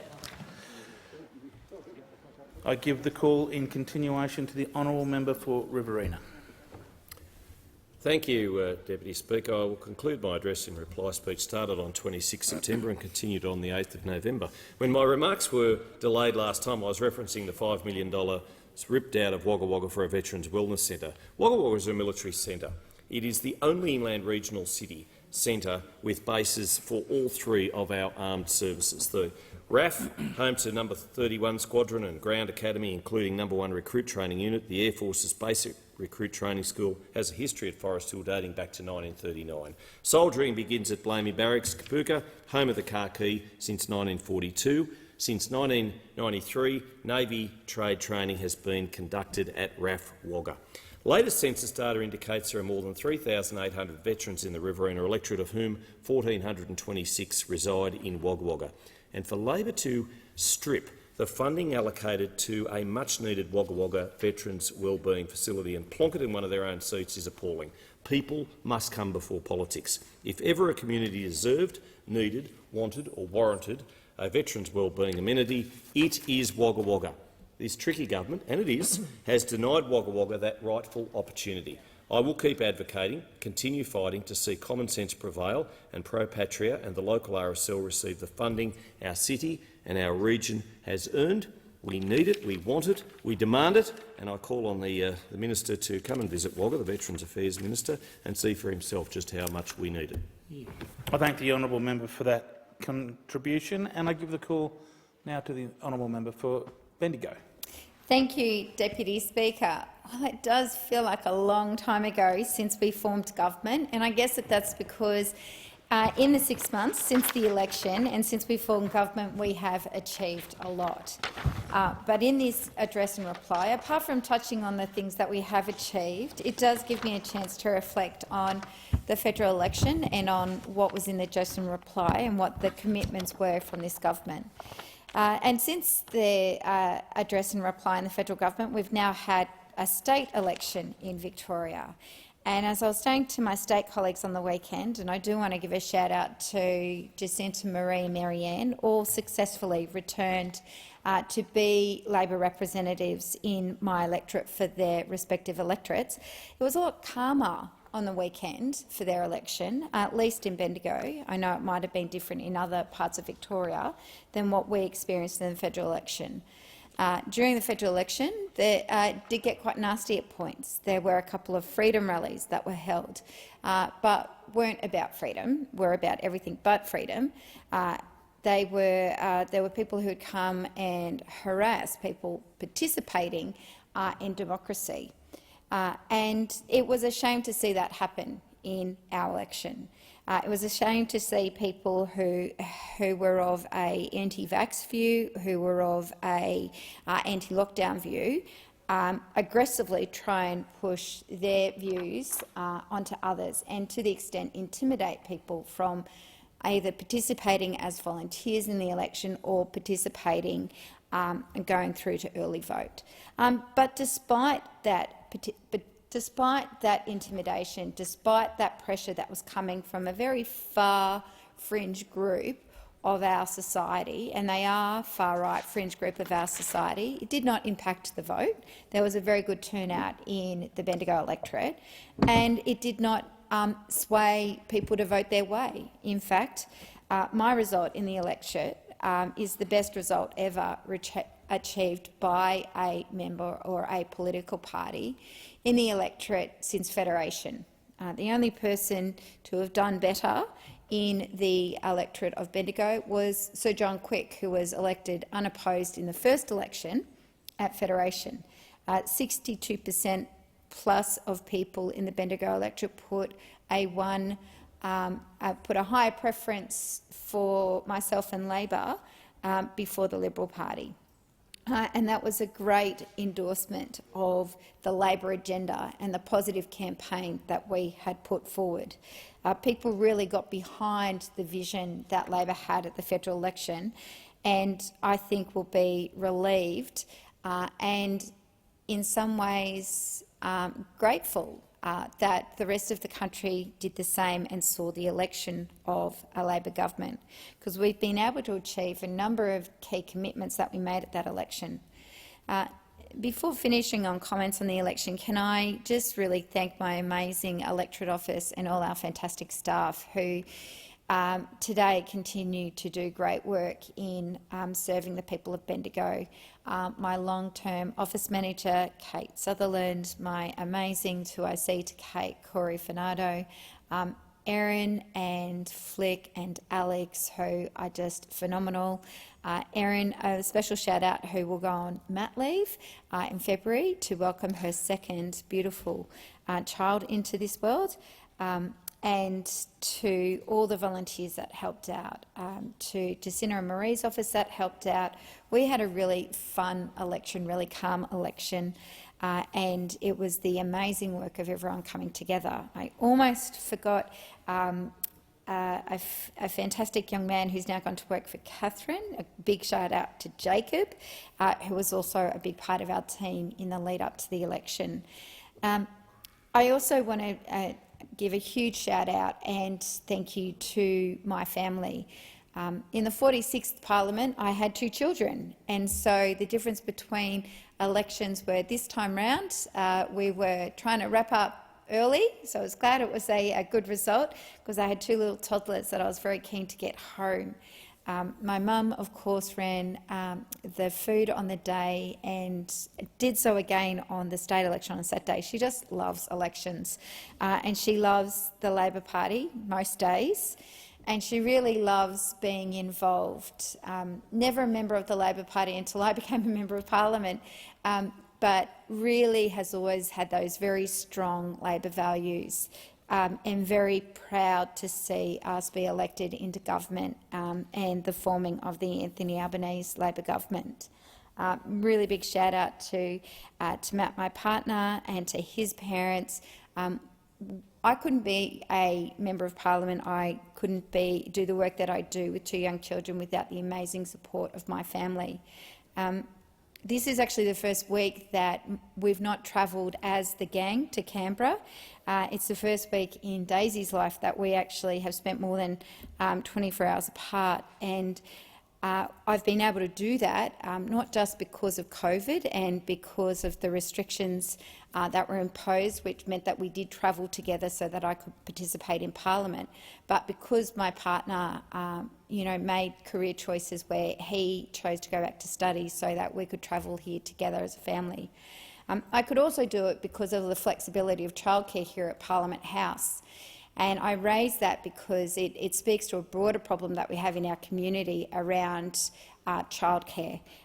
Being a Member of Parliament, we do have access to childcare here at Parliament House on a casual basis, which is not the case for so many workers. When you enrol in childcare, in 99% of cases, you're locked in for the 12 months.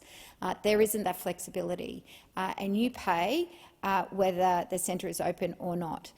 You might get an absence from the government, which means that but you still have to pay, and the absences count towards the days you get subsidised.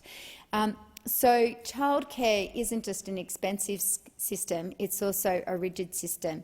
And when we have asked the Productivity Commission to look at childcare, we are looking at how we can make childcare more universal. And I'm hoping then when we look at that universal factor, we'll look at the enrolment factor and the rigid nature. We want people to have access to early childhood education on a more flexible and on a more universal basis, not just for people who might travel and want to bring their young ones with them or have places at multiple centres for whatever works for their family, but particularly too for casual workers and particularly too for shift workers. It's really hard for casual workers. They enrol their children into early childhood education. If their shift get cancelled, they still have to pay for the day at childcare. So what tends to happen is people don't enrol their children in early childhood education if they're casual workers. They look for parents, they look for grandparents, they look for friends, they look for neighbours. They look for more informal care because of the rigid nature of our system. In Greater Bendigo, there is only one service that provides occasional care, and it's only if there's a spot available, and that's the centre that my children are at. If you are enrolled and you need an extra day, you might be able to get it if there's a vacancy, if somebody's on holidays, but it's not guaranteed. And you've already got to have your children there in care. So the system doesn't work well if you are full-time. If you've got two parents full-time, it doesn't work well if you've got a casual or a shift worker. So I really look forward to the Productivity Commission review in answering that question: how can we best deliver early childhood education to our youngest Australians to ensure everyone has access to it? The other point I want to make on early childhood education and how important the reforms were that we've already passed through this House is around affordability. Cheaper childcare will make it possible for more parents, predominantly mums, to return to work, to pick up that extra day. We already know that the cost barrier associated with early childhood education is a disincentive. Mums don't return for that fourth day or that fifth day because they're essentially working to pay for childcare. They end up going backwards. So cheaper childcare will mean that more women can return to work, and that unlocks so many extra hours, extra opportunities, getting skilled, productive workers back into our economy if they choose. And I emphasise if they choose, because some mums, some dads do want to do part-time work and be more involved in the early years, and that's their choice. But it shouldn't be their only choice, and that was what was so critical about the reforms that we moved through. And I should say too that the cost of childcare, it's necessary that we have these higher subsidies. Next year, when you look at the average fees around Greater Bendigo, about $150 per day. If you have two children in 3 days a week, your starting bill before subsidy is $45,000. That's a lot. That's a lot. And how much you earn will depend upon how much subsidy you receive. So we do need to urgently look at how we fund and how we structure early childhood education. Next year, we have 3- and 4-year-old kinder rolling out in Victoria. I'm really proud that our state Labor government will help deliver universal 3- and 4-year-old kinder. We know it makes a difference. Next year, the 3-year-old kinder will be the first of the COVID babies. Children like my Daisy, who had an interrupted early years because of the lockdowns, because of the cancellations of many of their social activities.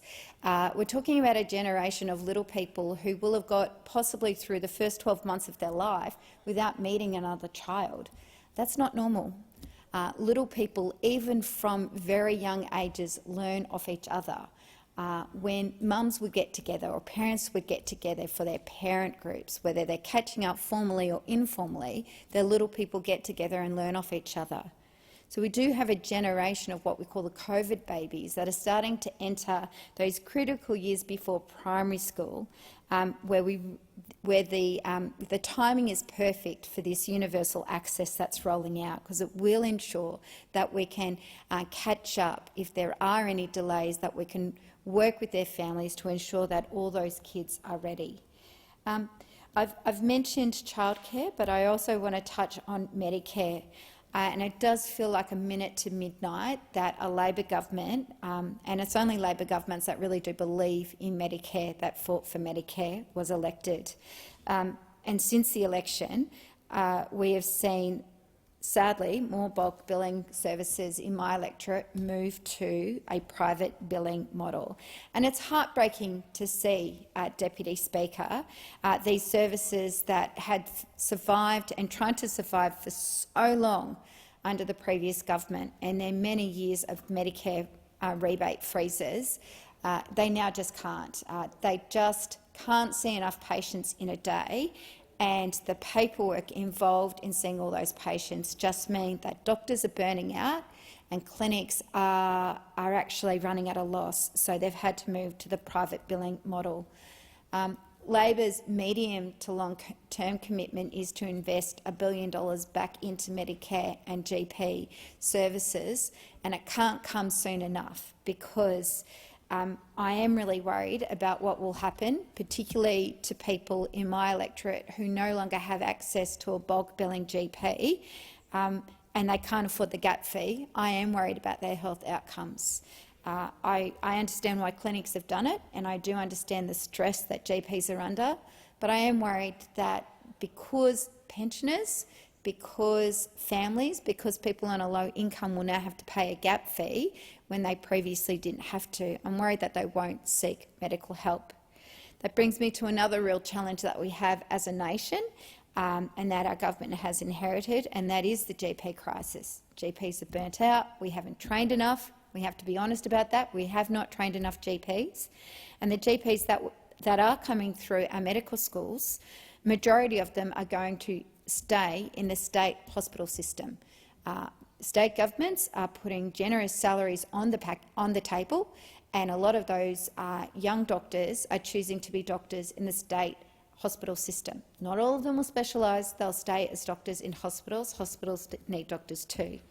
That is impacting on new GPs coming into the into primary care and into GP services. It compounds the problem that we have.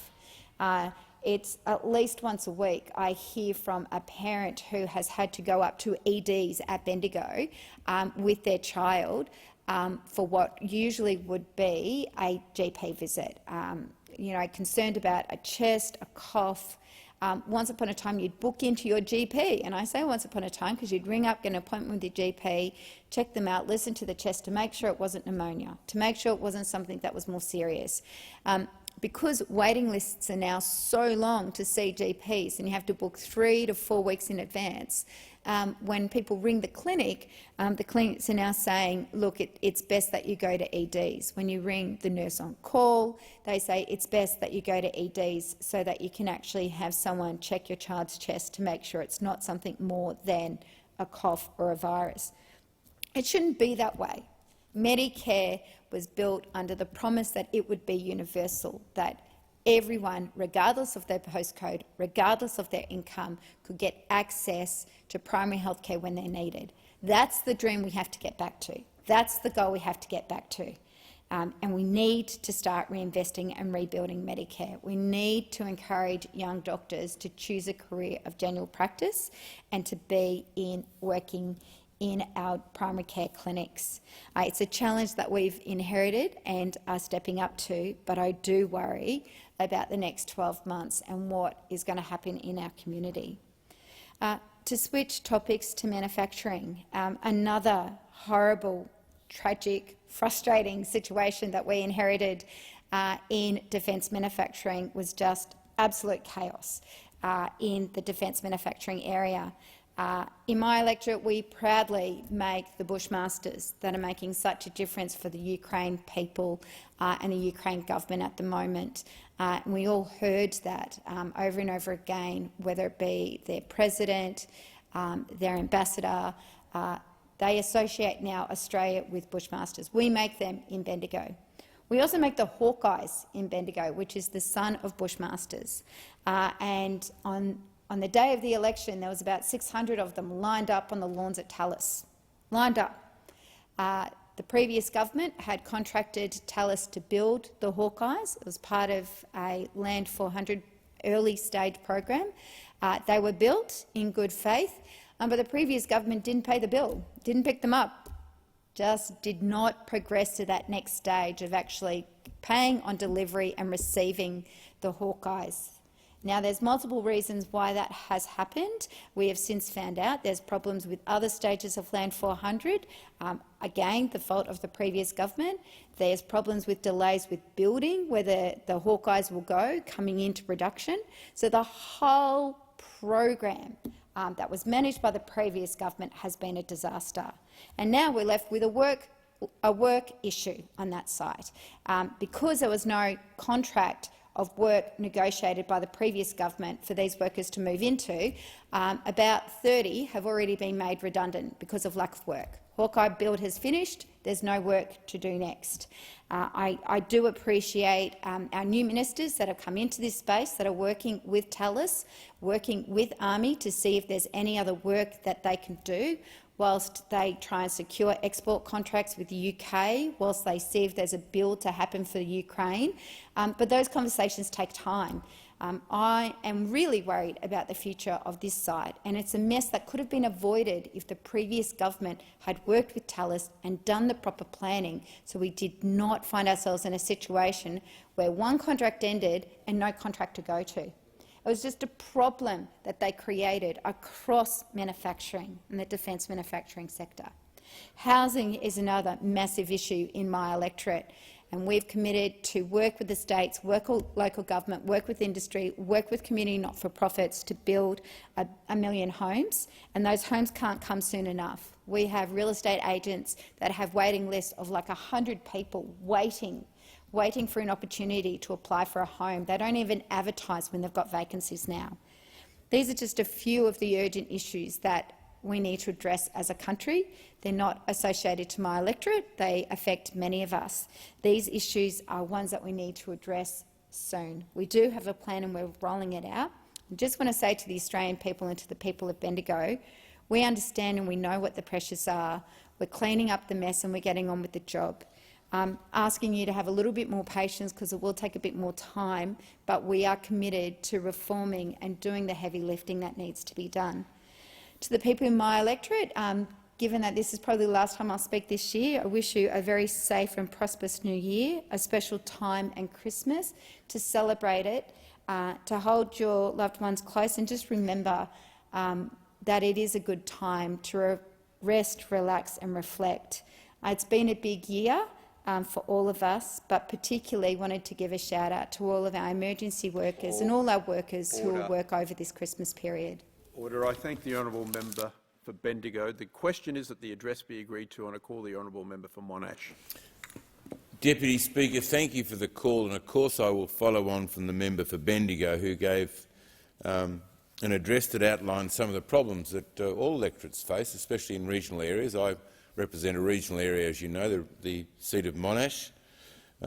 Whilst it's more spread out than the seat of Bendigo, it has all the same issues, especially, as the member for Bendigo mentioned, around childcare. Being a mum herself with 2 beautiful children, she outlined perfectly the problems with the structure of childcare. It's not about the money that the federal government put in or not.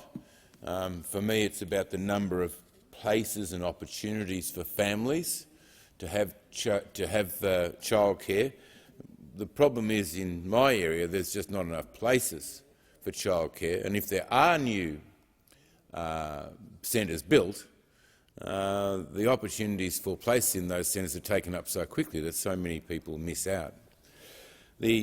As the member for Bendigo pointed out, the difficulty around how families are locked into childcare and don't have the opportunities for family daycare, or, as in my case many years ago, of course, we had a great, very large, broader family that took all the responsibilities for childcare. Living in a country community like that, it takes a whole village to raise the children. Certainly my children were raised by that wonderful community that I lived in. Medicare is still an issue for all of us that the member for Bendigo raised.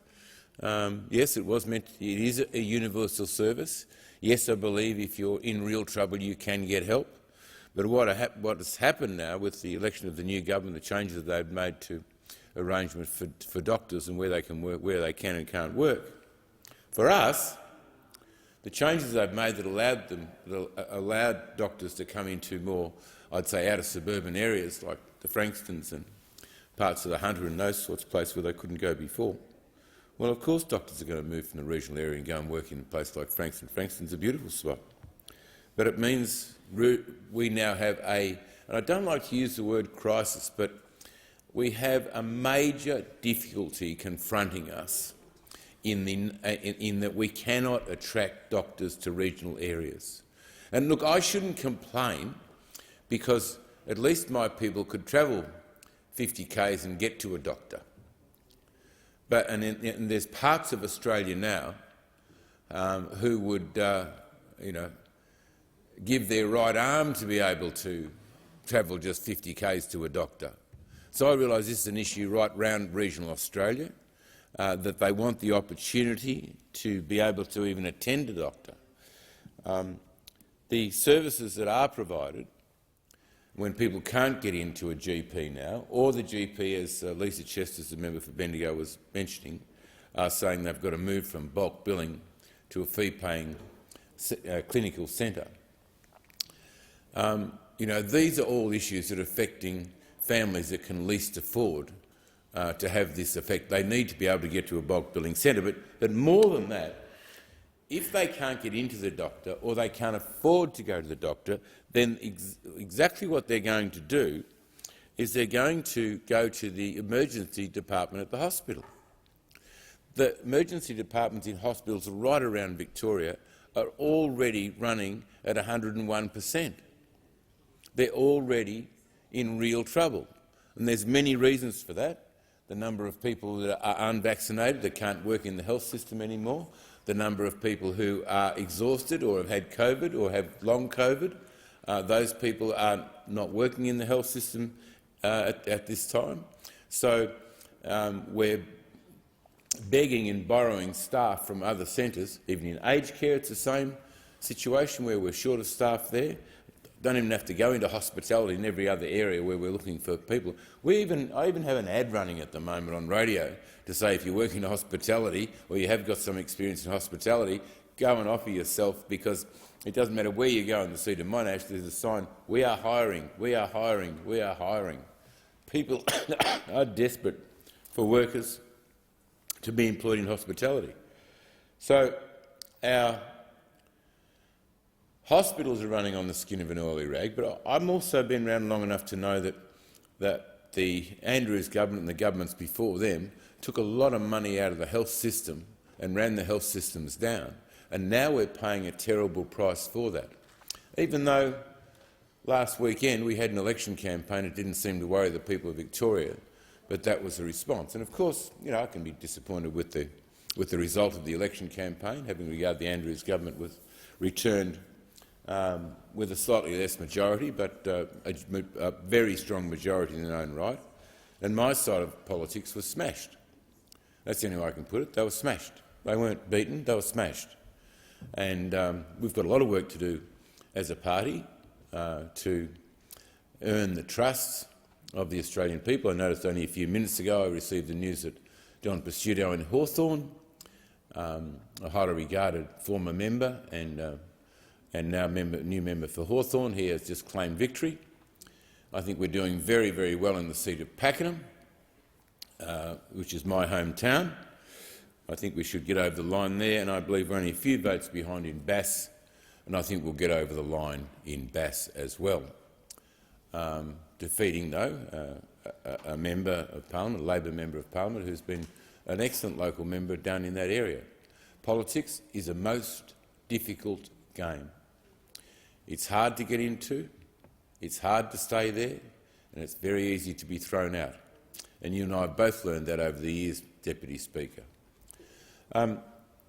Elections and interactions between parties are important. I had a big complaint today from someone who likes to contact me quite often, Deputy Speaker, saying that he's disgusted with question time and the behaviour of the opposition and how we're not being... I've been in nearly every parliament since 1990. Question time is a robust exchange where people have the opportunity to ask the government of the day questions and eke out their own place in this House. What the public do not see, they see question time. What they don't see is all of the cooperative committee work that goes on in this House. They don't see the interaction between shadow ministers and ministers. They don't see the cooperation on the big issues of the day, where the nation, by the members in this House, by the ministers and by the shadow ministers and by Prime Ministers and opposition leaders, are putting the nation first in their consideration of what they're doing. Nobody sees that because the press only runs the division and the approach is there. And I was sitting at the table on our side tonight as the member for Barara, the Julian Leeser.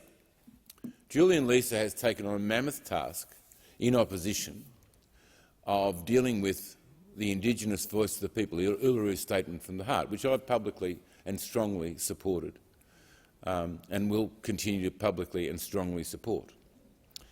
There's an issue where the Nationals have decided they will not, as a party, support it. In my party, there are people who are for it and opposed to it. And it leaves the shadow minister in a place where he has to gently negotiate through and find the information that the government's putting forward on how the statement from the heart and the voice of the parliament can be reasonably enacted, where most members of the House will support such a proposition. And that's a very hard job for a shadow minister. And I thought I'd just give a shout-out to the shadow minister today, this evening, and say that I think that he has made an amazing start to his senior position in the party, and I congratulate him on all the work he's done, and I wish you and your wife and your beautiful children a wonderful Christmas and a happy New Year to you too, Julian. So, having said that, I still won't get a Christmas card from him, but I'll do the best I possibly can. having praised him up. But he is a dear friend of mine, and I wish him all the best in his endeavours. We, as a parliament, enjoy the company of each other in some times, and the public sees us not in that way. I think we've lost the trust of the Australian people to a degree. This has probably been the case around politicians. You know, it doesn't matter where you put your vote, you end up with a politician and all the jokes that go along with that. I'm of the opinion that this is a proud profession to be in service of the people that I represent, you represent, Deputy Speaker, and every member in this House, in the lower house, represents their constituents. And sometimes their constituents become foremost an issue in their electorates, become foremost in their position, and they are sometimes at odds with their own party. We have processes that we can deal with those odds. Now, in the Labor Party, you can't cross the floor in the Labor Party without leaving the party, and that's what Andrew Fisher put in place. And that was accepted by the group that began the Labor Party in Australia. On our side, when Menzies came in, he said, no, I've got this, I have another view. I believe that you should be able to dissent from your own party and still continue in the role as a member of that party. I have needed to do that on occasion myself. There have been many before me who have chosen to take that road.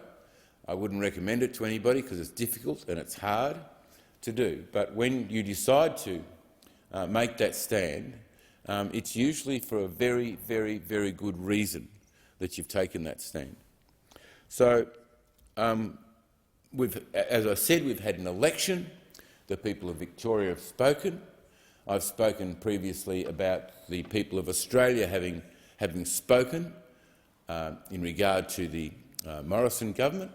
They made a decision. They made a decision, and they decided that it was time for the Liberal Nationals to be no longer in the governance chairs. I entirely and completely accept that decision of the Australian people, because it is a blessing to me that we have compulsory voting in this country, where everybody actually comes and participates in the process of democracy in Australia.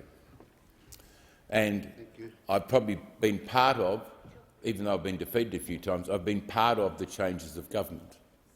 And I've watched how new governments perform, and I've watched how oppositions fall into place, because one of the most important things you can have in a democracy, and I'll come back to the Victorian election, is a strong opposition that is prepared to put their case and question the government on every step that they take, because that's what the Australian people expect of us.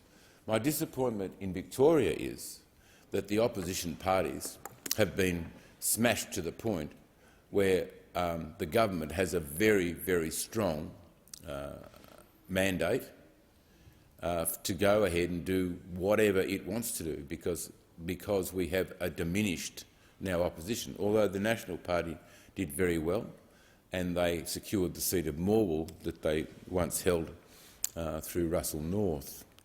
But you have to have that strong opposition, and I don't know whether at this stage we'll be able to mount the strength of opposition that we need to hold the government in Victoria to account.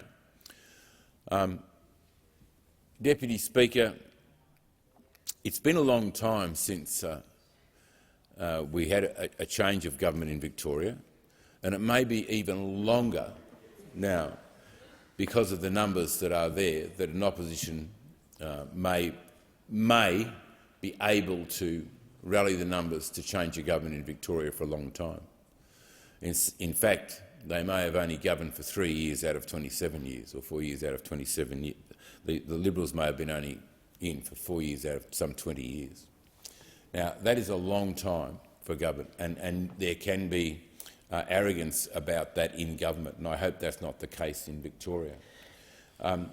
Deputy Speaker, I'd like to now conclude by saying whatever happens in this nation, whatever happens in each state, each of us have more in common than we have those things that divide us. And I started speaking about the member for Bendigo when she went through the various issues.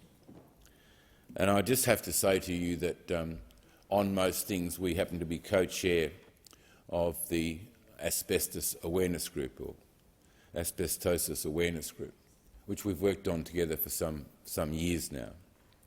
And I enjoy the interaction with Ms Chesters, member for Bendigo, in that role, making Australians aware of the dangers of asbestos to them and their children if it's handled badly. So there is more in this place to me that endears us to each other, and the things that we have in common are far greater in this Christmas time, in this Christmas period, in this time when this parliament is wrapping up for the year, that we recognise the importance of the relationships we have with one another, with our staff, with the speakers and deputy speakers and all the people that are, as I spoke of the other night, the keepers of the springs in this place. Without them, it would not work. So it is crucial that we remember at this time of year how important relationships are and how important our own relationships are inside and outside this House. So I take this opportunity to wish everybody a very Merry Christmas, and especially a Merry Christmas to the keepers of the wells.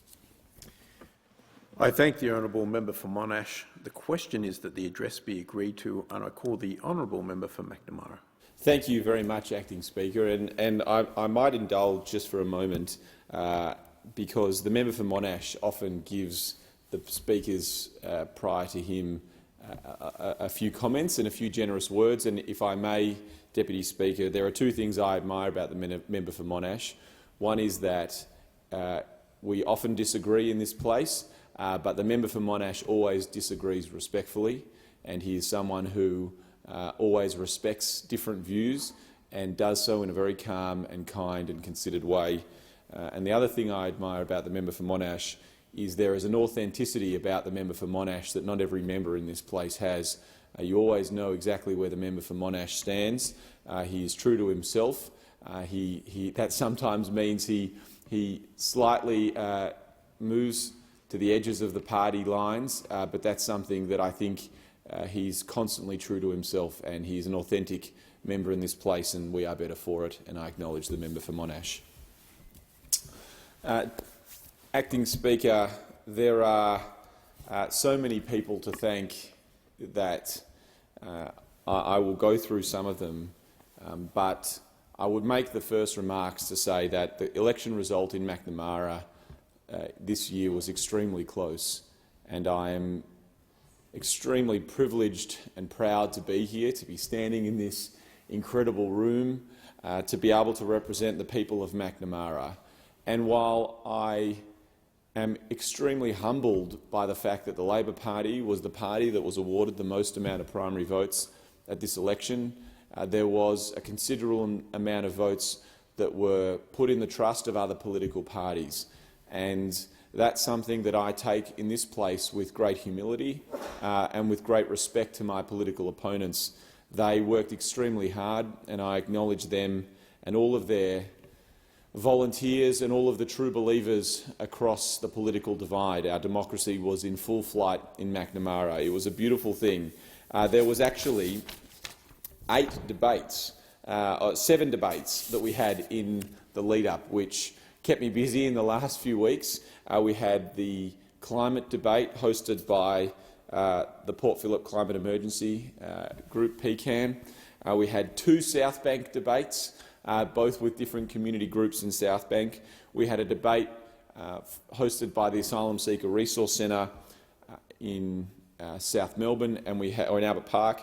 Then we had a debate hosted in St Kilda by a community group called Unchained, and then we had a debate on Joy FM on a Saturday morning, which is the not Joy FM, Joy 94.9. Sorry about that, to my friends Macca and Tass, who are on Joy 94.9, and that is the wonderful LGBTIQ community radio station. So democracy was alive in McNamara, and it was a real contest, and a lot of people put a lot of hours into it. We had a large number of candidates put their hand up and nominate to be the member for McNamara, and for the second time I am deeply grateful to the people of McNamara for giving me this privilege. But I also will acknowledge Colleen Harkin from the Liberal Party, and especially Steph Hodgins-May. She was the Greens candidate. It's not the first time she's run, and she and her volunteers put in an extremely strong campaign. And she also, at the Victorian election, became a mum for the second time to a baby girl, and I wish her congratulations to Oggie and her, and to Otis, her son. I wish them all the best on their next chapter as their little family grows. But to my team, I'm extremely proud of all of the effort and all of the time and dedication and heart that went into supporting our campaign in Macnamara. Two of the key pillars of my campaign, I can say proudly, have gone on to bigger and better things. They've left the humble Macnamara team and my team to go on to do better things. One of my staff members has joined the Prime Minister's office, and I won't embarrass him by saying that he's joined us in the chamber today, but it was a great achievement, and he's certainly a worthy member of that high office, and he will and Dean will do the absolute best that he can for not only the Prime Minister but also for the people of Australia. And the other person I would like to acknowledge is Belinda Wilson, Belinda Wilson is an extraordinary person. She has hustle and heart and drive, and it's not a surprise that the Labor Party pre-selected her to be the candidate for Narre Warren North in the state election that we just had. And I'm extremely proud that one of my former team members got elected to become the member for Narre Warren North. She will make an almighty contribution for the people of Narre Warren North. The people of Narre Warren North have a representative who will work as hard as they possibly can to deliver the things that they need: better schools, better roads, better transport, better health care. She will work with everything she's got to deliver for them, and I congratulate her, my dear friend Belinda, for becoming a member of the State Parliament, and I congratulate Willow and Bridie and Kane and Ned and the whole Wilson family on their fantastic achievement. It was a group effort. I also want to acknowledge my other campaign team, Roman and Alex, who were just tireless in the way in which they corralled volunteers and came out door-knocking with me and made phone calls with me, and we spoke to thousands of people in Macnamara, and they for months on end, especially Roman, was determined, and every bit that they contributed helped get us over the line. In such a tight contest, they helped deliver votes via their simple conversations of why they're there, why they want to see a Labor government, why they wanted to see an end of the Morrison government, and what it means for them and their friends. I also want to acknowledge my other staff members, Adam, and some of them have left, but I'm going to mention all of those who have worked in my office because I'm proud of all of them. Adam, Adele, Ariel, Dakota, Deborah, Joseph and Ryan, and then my former staff members, Belinda, who I've already mentioned, Mickey, my dear friend Millie, Ella, John, who still gives me advice when I deserve it, and Toby and Simon. We had 31 booths across Macnamara, and I want to thank all of those booth captains who stood out there all day, and especially those scrutineers, not just on election day, but we had scrutineers in Macnamara for about 10 days after in a cold shed in Port Melbourne, and they were just tireless and made sure every vote was counted in the appropriate way, and I appreciate all of their hard work. And I especially want to mention Millie, who led the scrutineering team in the cold shed after doing nursing shifts, and Jane, who came in every single day with her clipboard, and I think Jane was the best strike rate of picking up any ballots that weren't 100% in order. So Jane, I really appreciate you. I couldn't have done this campaign without my campaign committee, Abby, Julia, Louise, Raf, Simone, Toby, Ricky, Wessa and Adam. They were constant in their advice, but more so in their hard work. We met regularly and we helped corral and fundraise and make the campaign in Macnamara happen. But I also want to make mention of the incredible Labor team in head office. We have won this year in 2022 thanks to Chris Ford, our State Secretary, and his team of Assistant Secretaries and other staff members of Cam Petrie and Nicola Castleman. They've won, I think we hold 22 seats in Victoria at the moment. I'd have to double check that.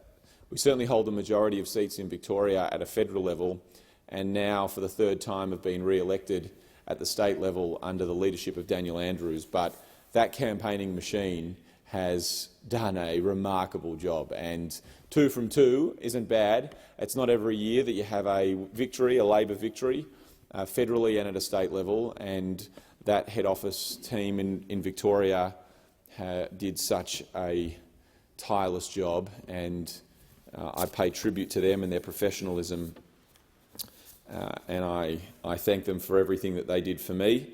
And of course I also pay tribute to the National Office headed by my good friend Paul Erickson, who I admire very much and who is one of the best political minds, one of the hardest workers and one of the most decent people I've come across.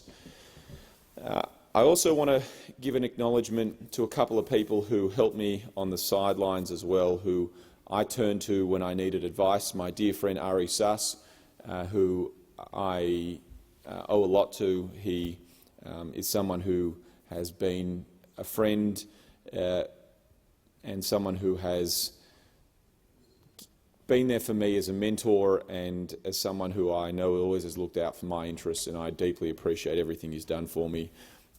And I also want to acknowledge the late Kimberley Kitching, who was working on the McNamara campaign right up until she passed away, and I've spoken about her in this place and in others, and I thank Kimberley. She loved McNamara. She really loved the community of McNamara. She thought all of the little nooks and crannies were just wonderful, and as I do, she saw the beauty in my electorate, and she knew it as well as anyone, and she understood the strategy and the politics of it, and I pay tribute to her. But of course, I also realise at this election that to be in this place and to become a member of Parliament, you really have to give everything that you've got.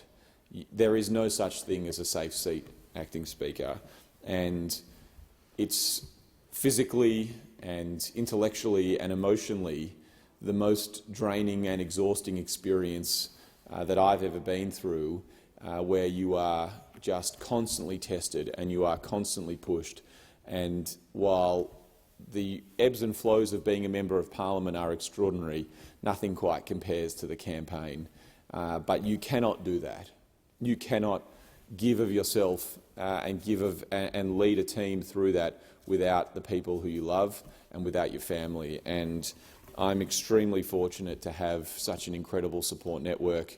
I don't know how many people came up to me and said, "I saw your mum on the corner of South Melbourne Market, and I saw your dad handing out bags, or your dad came and delivered call flutes to my home," or whatever they were doing. My parents have been extraordinary supporters, and I'm deeply grateful to them and all of their love and all of their support to enable and support me to do everything that I have chosen to do in this world.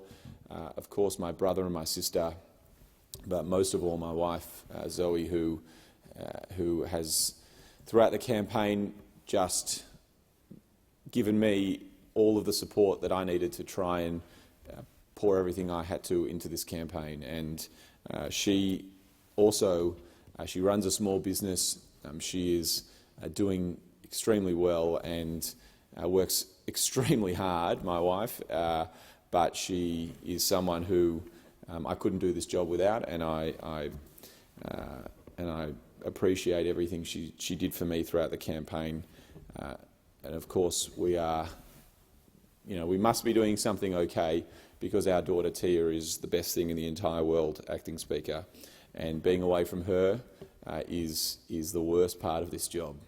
It is the worst part of this job, but I hope that one day, once this is all done, that we can look back and realise that the work we do is worth it, and that the time that we spend away and the sacrifices that we spend away are worth it, because the time that we spend together is the best part of my life, and I hope and look forward to seeing her grow up and do everything that she needs to do in this world.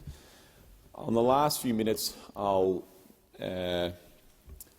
just touch on some of the things that I saw in the election and what I'm going to try and do this term, Acting Speaker. The top of the list of the people of Macnamara at this election was to take climate change and environmental management seriously, and to be sincere in our endeavour to try and turn this global challenge around. It is something I have heard from so many people that I represent, and it's something I take extremely seriously, and I hope that when I reflect on my career, whenever that is and finishes, that is something that people will say I'm consistent on, that we must be a part of the generation that does everything that we can to tackle climate change, and I believe we can. And I'm proud of the measures that we've already taken. I'm proud that we now have a climate change bill. I'm proud that we are moving towards electric vehicles. I'm proud that we've signed international pledges. I'm proud that we're going to designate 30% of our environment for wildlife. I'm proud of the fact that we're transitioning, which is an extraordinarily massive task, to transition from the power that has enabled not only economic prosperity but also the function of our society into something completely different is unprecedented. It is something that will that should not be underestimated, but something that we have to do, and something that I am determined to help be a part of. And of course, environmental management, we need to have leadership in this place, and that is something that the Minister for the Environment, when she responds to the Environmental Protection Biodiversity Act review by Professor Samuels, I'm confident will come to this place with a legacy of reform that we can all be proud of. The other thing that people had on the top of their agenda was the way that they conduct themselves in their workplace across Macnamara is one of professionalism, it's one of dignity, it's one where they respect their colleagues. And I think they expect, when looking at this place, the same sort of integrity and the same sort of professionalism that they uphold in their own workplaces. And I don't think that Parliament reflected that. I think we needed a more constructive Parliament, but I also think that they wanted to see a change in the institutions that enable and ensure that we have the highest possible standards in this place. And I'm extremely proud of my good friend, the Attorney-General, who has navigated through the establishment of a National Anti-Corruption Commission. It is something that will be a great legacy of his and of this Parliament and of many members who have contributed to it. And it is a sign of what a collaborative and forward-thinking and Parliament that believes in institutions, a Parliament that believes in creating organisations and government agencies to help lift the standard of behaviour in politics, but also to give confidence to the Australian people that we in this place take our job seriously, we take our responsibilities seriously, and that we want to see an Australia that is striving for high office and high standards in that high office. The other big issue that people resoundingly were saying to me was around the cost of living. If you are a young person in this country and you are entering into the workplace, you're going into a workplace which has got as higher casual employment as we've ever had in the history of our country. It's never been harder to get into the housing market. If you're a female, you're more likely to be paid less. You're more likely to work in industries where the pay is significantly lower than men. You're likely to retire with less. We have huge economic obstacles, and the design of our economy and the way in which it's functioning means that we in this place, who hold the biggest levers in our economy, need to strive to use them so that the economy works for Australian people, and so that Australian people, when they leave their 40 to 45 years of working for our wonderful country, can actually have something to show for it. It's why rising wages and increasing wages is actually a really important endeavour. It's why moving away from casualised work towards permanent work is a really important endeavour. It's why I'm proud of our industrial relations reform. It's why I'm proud of the budget that we have set down, but there is absolutely more work to be done. The job is not done there. So for the last little bit, I'll just say that we are very, very lucky to be here, and I consider myself extremely fortunate to be a member of this great institution. I believe in the House of Representatives. I believe in our parliament. I believe it can be a force for good. And for however long I get to serve the people of Macnamara, I will do it so with the absolute best of my abilities and the most amount of effort I can possibly do. But it is not possible without the support of the wonderful people of Macnamara, and for that I say a very deep thank you to them. I thank the honourable member for Macnamara. The question is that the address be agreed to, and I call the honourable member for Warringah. Thank you, Mr Deputy Speaker. And I'd like to start by acknowledging the Ngunnawal and Ngambri people who are the traditional custodians of the land on which we stand, and also acknowledge the traditional custodians of Warringah and pay my deep respect to our diverse First Nations communities, the traditional custodians, elders, past, present and emerging, on whose country we work on. The history of Warringah is complex and there is a need for healing, and I express my heartfelt thanks to local communities, and I'm committed to nurturing the world's oldest adapting culture and our First Peoples' connection to land, sea and sky. To that end, I welcome the commitment of the government to enshrine an Indigenous voice in the Constitution and to hold a referendum next year. It's been far too long coming, more than 5 years since the Uluru Statement from the Heart Dialogues concluded and Professor Megan Davis so powerfully read out the statement to the crowd there at Uluru and to Australia. The referendum is another step on the long journey towards reconciliation and closing the gap. It's, however, a vitally important step, and one which we will guarantee Indigenous people have a say over their future through a permanent voice to Parliament. It's an issue that I and many of my constituents feel passionately about, and one which I'm sure we in Warringah will once again demonstrate our caring and inclusive nature through engagement with the referendum process.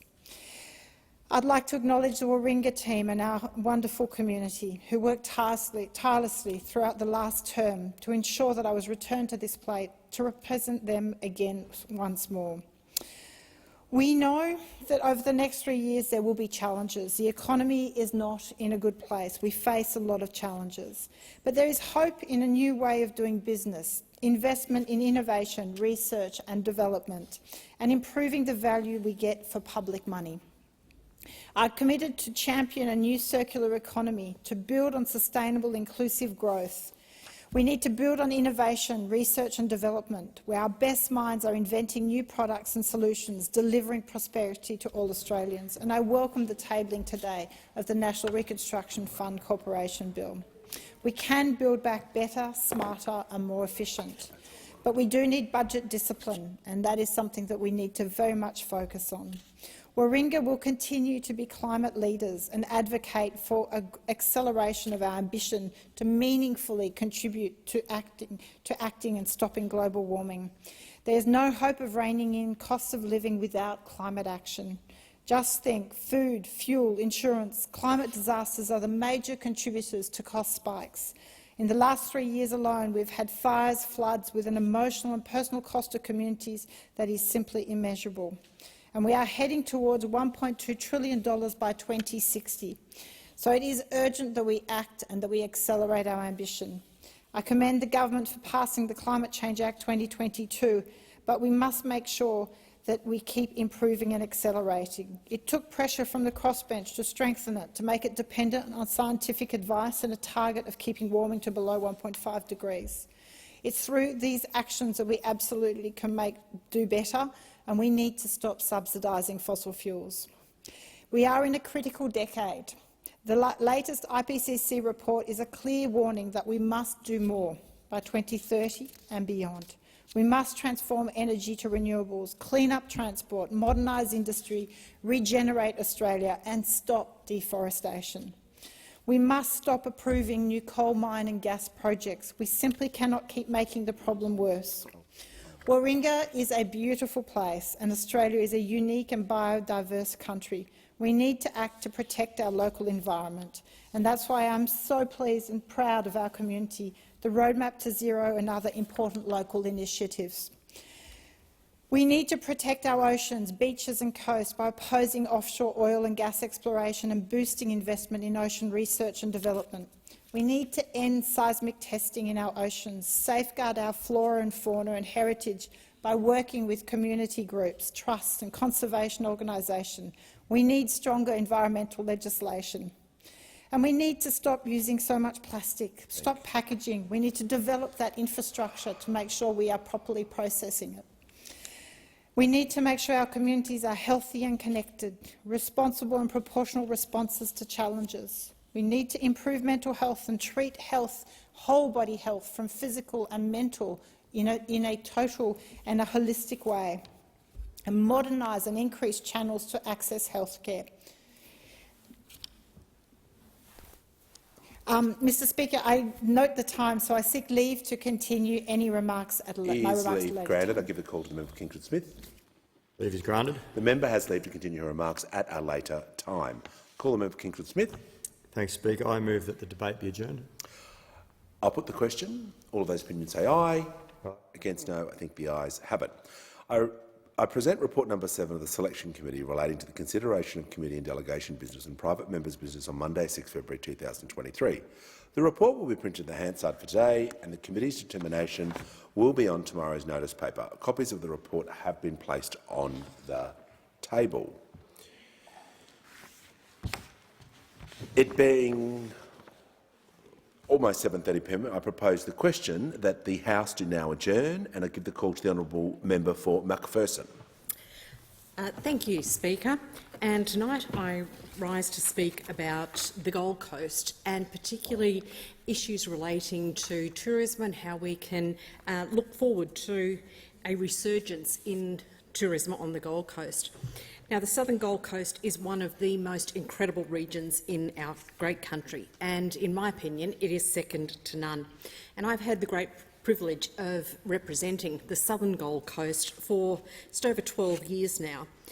The past few years have been incredibly challenging to our small businesses and to our workers, as well as our mums and dads, our families on the Gold Coast. Now, clearly the southern Gold Coast is a tourism hotspot. We share our southern border with New South Wales, so the prolonged border closures really did cripple our community. It was very difficult as a border community for those people who were shut out of either New South Wales, but particularly out of Queensland, as my electorate is in Queensland. Effectively, the town was shut in too, and it was very difficult for those people who worked in New South Wales but lived in Queensland and vice versa to be able to go about their normal work. We found that families were separated. Many owners and their employees literally could see their business or their workplace just across the road, just a couple of 100 metres away, but in many cases they weren't able to walk over to work. Now, these are some very unique challenges that border cities have faced over the last couple of years during COVID. And as we start to recover from COVID, we are, this year in particular, looking forward to a bumper year on the Gold Coast for tourism. It is great to see that many of our businesses are bouncing back after our international borders were reopened now about a year ago. It means that more people are coming in to support our tourism providers on the Gold Coast and provide the much-needed injection that the Gold Coast needs. So it was great to see our wonderful beaches full again, to see our kids back enjoying their weekend sports and competing with other towns that sent children to compete on the Gold Coast. Now, these are the things that clearly drive our community. And whilst the times have been tough over the last couple of years, in my view, we have emerged even stronger. But this is where places such as the Gold Coast, my hometown, really do require some additional federal support. So I was very disappointed in the budget to see that there had been some programs that were cut or changed that impact on the southern Gold Coast region. So it was disappointing to see that Labor didn't announce any new tourism measures, turning effectively a blind eye to our region as we recover from a pandemic that brought our international tourism to a standstill. Now, this can be addressed by our government by funding the industry, but we didn't see that from Labor in the last budget, and in fact Labor slashed Tourism Australia's budget by 25%. Now, between a slowdown of international travellers visiting the Gold Coast premier attractions and a hard border with New South Wales freezing border communities like Coolangatta out of foot traffic, the Gold Coast could really benefit from some tourism funding and some international visitors right now. So it makes no sense to cut $35 million from the budget of the lead agency tasked with rebuilding our international tourism market. The Coalition, when we were in government, delivered record revenue for Tourism Australia, allowing the agency to promote cities like the Gold Coast to travellers from overseas like never before. This attracted visitors that spend a lot of money in businesses, including our restaurants, our cafes and our tourism attractions. Now, the tourism industry is clearly the backbone of the Gold Coast economy. We want to see it returning to pre-pandemic levels and to in fact increase beyond that. But additional funding is required to make sure that that happens. Now, we have a local community that really has put its shoulder to the wheel to try and rebuild. Many businesses really suffered drastically over the last couple of years. So what we're asking is two things. One is support for Tourism Australia so that further support can go to attract international tourists into Australia and particularly into the Gold Coast. And we are also then inviting everyone who is currently in Australia to make time to visit the Gold Coast over this Christmas holiday break. I know that whilst we will be busy, we will always make sure that we have room for our visitors. Thank you. The question is the House to now adjourn and give the call to the honourable member for Chisholm. Thank you so much, Speaker. Yesterday, on the 29th of November, I was honoured to meet with some of the brightest and most passionate young activists from Australia and the Pacific region who were at Parliament House as part of the Pacific Australian Emerging Leaders Summit, coordinated by MICA Australia and the Pacific Conference of Churches. These young activists shared with me their vision to see healthy environments, empowered young people and flourishing communities across the Pacific region. They told me that this vision will only be realised in full when communities enjoy self-determination and when no one is left behind. Young people in Australia and the Pacific are vital to the continuing development of their nation's environments, economies, societies and cultures. In Fiji, more than 60% of the population is under 35. In the Solomon Islands, it is almost 75%. It's a similar story across most Pacific nations. With such a high proportion of young people in the region, it is important for countries like Australia, who seek to work in partnership with our Pacific family, to listen deeply to and build on the strengths of these young people. 94% of the Pacific delegates at the summit ranked climate change as an issue of high or extreme importance for their community. 92.6% ranked preparing for natural disasters and their impact as an issue of high or extreme importance for their community. The health of the environment is intimately connected to the lives, livelihoods and cultures of the Pacific people. For the Pacific people, the land, the sea and the ecosystem are part of their identity. Cultures, traditions, spirituality are all connected and affected by the environment. It's part of who our neighbours are. In January this year, the Hunga Tonga Hangahape volcano in Tonga erupted. Samisi Kaufusi from Tonga courageously shared with me his personal story and lived experience of that event. Whole communities were left under a blanket of volcanic ash and mud from the tsunami that followed the eruption. For weeks, people were cut off from their loved ones abroad as the eruption severed critical data cables.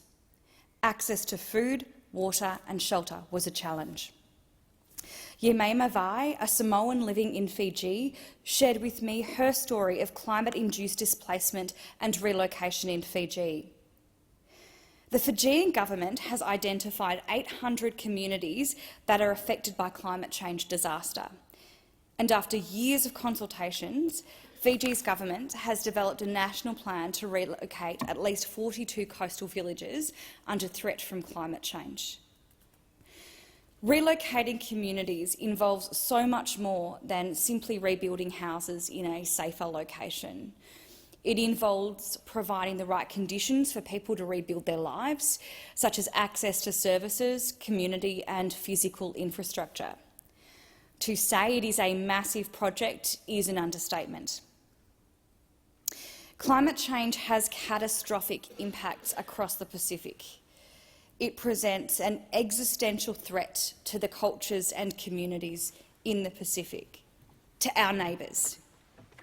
According to Ashley Wild, one of my constituents, and Harriet Stenholt, who attends a local church in my electorate, who were both representing Australia in the delegation, we can help to see the vision of healthy environments realised through the Pacific region by drawing on the ancient wisdom and knowledge of Indigenous peoples that stretches back thousands of years. This includes the ancient wisdom of Australia's First Nations peoples, the oldest continuous culture in the world, who must be given a seat at the table when engaging with and building partnerships with the Pacific. We need to ensure bilateral support for climate action in the Pacific and make sure it's driven by local needs and priorities, focusing on the most vulnerable countries and communities and promoting inclusion and aid that reaches the ground level. We need to take meaningful action towards a safe transition to renewable energy and engage with multinational and international human rights instruments and mechanisms to ensure cooperation. I thank the delegation deeply for meeting with me yesterday, for sharing so generously their stories and their hope and vision for healthy environments, empowered young people and flourishing communities. I congratulate them for all of their efforts and look forward to meeting them again. Keep up the good work. The question the House to now adjourn and give the call to the honourable member for Bass. Thank you, Mr Speaker. I'd like to put on the record tonight that I consider myself a Christian woman. Why do I point this out? Well, lest the Australian Christian lobby once again try to portray me as a godless heathen for holding them to account for their continued insistence on treating the LGBTIQA+ community as something other. But may I also point out that regardless of my religious beliefs, their actions are abhorrent. In the local paper on the weekend, I read with interest, well, disdain really, an ad taken out by the Australian Christian lobby attacking the Tasmanian Liberal government for their proposed legislation to ban damaging conversion practices. The ad campaign is a loud and clear direct threat to my state Liberal Party colleagues for taking the step towards ending a practice that is dangerous, harmful and remains an ongoing problem in some communities. Having been on the receiving end of a campaign by the ACL during the recent federal election, I'm certain that speaking up again today will put me directly in their line of fire again. But like my good friend and Tasmanian Premier Jeremy Rockcliffe, I won't be intimidated. Their campaign dares to presume to speak for Liberals and their values. But as a Liberal in Bass, they can say they most certainly do not speak for us. In fact, during the election and even throughout the debate on the Religious Discrimination Bill, I had many members of the Christian community reach out to me to express their disappointment in the conduct of the ACL and the fact that their approach on many issues is the very antithesis of Christian values, which put love and care for others at the centre. As Glenn Worrell, who experienced conversion practices for 21 years in New South Wales and Tasmania and has first-hand experience of the psychological and spiritual damage conversion practice can cause, said, "As a person of faith, I believe the Christian faith at its best is to do no harm, and these practices do harm. The ACL has seemingly tried to frame the issue as an attack on freedom of thought and speech, amongst other things, claiming this to be a contradiction of Liberal Party values. I think it's worthwhile to point out the following from our own We Believe statement. We believe that liberalism means flexibility and progress. Its principles and its spiritual and intellectual approach enable it to meet and deal with new and changing social and economic circumstances. By elevating the individual, it meets and defeats the terrible doctrine of the all-powerful state, a doctrine at once destructive, reactionary and negative.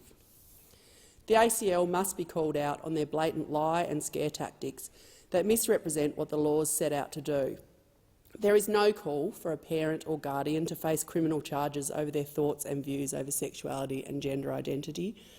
The proposed law instead seeks to bring charges if someone experiences a serious injury beyond reasonable doubt due to conversion practices.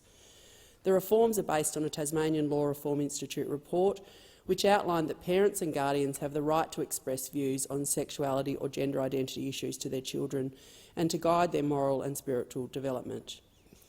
I'd like to commend Premier Rockcliffe for his leadership on this and other matters affecting the LGBTIQ community. In my most recent conversation with him, we were talking about the fact that the most important thing we can do as elected representatives or as human beings is to look after people, to care for people. And to anyone who considers this care a woke issue, if loving, respecting other people and wishing for self-determination and autonomy and a right to live your life without fear of judgment, harassment or reprisal is woke, I'm here for it. After witnessing the campaigns of the ACL over the past few years, whether it be on marriage equality, protecting the rights of LGBTIQ students and teachers in schools, or on harmful and painful practices where inflicting deep shame is at the core, I have to think they are so very aware of the hurt that they cause in the community. They know they are causing harm, but they keep doing it.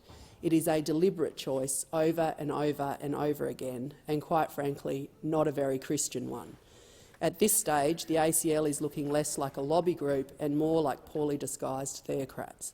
I would urge the Australian Christian lobby to begin looking at how they can move towards love and acceptance of all God's children. The question is the House to now adjourn, and I give the call to the honourable member for Adelaide. Thank you, Mr Speaker. And Mr Speaker, I begin by recognising that this parliament meets on the home of the Ngunnawal and Ngambri people. I acknowledge the traditional owners of the land and pay my respects to their elders past and present. Mr Speaker, on Thursday last week, the Minister for Environment and Water tabled our response to the report by the Joint Select Committee on Northern Australia into the destruction of the Juukan Gorge on the 24th of May 2020. And I stand here today speaking about this because I was so outraged by this moment in our history, and as we should all be. I sat here and heard the Minister's response, which she spoke brilliantly about this issue and about the cultural destruction and heritage destruction site that took place. Deputy Speaker, but then I heard the opposition speak about it, the Shadow Minister, and what we heard was a speech about funding being given to radical environmental activists. He spoke about 18 coal and gas projects approved by the previous federal government, approved by the previous federal Environment Minister, being reviewed, and yet I didn't hear any regard for this cultural destruction, which is shameful on all of us that took place. Mr Speaker, what happened in the Juukan Gorge is a shameful moment in Australia's history. As the traditional owners wrote in their submission to the inquiry, the Juukan Gorge disaster is a tragedy not only for our people, it is also a tragedy for the heritage of all Australians and indeed humanity as a whole. Can you imagine, Mr Speaker, a mining company or a development damaging the pyramids in Egypt? There'd be an outrage. Can you imagine Stonehenge being damaged or destroyed? Again, an outrage. Or the Colosseum in Rome, or the Parthenon in Athens. These are cultural sites that people respect and admire, and we here in this country should be admiring and respecting 60,000 years of tradition, 60,000 years of ongoing culture, 60,000 years of ongoing language. But sadly, Deputy Speaker, it's not an isolated incident. Mr Speaker, Australia has an incredible rich history and culture, the oldest continuing living culture in the world, and we need to ensure that we all value, appreciate and protect this culture. It is part of us. It is in the fabric of this land. It's the history of this land, and it is also our culture, and it deserves our respect. Mr Speaker, this goes hand in hand with our desire to implement the Uluru Statement from the Heart in full, including a voice to Parliament. It is inextricably linked because unless we give First Nation Australians a genuine say in policy design and legislation, we will continue to face situations like what happened in the Juukan Gorge. and will continue to table our closing the gap on this side of the House. Mr Speaker, it is time that as a nation we stand side by side with First Nations people. We need to allow First Nations people to have a say in how the gap needs to be closed and where it needs to be closed. A voice to Parliament will give First Nations Australians self-determination and empowerment. The changes this can create for future generations can be absolutely remarkable, Mr Speaker. But this requires all of us to work together. It requires that, as a nation, we gather all the goodwill and love and hope we can muster and say yes to a voice to Parliament and the Uluru Statement from the Heart. Because while not every person may agree with every small detail, we need to act. Because doing the same thing and expecting a different outcome is the very definition of madness, Mr Speaker. Mr Speaker, we must ensure that what happened at the Juukan Gorge, the destruction of an ancient site, never happens again. And Australians are outraged, and so they should be. It's high time, Mr Speaker, to do things differently. The question is the House to now adjourn and give a call to the honourable member for Moncrieff. Well, there's been a concerning rise of violence against women and minority groups, not only here in Australia but around the world. And we've seen an increasing number of attacks on Jewish places of worship, schools and businesses. People are marching in the streets in Iran in protest to the unacceptable and abhorrent violence being carried out against women and girls by Iranian authorities, not to mention their treatment of the Baha'i faith community, which I spoke about earlier this week during my private member's motion. And in the United States, we saw a gunman open fire in a Colorado LGBTIQ+ nightclub, killing 5 people and injuring 19 others. The ongoing war in Ukraine, the treatment of the Rohingya Muslims in Myanmar and the Uyghur community in China, and the list goes on, Mr Speaker. Sometimes it feels as though we've taken 5 steps forward in reaching equality and to celebrate diversity, and yet at the same time we take 3 steps back. Last week was the International Day for the Elimination of Violence Against Women. And I acknowledge the speech that the member for McPherson gave in the chamber. In Australia, on average, 1 woman a week is murdered by her current or former partner, and it's an absolute tragedy that in our country this continues. And yet, with that statistic in mind, we know that there are women in other countries who are in much, much worse situations, who have no rights. In Iran, for example, many in this place have condemned the actions in Iran following the violent arrest and death of 22-year-old Iranian woman Mahsa Amini for not covering her hair with a hijab. For the past 2 months, Iranian women have marched through the streets, burnt their hijabs and cut off their hair in protest against the Islamic Republic and the treatment of Mahsa. Human rights groups have reported more than 300 protesters, including children, have been killed and an estimated 15,000 people have been arrested. The Coalition stands with the Iranian Australian community and condemns the action of the so-called morality police and the treatment of women and girls in Iran. And we continue to call for tangible action, including targeted sanctions in response to violence and human rights abuses in Iran. We call on the Albanese government to stand consistent with other countries. We also stand with the Australian Baha'i community in condemning the mistreatment and persecution of Baha'is in Iran, who have been routinely persecuted, arrested, detained and imprisoned because of their beliefs. In January 2020, I visited the refugee mega-camps of Cox's Bazar in Bangladesh with Save the Children. I thank them for that delegation.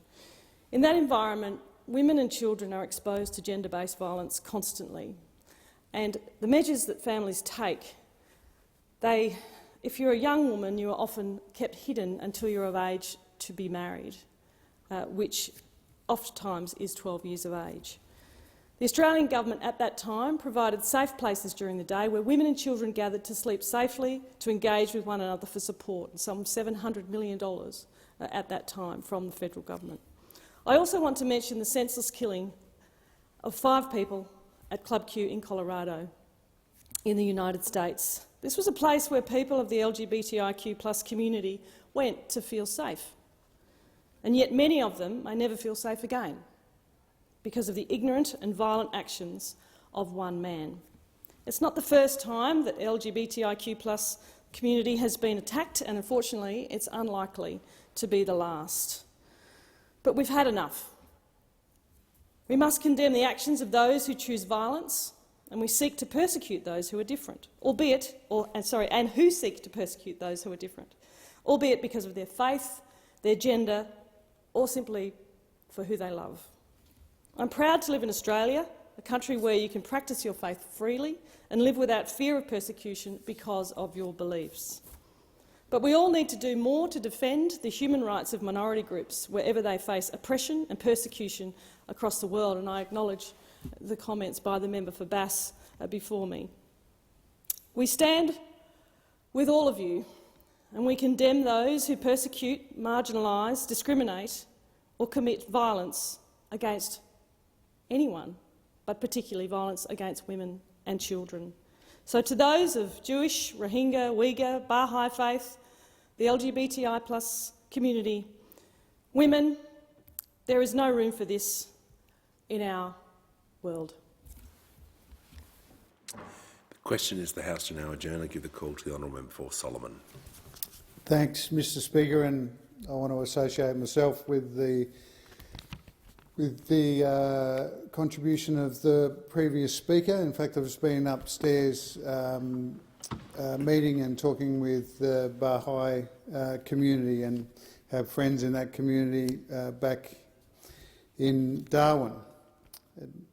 Tonight I want to talk about our amazing apprentices in the Northern Territory and all our amazing employers that give our apprentices a go. And this evening in particular, I want to acknowledge the nominees and winners of the TIO Automotive Apprentice of the Year Awards. There are too many to name right now, but among them were Trey Patullo, the Indigenous Award recipient, as well as School-Based Apprentice Award recipient Darcy McIntyre from Darwin Land Rover and Ryan Roman from Darwin Crash Repairs. I'd also mention Isaiah Strong from Palmerston Smash Repairs and Josh Bates from Palmerston Auto Clinic. There were 21 winners and many more nominees, and I congratulate each and every one of them. In Darwin, Palmerston, in my electorate and across the country, the Albanese government is delivering on its commitment to help give more Australians the skills and training that they need today and to harness the jobs and opportunities of the future. We are investing in our greatest resource, which is our people, honouring our election commitments to establish Jobs and Skills Australia, providing more fee-free TAFE and vocational education places, and building a clean energy workforce. And this is why, in this year's budget, we've contributed $550 million to a $1 billion 12-month skills agreement that supports access to 180,000 fee-free TAFE and vocational education places from January next year, not far away. We're investing an additional $12.9 million to establish Jobs and Skills Australia to tackle skill shortages. We've committed $62 million to deliver the Skilling the Clean Energy Workforce and to fund a clean energy capacity study. We've provided funds for a national study on adult literacy, numeracy and digital literacy skills, which is so important in this day and age, and advancing technology, and also to increase participation in education, skills training and employment opportunities for adults. We're going to deliver the Australian Skills Guarantee to ensure 1 in 10 workers on major federally funded government projects are an apprentice, a trainee or a paid cadet. And we're investing $50 million in a TAFE technology fund to ensure that facilities, workshops, labs and telehealth simulators across the country are cutting edge. So this budget was all about securing a more robust economy and tackling the lack of skilled workers that we have in our nation. Whether it's in the care sector, agriculture, hospitality, tourism, construction, technology, or in manufacturing, we need to deliver these skills at a time of acute worker and skill shortages. Australia is facing its biggest skill shortage in decades, and one that's obviously been made much worse by not only COVID-19, but, to be honest, 10 long years of policy neglect in this area. To provide greater opportunity for Aussie kids and adults to have secure and rewarding employment, we have to reskill our workforce for the jobs of the future.